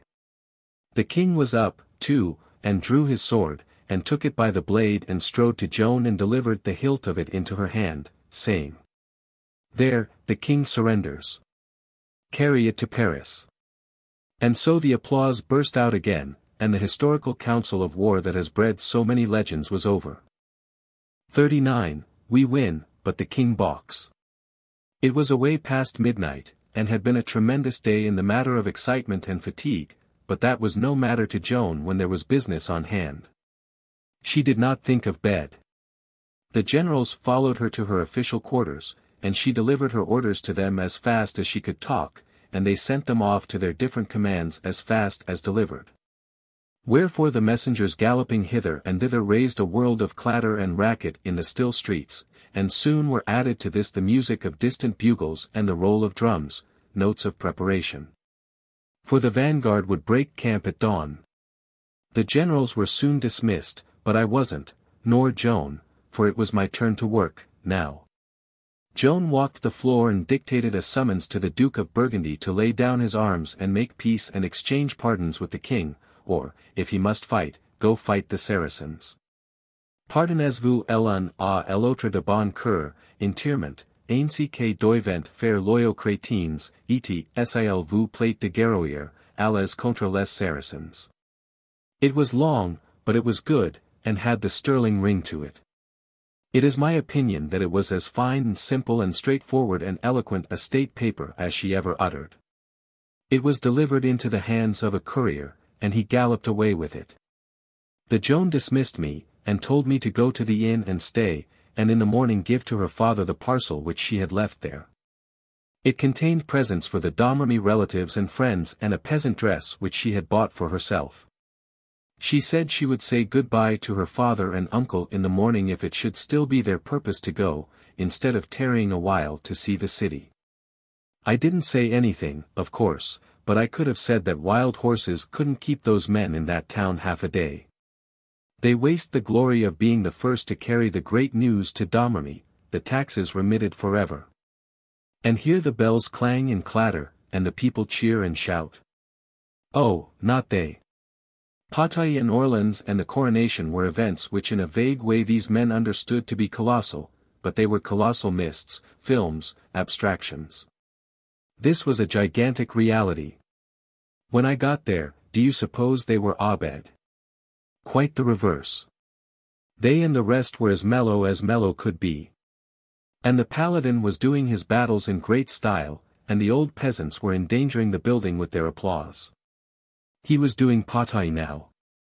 And was bending his big frame forward and laying out the positions and movements with a rake here and a rake there of his formidable sword on the floor. And the peasants were stooped over with their hands on their spread knees observing with excited eyes and ripping out ejaculations of wonder and admiration all along. Yes, here we were, waiting for the word. Our horses fidgeting and snorting and dancing to get away, we lying back on the bridles till our bodies fairly slanted to the rear. The word rang out at last, go, and we went. Went? There was nothing like it ever seen. Where we swept by squads of scampering English, the mere wind of our passage laid them flat in piles and rows. Then we plunged into the ruck of Fastolf's frantic battle corps and tore through it like a hurricane, leaving a causeway of the dead stretching far behind, no tarrying, no slacking rein, but on. On. On. Far yonder in the distance lay our prey, Talbot and his host looming vast and dark like a storm cloud brooding on the sea. Down we swooped upon them, glooming all the air with a quivering pall of dead leaves flung up by the whirlwind of our flight. In another moment we should have struck them as world strikes world and disorbited constellations crash into the Milky Way, but by misfortune and the inscrutable dispensation of God I was recognized. Talbot turned white, and shouting, "Save yourselves, it is the standard-bearer of Joan of Arc," drove his spurs home till they met in the middle of his horse's entrails, and fled the field with his billowing multitudes at his back. I could have cursed myself for not putting on a disguise. I saw reproach in the eyes of her Excellency, and was bitterly ashamed. I had caused what seemed an irreparable disaster. Another might have gone aside to grieve, as not seeing any way to mend it, but I thank God I am not of those. Great occasions only summon as with a trumpet called the slumbering reserves of my intellect. I saw my opportunity in an instant, in the next I was away. Through the woods I vanished, like an extinguished light. Away around through the curtaining forest I sped, as if on wings, none knowing what was become of me, none suspecting my design. Minute after minute passed, on and on I flew, on, and still on, and at last with a great cheer I flung my banner to the breeze and burst out in front of Talbot.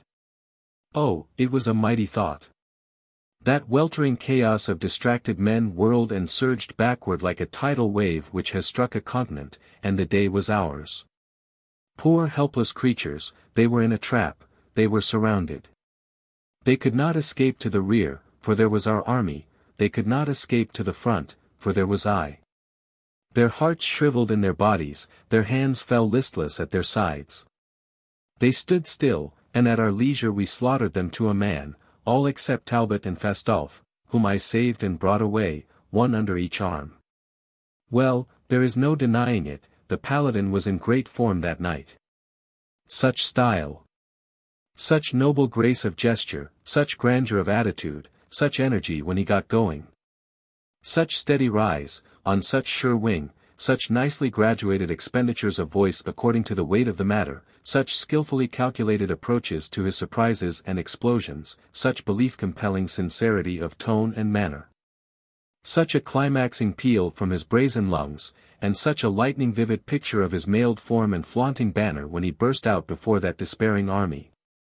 And oh, the gentle art of the last half of his last sentence, delivered in the careless and indolent tone of one who has finished his real story. And only adds a colorless and inconsequential detail because it has happened to occur to him in a lazy way. It was a marvel to see those innocent peasants. Why, they went all to pieces with enthusiasm, and roared out applauses fit to raise the roof and wake the dead. When they had cooled down at last and there was silence but for the heaving and panting, old Laxart said, admiringly, "As it seems to me, you are an army in your single person." "Yes, that is what he is," said Noel Raingesson, convincingly. "He is a terror, and not just in this vicinity. His mere name carries a shudder with it to distant lands, just he mere name, and when he frowns, the shadow of it falls as far as Rome, and the chickens go to roost an hour before schedule time." "Yes. And some say, Noel Raingesson, you are preparing yourself for trouble. I will say just one word to you, and it will be to your advantage too. I saw that the usual thing had got a start. No man could prophesy when it would end. So I delivered Joan's message and went off to bed. Joan made her goodbyes to those old fellows in the morning, with loving embraces and many tears, and with a packed multitude for sympathizers, and they rode proudly away on their precious horses to carry their great news home. I had seen better riders, some will say that, for horsemanship was a new art to them. The vanguard moved out at dawn and took the road, with bands braying and banners flying, the 2nd Division followed at 8. Then came the Burgundian ambassadors, and lost us the rest of that day and the whole of the next. But Joan was on hand, and so they had their journey for their pains. The rest of us took the road at dawn, next morning, July 20th. And got how far? 6 leagues. Tremouille was getting in his sly work with the vacillating king, you see. The king stopped at Saint Marcoul and prayed 3 days. Precious time lost, for us, precious time gained for Bedford. He would know how to use it. We could not go on without the king, that would be to leave him in the conspirators' camp. Joan argued, reasoned, implored, and at last we got under way again. Joan's prediction was verified. It was not a campaign, it was only another holiday excursion. English strongholds lined our route, they surrendered without a blow, we garrisoned them with Frenchmen and passed on. Bedford was on the march against us with his new army by this time, and on the 25th of July the hostile forces faced each other and made preparation for battle, but Bedford's good judgment prevailed, and he turned and retreated toward Paris. Now was our chance.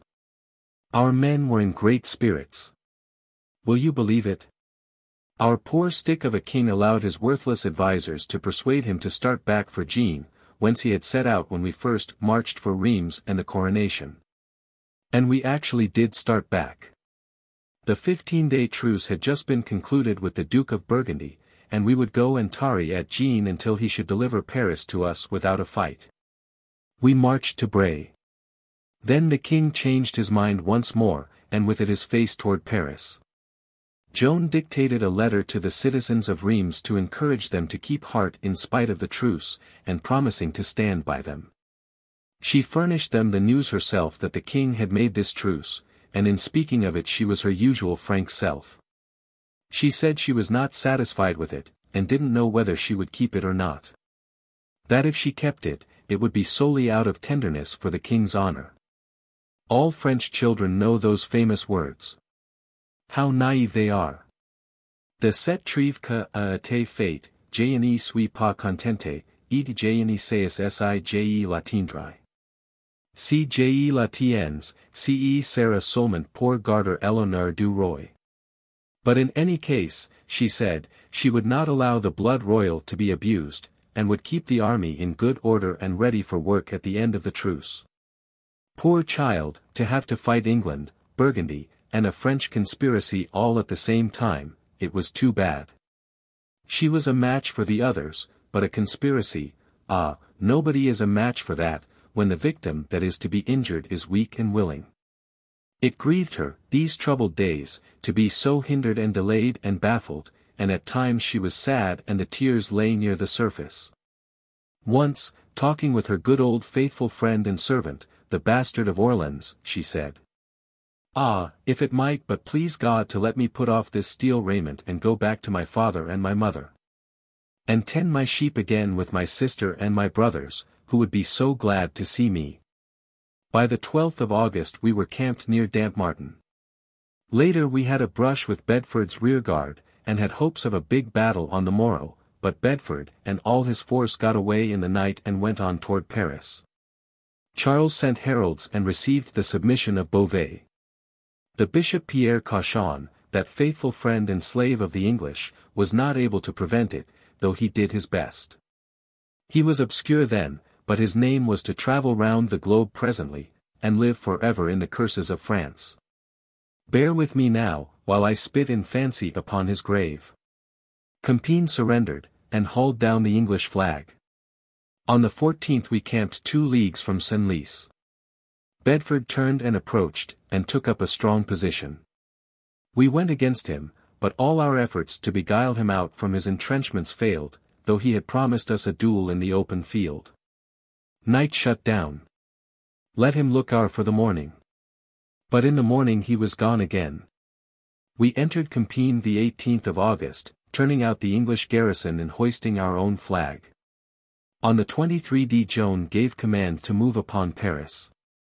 The king and the clique were not satisfied with this, and retired sulking to Senlis, which had just surrendered.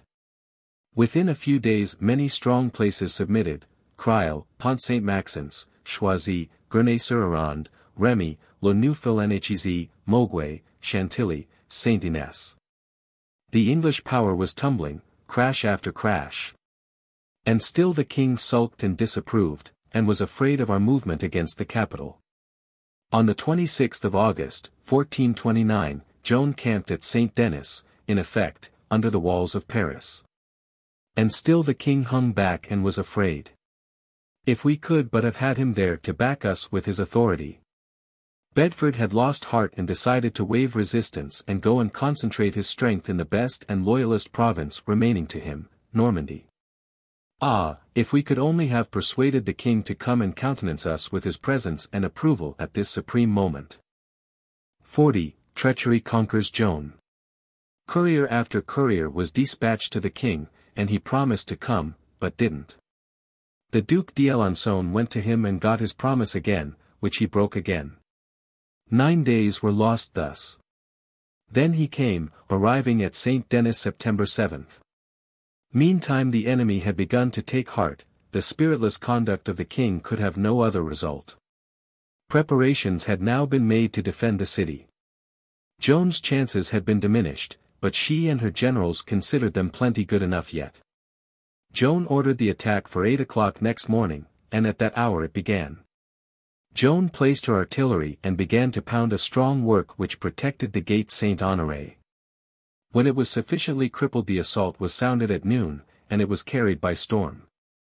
Then we moved forward to storm the gate itself, and hurled ourselves against it again and again, Joan in the lead with her standard at her side, the smoke enveloping us in choking clouds. And the missiles flying over us and through us as thick as hail. In the midst of our last assault, which would have carried the gate sure and given us Paris and in effect France, Joan was struck down by a crossbow bolt, and our men fell back instantly and almost in a panic, for what were they without her? She was the army, herself.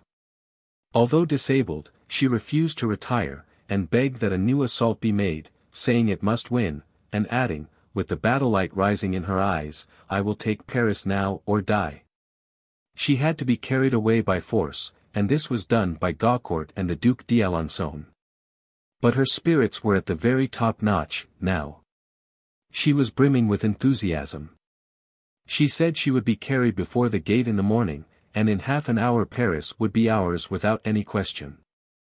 She could have kept her word. About this there was no doubt. But she forgot one factor, the king, shadow of that substance named La Trémouille. The king forbade the attempt.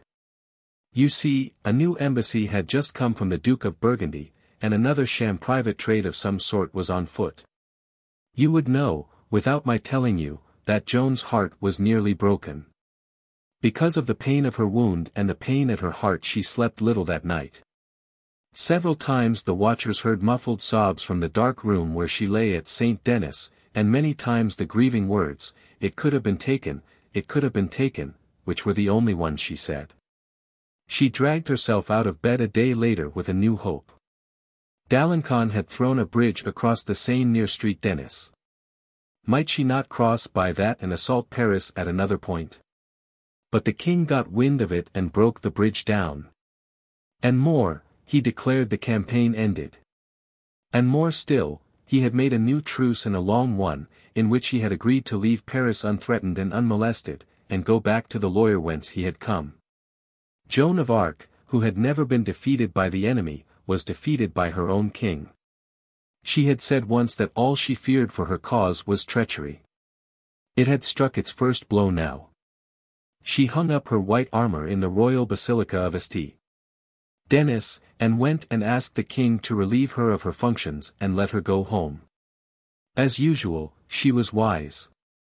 Grand combinations, far-reaching great military moves were at an end, now.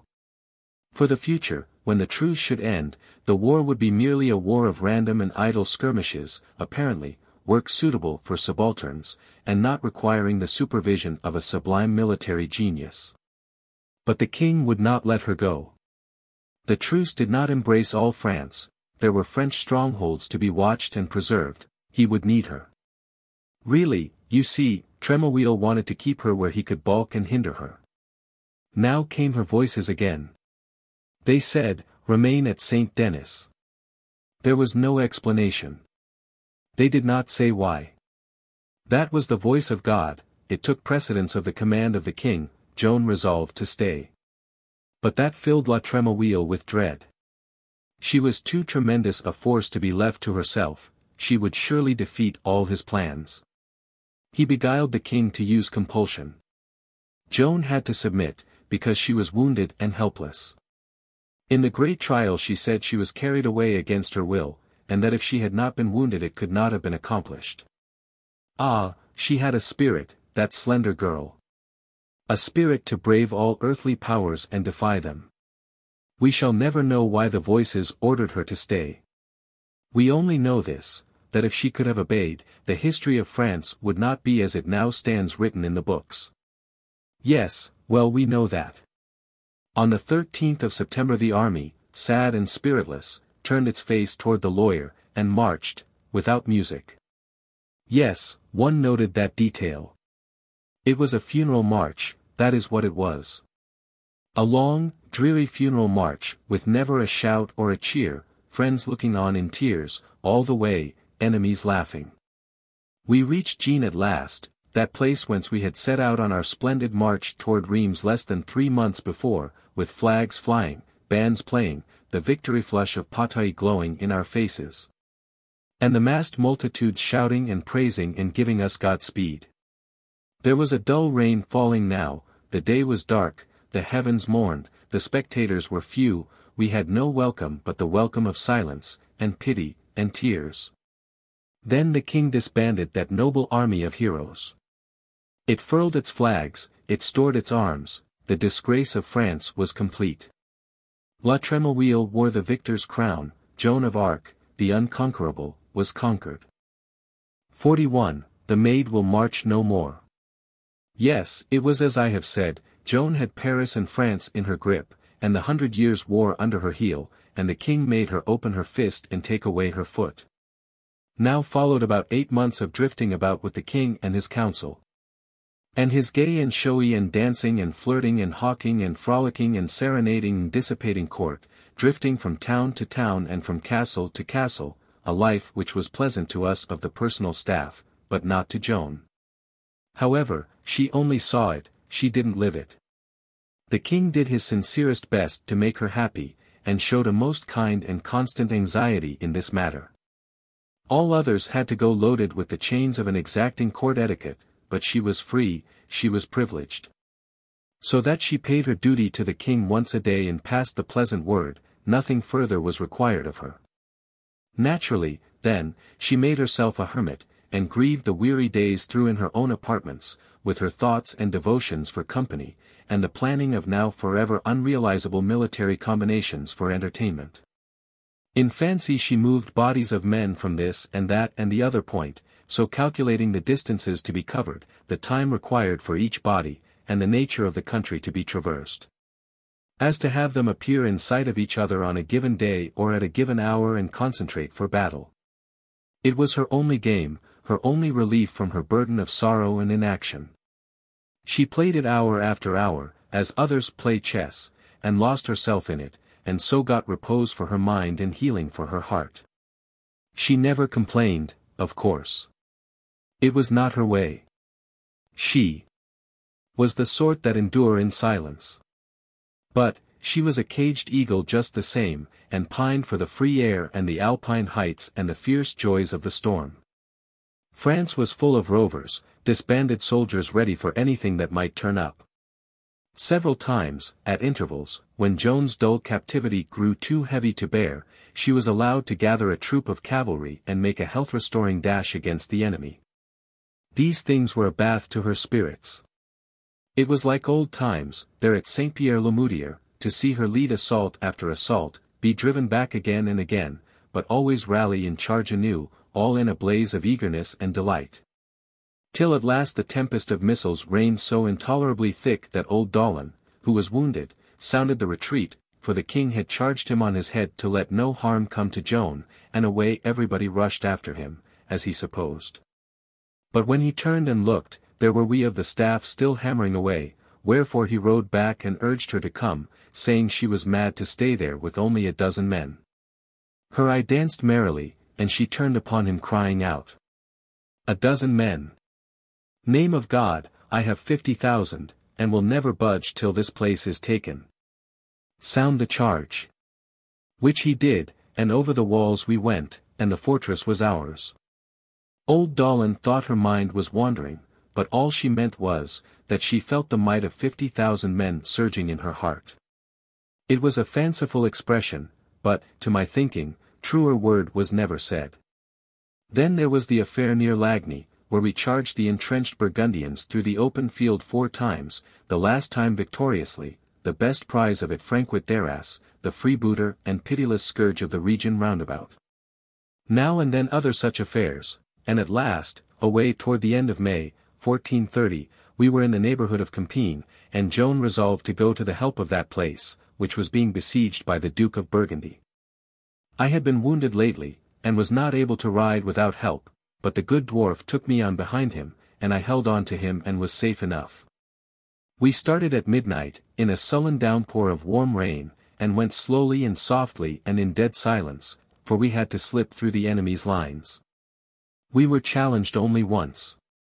We made no answer, but held our breath and crept steadily and stealthily along, and got through without any accident. About 3 or half past we reached Compiègne, just as the grey dawn was breaking in the east. Joan set to work at once, and concerted a plan with Guillaume de Flavy, captain of the city, a plan for a sortie toward evening against the enemy, who was posted in 3 bodies on the other side of the Oise, in the level plain. From our side one of the city gates communicated with a bridge.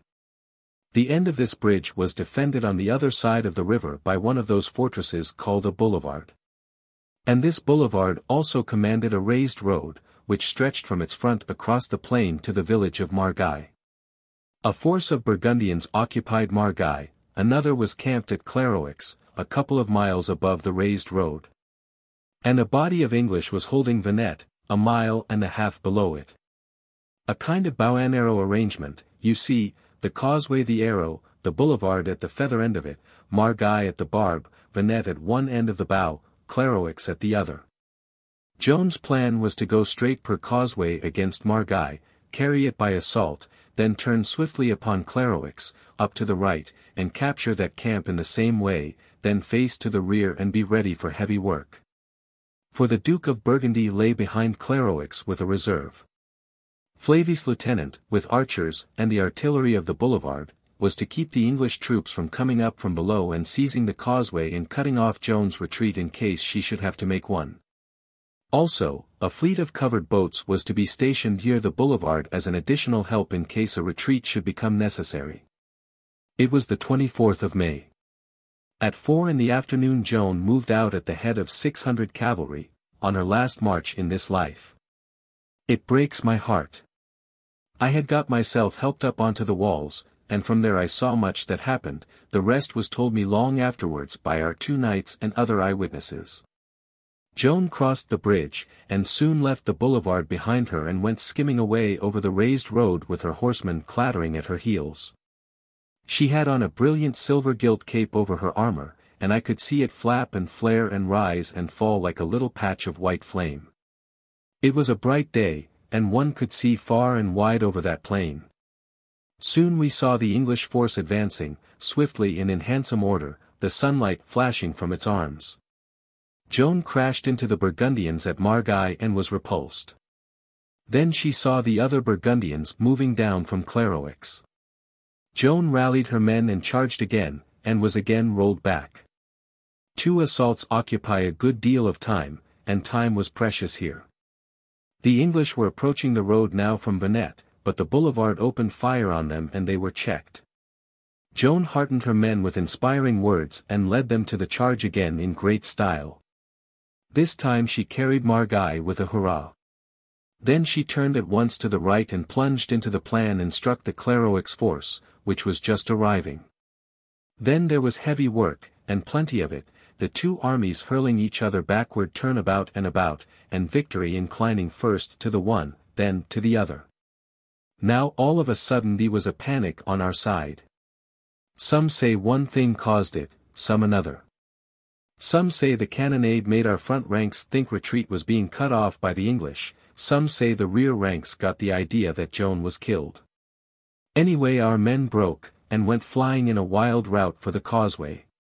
Joan tried to rally them and face them around, crying to them that victory was sure, but it did no good, they divided and swept by her like a wave. Old Dolan begged her to retreat while there was yet a chance for safety, but she refused, so he seized her horse's bridle and bore her along with the wreck and ruin in spite of herself. And so along the causeway they came swarming, that wild confusion of frenzied men and horses, and the artillery had to stop firing, of course. Consequently the English and Burgundians closed in safety, the former in front, the latter behind their prey. Clear to the boulevard the French were washed in this enveloping inundation. And there, cornered in an angle formed by the flank of the boulevard and the slope of the causeway, they bravely fought a hopeless fight, and sank down one by one. Flavy, watching from the city wall, ordered the gate to be closed and the drawbridge raised. This shut Joan out. The little personal guard around her thinned swiftly. Both of our good knights went down disabled, Joan's 2 brothers fell wounded. Then Noël Rainguesson, all wounded while loyally sheltering Joan from blows aimed at her. When only the dwarf and the paladin were left, they would not give up, but stood their ground stoutly, a pair of steel towers streaked and splashed with blood. And where the axe of one fell, and the sword of the other, an enemy gasped and died. And so fighting, and loyal to their duty to the last, good simple souls, they came to their honorable end. Peace to their memories. They were very dear to me. Then there was a cheer and a rush, and Joan, still defiant, still laying about her with her sword, was seized by her cape and dragged from her horse. She was borne away a prisoner to the Duke of Burgundy's camp, and after her followed the victorious army roaring its joy. The awful news started instantly on its round, from lip to lip it flew. And wherever it came it struck the people as with a sort of paralysis, and they murmured over and over again, as if they were talking to themselves, or in their sleep, the Maid of Orleans taken. Joan of Arc a prisoner. The Saviour of France lost to us. And would keep saying that over, as if they couldn't understand how it could be, or how God could permit it, poor creatures. You know what a city is like when it is hung from eaves to pavement with rustling black. Then you know what Tours was like, and some other cities. But can any man tell you what the mourning in the hearts of the peasantry of France was like? No, nobody can tell you that, and, poor dumb things, they could not have told you themselves, but it was there, indeed, yes. Why, it was the spirit of a whole nation hung with crape. The 24th of May. We will draw down the curtain now upon the most strange, and pathetic, and wonderful military drama that has been played upon the stage of the world. Joan of Arc will march no more. Book 3. Trial and Martyrdom. 1. The Maid in Chains. I cannot bear to dwell at great length upon the shameful history of the summer and winter following the capture. For a while I was not much troubled, for I was expecting every day to hear that Joan had been put to ransom, and that the king, no, not the king, but grateful France, had come eagerly forward to pay it. By the laws of war she could not be denied the privilege of ransom. She was not a rebel, she was a legitimately constituted soldier, head of the armies of France by her king's appointment, and guilty of no crime known to military law. Therefore she could not be detained upon any pretext, if ransom were proffered. But day after day dragged by and no ransom was offered. It seems incredible, but it is true. Was that reptile Tremouille busy at the king's ear? All we know is, that the king was silent, and made no offer and no effort in behalf of this poor girl who had done so much for him. But, unhappily, there was alacrity enough in another quarter. The news of the capture reached Paris the day after it happened, and the glad English and Burgundians deafened the world all the day and all the night with the clamour of their joy bells and the thankful thunder of their artillery. And the next day the Vicar-General of the Inquisition sent a message to the Duke of Burgundy requiring the delivery of the prisoner into the hands of the Church to be tried as an idolater. The English had seen their opportunity, and it was the English power that was really acting, not the Church. The Church was being used as a blind, a disguise. And for a forcible reason, the Church was not only able to take the life of Joan of Arc, but to blight her influence and the valor-breeding inspiration of her name, whereas the English power could but kill her body. That would not diminish or destroy the influence of her name, it would magnify it and make it permanent. Joan of Arc was the only power in France that the English did not despise, the only power in France that they considered formidable. If the Church could be brought to take her life, or to proclaim her an idolater, a heretic, a witch, sent from Satan, not from heaven, it was believed that the English supremacy could be at once reinstated. The Duke of Burgundy listened, but waited.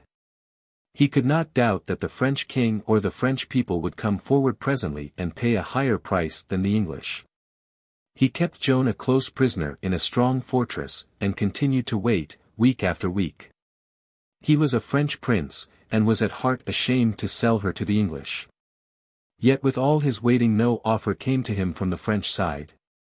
One day Joan played a cunning truck on her jailer, and not only slipped out of her prison, but locked him up in it. But as she fled away she was seen by a sentinel, and was caught and brought back. Then she was sent to Beaurevoir, a stronger castle. This was early in August, and she had been in captivity more than 2 months now.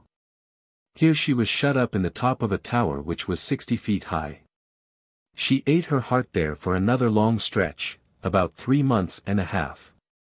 And she was aware, all these weary 5 months of captivity, that the English, under cover of the Church, were dickering for her as one would dicker for a horse or a slave, and that France was silent, the king silent, all her friends the same. Yes, it was pitiful. And yet when she heard at last that Compiègne was being closely besieged and likely to be captured, and that the enemy had declared that no inhabitant of it should escape massacre, not even children of 7 years of age, she was in a fever at once to fly to our rescue. So she tore her bedclothes to strips and tied them together and descended this frail rope in the night, and it broke, and she fell and was badly bruised, and remained 3 days insensible, meantime neither eating nor drinking. And now came relief to us, led by the Count of Vendôme, and Compiègne was saved and the siege raised. This was a disaster to the Duke of Burgundy. He had to save money now. It was a good time for a new bid to be made for Joan of Arc.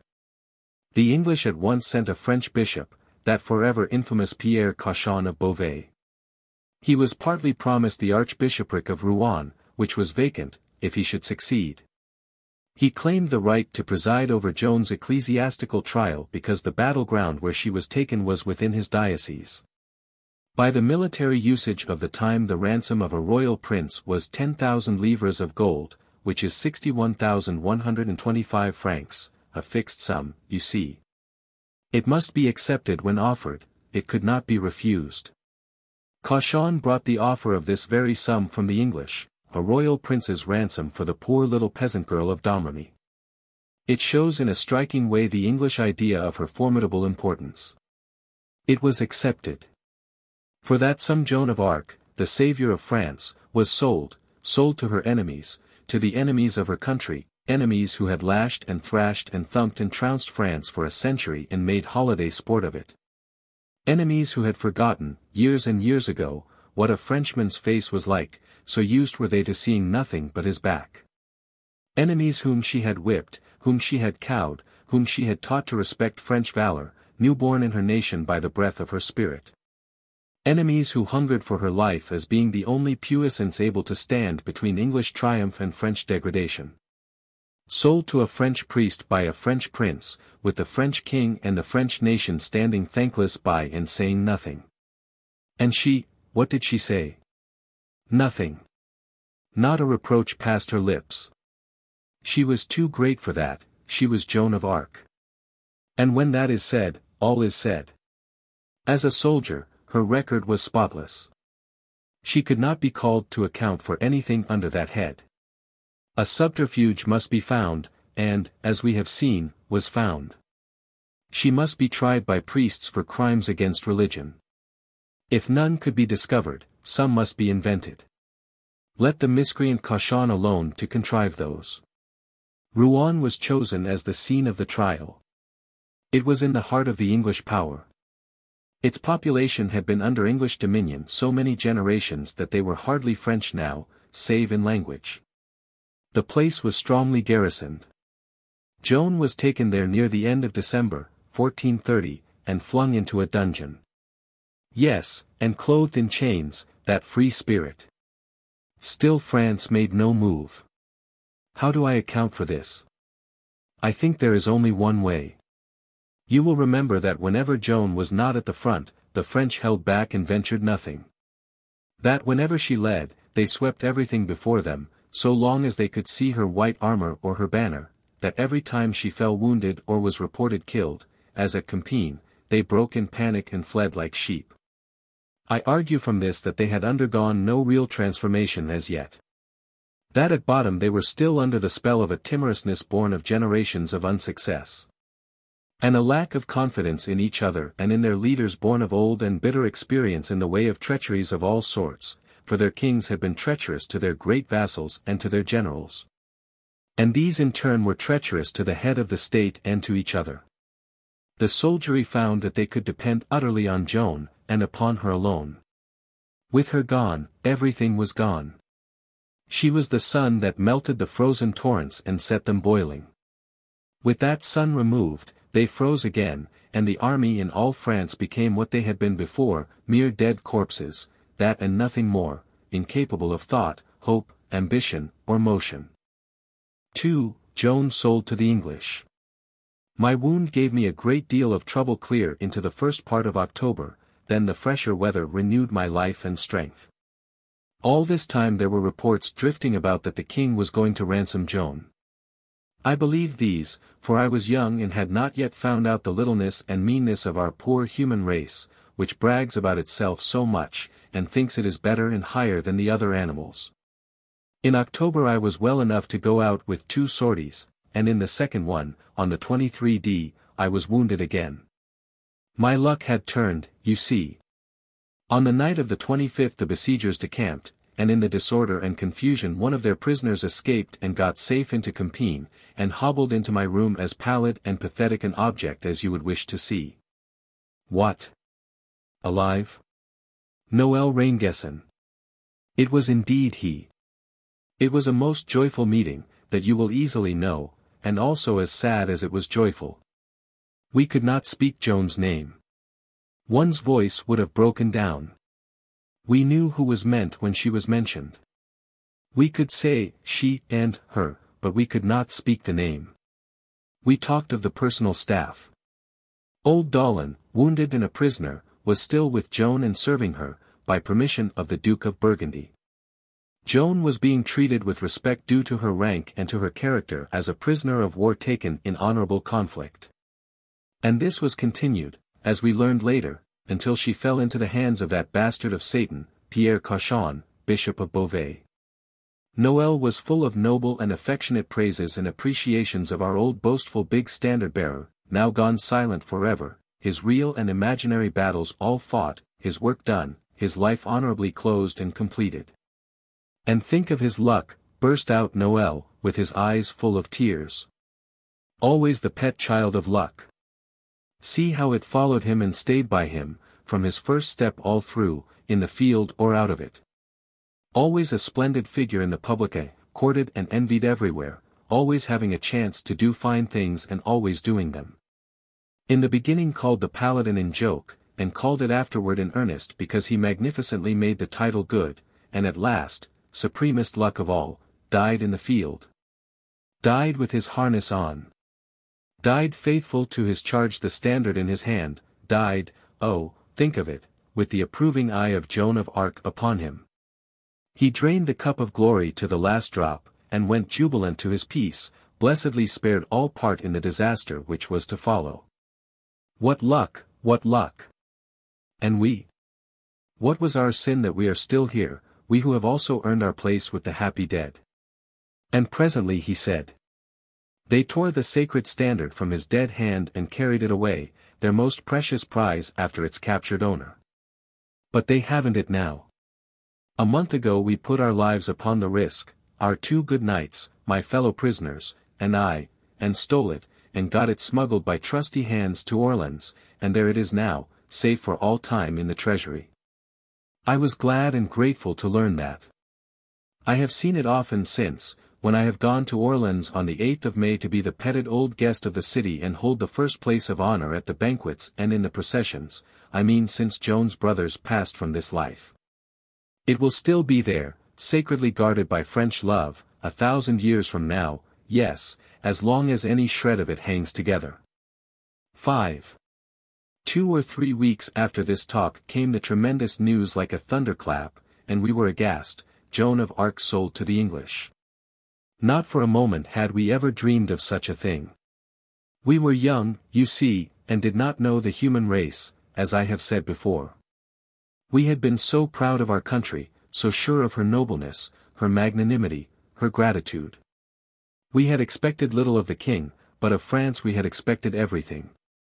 Everybody knew that in various towns patriot priests had been marching in procession urging the people to sacrifice money, property, everything, and by the freedom of their heaven-sent deliverer.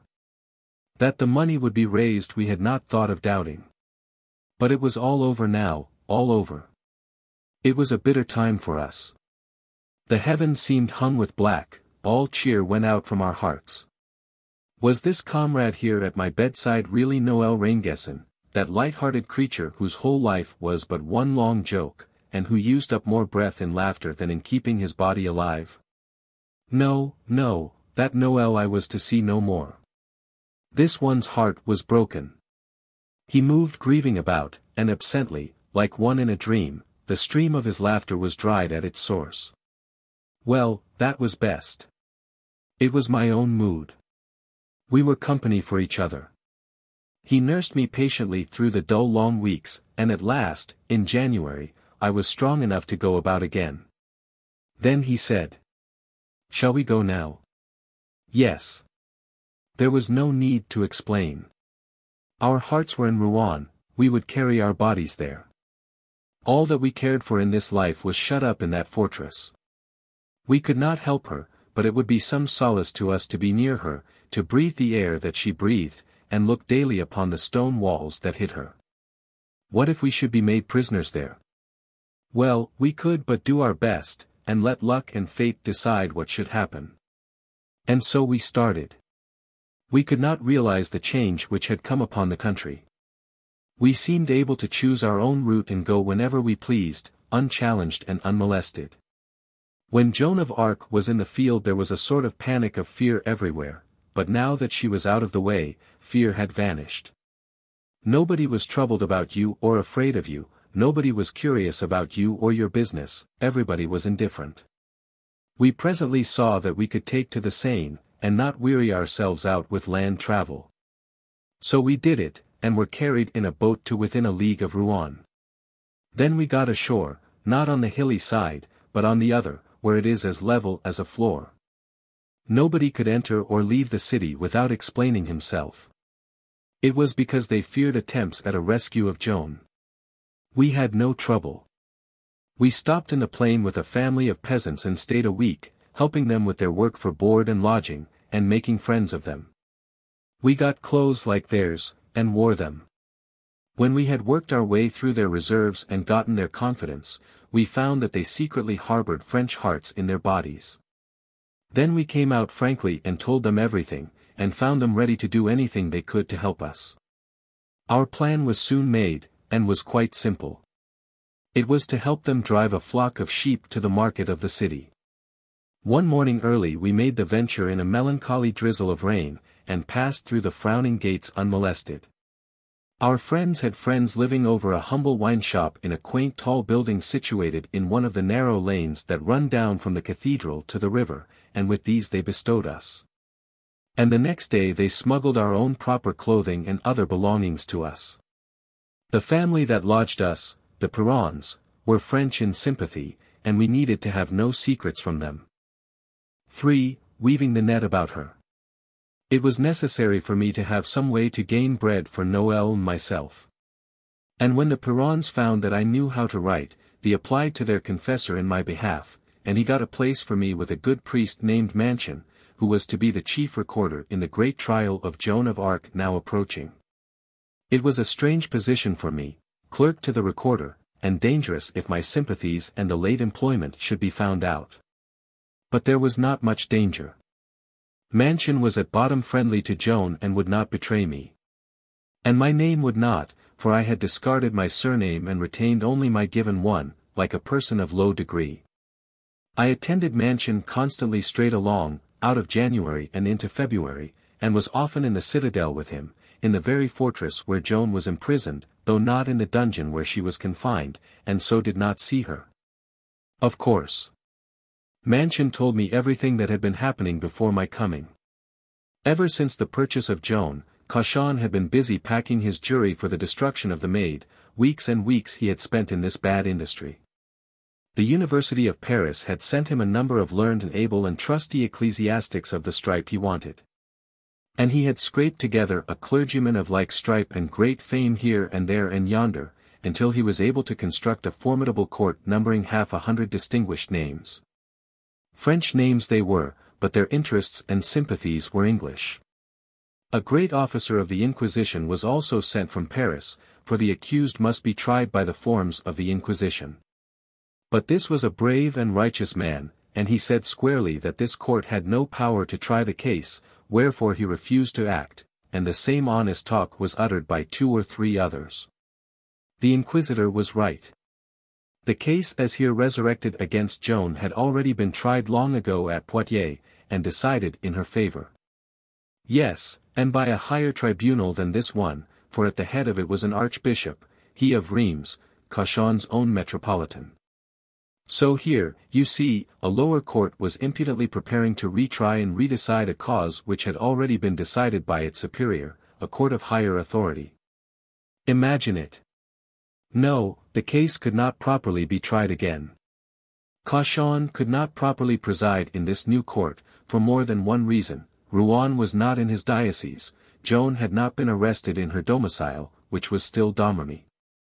And finally this proposed judge was the prisoner's outspoken enemy, and therefore he was incompetent to try her. Yet all these large difficulties were gotten rid of. The territorial chapter of Rouen finally granted territorial letters to Cauchon, though only after a struggle and under compulsion. Force was also applied to the inquisitor, and he was obliged to submit. So, then, the little English king, by his representative, formally delivered Joan into the hands of the court, but with this reservation: if the court failed to condemn her, he was to have her back again. Ah, dear, what chance was there for that forsaken and friendless child? Friendless, indeed, it is the right word. For she was in a black dungeon, with half a dozen brutal common soldiers keeping guard night and day in the room where her cage was, for she was in a cage, an iron cage, and chained to her bed by neck and hands and feet. Never a person near her whom she had ever seen before, never a woman at all. Yes, this was, indeed, friendlessness. Now it was a vassal of Jean de Luxembourg who captured Joan and Compiègne, and it was Jean who sold her to the Duke of Burgundy. Yet this very de Luxembourg was shameless enough to go and show his face to Joan in her cage. He came with 2 English earls, Warwick and Stafford. He was a poor reptile. He told her he would get her set free if she would promise not to fight the English any more. She had been in that cage a long time now, but not long enough to break her spirit. She retorted scornfully. "Name of God, you but mock me. I know that you have neither the power nor the will to do it." He insisted. Then the pride and dignity of the soldier rose in Joan, and she lifted her chained hands and let them fall with a clash, saying, "See these. They know more than you, and can prophesy better. I know that the English are going to kill me, for they think that when I am dead they can get the kingdom of France. It is not so. Though there were 100,000 of them they would never get it." This defiance infuriated Stafford, and he, now think of it, he a free, strong man, she a chained and helpless girl, he drew his dagger and flung himself at her to stab her. But Warwick seized him and held him back. Warwick was wise. Take her life in that way? Send her to heaven stainless and undisgraced? It would make her the idol of France, and the whole nation would rise and march to victory and emancipation under the inspiration of her spirit. No, she must be saved for another fate than that. Well, the time was approaching for the great trial. For more than 2 months Cauchon had been raking and scraping everywhere for any odds and ends of evidence or suspicion or conjecture that might be usable against Joan, and carefully suppressing all evidence that came to hand in her favor. He had limitless ways and means and powers at his disposal for preparing and strengthening the case for the prosecution, and he used them all. But Joan had no one to prepare her case for her, and she was shut up in those stone walls and had no friend to appeal to for help. And as for witnesses, she could not call a single one in her defense. They were all far away, under the French flag, and this was an English court. They would have been seized and hanged if they had shown their faces at the gates of Rouen. No, the prisoner must be the sole witness, witness for the prosecution, witness for the defense, and with a verdict of death resolved upon before the doors were opened for the court's first sitting. When she learned that the court was made up of ecclesiastics in the interest of the English, she begged that in fairness an equal number of priests of the French party should be added to these. Cauchon scoffed at her message, and would not even deign to answer it. By the law of the Church, she being a minor under 21, it was her right to have counsel to conduct her case, advise her how to answer when questioned, and protect her from falling into traps set by cunning devices of the prosecution. She probably did not know that this was her right, and that she could demand it and require it, for there was none to tell her that, but she begged for this help, at any rate. Cauchon refused it. She urged and implored, pleading her youth and her ignorance of the complexities and intricacies of the law and of legal procedure. Cauchon refused again, and said she must get along with her case as best she might by herself. Ah, his heart was a stone. Cauchon prepared the procès-verbal. I will simplify that by calling it the Bill of Particulars. It was a detailed list of the charges against her, and formed the basis of the trial. Charges? It was a list of suspicions and public rumors, those were the words used. It was merely charged that she was suspected of having been guilty of heresies, witchcraft, and other such offences against religion. Now by the law of the Church, a trial of that sort could not be begun until a searching inquiry had been made into the history and character of the accused. And it was essential that the result of this inquiry be added to the procès-verbal and form a part of it. You remember that that was the first thing they did before the trial at Poitiers. They did it again, now. An ecclesiastic was sent to Domremy. There and all about the neighborhood he made an exhaustive search into Joan's history and character, and came back with his verdict. It was very clear. The searcher reported that he found Joan's character to be in every way what he would like his own sister's character to be. Just about the same report that was brought back to Poitiers, you see. Joan's was a character which could endure the minutest examination. This verdict was a strong point for Joan, you will say. Yes, it would have been if it could have seen the light. But caution was awake, and it disappeared from the procès-verbal before the trial. People were prudent enough not to inquire what became of it.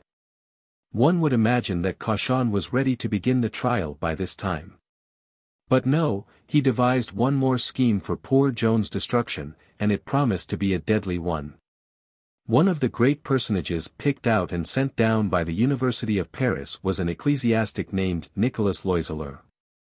He was tall, handsome, grave, of smooth, soft speech and courteous and winning manners. There was no seeming of treachery or hypocrisy about him, yet he was full of both. He was admitted to Joan's prison by night, disguised as a cobbler. He pretended to be from her own country, he professed to be secretly a patriot, he revealed the fact that he was a priest. She was filled with gladness to see one from the hills and plains that were so dear to her. Happier still to look upon a priest and disburden her heart in confession, for the offices of the church were the bread of life, the breath of her nostrils to her, and she had been long forced to pine for them in vain. She opened her whole innocent heart to this creature, and in return he gave her advice concerning her trial which could have destroyed her if her deep native wisdom had not protected her against following it. You will ask, what value could this scheme have, since the secrets of the confessional are sacred and cannot be revealed? True, but suppose another person should overhear them? That person is not bound to keep the secret. Well, that is what happened. Cauchon had previously caused a hole to be bored through the wall, and he stood with his ear to that hole and heard all. It is pitiful to think of these things. One wonders how they could treat that poor child so. She had not done them any harm. 4. All ready to condemn. On Tuesday the 20th of February, while I sat at my master's work in the evening, he came in, looking sad, and said it had been decided to begin the trial at 8 o'clock the next morning, and I must get ready to assist him. Of course I had been expecting such news every day for many days, but no matter, the shock of it almost took my breath away and set me trembling like a leaf. I suppose that without knowing it I had been half imagining that at the last moment something would happen, something that would stop this fatal trial, maybe that La Hire would burst in at the gates with his hellions at his back. Maybe that God would have pity and stretch forth his mighty hand. But now there was no hope. The trial was to begin in the chapel of the fortress and would be public. So I went sorrowing away and told Noel, so that he might be there early and secure a place. It would give him a chance to look again upon the face which we so revered and which was so precious to us. All the way, both going and coming, I ploughed through chattering and rejoicing multitudes of English soldiery and English-hearted French citizens. There was no talk but of the coming event. Many times I heard the remark, accompanied by a pitiless laugh. The fat bishop has got things as he wants them at last, and says he will lead the viol which a merry dance and a short one. But here and there I glimpsed compassion and distress in a face, and it was not always a French one. English soldiers feared Joan, but they admired her for her great deeds and her unconquerable spirit. In the morning mansion and I went early, yet as we approached the vast fortress we found crowds of men already there and still others gathering. The chapel was already full and the way barred against further admissions of unofficial persons. We took our appointed places. Throned on high sat the president, Cauchon, Bishop of Beauvais, in his grand robes, and before him in rows sat his robed court, 50 distinguished ecclesiastics, men of high degree in the church, of clear-cut intellectual faces. Men of deep learning, veteran adepts in strategy and casuistry, practiced setters of traps for ignorant minds and unwary feet. When I looked around upon this army of masters of legal fence, gathered here to find just one verdict and no other, and remembered that Joan must fight for her good name and her life single-handed against them. I asked myself what chance an ignorant poor country girl of 19 could have in such an unequal conflict. And my heart sank down low, very low. When I looked again at that obese president, puffing and wheezing there, his great belly distending and receding with each breath, and noted his 3 chins, fold above fold, and his knobby and knotty face, and his purple and splotchy complexion, and his repulsive cauliflower nose, and his cold and malignant eyes, a brute, every detail of him, my heart sank lower still. And when I noted that all were afraid of this man, and shrank and fidgeted in their seats when his eyes smote theirs, my last poor ray of hope dissolved away and wholly disappeared. There was one unoccupied seat in this place, and only one.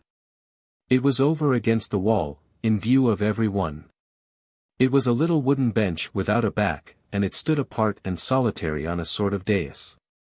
Tall men-at-arms in morion, breastplate, and steel gauntlets stood as stiff as their own halberds on each side of this dais, but no other creature was near by it. A pathetic little bench to me it was, for I knew whom it was for. And the sight of it carried my mind back to the great court at Poitiers, where Joan sat upon one like it and calmly fought her cunning fight with the astonished doctors of the Church and Parliament, and rose from it victorious and applauded by all. And went forth to fill the world with the glory of her name. What a dainty little figure she was, and how gentle and innocent, how winning and beautiful in the fresh bloom of her 17 years. Those were grand days.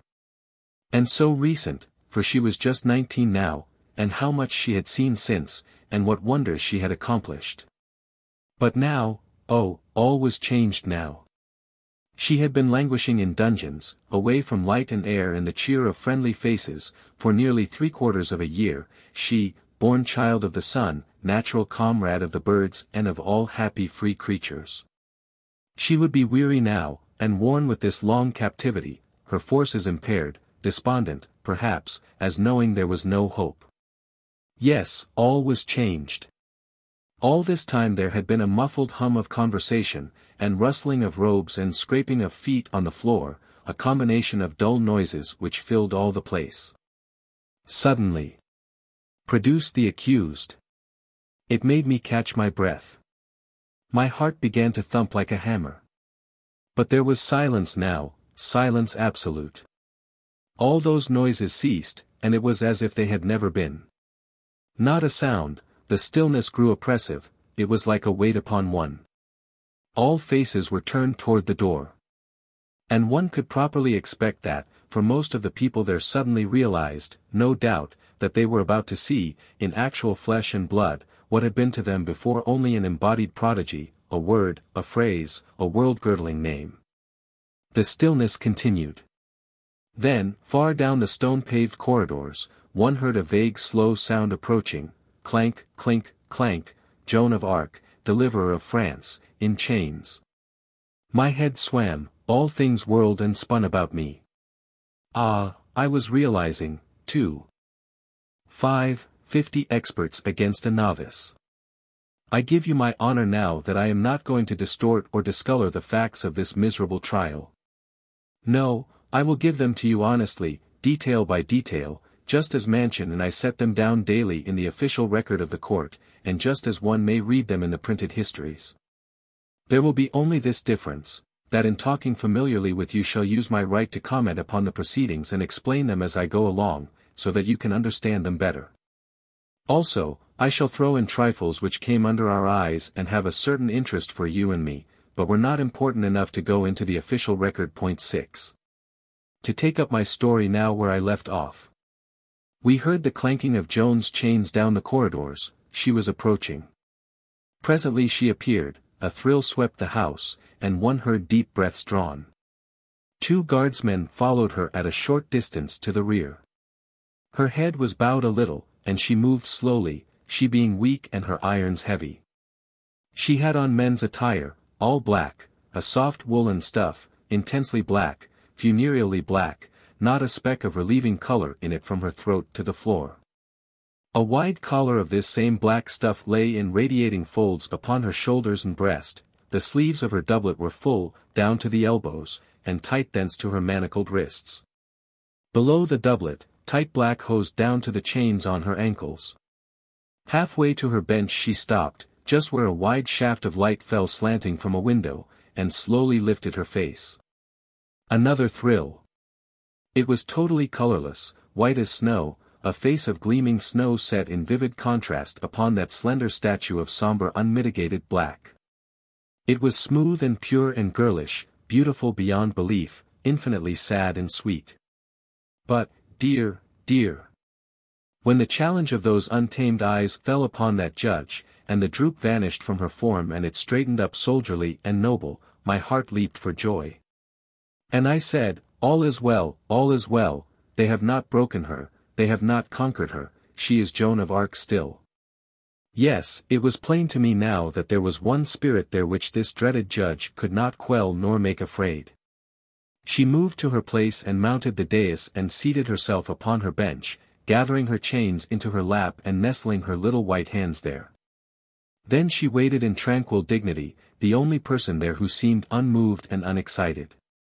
A bronzed and brawny English soldier, standing at martial ease in the front rank of the citizen spectators, did now most gallantly and respectfully put up his great hand and give her the military salute. And she, smiling friendly, put up hers and returned it, whereat there was a sympathetic little break of applause, which the judge sternly silenced.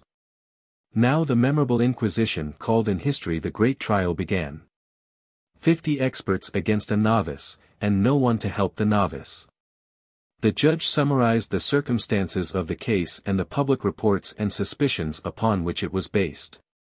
Then he required Joan to kneel and make oath that she would answer with exact truthfulness to all questions asked her.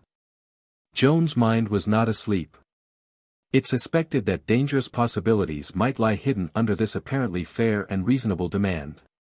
She answered with the simplicity which so often spoiled the enemy's best-laid plans in the trial at Poitiers, and said, "No. For I do not know what you are going to ask me, you might ask of me things which I would not tell you."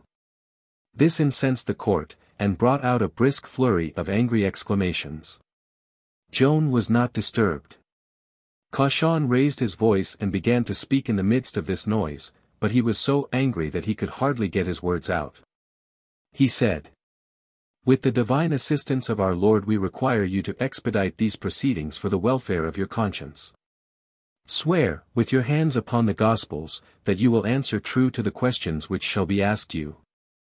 And he brought down his fat hand with a crash upon his official table. Joan said, with composure, "As concerning my father and mother, and the faith, and what things I have done since my coming into France, I will gladly answer. But as regards the revelations which I have received from God, my voices have forbidden me to confide them to any save my king." Here there was another angry outburst of threats and expletives, and much movement and confusion. So she had to stop, and wait for the noise to subside. Then her waxen face flushed a little and she straightened up and fixed her eye on the judge, and finished her sentence in a voice that had the old ring in it. "And I will never reveal these things though you cut my head off." Well, maybe you know what a deliberative body of Frenchmen is like. The judge and half the court were on their feet in a moment, and all shaking their fists at the prisoner, and all storming and vituperating at once, so that you could hardly hear yourself think. They kept this up several minutes. And because Joan sat untroubled and indifferent they grew madder and noisier all the time. Once she said, with a fleeting trace of the old-time mischief in her eye and manner, "Prithee, speak one at a time, fair lords, then I will answer all of you." At the end of 3 whole hours of furious debating over the oath, the situation had not changed a jot. The bishop was still requiring an unmodified oath, Joan was refusing for the 20th time to take any except the one which she had herself proposed. There was a physical change apparent, but it was confined to the court and judge.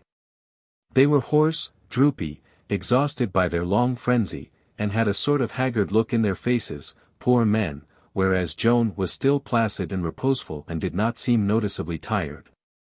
The noise quieted down. There was a waiting pause of some moments' duration. Then the judge surrendered to the prisoner, and with bitterness in his voice told her to take the oath after her own fashion. Joan sunk at once to her knees. And as she laid her hands upon the Gospels, that big English soldier set free his mind. By God, if she were but English, she were not in this place another half a second. It was the soldier in him responding to the soldier in her. But what a stinging rebuke it was, what an arraignment of French character and French royalty. Would that he could have uttered just that one phrase in the hearing of Orleans. I know that that grateful city, that adoring city, would have risen to the last man and the last woman, and marched upon Rouen. Some speeches that shame a man and humble him, burn themselves into the memory and remain there.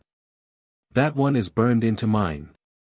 After Joan had made oath, Cauchon asked her name, and where she was born, and some questions about her family, also what her age was. She answered these. Then he asked her how much education she had. I have learned from my mother the Pater Noster, the Ave Maria, and the Belief. All that I know was taught me by my mother. Questions of this unessential sort dribbled on for a considerable time. Everybody was tired out by now, except Joan. The tribunal prepared to rise. At this point Cauchon forbade Joan to try to escape from prison, upon pain of being held guilty of the crime of heresy, singular logic. She answered simply. I am not bound by this proposition. If I could escape I would not reproach myself, for I have given no promise, and I shall not. Then she complained of the burden of her chains, and asked that they might be removed, for she was strongly guarded in that dungeon and there was no need of them. But the bishop refused, and reminded her that she had broken out of prison twice before. Joan of Arc was too proud to insist. She only said, as she rose to go with the guard. It is true, I have wanted to escape, and I do want to escape. Then she added, in a way that would touch the pity of anybody, I think, it is the right of every prisoner. And so she went from the place in the midst of an impressive stillness, which made the sharper and more distressful to me the clank of those pathetic chains. What presence of mind she had! One could never surprise her out of it. She saw Noel and me there when she first took her seat on the bench, and we flushed to the forehead with excitement and emotion, but her face showed nothing, betrayed nothing. Her eyes sought us 50 times that day, but they passed on and there was never any ray of recognition in them. Another would have started upon seeing us, and then, why, then there could have been trouble for us, of course. We walked slowly home together, each busy with his own grief and saying not a word. 6. The maid baffles her persecutors.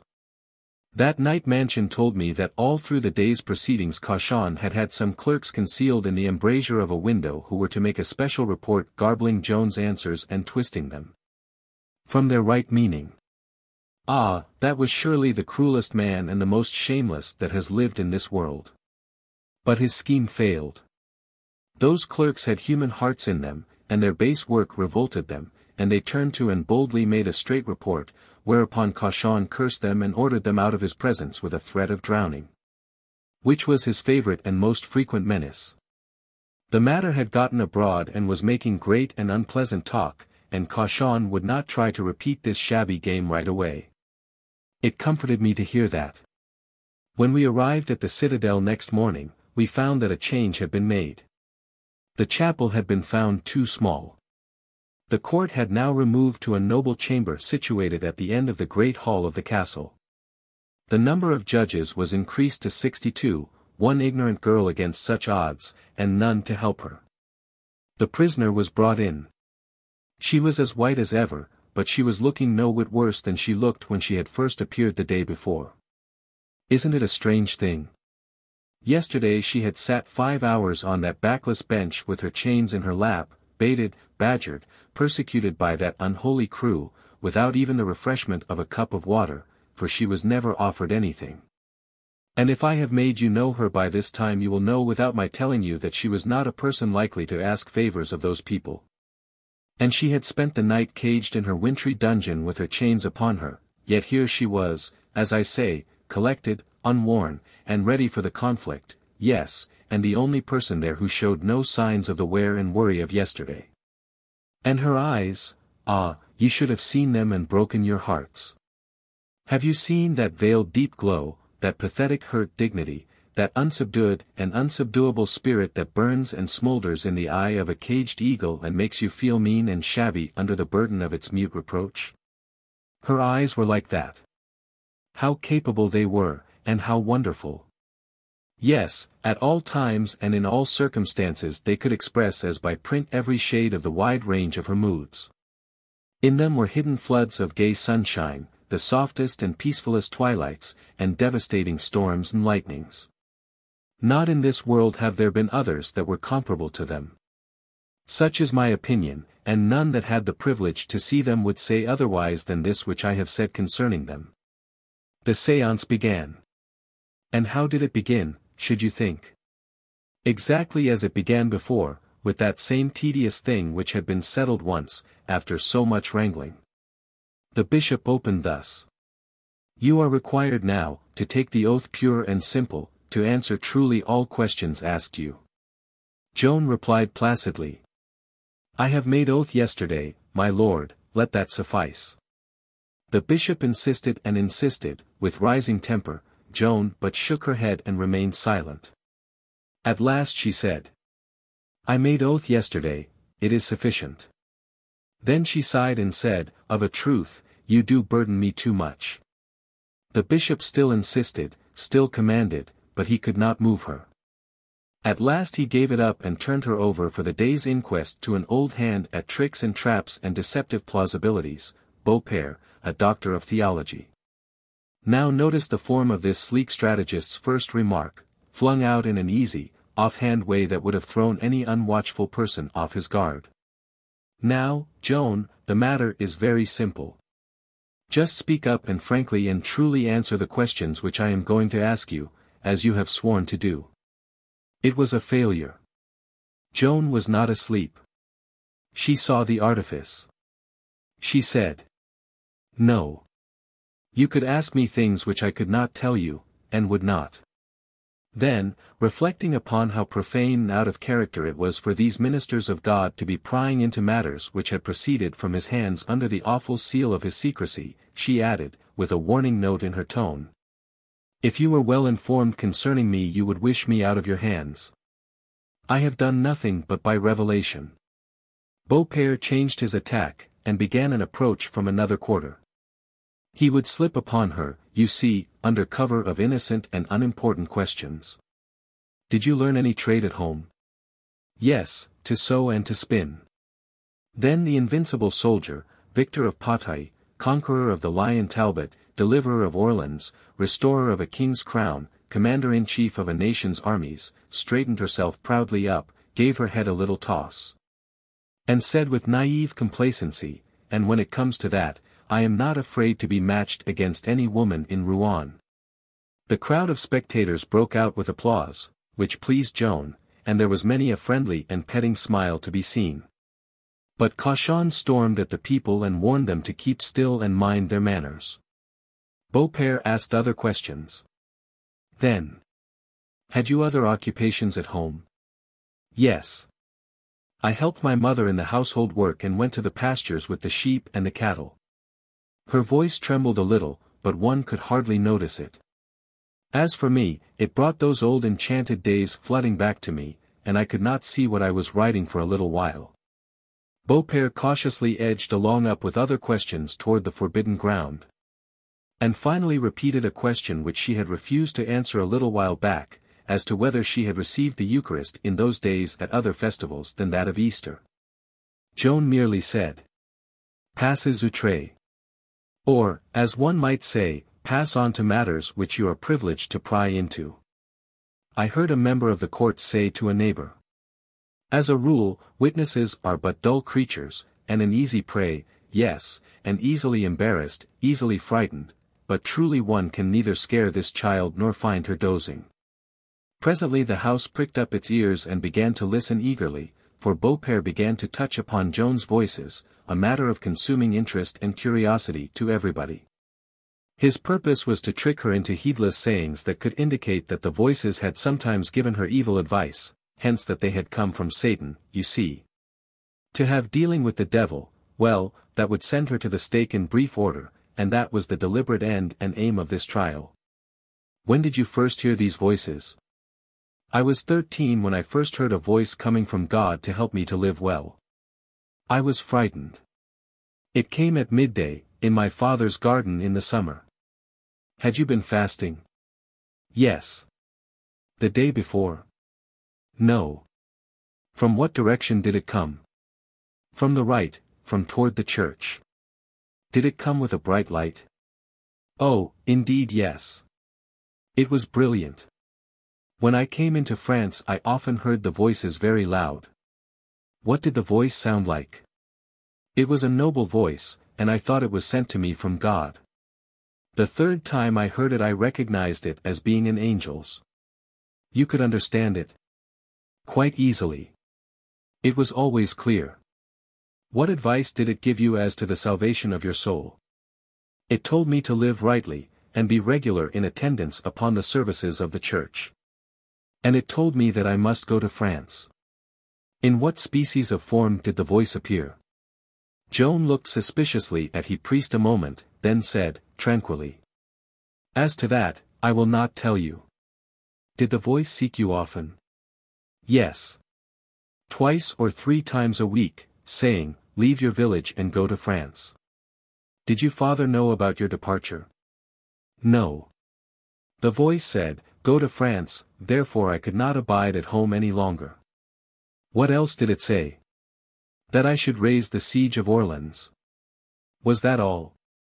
No, I was to go to Vaucouleurs, and Robert de Baudricourt would give me soldiers to go with me to France, and I answered, saying that I was a poor girl who did not know how to ride, neither how to fight. Then she told how she was balked and interrupted at Vaucouleurs, but finally got her soldiers, and began her march. How were you dressed? The court of Poitiers had distinctly decided and decreed that as God had appointed her to do a man's work, it was meet and no scandal to religion that she should dress as a man. But no matter, this court was ready to use any and all weapons against Joan, even broken and discredited ones, and much was going to be made of this one before this trial should end. I wore a man's dress, also a sword which Robert de Baudricourt gave me, but no other weapon. Who was it that advised you to wear the dress of a man? Joan was suspicious again. She would not answer. The question was repeated. She refused again. Answer. It is a command. Passez outre, was all she said. So Beaupère gave up the matter for the present. What did Baudricourt say to you when you left? He made them that were to go with me promise to take charge of me, and to me he said, go, and let happen what may.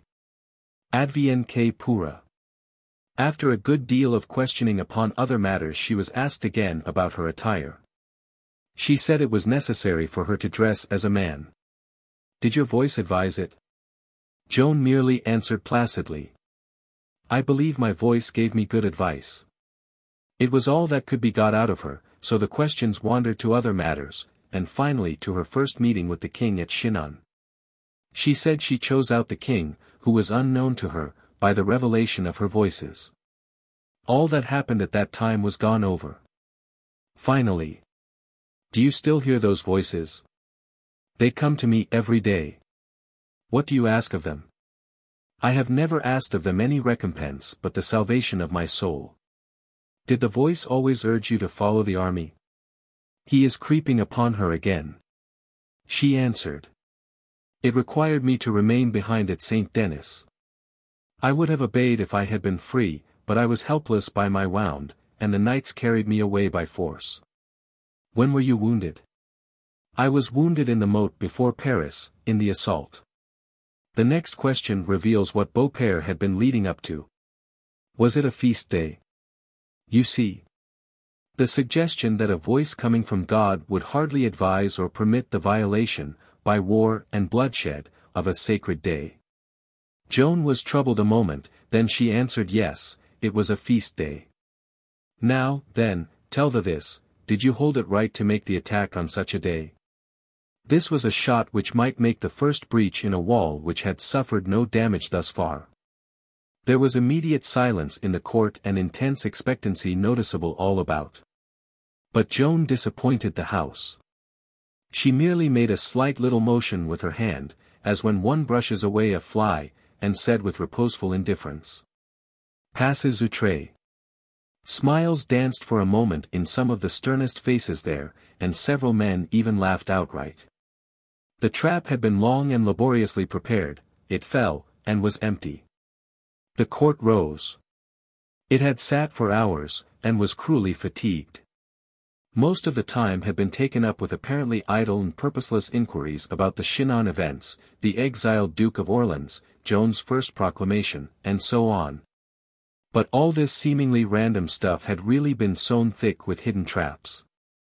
But Joan had fortunately escaped them all, some by the protecting luck which attends upon ignorance and innocence, some by happy accident, the others by force of her best and surest helper.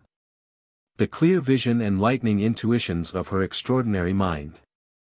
Now, then, this daily baiting and badgering of this friendless girl, a captive in chains, was to continue a long, long time, dignified sport, a kennel of mastiffs and bloodhounds harassing a kitten. And I may as well tell you, upon sworn testimony, what it was like from the first day to the last. When poor Joan had been in her grave a quarter of a century, the Pope called together that great court which was to re-examine her history, and whose just verdict cleared her illustrious name from every spot and stain. And laid upon the verdict and conduct of our Rouen tribunal the blight of its executing execrations. Mansion and several of the judges who had been members of our court were among the witnesses who appeared before that tribunal of rehabilitation. Recalling these miserable proceedings which I have been telling you about, Mansion testified thus, here you have it, all in fair print in the official history. When Joan spoke of her apparitions she was interrupted at almost every word. They wearied her with long and multiplied interrogatories upon all sorts of things. Almost every day the interrogatories of the morning lasted 3 or 4 hours. Then from these morning interrogatories they extracted the particularly difficult and subtle points, and these served as material for the afternoon interrogatories, which lasted 2 or 3 hours. Moment by moment they skipped from one subject to another, yet in spite of this she always responded with an astonishing wisdom and memory. She often corrected the judges, saying, "But I have already answered that once before, ask the recorder," referring them to me. And here is the testimony of one of Joan's judges. Remember, these witnesses are not talking about 2 or 3 days, they are talking about a tedious long procession of days. They asked her profound questions, but she extricated herself quite well. Sometimes the questioners changed suddenly and passed on to another subject to see if she would not contradict herself. They burdened her with long interrogatories of 2 or 3 hours, from which the judges themselves went forth fatigued. From the snares with which she was beset the expertest man in the world could not have extricated himself but with difficulty. She gave her responses with great prudence, indeed to such a degree that during 3 weeks I believed she was inspired. Ah, had she a mind such as I have described? You see what these priests say under oath, picked men chosen for their places in that terrible court on account of their learning, their experience, their keen and practiced intellects, and their strong bias against the prisoner. They make that poor country girl out the match, and more than the match, of the 62 trained adepts. Isn't it so? They from the University of Paris, she from the sheepfold and the cow stable. Ah, yes, she was great, she was wonderful. It took 6,000 years to produce her, her like will not be seen in the earth again in 50,000. Such is my opinion. 7. Craft that was in vain. The third meeting of the court was in that same spacious chamber, next day, 24th of February. How did it begin? In just the same old way. When the preparations were ended, the robed 62 massed in their chairs and the guards and order-keepers distributed to their stations. Cauchon spoke from his throne and commanded Joan to lay her hands upon the Gospels and swear to tell the truth concerning everything asked her. Joan's eyes kindled, and she rose and stood, fine and noble, and faced toward the bishop and said, "Take care what you do, my lord, you who are my judge, for you take a terrible responsibility on yourself and you presume too far." It made a great stir, and Cauchon burst out upon her with an awful threat, the threat of instant condemnation unless she obeyed. That made the very bones of my body turn cold, and I saw cheeks about me blanch, for it meant fire and the stake. But Joan, still standing, answered him back, proud and undismayed. Not all the clergy in Paris and Rouen could condemn me, lacking the right. This made a great tumult, and part of it was applause from the spectators. Joan resumed her seat. The bishop still insisted. Joan said, "I have already made oath. It is enough." The bishop shouted. "In refusing to swear, you place yourself under suspicion. Let be. I have sworn already. It is enough." The bishop continued to insist. Joan answered that she would tell what she knew, but not all that she knew. The bishop plagued her straight along, till at last she said, in a weary tone, "I came from God, I have nothing more to do here. Return me to God, from whom I came." It was piteous to hear, it was the same as saying, "You only want my life, take it and let me be at peace." The bishop stormed out again. "Once more I command you to." Joan cut in with a nonchalant passes outre, and Chinon retired from the struggle. But he retired with some credit this time, for he offered a compromise, and Joan, always clear-headed, saw protection for herself in it and promptly and willingly accepted it. She was to swear to tell the truth, as touching the matters set down in the procès-verbal. They could not sail her outside of definite limits, now, her course was over a charted sea, henceforth. The bishop had granted more than he had intended, and more than he would honestly try to abide by. By command, Beaupère resumed his examination of the accused. It being Lent, there might be a chance to catch her neglecting some detail of her religious duties. I could have told him he would fail there. Why, religion was her life. "Since when have you eaten or drunk?" If the least thing had passed her lips in the nature of sustenance, neither her youth nor the fact that she was being half-starved in her prison could save her from dangerous suspicion of contempt for the commandments of the Church. "I have done neither since yesterday at noon." The priest shifted to the voices again. "When have you heard your voice?" "Yesterday and today." "At what time?" "Yesterday it was in the morning." "What were you doing then?" "I was asleep and it woke me." "By touching your arm?" "No, without touching me." "Did you thank it? Did you kneel?" He had Satan in his mind, you see. And was hoping, perhaps, that by and by it could be shown that she had rendered homage to the arch-enemy of God and man. "Yes, I thanked it. And knelt in my bed where I was chained, and joined my hands and begged it to implore God's help for me so that I might have light and instruction as touching the answers I should give here." "Then what did the voice say?" "It told me to answer boldly, and God would help me." Then she turned toward Chinon and said, "You say that you are my judge, now I tell you again, take care what you do, for in truth I am sent of God and you are putting yourself in great danger." Beaupère asked her if the voice's counsels were not fickle and variable. "No. It never contradicts itself. This very day it has told me again to answer boldly." "Has it forbidden you to answer only part of what is asked you?" "I will tell you nothing as to that. I have revelations touching the king my master, and those I will not tell you." Then she was stirred by a great emotion, and the tears sprang to her eyes and she spoke out as with strong conviction, saying, "I believe holy as I believe the Christian faith and that God has redeemed us from the fires of hell. That God speaks to me by that voice." Being questioned further concerning the voice, she said she was not at liberty to tell all she knew.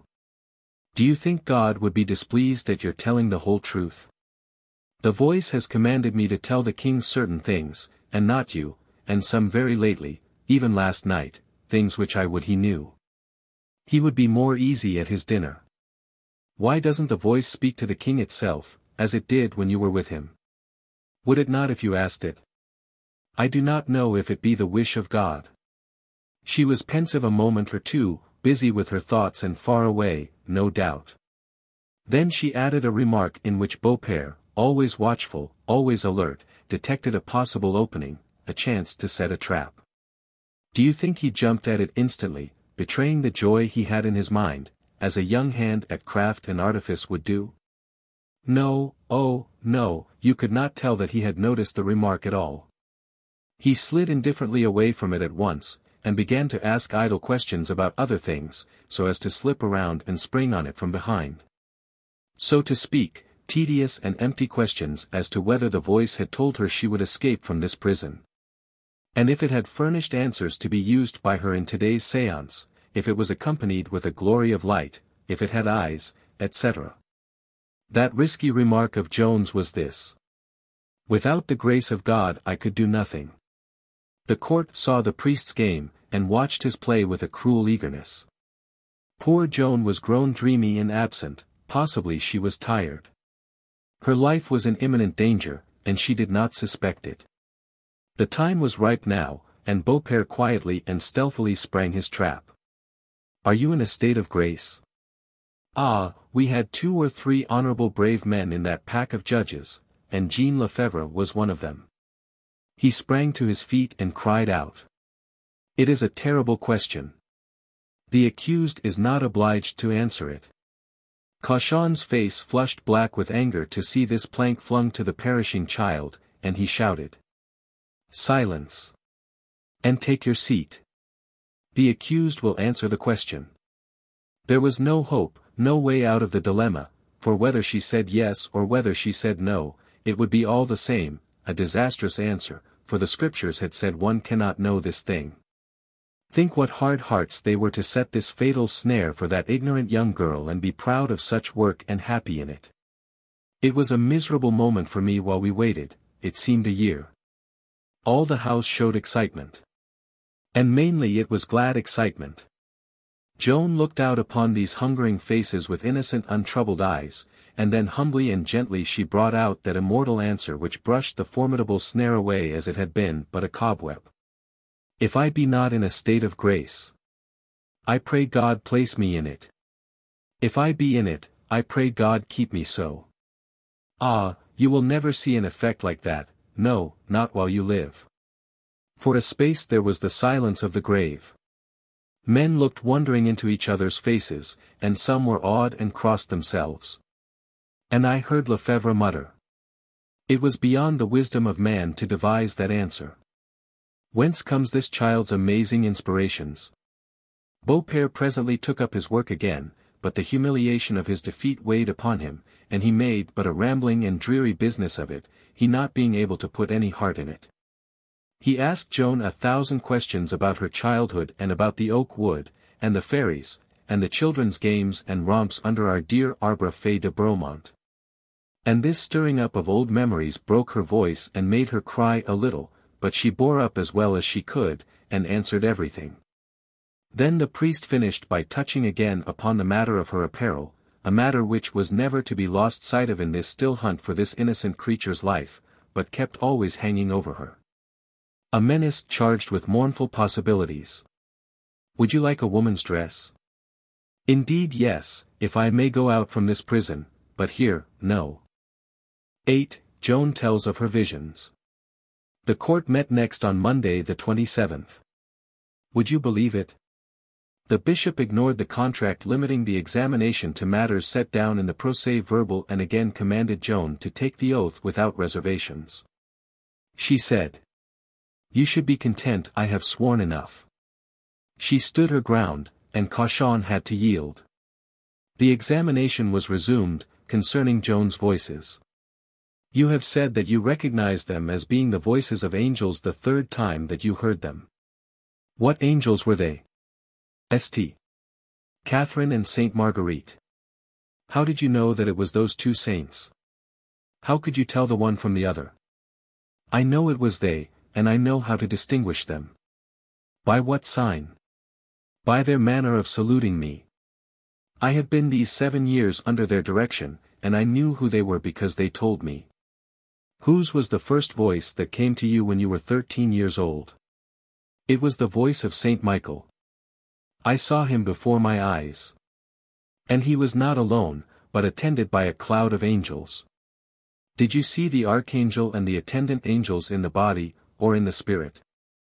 I saw them with the eyes of my body, just as I see you. And when they went away I cried because they did not take me with them.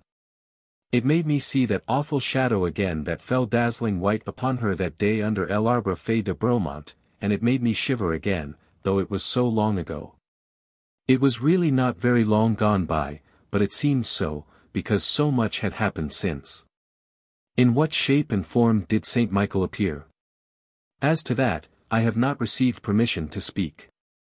What did the archangel say to you that first time? I cannot answer you today.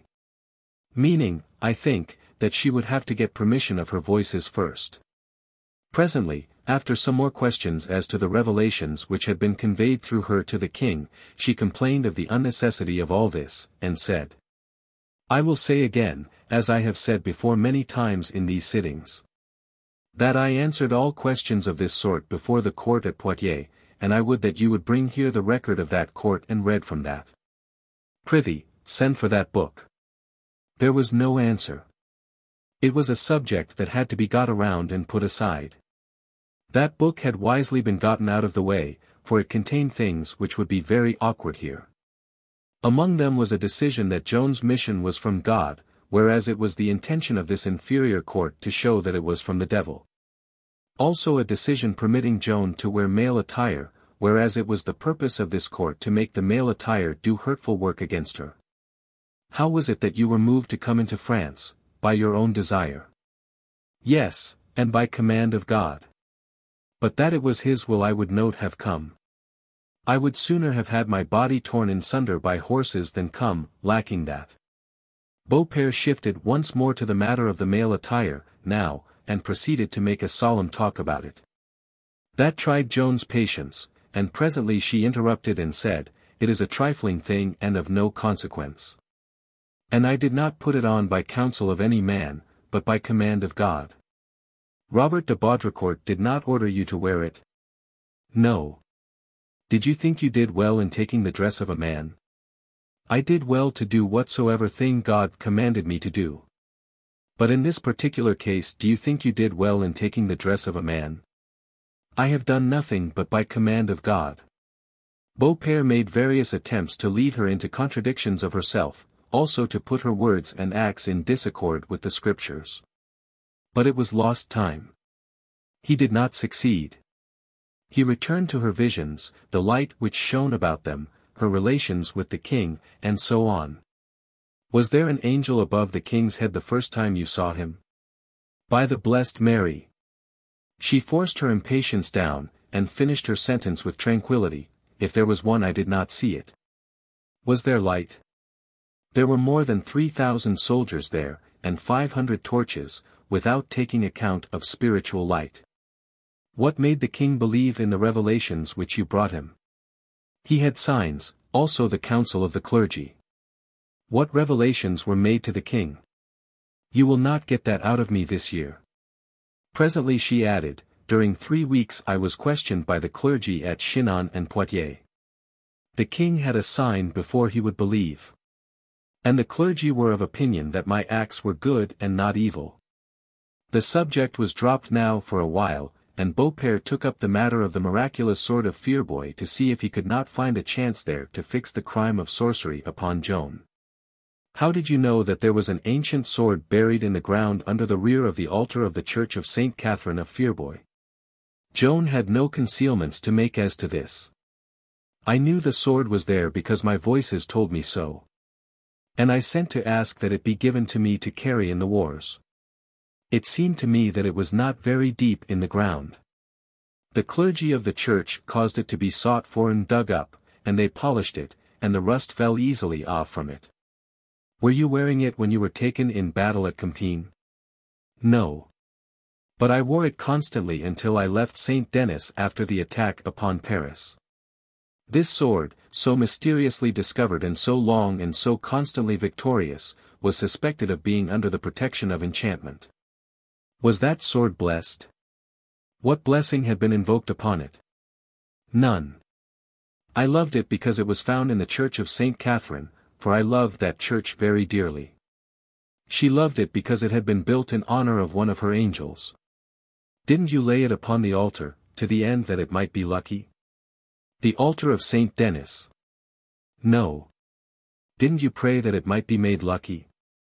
Truly it were no harm to wish that my harness might be fortunate. Then it was not that sword which you wore in the field of Compiègne. What sword did you wear there? The sword of the Burgundian Francois d'Arras, whom I took prisoner in the engagement at Lagny. I kept it because it was a good war sword, good to lay on stout thumps and blows with. She said that quite simply. And the contrast between her delicate little self and the grim soldier words which she dropped with such easy familiarity from her lips made many spectators smile. What is become of the other sword? Where is it now? Is that in the Procès Verbal? Beaupère did not answer. Which do you love best, your banner or your sword? Her eye lighted gladly at the mention of her banner, and she cried out. I love my banner best, oh, 40 times more than the sword. Sometimes I carried it myself when I charged the enemy, to avoid killing any one. Then she added, naively, and with again that curious contrast between her girlish little personality and her subject, I have never killed anyone. It made a great many smile, and no wonder, when you consider what a gentle and innocent little thing she looked. One could hardly believe she had ever even seen men slaughtered, she looked so little fitted for such things. In the final assault at Orleans, did you tell your soldiers that the arrows shot by the enemy and the stones discharged from their catapults would not strike any one but you? No. And the proof is, that more than 100 of my men were struck. I told them to have no doubts and no fears, that they would raise the siege. I was wounded in the neck by an arrow in the assault upon the Bastille that commanded the bridge, but St. Catherine comforted me and I was cured in 15 days without having to quit the saddle and leave my work. Did you know that you were going to be wounded? Yes, and I had told it to the king beforehand. I had it from my voices. When you took Jargeau, why did you not put its commandant to ransom? I offered him leave to go out unhurt from the place, with all his garrison, and if he would not I would take it by storm. And you did, I believe. Yes. Had your voices counseled you to take it by storm? As to that, I do not remember. Thus closed a weary long sitting, without result. Every device that could be contrived to trap Joan into wrong thinking, wrong doing, or disloyalty to the church, or sinfulness as a little child at home or later, had been tried, and none of them had succeeded. She had come unscathed through the ordeal. Was the court discouraged? No. Naturally it was very much surprised, very much astonished, to find its work baffling and difficult instead of simple and easy, but it had powerful allies in the shape of hunger, cold, fatigue, persecution, deception, and treachery. And opposed to this array nothing but a defenseless and ignorant girl who must some time or other surrender to bodily and mental exhaustion or get caught in one of the 1,000 traps set for her. And had the court made no progress during these seemingly resultless sittings? Yes. It had been feeling its way, groping here, groping there, and had found one or two vague trails which might freshen by and lead to something. The male attire, for instance, and the visions and voices. Of course no one doubted that she had seen supernatural beings and been spoken to and advised by them. And of course no one doubted that by supernatural help miracles had been done by Joan, such as choosing out the king in a crowd when she had never seen him before, and her discovery of the sword buried under the altar. It would have been foolish to doubt these things, for we all know that the air is full of devils and angels that are visible to traffickers in magic on the one hand and to the stainlessly holy on the other. But what many and perhaps most did doubt was, that Joan's visions, voices, and miracles came from God. It was hoped that in time they could be proven to have been of satanic origin. Therefore, as you see, the court's persistent fashion of coming back to that subject every little while and spooking around it and prying into it was not to pass the time, it had a strictly business end in view. 9. Her sure deliverance foretold. The next sitting opened on Thursday the 1st of March. 58 judges present, the others resting. As usual, Joan was required to take an oath without reservations. She showed no temper this time. She considered herself well buttressed by the procès-verbal compromise which Cauchon was so anxious to repudiate and creep out of, so she merely refused, distinctly and decidedly. And added, in a spirit of fairness and candor. But as to matters set down in the procès-verbal, I will freely tell the whole truth, yes, as freely and fully as if I were before the Pope. Here was a chance. We had 2 or 3 popes, then. Only one of them could be the true pope, of course. Everybody judiciously shirked the question of which was the true pope and refrained from naming him, it being clearly dangerous to go into particulars in this matter. Here was an opportunity to trick an unadvised girl into bringing herself into peril, and the unfair judge lost no time in taking advantage of it. He asked, in a plausibly indolent and absent way, "Which one do you consider to be the true pope?" The house took an attitude of deep attention, and so waited to hear the answer and see the prey walk into the trap. But when the answer came it covered the judge with confusion, and you could see many people covertly chuckling. For Joan asked in a voice and manner which almost deceived even me, so innocent it seemed. "Are there 2? One of the ablest priests in that body and one of the best swearers there, spoke right out so that half the house heard him, and said, 'By God, it was a master stroke.' As soon as the judge was better of his embarrassment he came back to the charge. But was prudent and passed by Joan's question. 'Is it true that you received a letter from the Count of Armagnac asking you which of the 3 popes he ought to obey?' 'Yes,' and answered it. Copies of both letters were produced and read. Joan said that hers had not been quite strictly copied. She said she had received the Count's letter when she was just mounting her horse.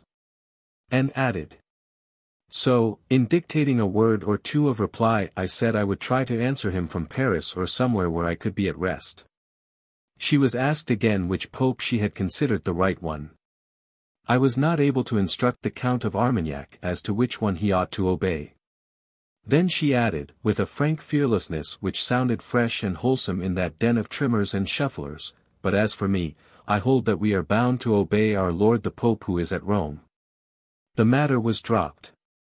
They produced and read a copy of Joan's first effort at dictating, her proclamation summoning the English to retire from the siege of Orleans and vacate France, truly a great and fine production for an unpracticed girl of 17. Do you acknowledge as your own the document which has just been read? Yes, except that there are errors in it, words which make me give myself too much importance. I saw what was coming, I was troubled and ashamed. For instance, I did not say, deliver up to the maid, rendez à la pucelle, I said, deliver up to the king, rendez au roi, and I did not call myself commander-in-chief, chef de guerre. All those are words which my secretary substituted. Or mayhap he misheard me or forgot what I said. She did not look at me when she said it, she spared me that embarrassment. I hadn't misheard her at all, and hadn't forgotten. I changed her language purposely, for she was commander-in-chief and entitled to call herself so, and it was becoming and proper, too, and who was going to surrender anything to the king, at that time a stick, a cipher.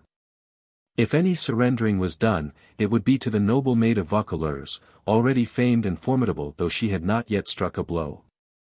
Ah, there would have been a fine and disagreeable episode, for me, there, if that pitiless court had discovered that the very scribbler of that piece of dictation, secretary to Joan of Arc, was present, and not only present, but helping build the record.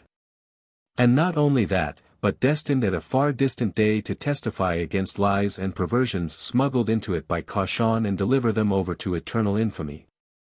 Do you acknowledge that you dictated this proclamation? I do. Have you repented of it? Do you retract it? Ah, then she was indignant. No. Not even these chains, and she shook them, not even these chains can chill the hopes that I uttered there. And more. She rose, and stood a moment with a divine strange light kindling in her face, then her words burst forth as in a flood, I warn you now that before 7 years a disaster will smite the English, oh, many-fold greater than the fall of Orleans. Silence. Sit down. And then, soon after, they will lose all France. Now consider these things. The French armies no longer existed. The French cause was standing still, our king was standing still, there was no hint that by and by the Constable Richemont would come forward and take up the great work of Joan of Arc and finish it. In face of all this, Joan made that prophecy, made it with perfect confidence, and it came true. For within 5 years Paris fell, 1436, and our king marched into it flying the victor's flag. So the first part of the prophecy was then fulfilled, in fact, almost the entire prophecy, for, with Paris in our hands, the fulfillment of the rest of it was assured. 20 years later all France was ours excepting a single town, Calais. Now that will remind you of an earlier prophecy of Joan's. At the time that she wanted to take Paris and could have done it with ease if our king had but consented, she said that that was the golden time. That, with Paris ours, all France would be ours in 6 months. But if this golden opportunity to recover France was wasted, said she, I give you 20 years to do it in. She was right. After Paris fell, in 1436, the rest of the work had to be done city by city, castle by castle, and it took 20 years to finish it. Yes, it was the first day of March, 1431, there in the court, that she stood in the view of everybody and uttered that strange and incredible prediction. Now and then, in this world, somebody's prophecy turns up correct, but when you come to look into it there is sure to be considerable room for suspicion that the prophecy was made after the fact. But here the matter is different. There in that court Joan's prophecy was set down in the official record at the hour and moment of its utterance, years before the fulfillment, and there you may read it to this day. 25 years after Joan's death the record was produced in the great court of the rehabilitation and verified under oath by Mansion and me, and surviving judges of our court confirmed the exactness of the record in their testimony. Joan's startling utterance on that now so celebrated 1st of March stirred up a great turmoil, and it was some time before it quieted down again. Naturally, everybody was troubled, for a prophecy is a grisly and awful thing, whether one thinks it ascends from hell or comes down from heaven. All that these people felt sure of was, that the inspiration back of it was genuine and puissant. They would have given their right hands to know the source of it. At last the questions began again. How do you know that those things are going to happen? I know it by revelation. And I know it as surely as I know that you sit here before me. This sort of answer was not going to allay the spreading uneasiness. Therefore, after some further dallying the judge got the subject out of the way and took up one which he could enjoy more. What languages do your voices speak? French. Sainte Marguerite, too? Verily, why not? She is on our side, not on the English. Saints and angels who did not condescend to speak English. Is a grave affront. They could not be brought into court and punished for contempt, but the tribunal could take silent note of Joan's remark and remember it against her, which they did. It might be useful by and by. Do your saints and angels wear jewelry? Crowns, rings, earrings? To Joan, questions like these were profane frivolities and not worthy of serious notice, she answered indifferently. But the question brought to her mind another matter, and she turned upon Cauchon and said, I had 2 rings. They have been taken away from me during my captivity. You have one of them. It is the gift of my brother. Give it back to me. If not to me, then I pray that it be given to the church. The judges conceived the idea that maybe these rings were for the working of enchantments. Perhaps they could be made to do Joan a damage. Where is the other ring? The Burgundians have it. Where did you get it? My father and mother gave it to me. Describe it. It is plain and simple and has Jesus and Mary engraved upon it. Everybody could see that that was not a valuable equipment to do devil's work with. So that trail was not worth following. Still, to make sure, one of the judges asked Joan if she had ever cured sick people by touching them with the ring. She said no. Now as concerning the fairies, that were used to abide near by Domremy whereof there are many reports and traditions. It is said that your godmother surprised these creatures on a summer's night dancing under the tree called l'Arbre Fée de Bromont. Is it not possible that your pretended saints and angels are but those fairies? Is that in your procès? She made no other answer. Have you not conversed with Saint Marguerite and Saint Catherine under that tree? I do not know. Or by the fountain near the tree? Yes, sometimes. What promises did they make you? None but such as they had God's warrant for. But what promises did they make? That is not in your procès, yet I will say this much, they told me that the king would become master of his kingdom in spite of his enemies. And what else? There was a pause, then she said humbly. They promised to lead me to paradise. If faces do really betray what is passing in men's minds, a fear came upon many in that house, at this time, that maybe, after all, a chosen servant and herald of God was here being hunted to her death. The interest deepened. Movements and whispering ceased, the stillness became almost painful. Have you noticed that almost from the beginning the nature of the questions asked Joan showed that in some way or other the questioner very often already knew his fact before he asked his question? Have you noticed that somehow or other the questioners usually knew just how and where to search for Joan's secrets? That they really knew the bulk of her privacies, a fact not suspected by her, and that they had no task before them but to trick her into exposing those secrets? Do you remember Loyalists, the hypocrite, the treacherous priest, tool of Chinon? Do you remember that under the sacred seal of the confessional Joan freely and trustingly revealed to him everything concerning her history save only a few things regarding her supernatural revelations which her voices had forbidden her to tell to any one, and that the unjust judge, Chinon, was a hidden listener all the time? Now you understand how the inquisitors were able to devise that long array of minutely prying questions.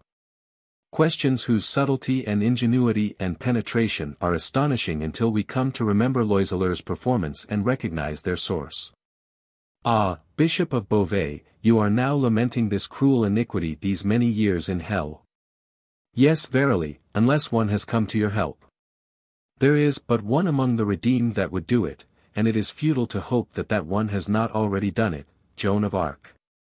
We will return to the questionings. Did they make you still another promise? Yes, but that is not in your procès. I will not tell it now, but before 3 months I will tell it you. The judge seems to know the matter he is asking about, already. One gets this idea from his next question. Did your voices tell you that you would be liberated before 3 months?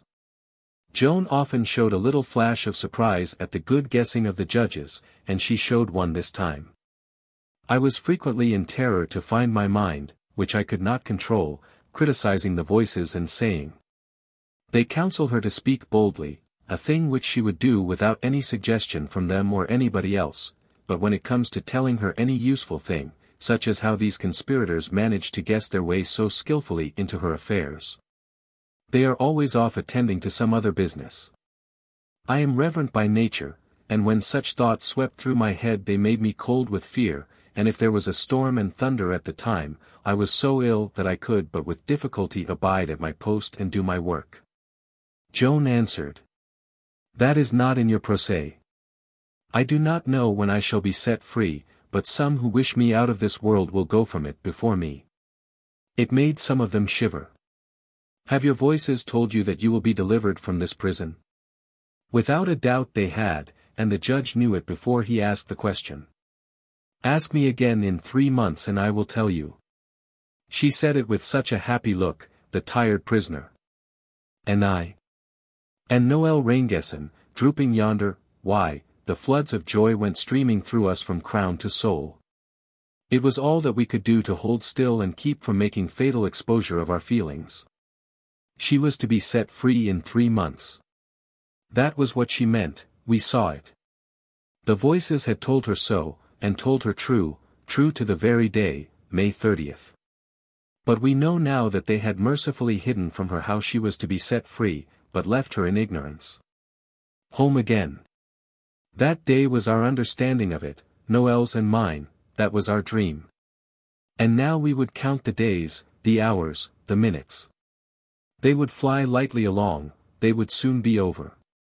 Yes, we would carry our idol home. And there, far from the pomps and tumults of the world, we would take up our happy life again and live it out as we had begun it, in the free air and the sunshine, with the friendly sheep and the friendly people for comrades. And the grace and charm of the meadows, the woods, and the river always before our eyes and their deep peace in our hearts. Yes, that was our dream, the dream that carried us bravely through that 3 months to an exact and awful fulfillment, the though of which would have killed us, I think, if we had foreknown it and been obliged to bear the burden of it upon our hearts the half of those weary days. Our reading of the prophecy was this: we believed the king's soul was going to be smitten with remorse, and that he would privately plan a rescue with Joan's old lieutenants, d'Alencon and the Bastard and La Hire, and that this rescue would take place at the end of the 3 months. So we made up our minds to be ready and take a hand in it. In the present and also in later sittings Joan was urged to name the exact day of her deliverance, but she could not do that. She had not the permission of her voices. Moreover, the voices themselves did not name the precise day. Ever since the fulfillment of the prophecy, I have believed that Joan had the idea that her deliverance was going to come in the form of death. But not that death. Divine as she was, dauntless as she was in battle, she was human also. She was not solely a saint, an angel, she was a clay-made girl also, as human a girl as any in the world, and full of a human girl's sensitiveness and tenderness and delicacies. And so, that death. No, she could not have lived the 3 months with that one before her, I think. You remember that the first time she was wounded she was frightened, and cried, just as any other girl of 17 would have done, although she had known for 18 days that she was going to be wounded on that very day. No, she was not afraid of any ordinary death, and an ordinary death was what she believed the prophecy of deliverance meant, I think, for her face showed happiness, not horror, when she uttered it. Now I will explain why I think as I do. 5 weeks before she was captured in the Battle of Compiègne, her voices told her what was coming. They did not tell her the day or the place, but said she would be taken prisoner and that it would be before the feast of St. John. She begged that death, certain and swift, should be her fate, and the captivity brief, for she was a free spirit, and dreaded the confinement. The voices made no promise, but only told her to bear whatever came. Now as they did not refuse the swift death, a hopeful young thing like Joan would naturally cherish that fact and make the most of it, allowing it to grow and establish itself in her mind. And so now that she was told she was to be delivered in 3 months, I think she believed it meant that she would die in her bed in the prison, and that was why she looked happy and content, the gates of paradise standing open for her. The time so short, you see, her troubles so soon to be over, her reward so close at hand. Yes, that would make her look happy, that would make her patient and bold, and able to fight her fight out like a soldier. Save herself if she could, of course, and try for the best, for that was the way she was made. But die with her face to the front if die she must. Then later, when she charged Cauchon with trying to kill her with a poisoned fish, her notion that she was to be delivered by death in the prison, if she had it, and I believe she had, would naturally be greatly strengthened, you see. But I am wandering from the trial. Joan was asked to definitely name the time that she would be delivered from prison. I have always said that I was not permitted to tell you everything. I am to be set free, and I desire to ask leave of my voices to tell you the day. That is why I wish for delay. Do your voices forbid you to tell the truth? Is it that you wish to know matters concerning the King of France? I tell you again that he will regain his kingdom, and that I know it as well as I know that you sit here before me in this tribunal. She sighed and, after a little pause, added, I should be dead but for this revelation, which comforts me always. Some trivial questions were asked her about St. Michael's dress and appearance. She answered them with dignity, but one saw that they gave her pain. After a little she said, I have great joy in seeing him, for when I see him I have the feeling that I am not in mortal sin. She added, sometimes Saint Marguerite and Saint Catherine have allowed me to confess myself to them. Here was a possible chance to set a successful snare for her innocence. When you confessed, were you in mortal sin, do you think? But her reply did her no hurt. So the inquiry was shifted once more to the revelations made to the king, secrets which the court had tried again and again to force out of Joan, but without success. Now as to the sign given to the king. I have already told you that I will tell you nothing about it. Do you know what the sign was? As to that, you will not find out from me. All this refers to Joan's secret interview with the king, held apart, though 2 or 3 others were present. It was known, through Loyalists, of course, that this sign was a crown and was a pledge of the verity of Joan's mission. But that is all a mystery until this day, the nature of the crown, I mean, and will remain a mystery to the end of time. We can never know whether a real crown descended upon the king's head, or only a symbol, the mystic fabric of a vision. Did you see a crown upon the king's head when he received the revelation? I cannot tell you as to that, without perjury. Did the king have that crown at Rheims? I think the king put upon his head a crown which he found there. But a much richer one was brought him afterward. Have you seen that one? I cannot tell you, without perjury. But whether I have seen it or not, I have heard say that it was rich and magnificent.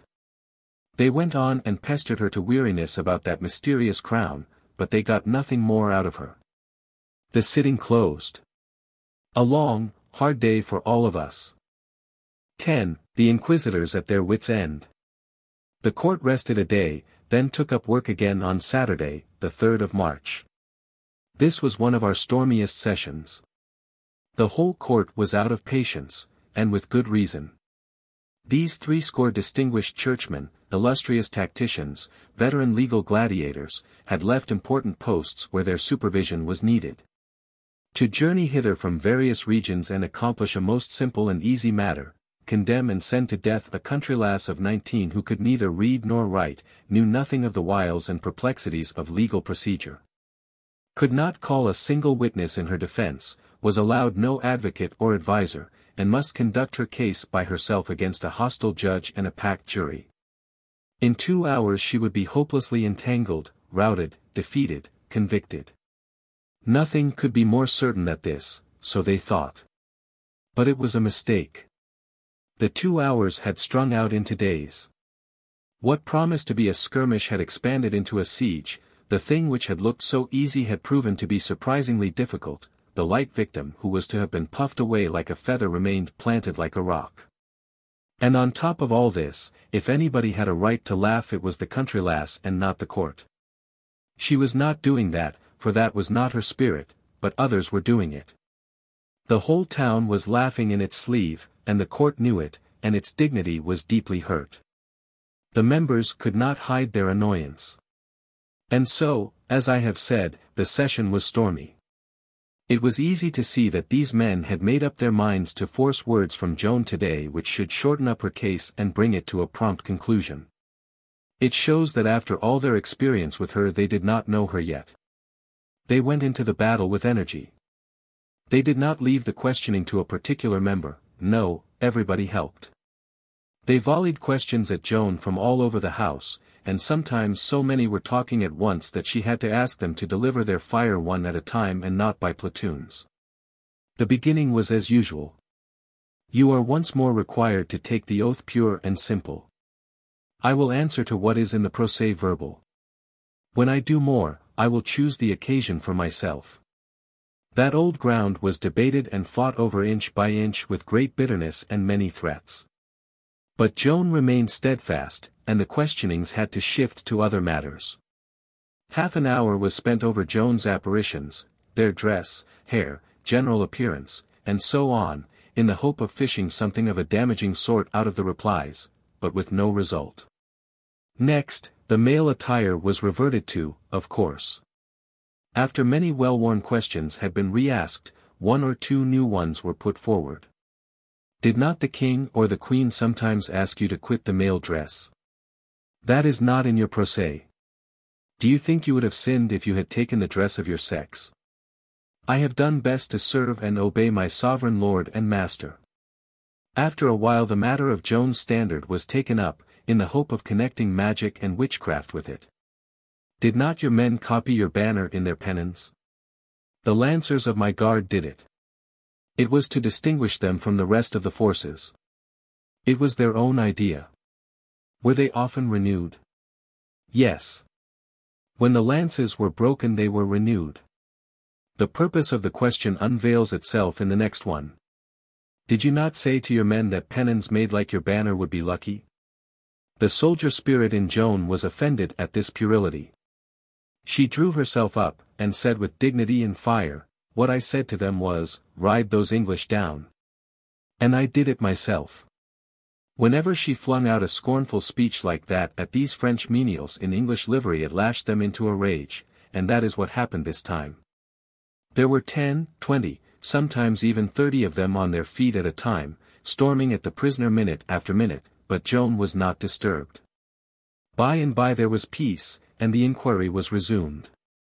It was now sought to turn against Joan the 1,000 loving honors which had been done her when she was raising France out of the dirt and shame of a century of slavery and castigation.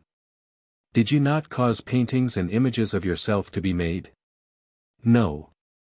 At Arras I saw a painting of myself kneeling in armor before the king and delivering him a letter, but I caused no such things to be made. Were not masses and prayers said in your honor? If it was done it was not by my command. But if any prayed for me I think it was no harm. Did the French people believe you were sent of God? As to that, I know not. But whether they believed it or not, I was not the less sent of God.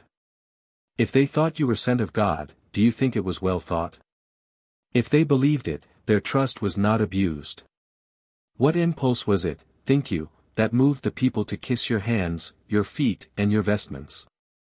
They were glad to see me, and so they did those things, and I could not have prevented them if I had had the heart.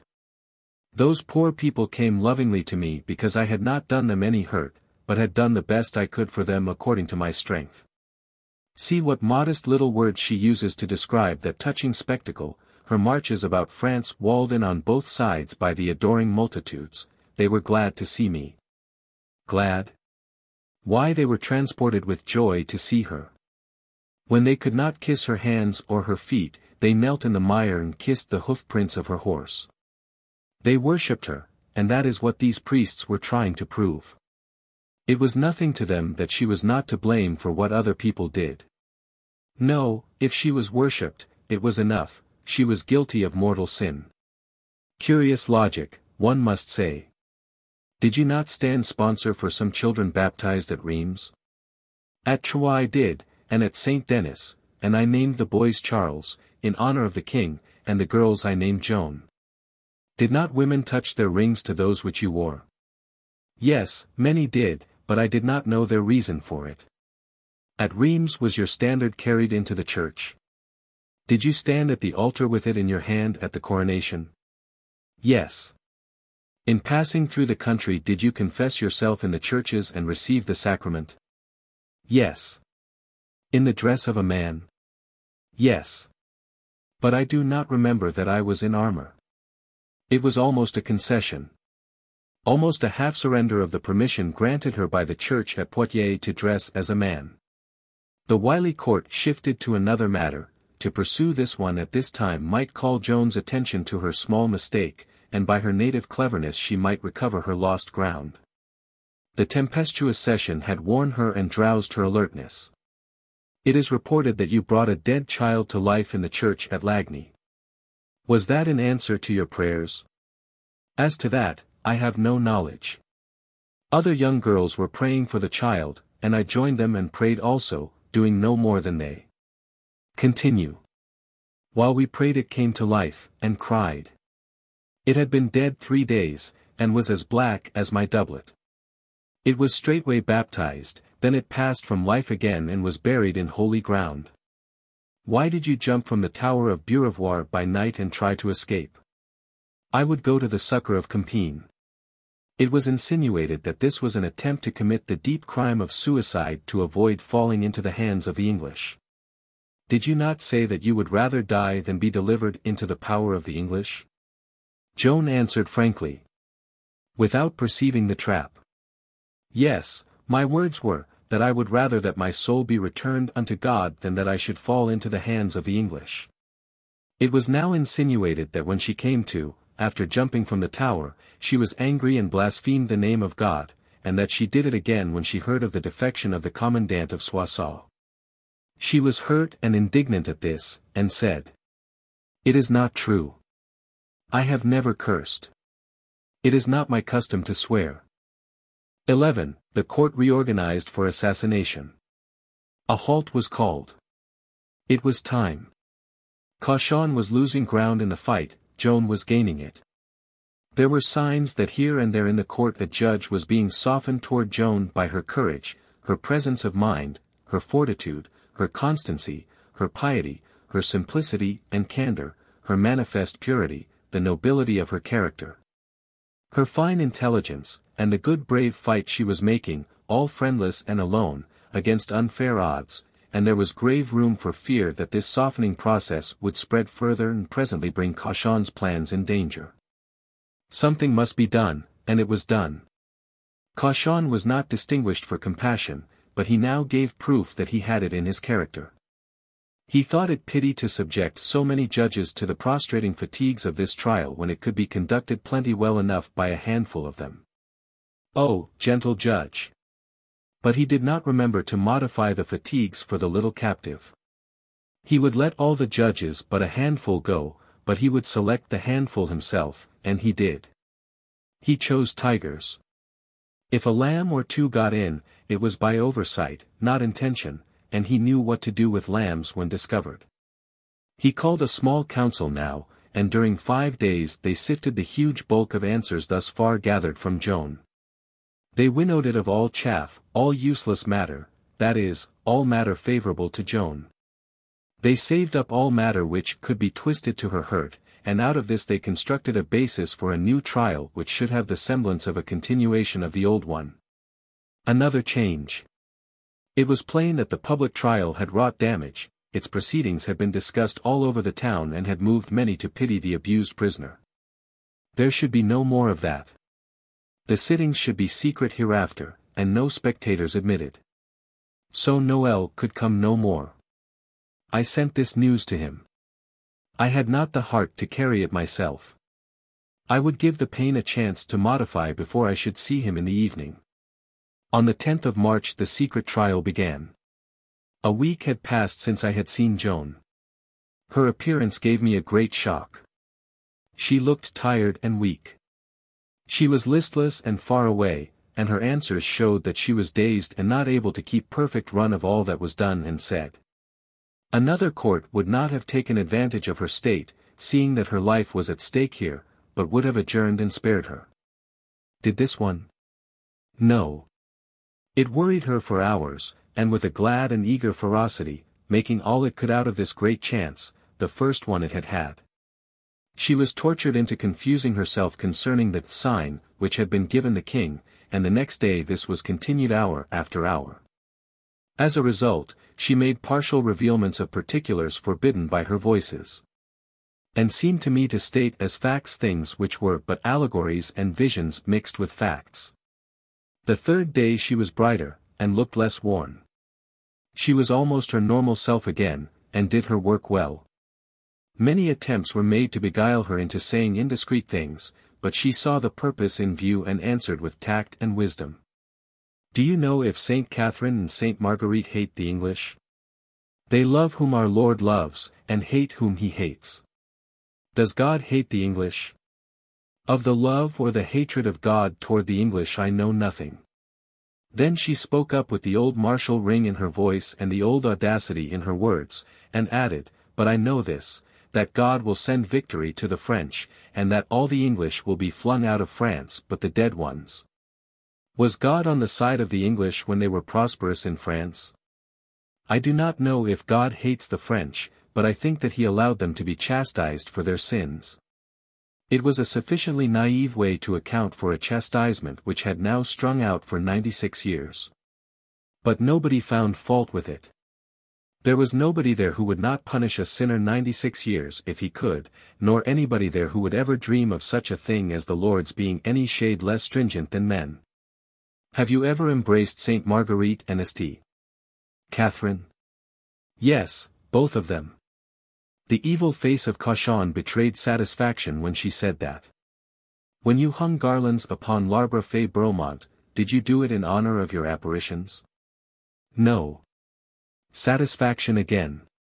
No doubt Cauchon would take it for granted that she hung them there out of sinful love for the fairies. When the saints appeared to you, did you bow, did you make reverence, did you kneel? Yes. I did them the most honor and reverence that I could. A good point for Cauchon if he could eventually make it appear that these were no saints to whom she had done reverence, but devils in disguise. Now there was the matter of Joan's keeping her supernatural commerce a secret from her parents. Much might be made of that. In fact, particular emphasis had been given to it in a private remark written in the margin of the Procès. She concealed her visions from her parents and from every one.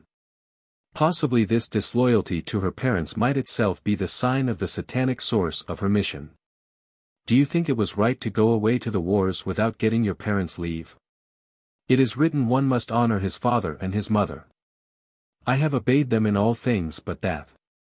And for that I have begged their forgiveness in a letter and gotten it. Ah, you asked their pardon.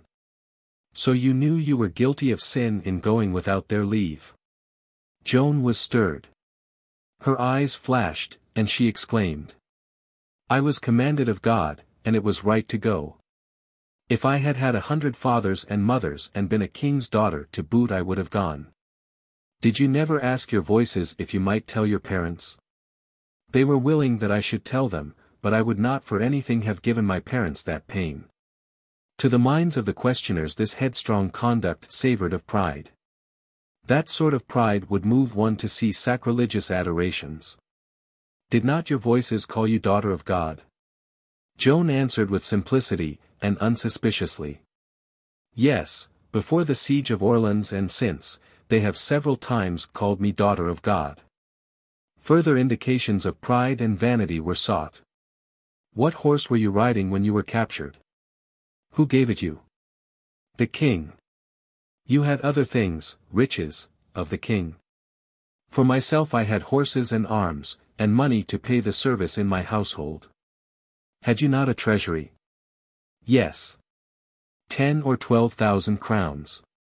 Then she said with naivete, it was not a great sum to carry on a war with.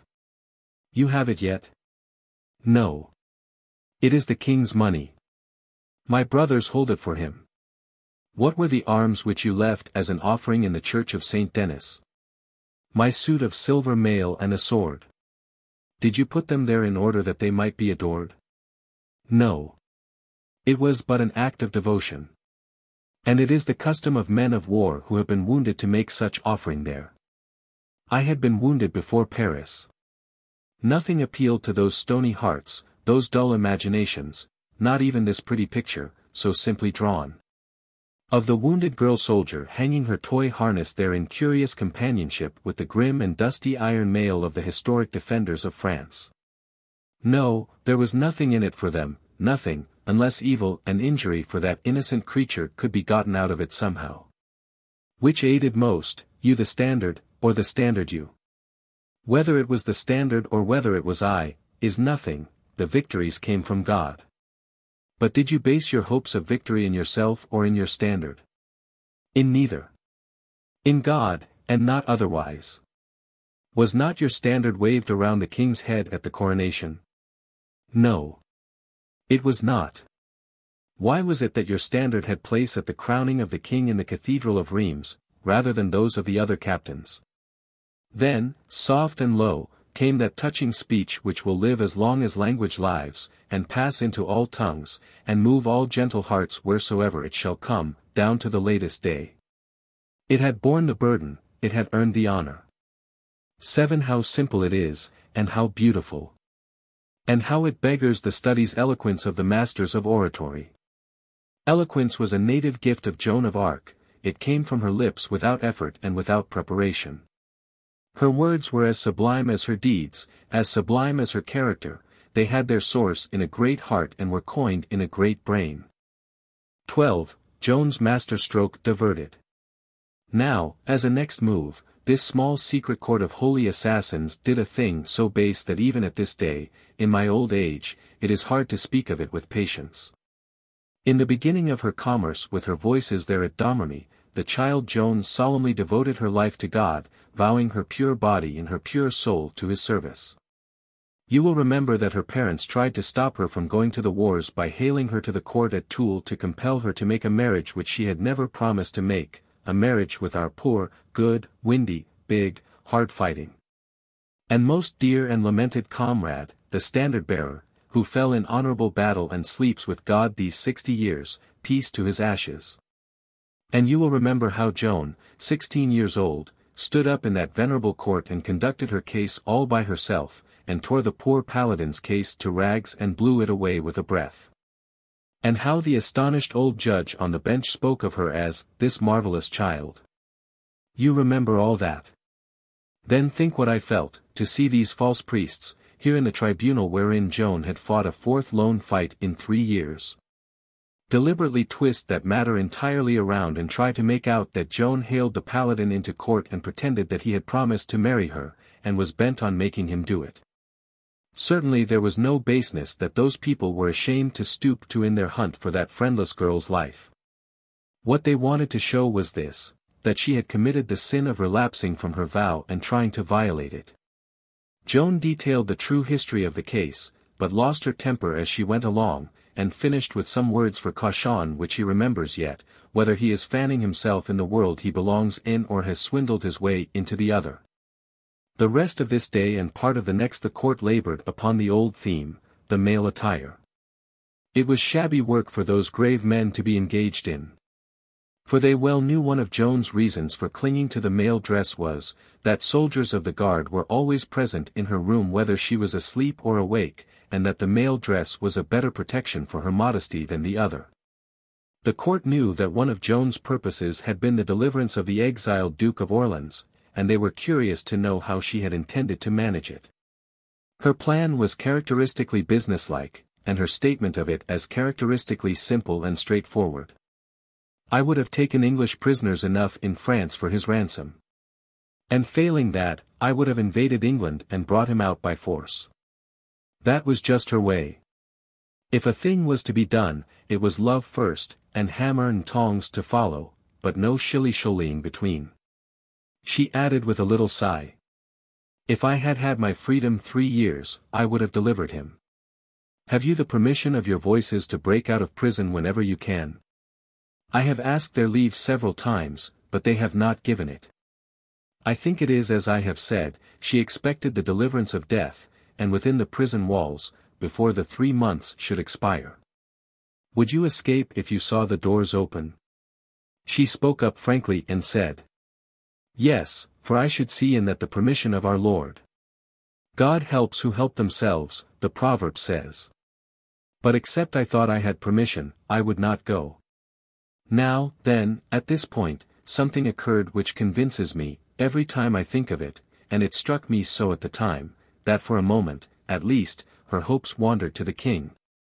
And put into her mind the same notion about her deliverance which Noel and I had settled upon, a rescue by her old soldiers. I think the idea of the rescue did occur to her, but only as a passing thought, and that it quickly passed away. Some remark of the Bishop of Beauvais moved her to remind him once more that he was an unfair judge, and had no right to preside there, and that he was putting himself in great danger. What danger? He asked.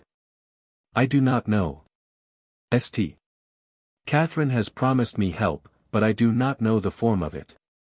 I do not know whether I am to be delivered from this prison or whether when you send me to the scaffold there will happen a trouble by which I shall be set free. Without much thought as to this matter, I am of the opinion that it may be one or the other. After a pause she added these words, memorable forever, words whose meaning she may have miscaught, misunderstood, as to that we can never know. Words which she may have rightly understood, as to that, also, we can never know. But words whose mystery fell away from them many a year ago and revealed their meaning to all the world. But what my voices have said clearest is, that I shall be delivered by a great victory. She paused, my heart was beating fast, for to me that great victory meant the sudden bursting in of our old soldiers with the war cry and clash of steel at the last moment and the carrying off of Joan of Arc in triumph. But, oh, that thought had such a short life. For now she raised her head and finished, with those solemn words which men still so often quote and dwell upon, words which filled me with fear, they sounded so like a prediction. And always they say, submit to whatever comes, do not grieve for your martyrdom, from it you will ascend into the kingdom of paradise. Was she thinking of fire and the stake? I think not. I thought of it myself, but I believe she was only thinking of this slow and cruel martyrdom of chains and captivity and insult. Surely, martyrdom was the right name for it. It was Jean de La Fontaine who was asking the questions. He was willing to make the most he could out of what she had said. As the voices have told you you are going to paradise, you feel certain that that will happen and that you will not be damned in hell. Is that so? I believe what they told me. I know that I shall be saved. It is a weighty answer. To me the knowledge that I shall be saved is a great treasure.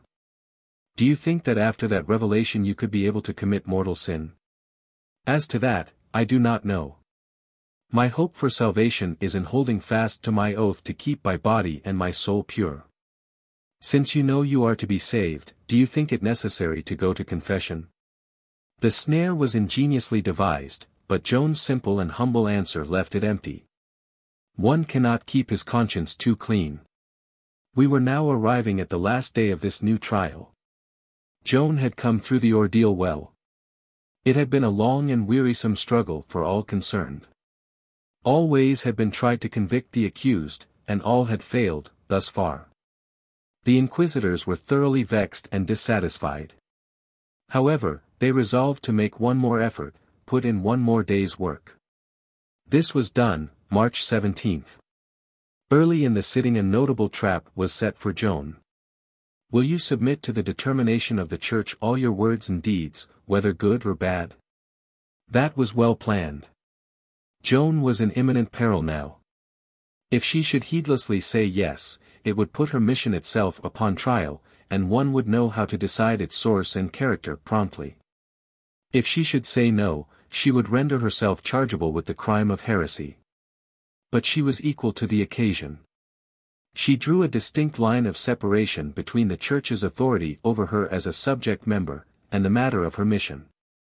She said she loved the Church and was ready to support the Christian faith with all her strength, but as to the works done under her mission, those must be judged by God alone, who had commanded them to be done.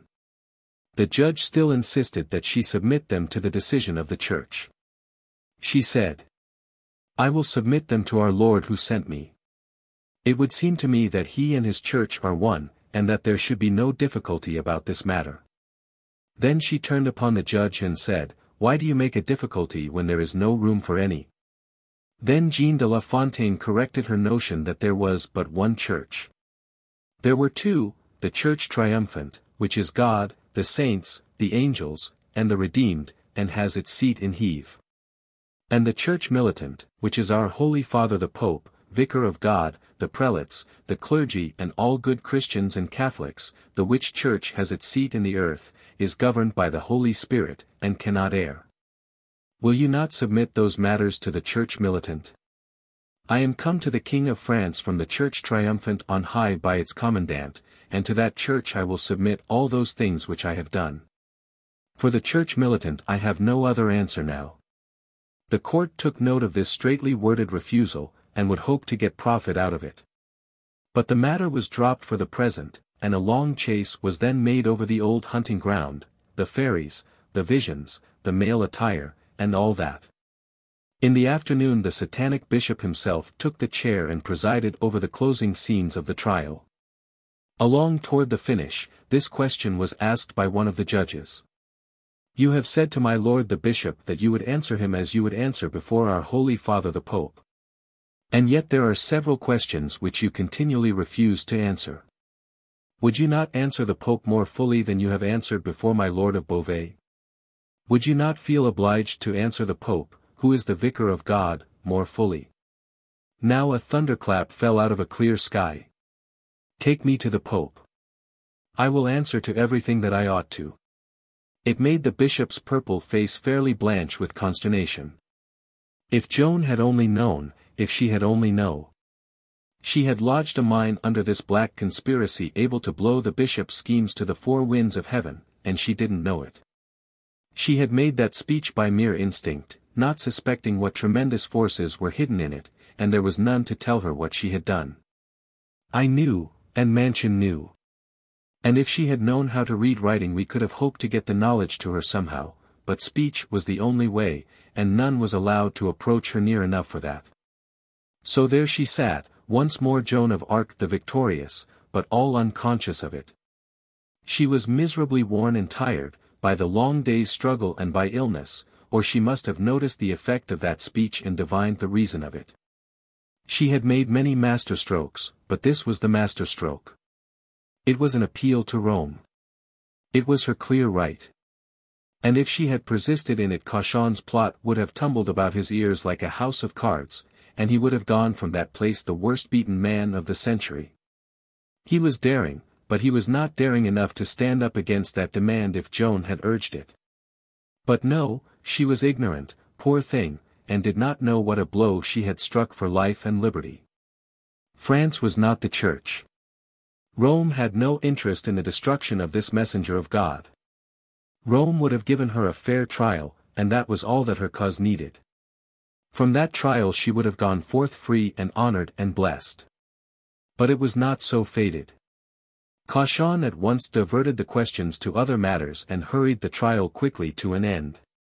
As Joan moved feebly away, dragging her chains, I felt stunned and dazed, and kept saying to myself, such a little while ago she said the saving word and could have gone free, and now, there she goes to her death.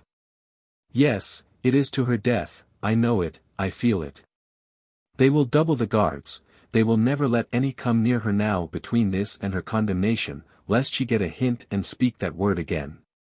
This is the bitterest day that has come to me in all this miserable time.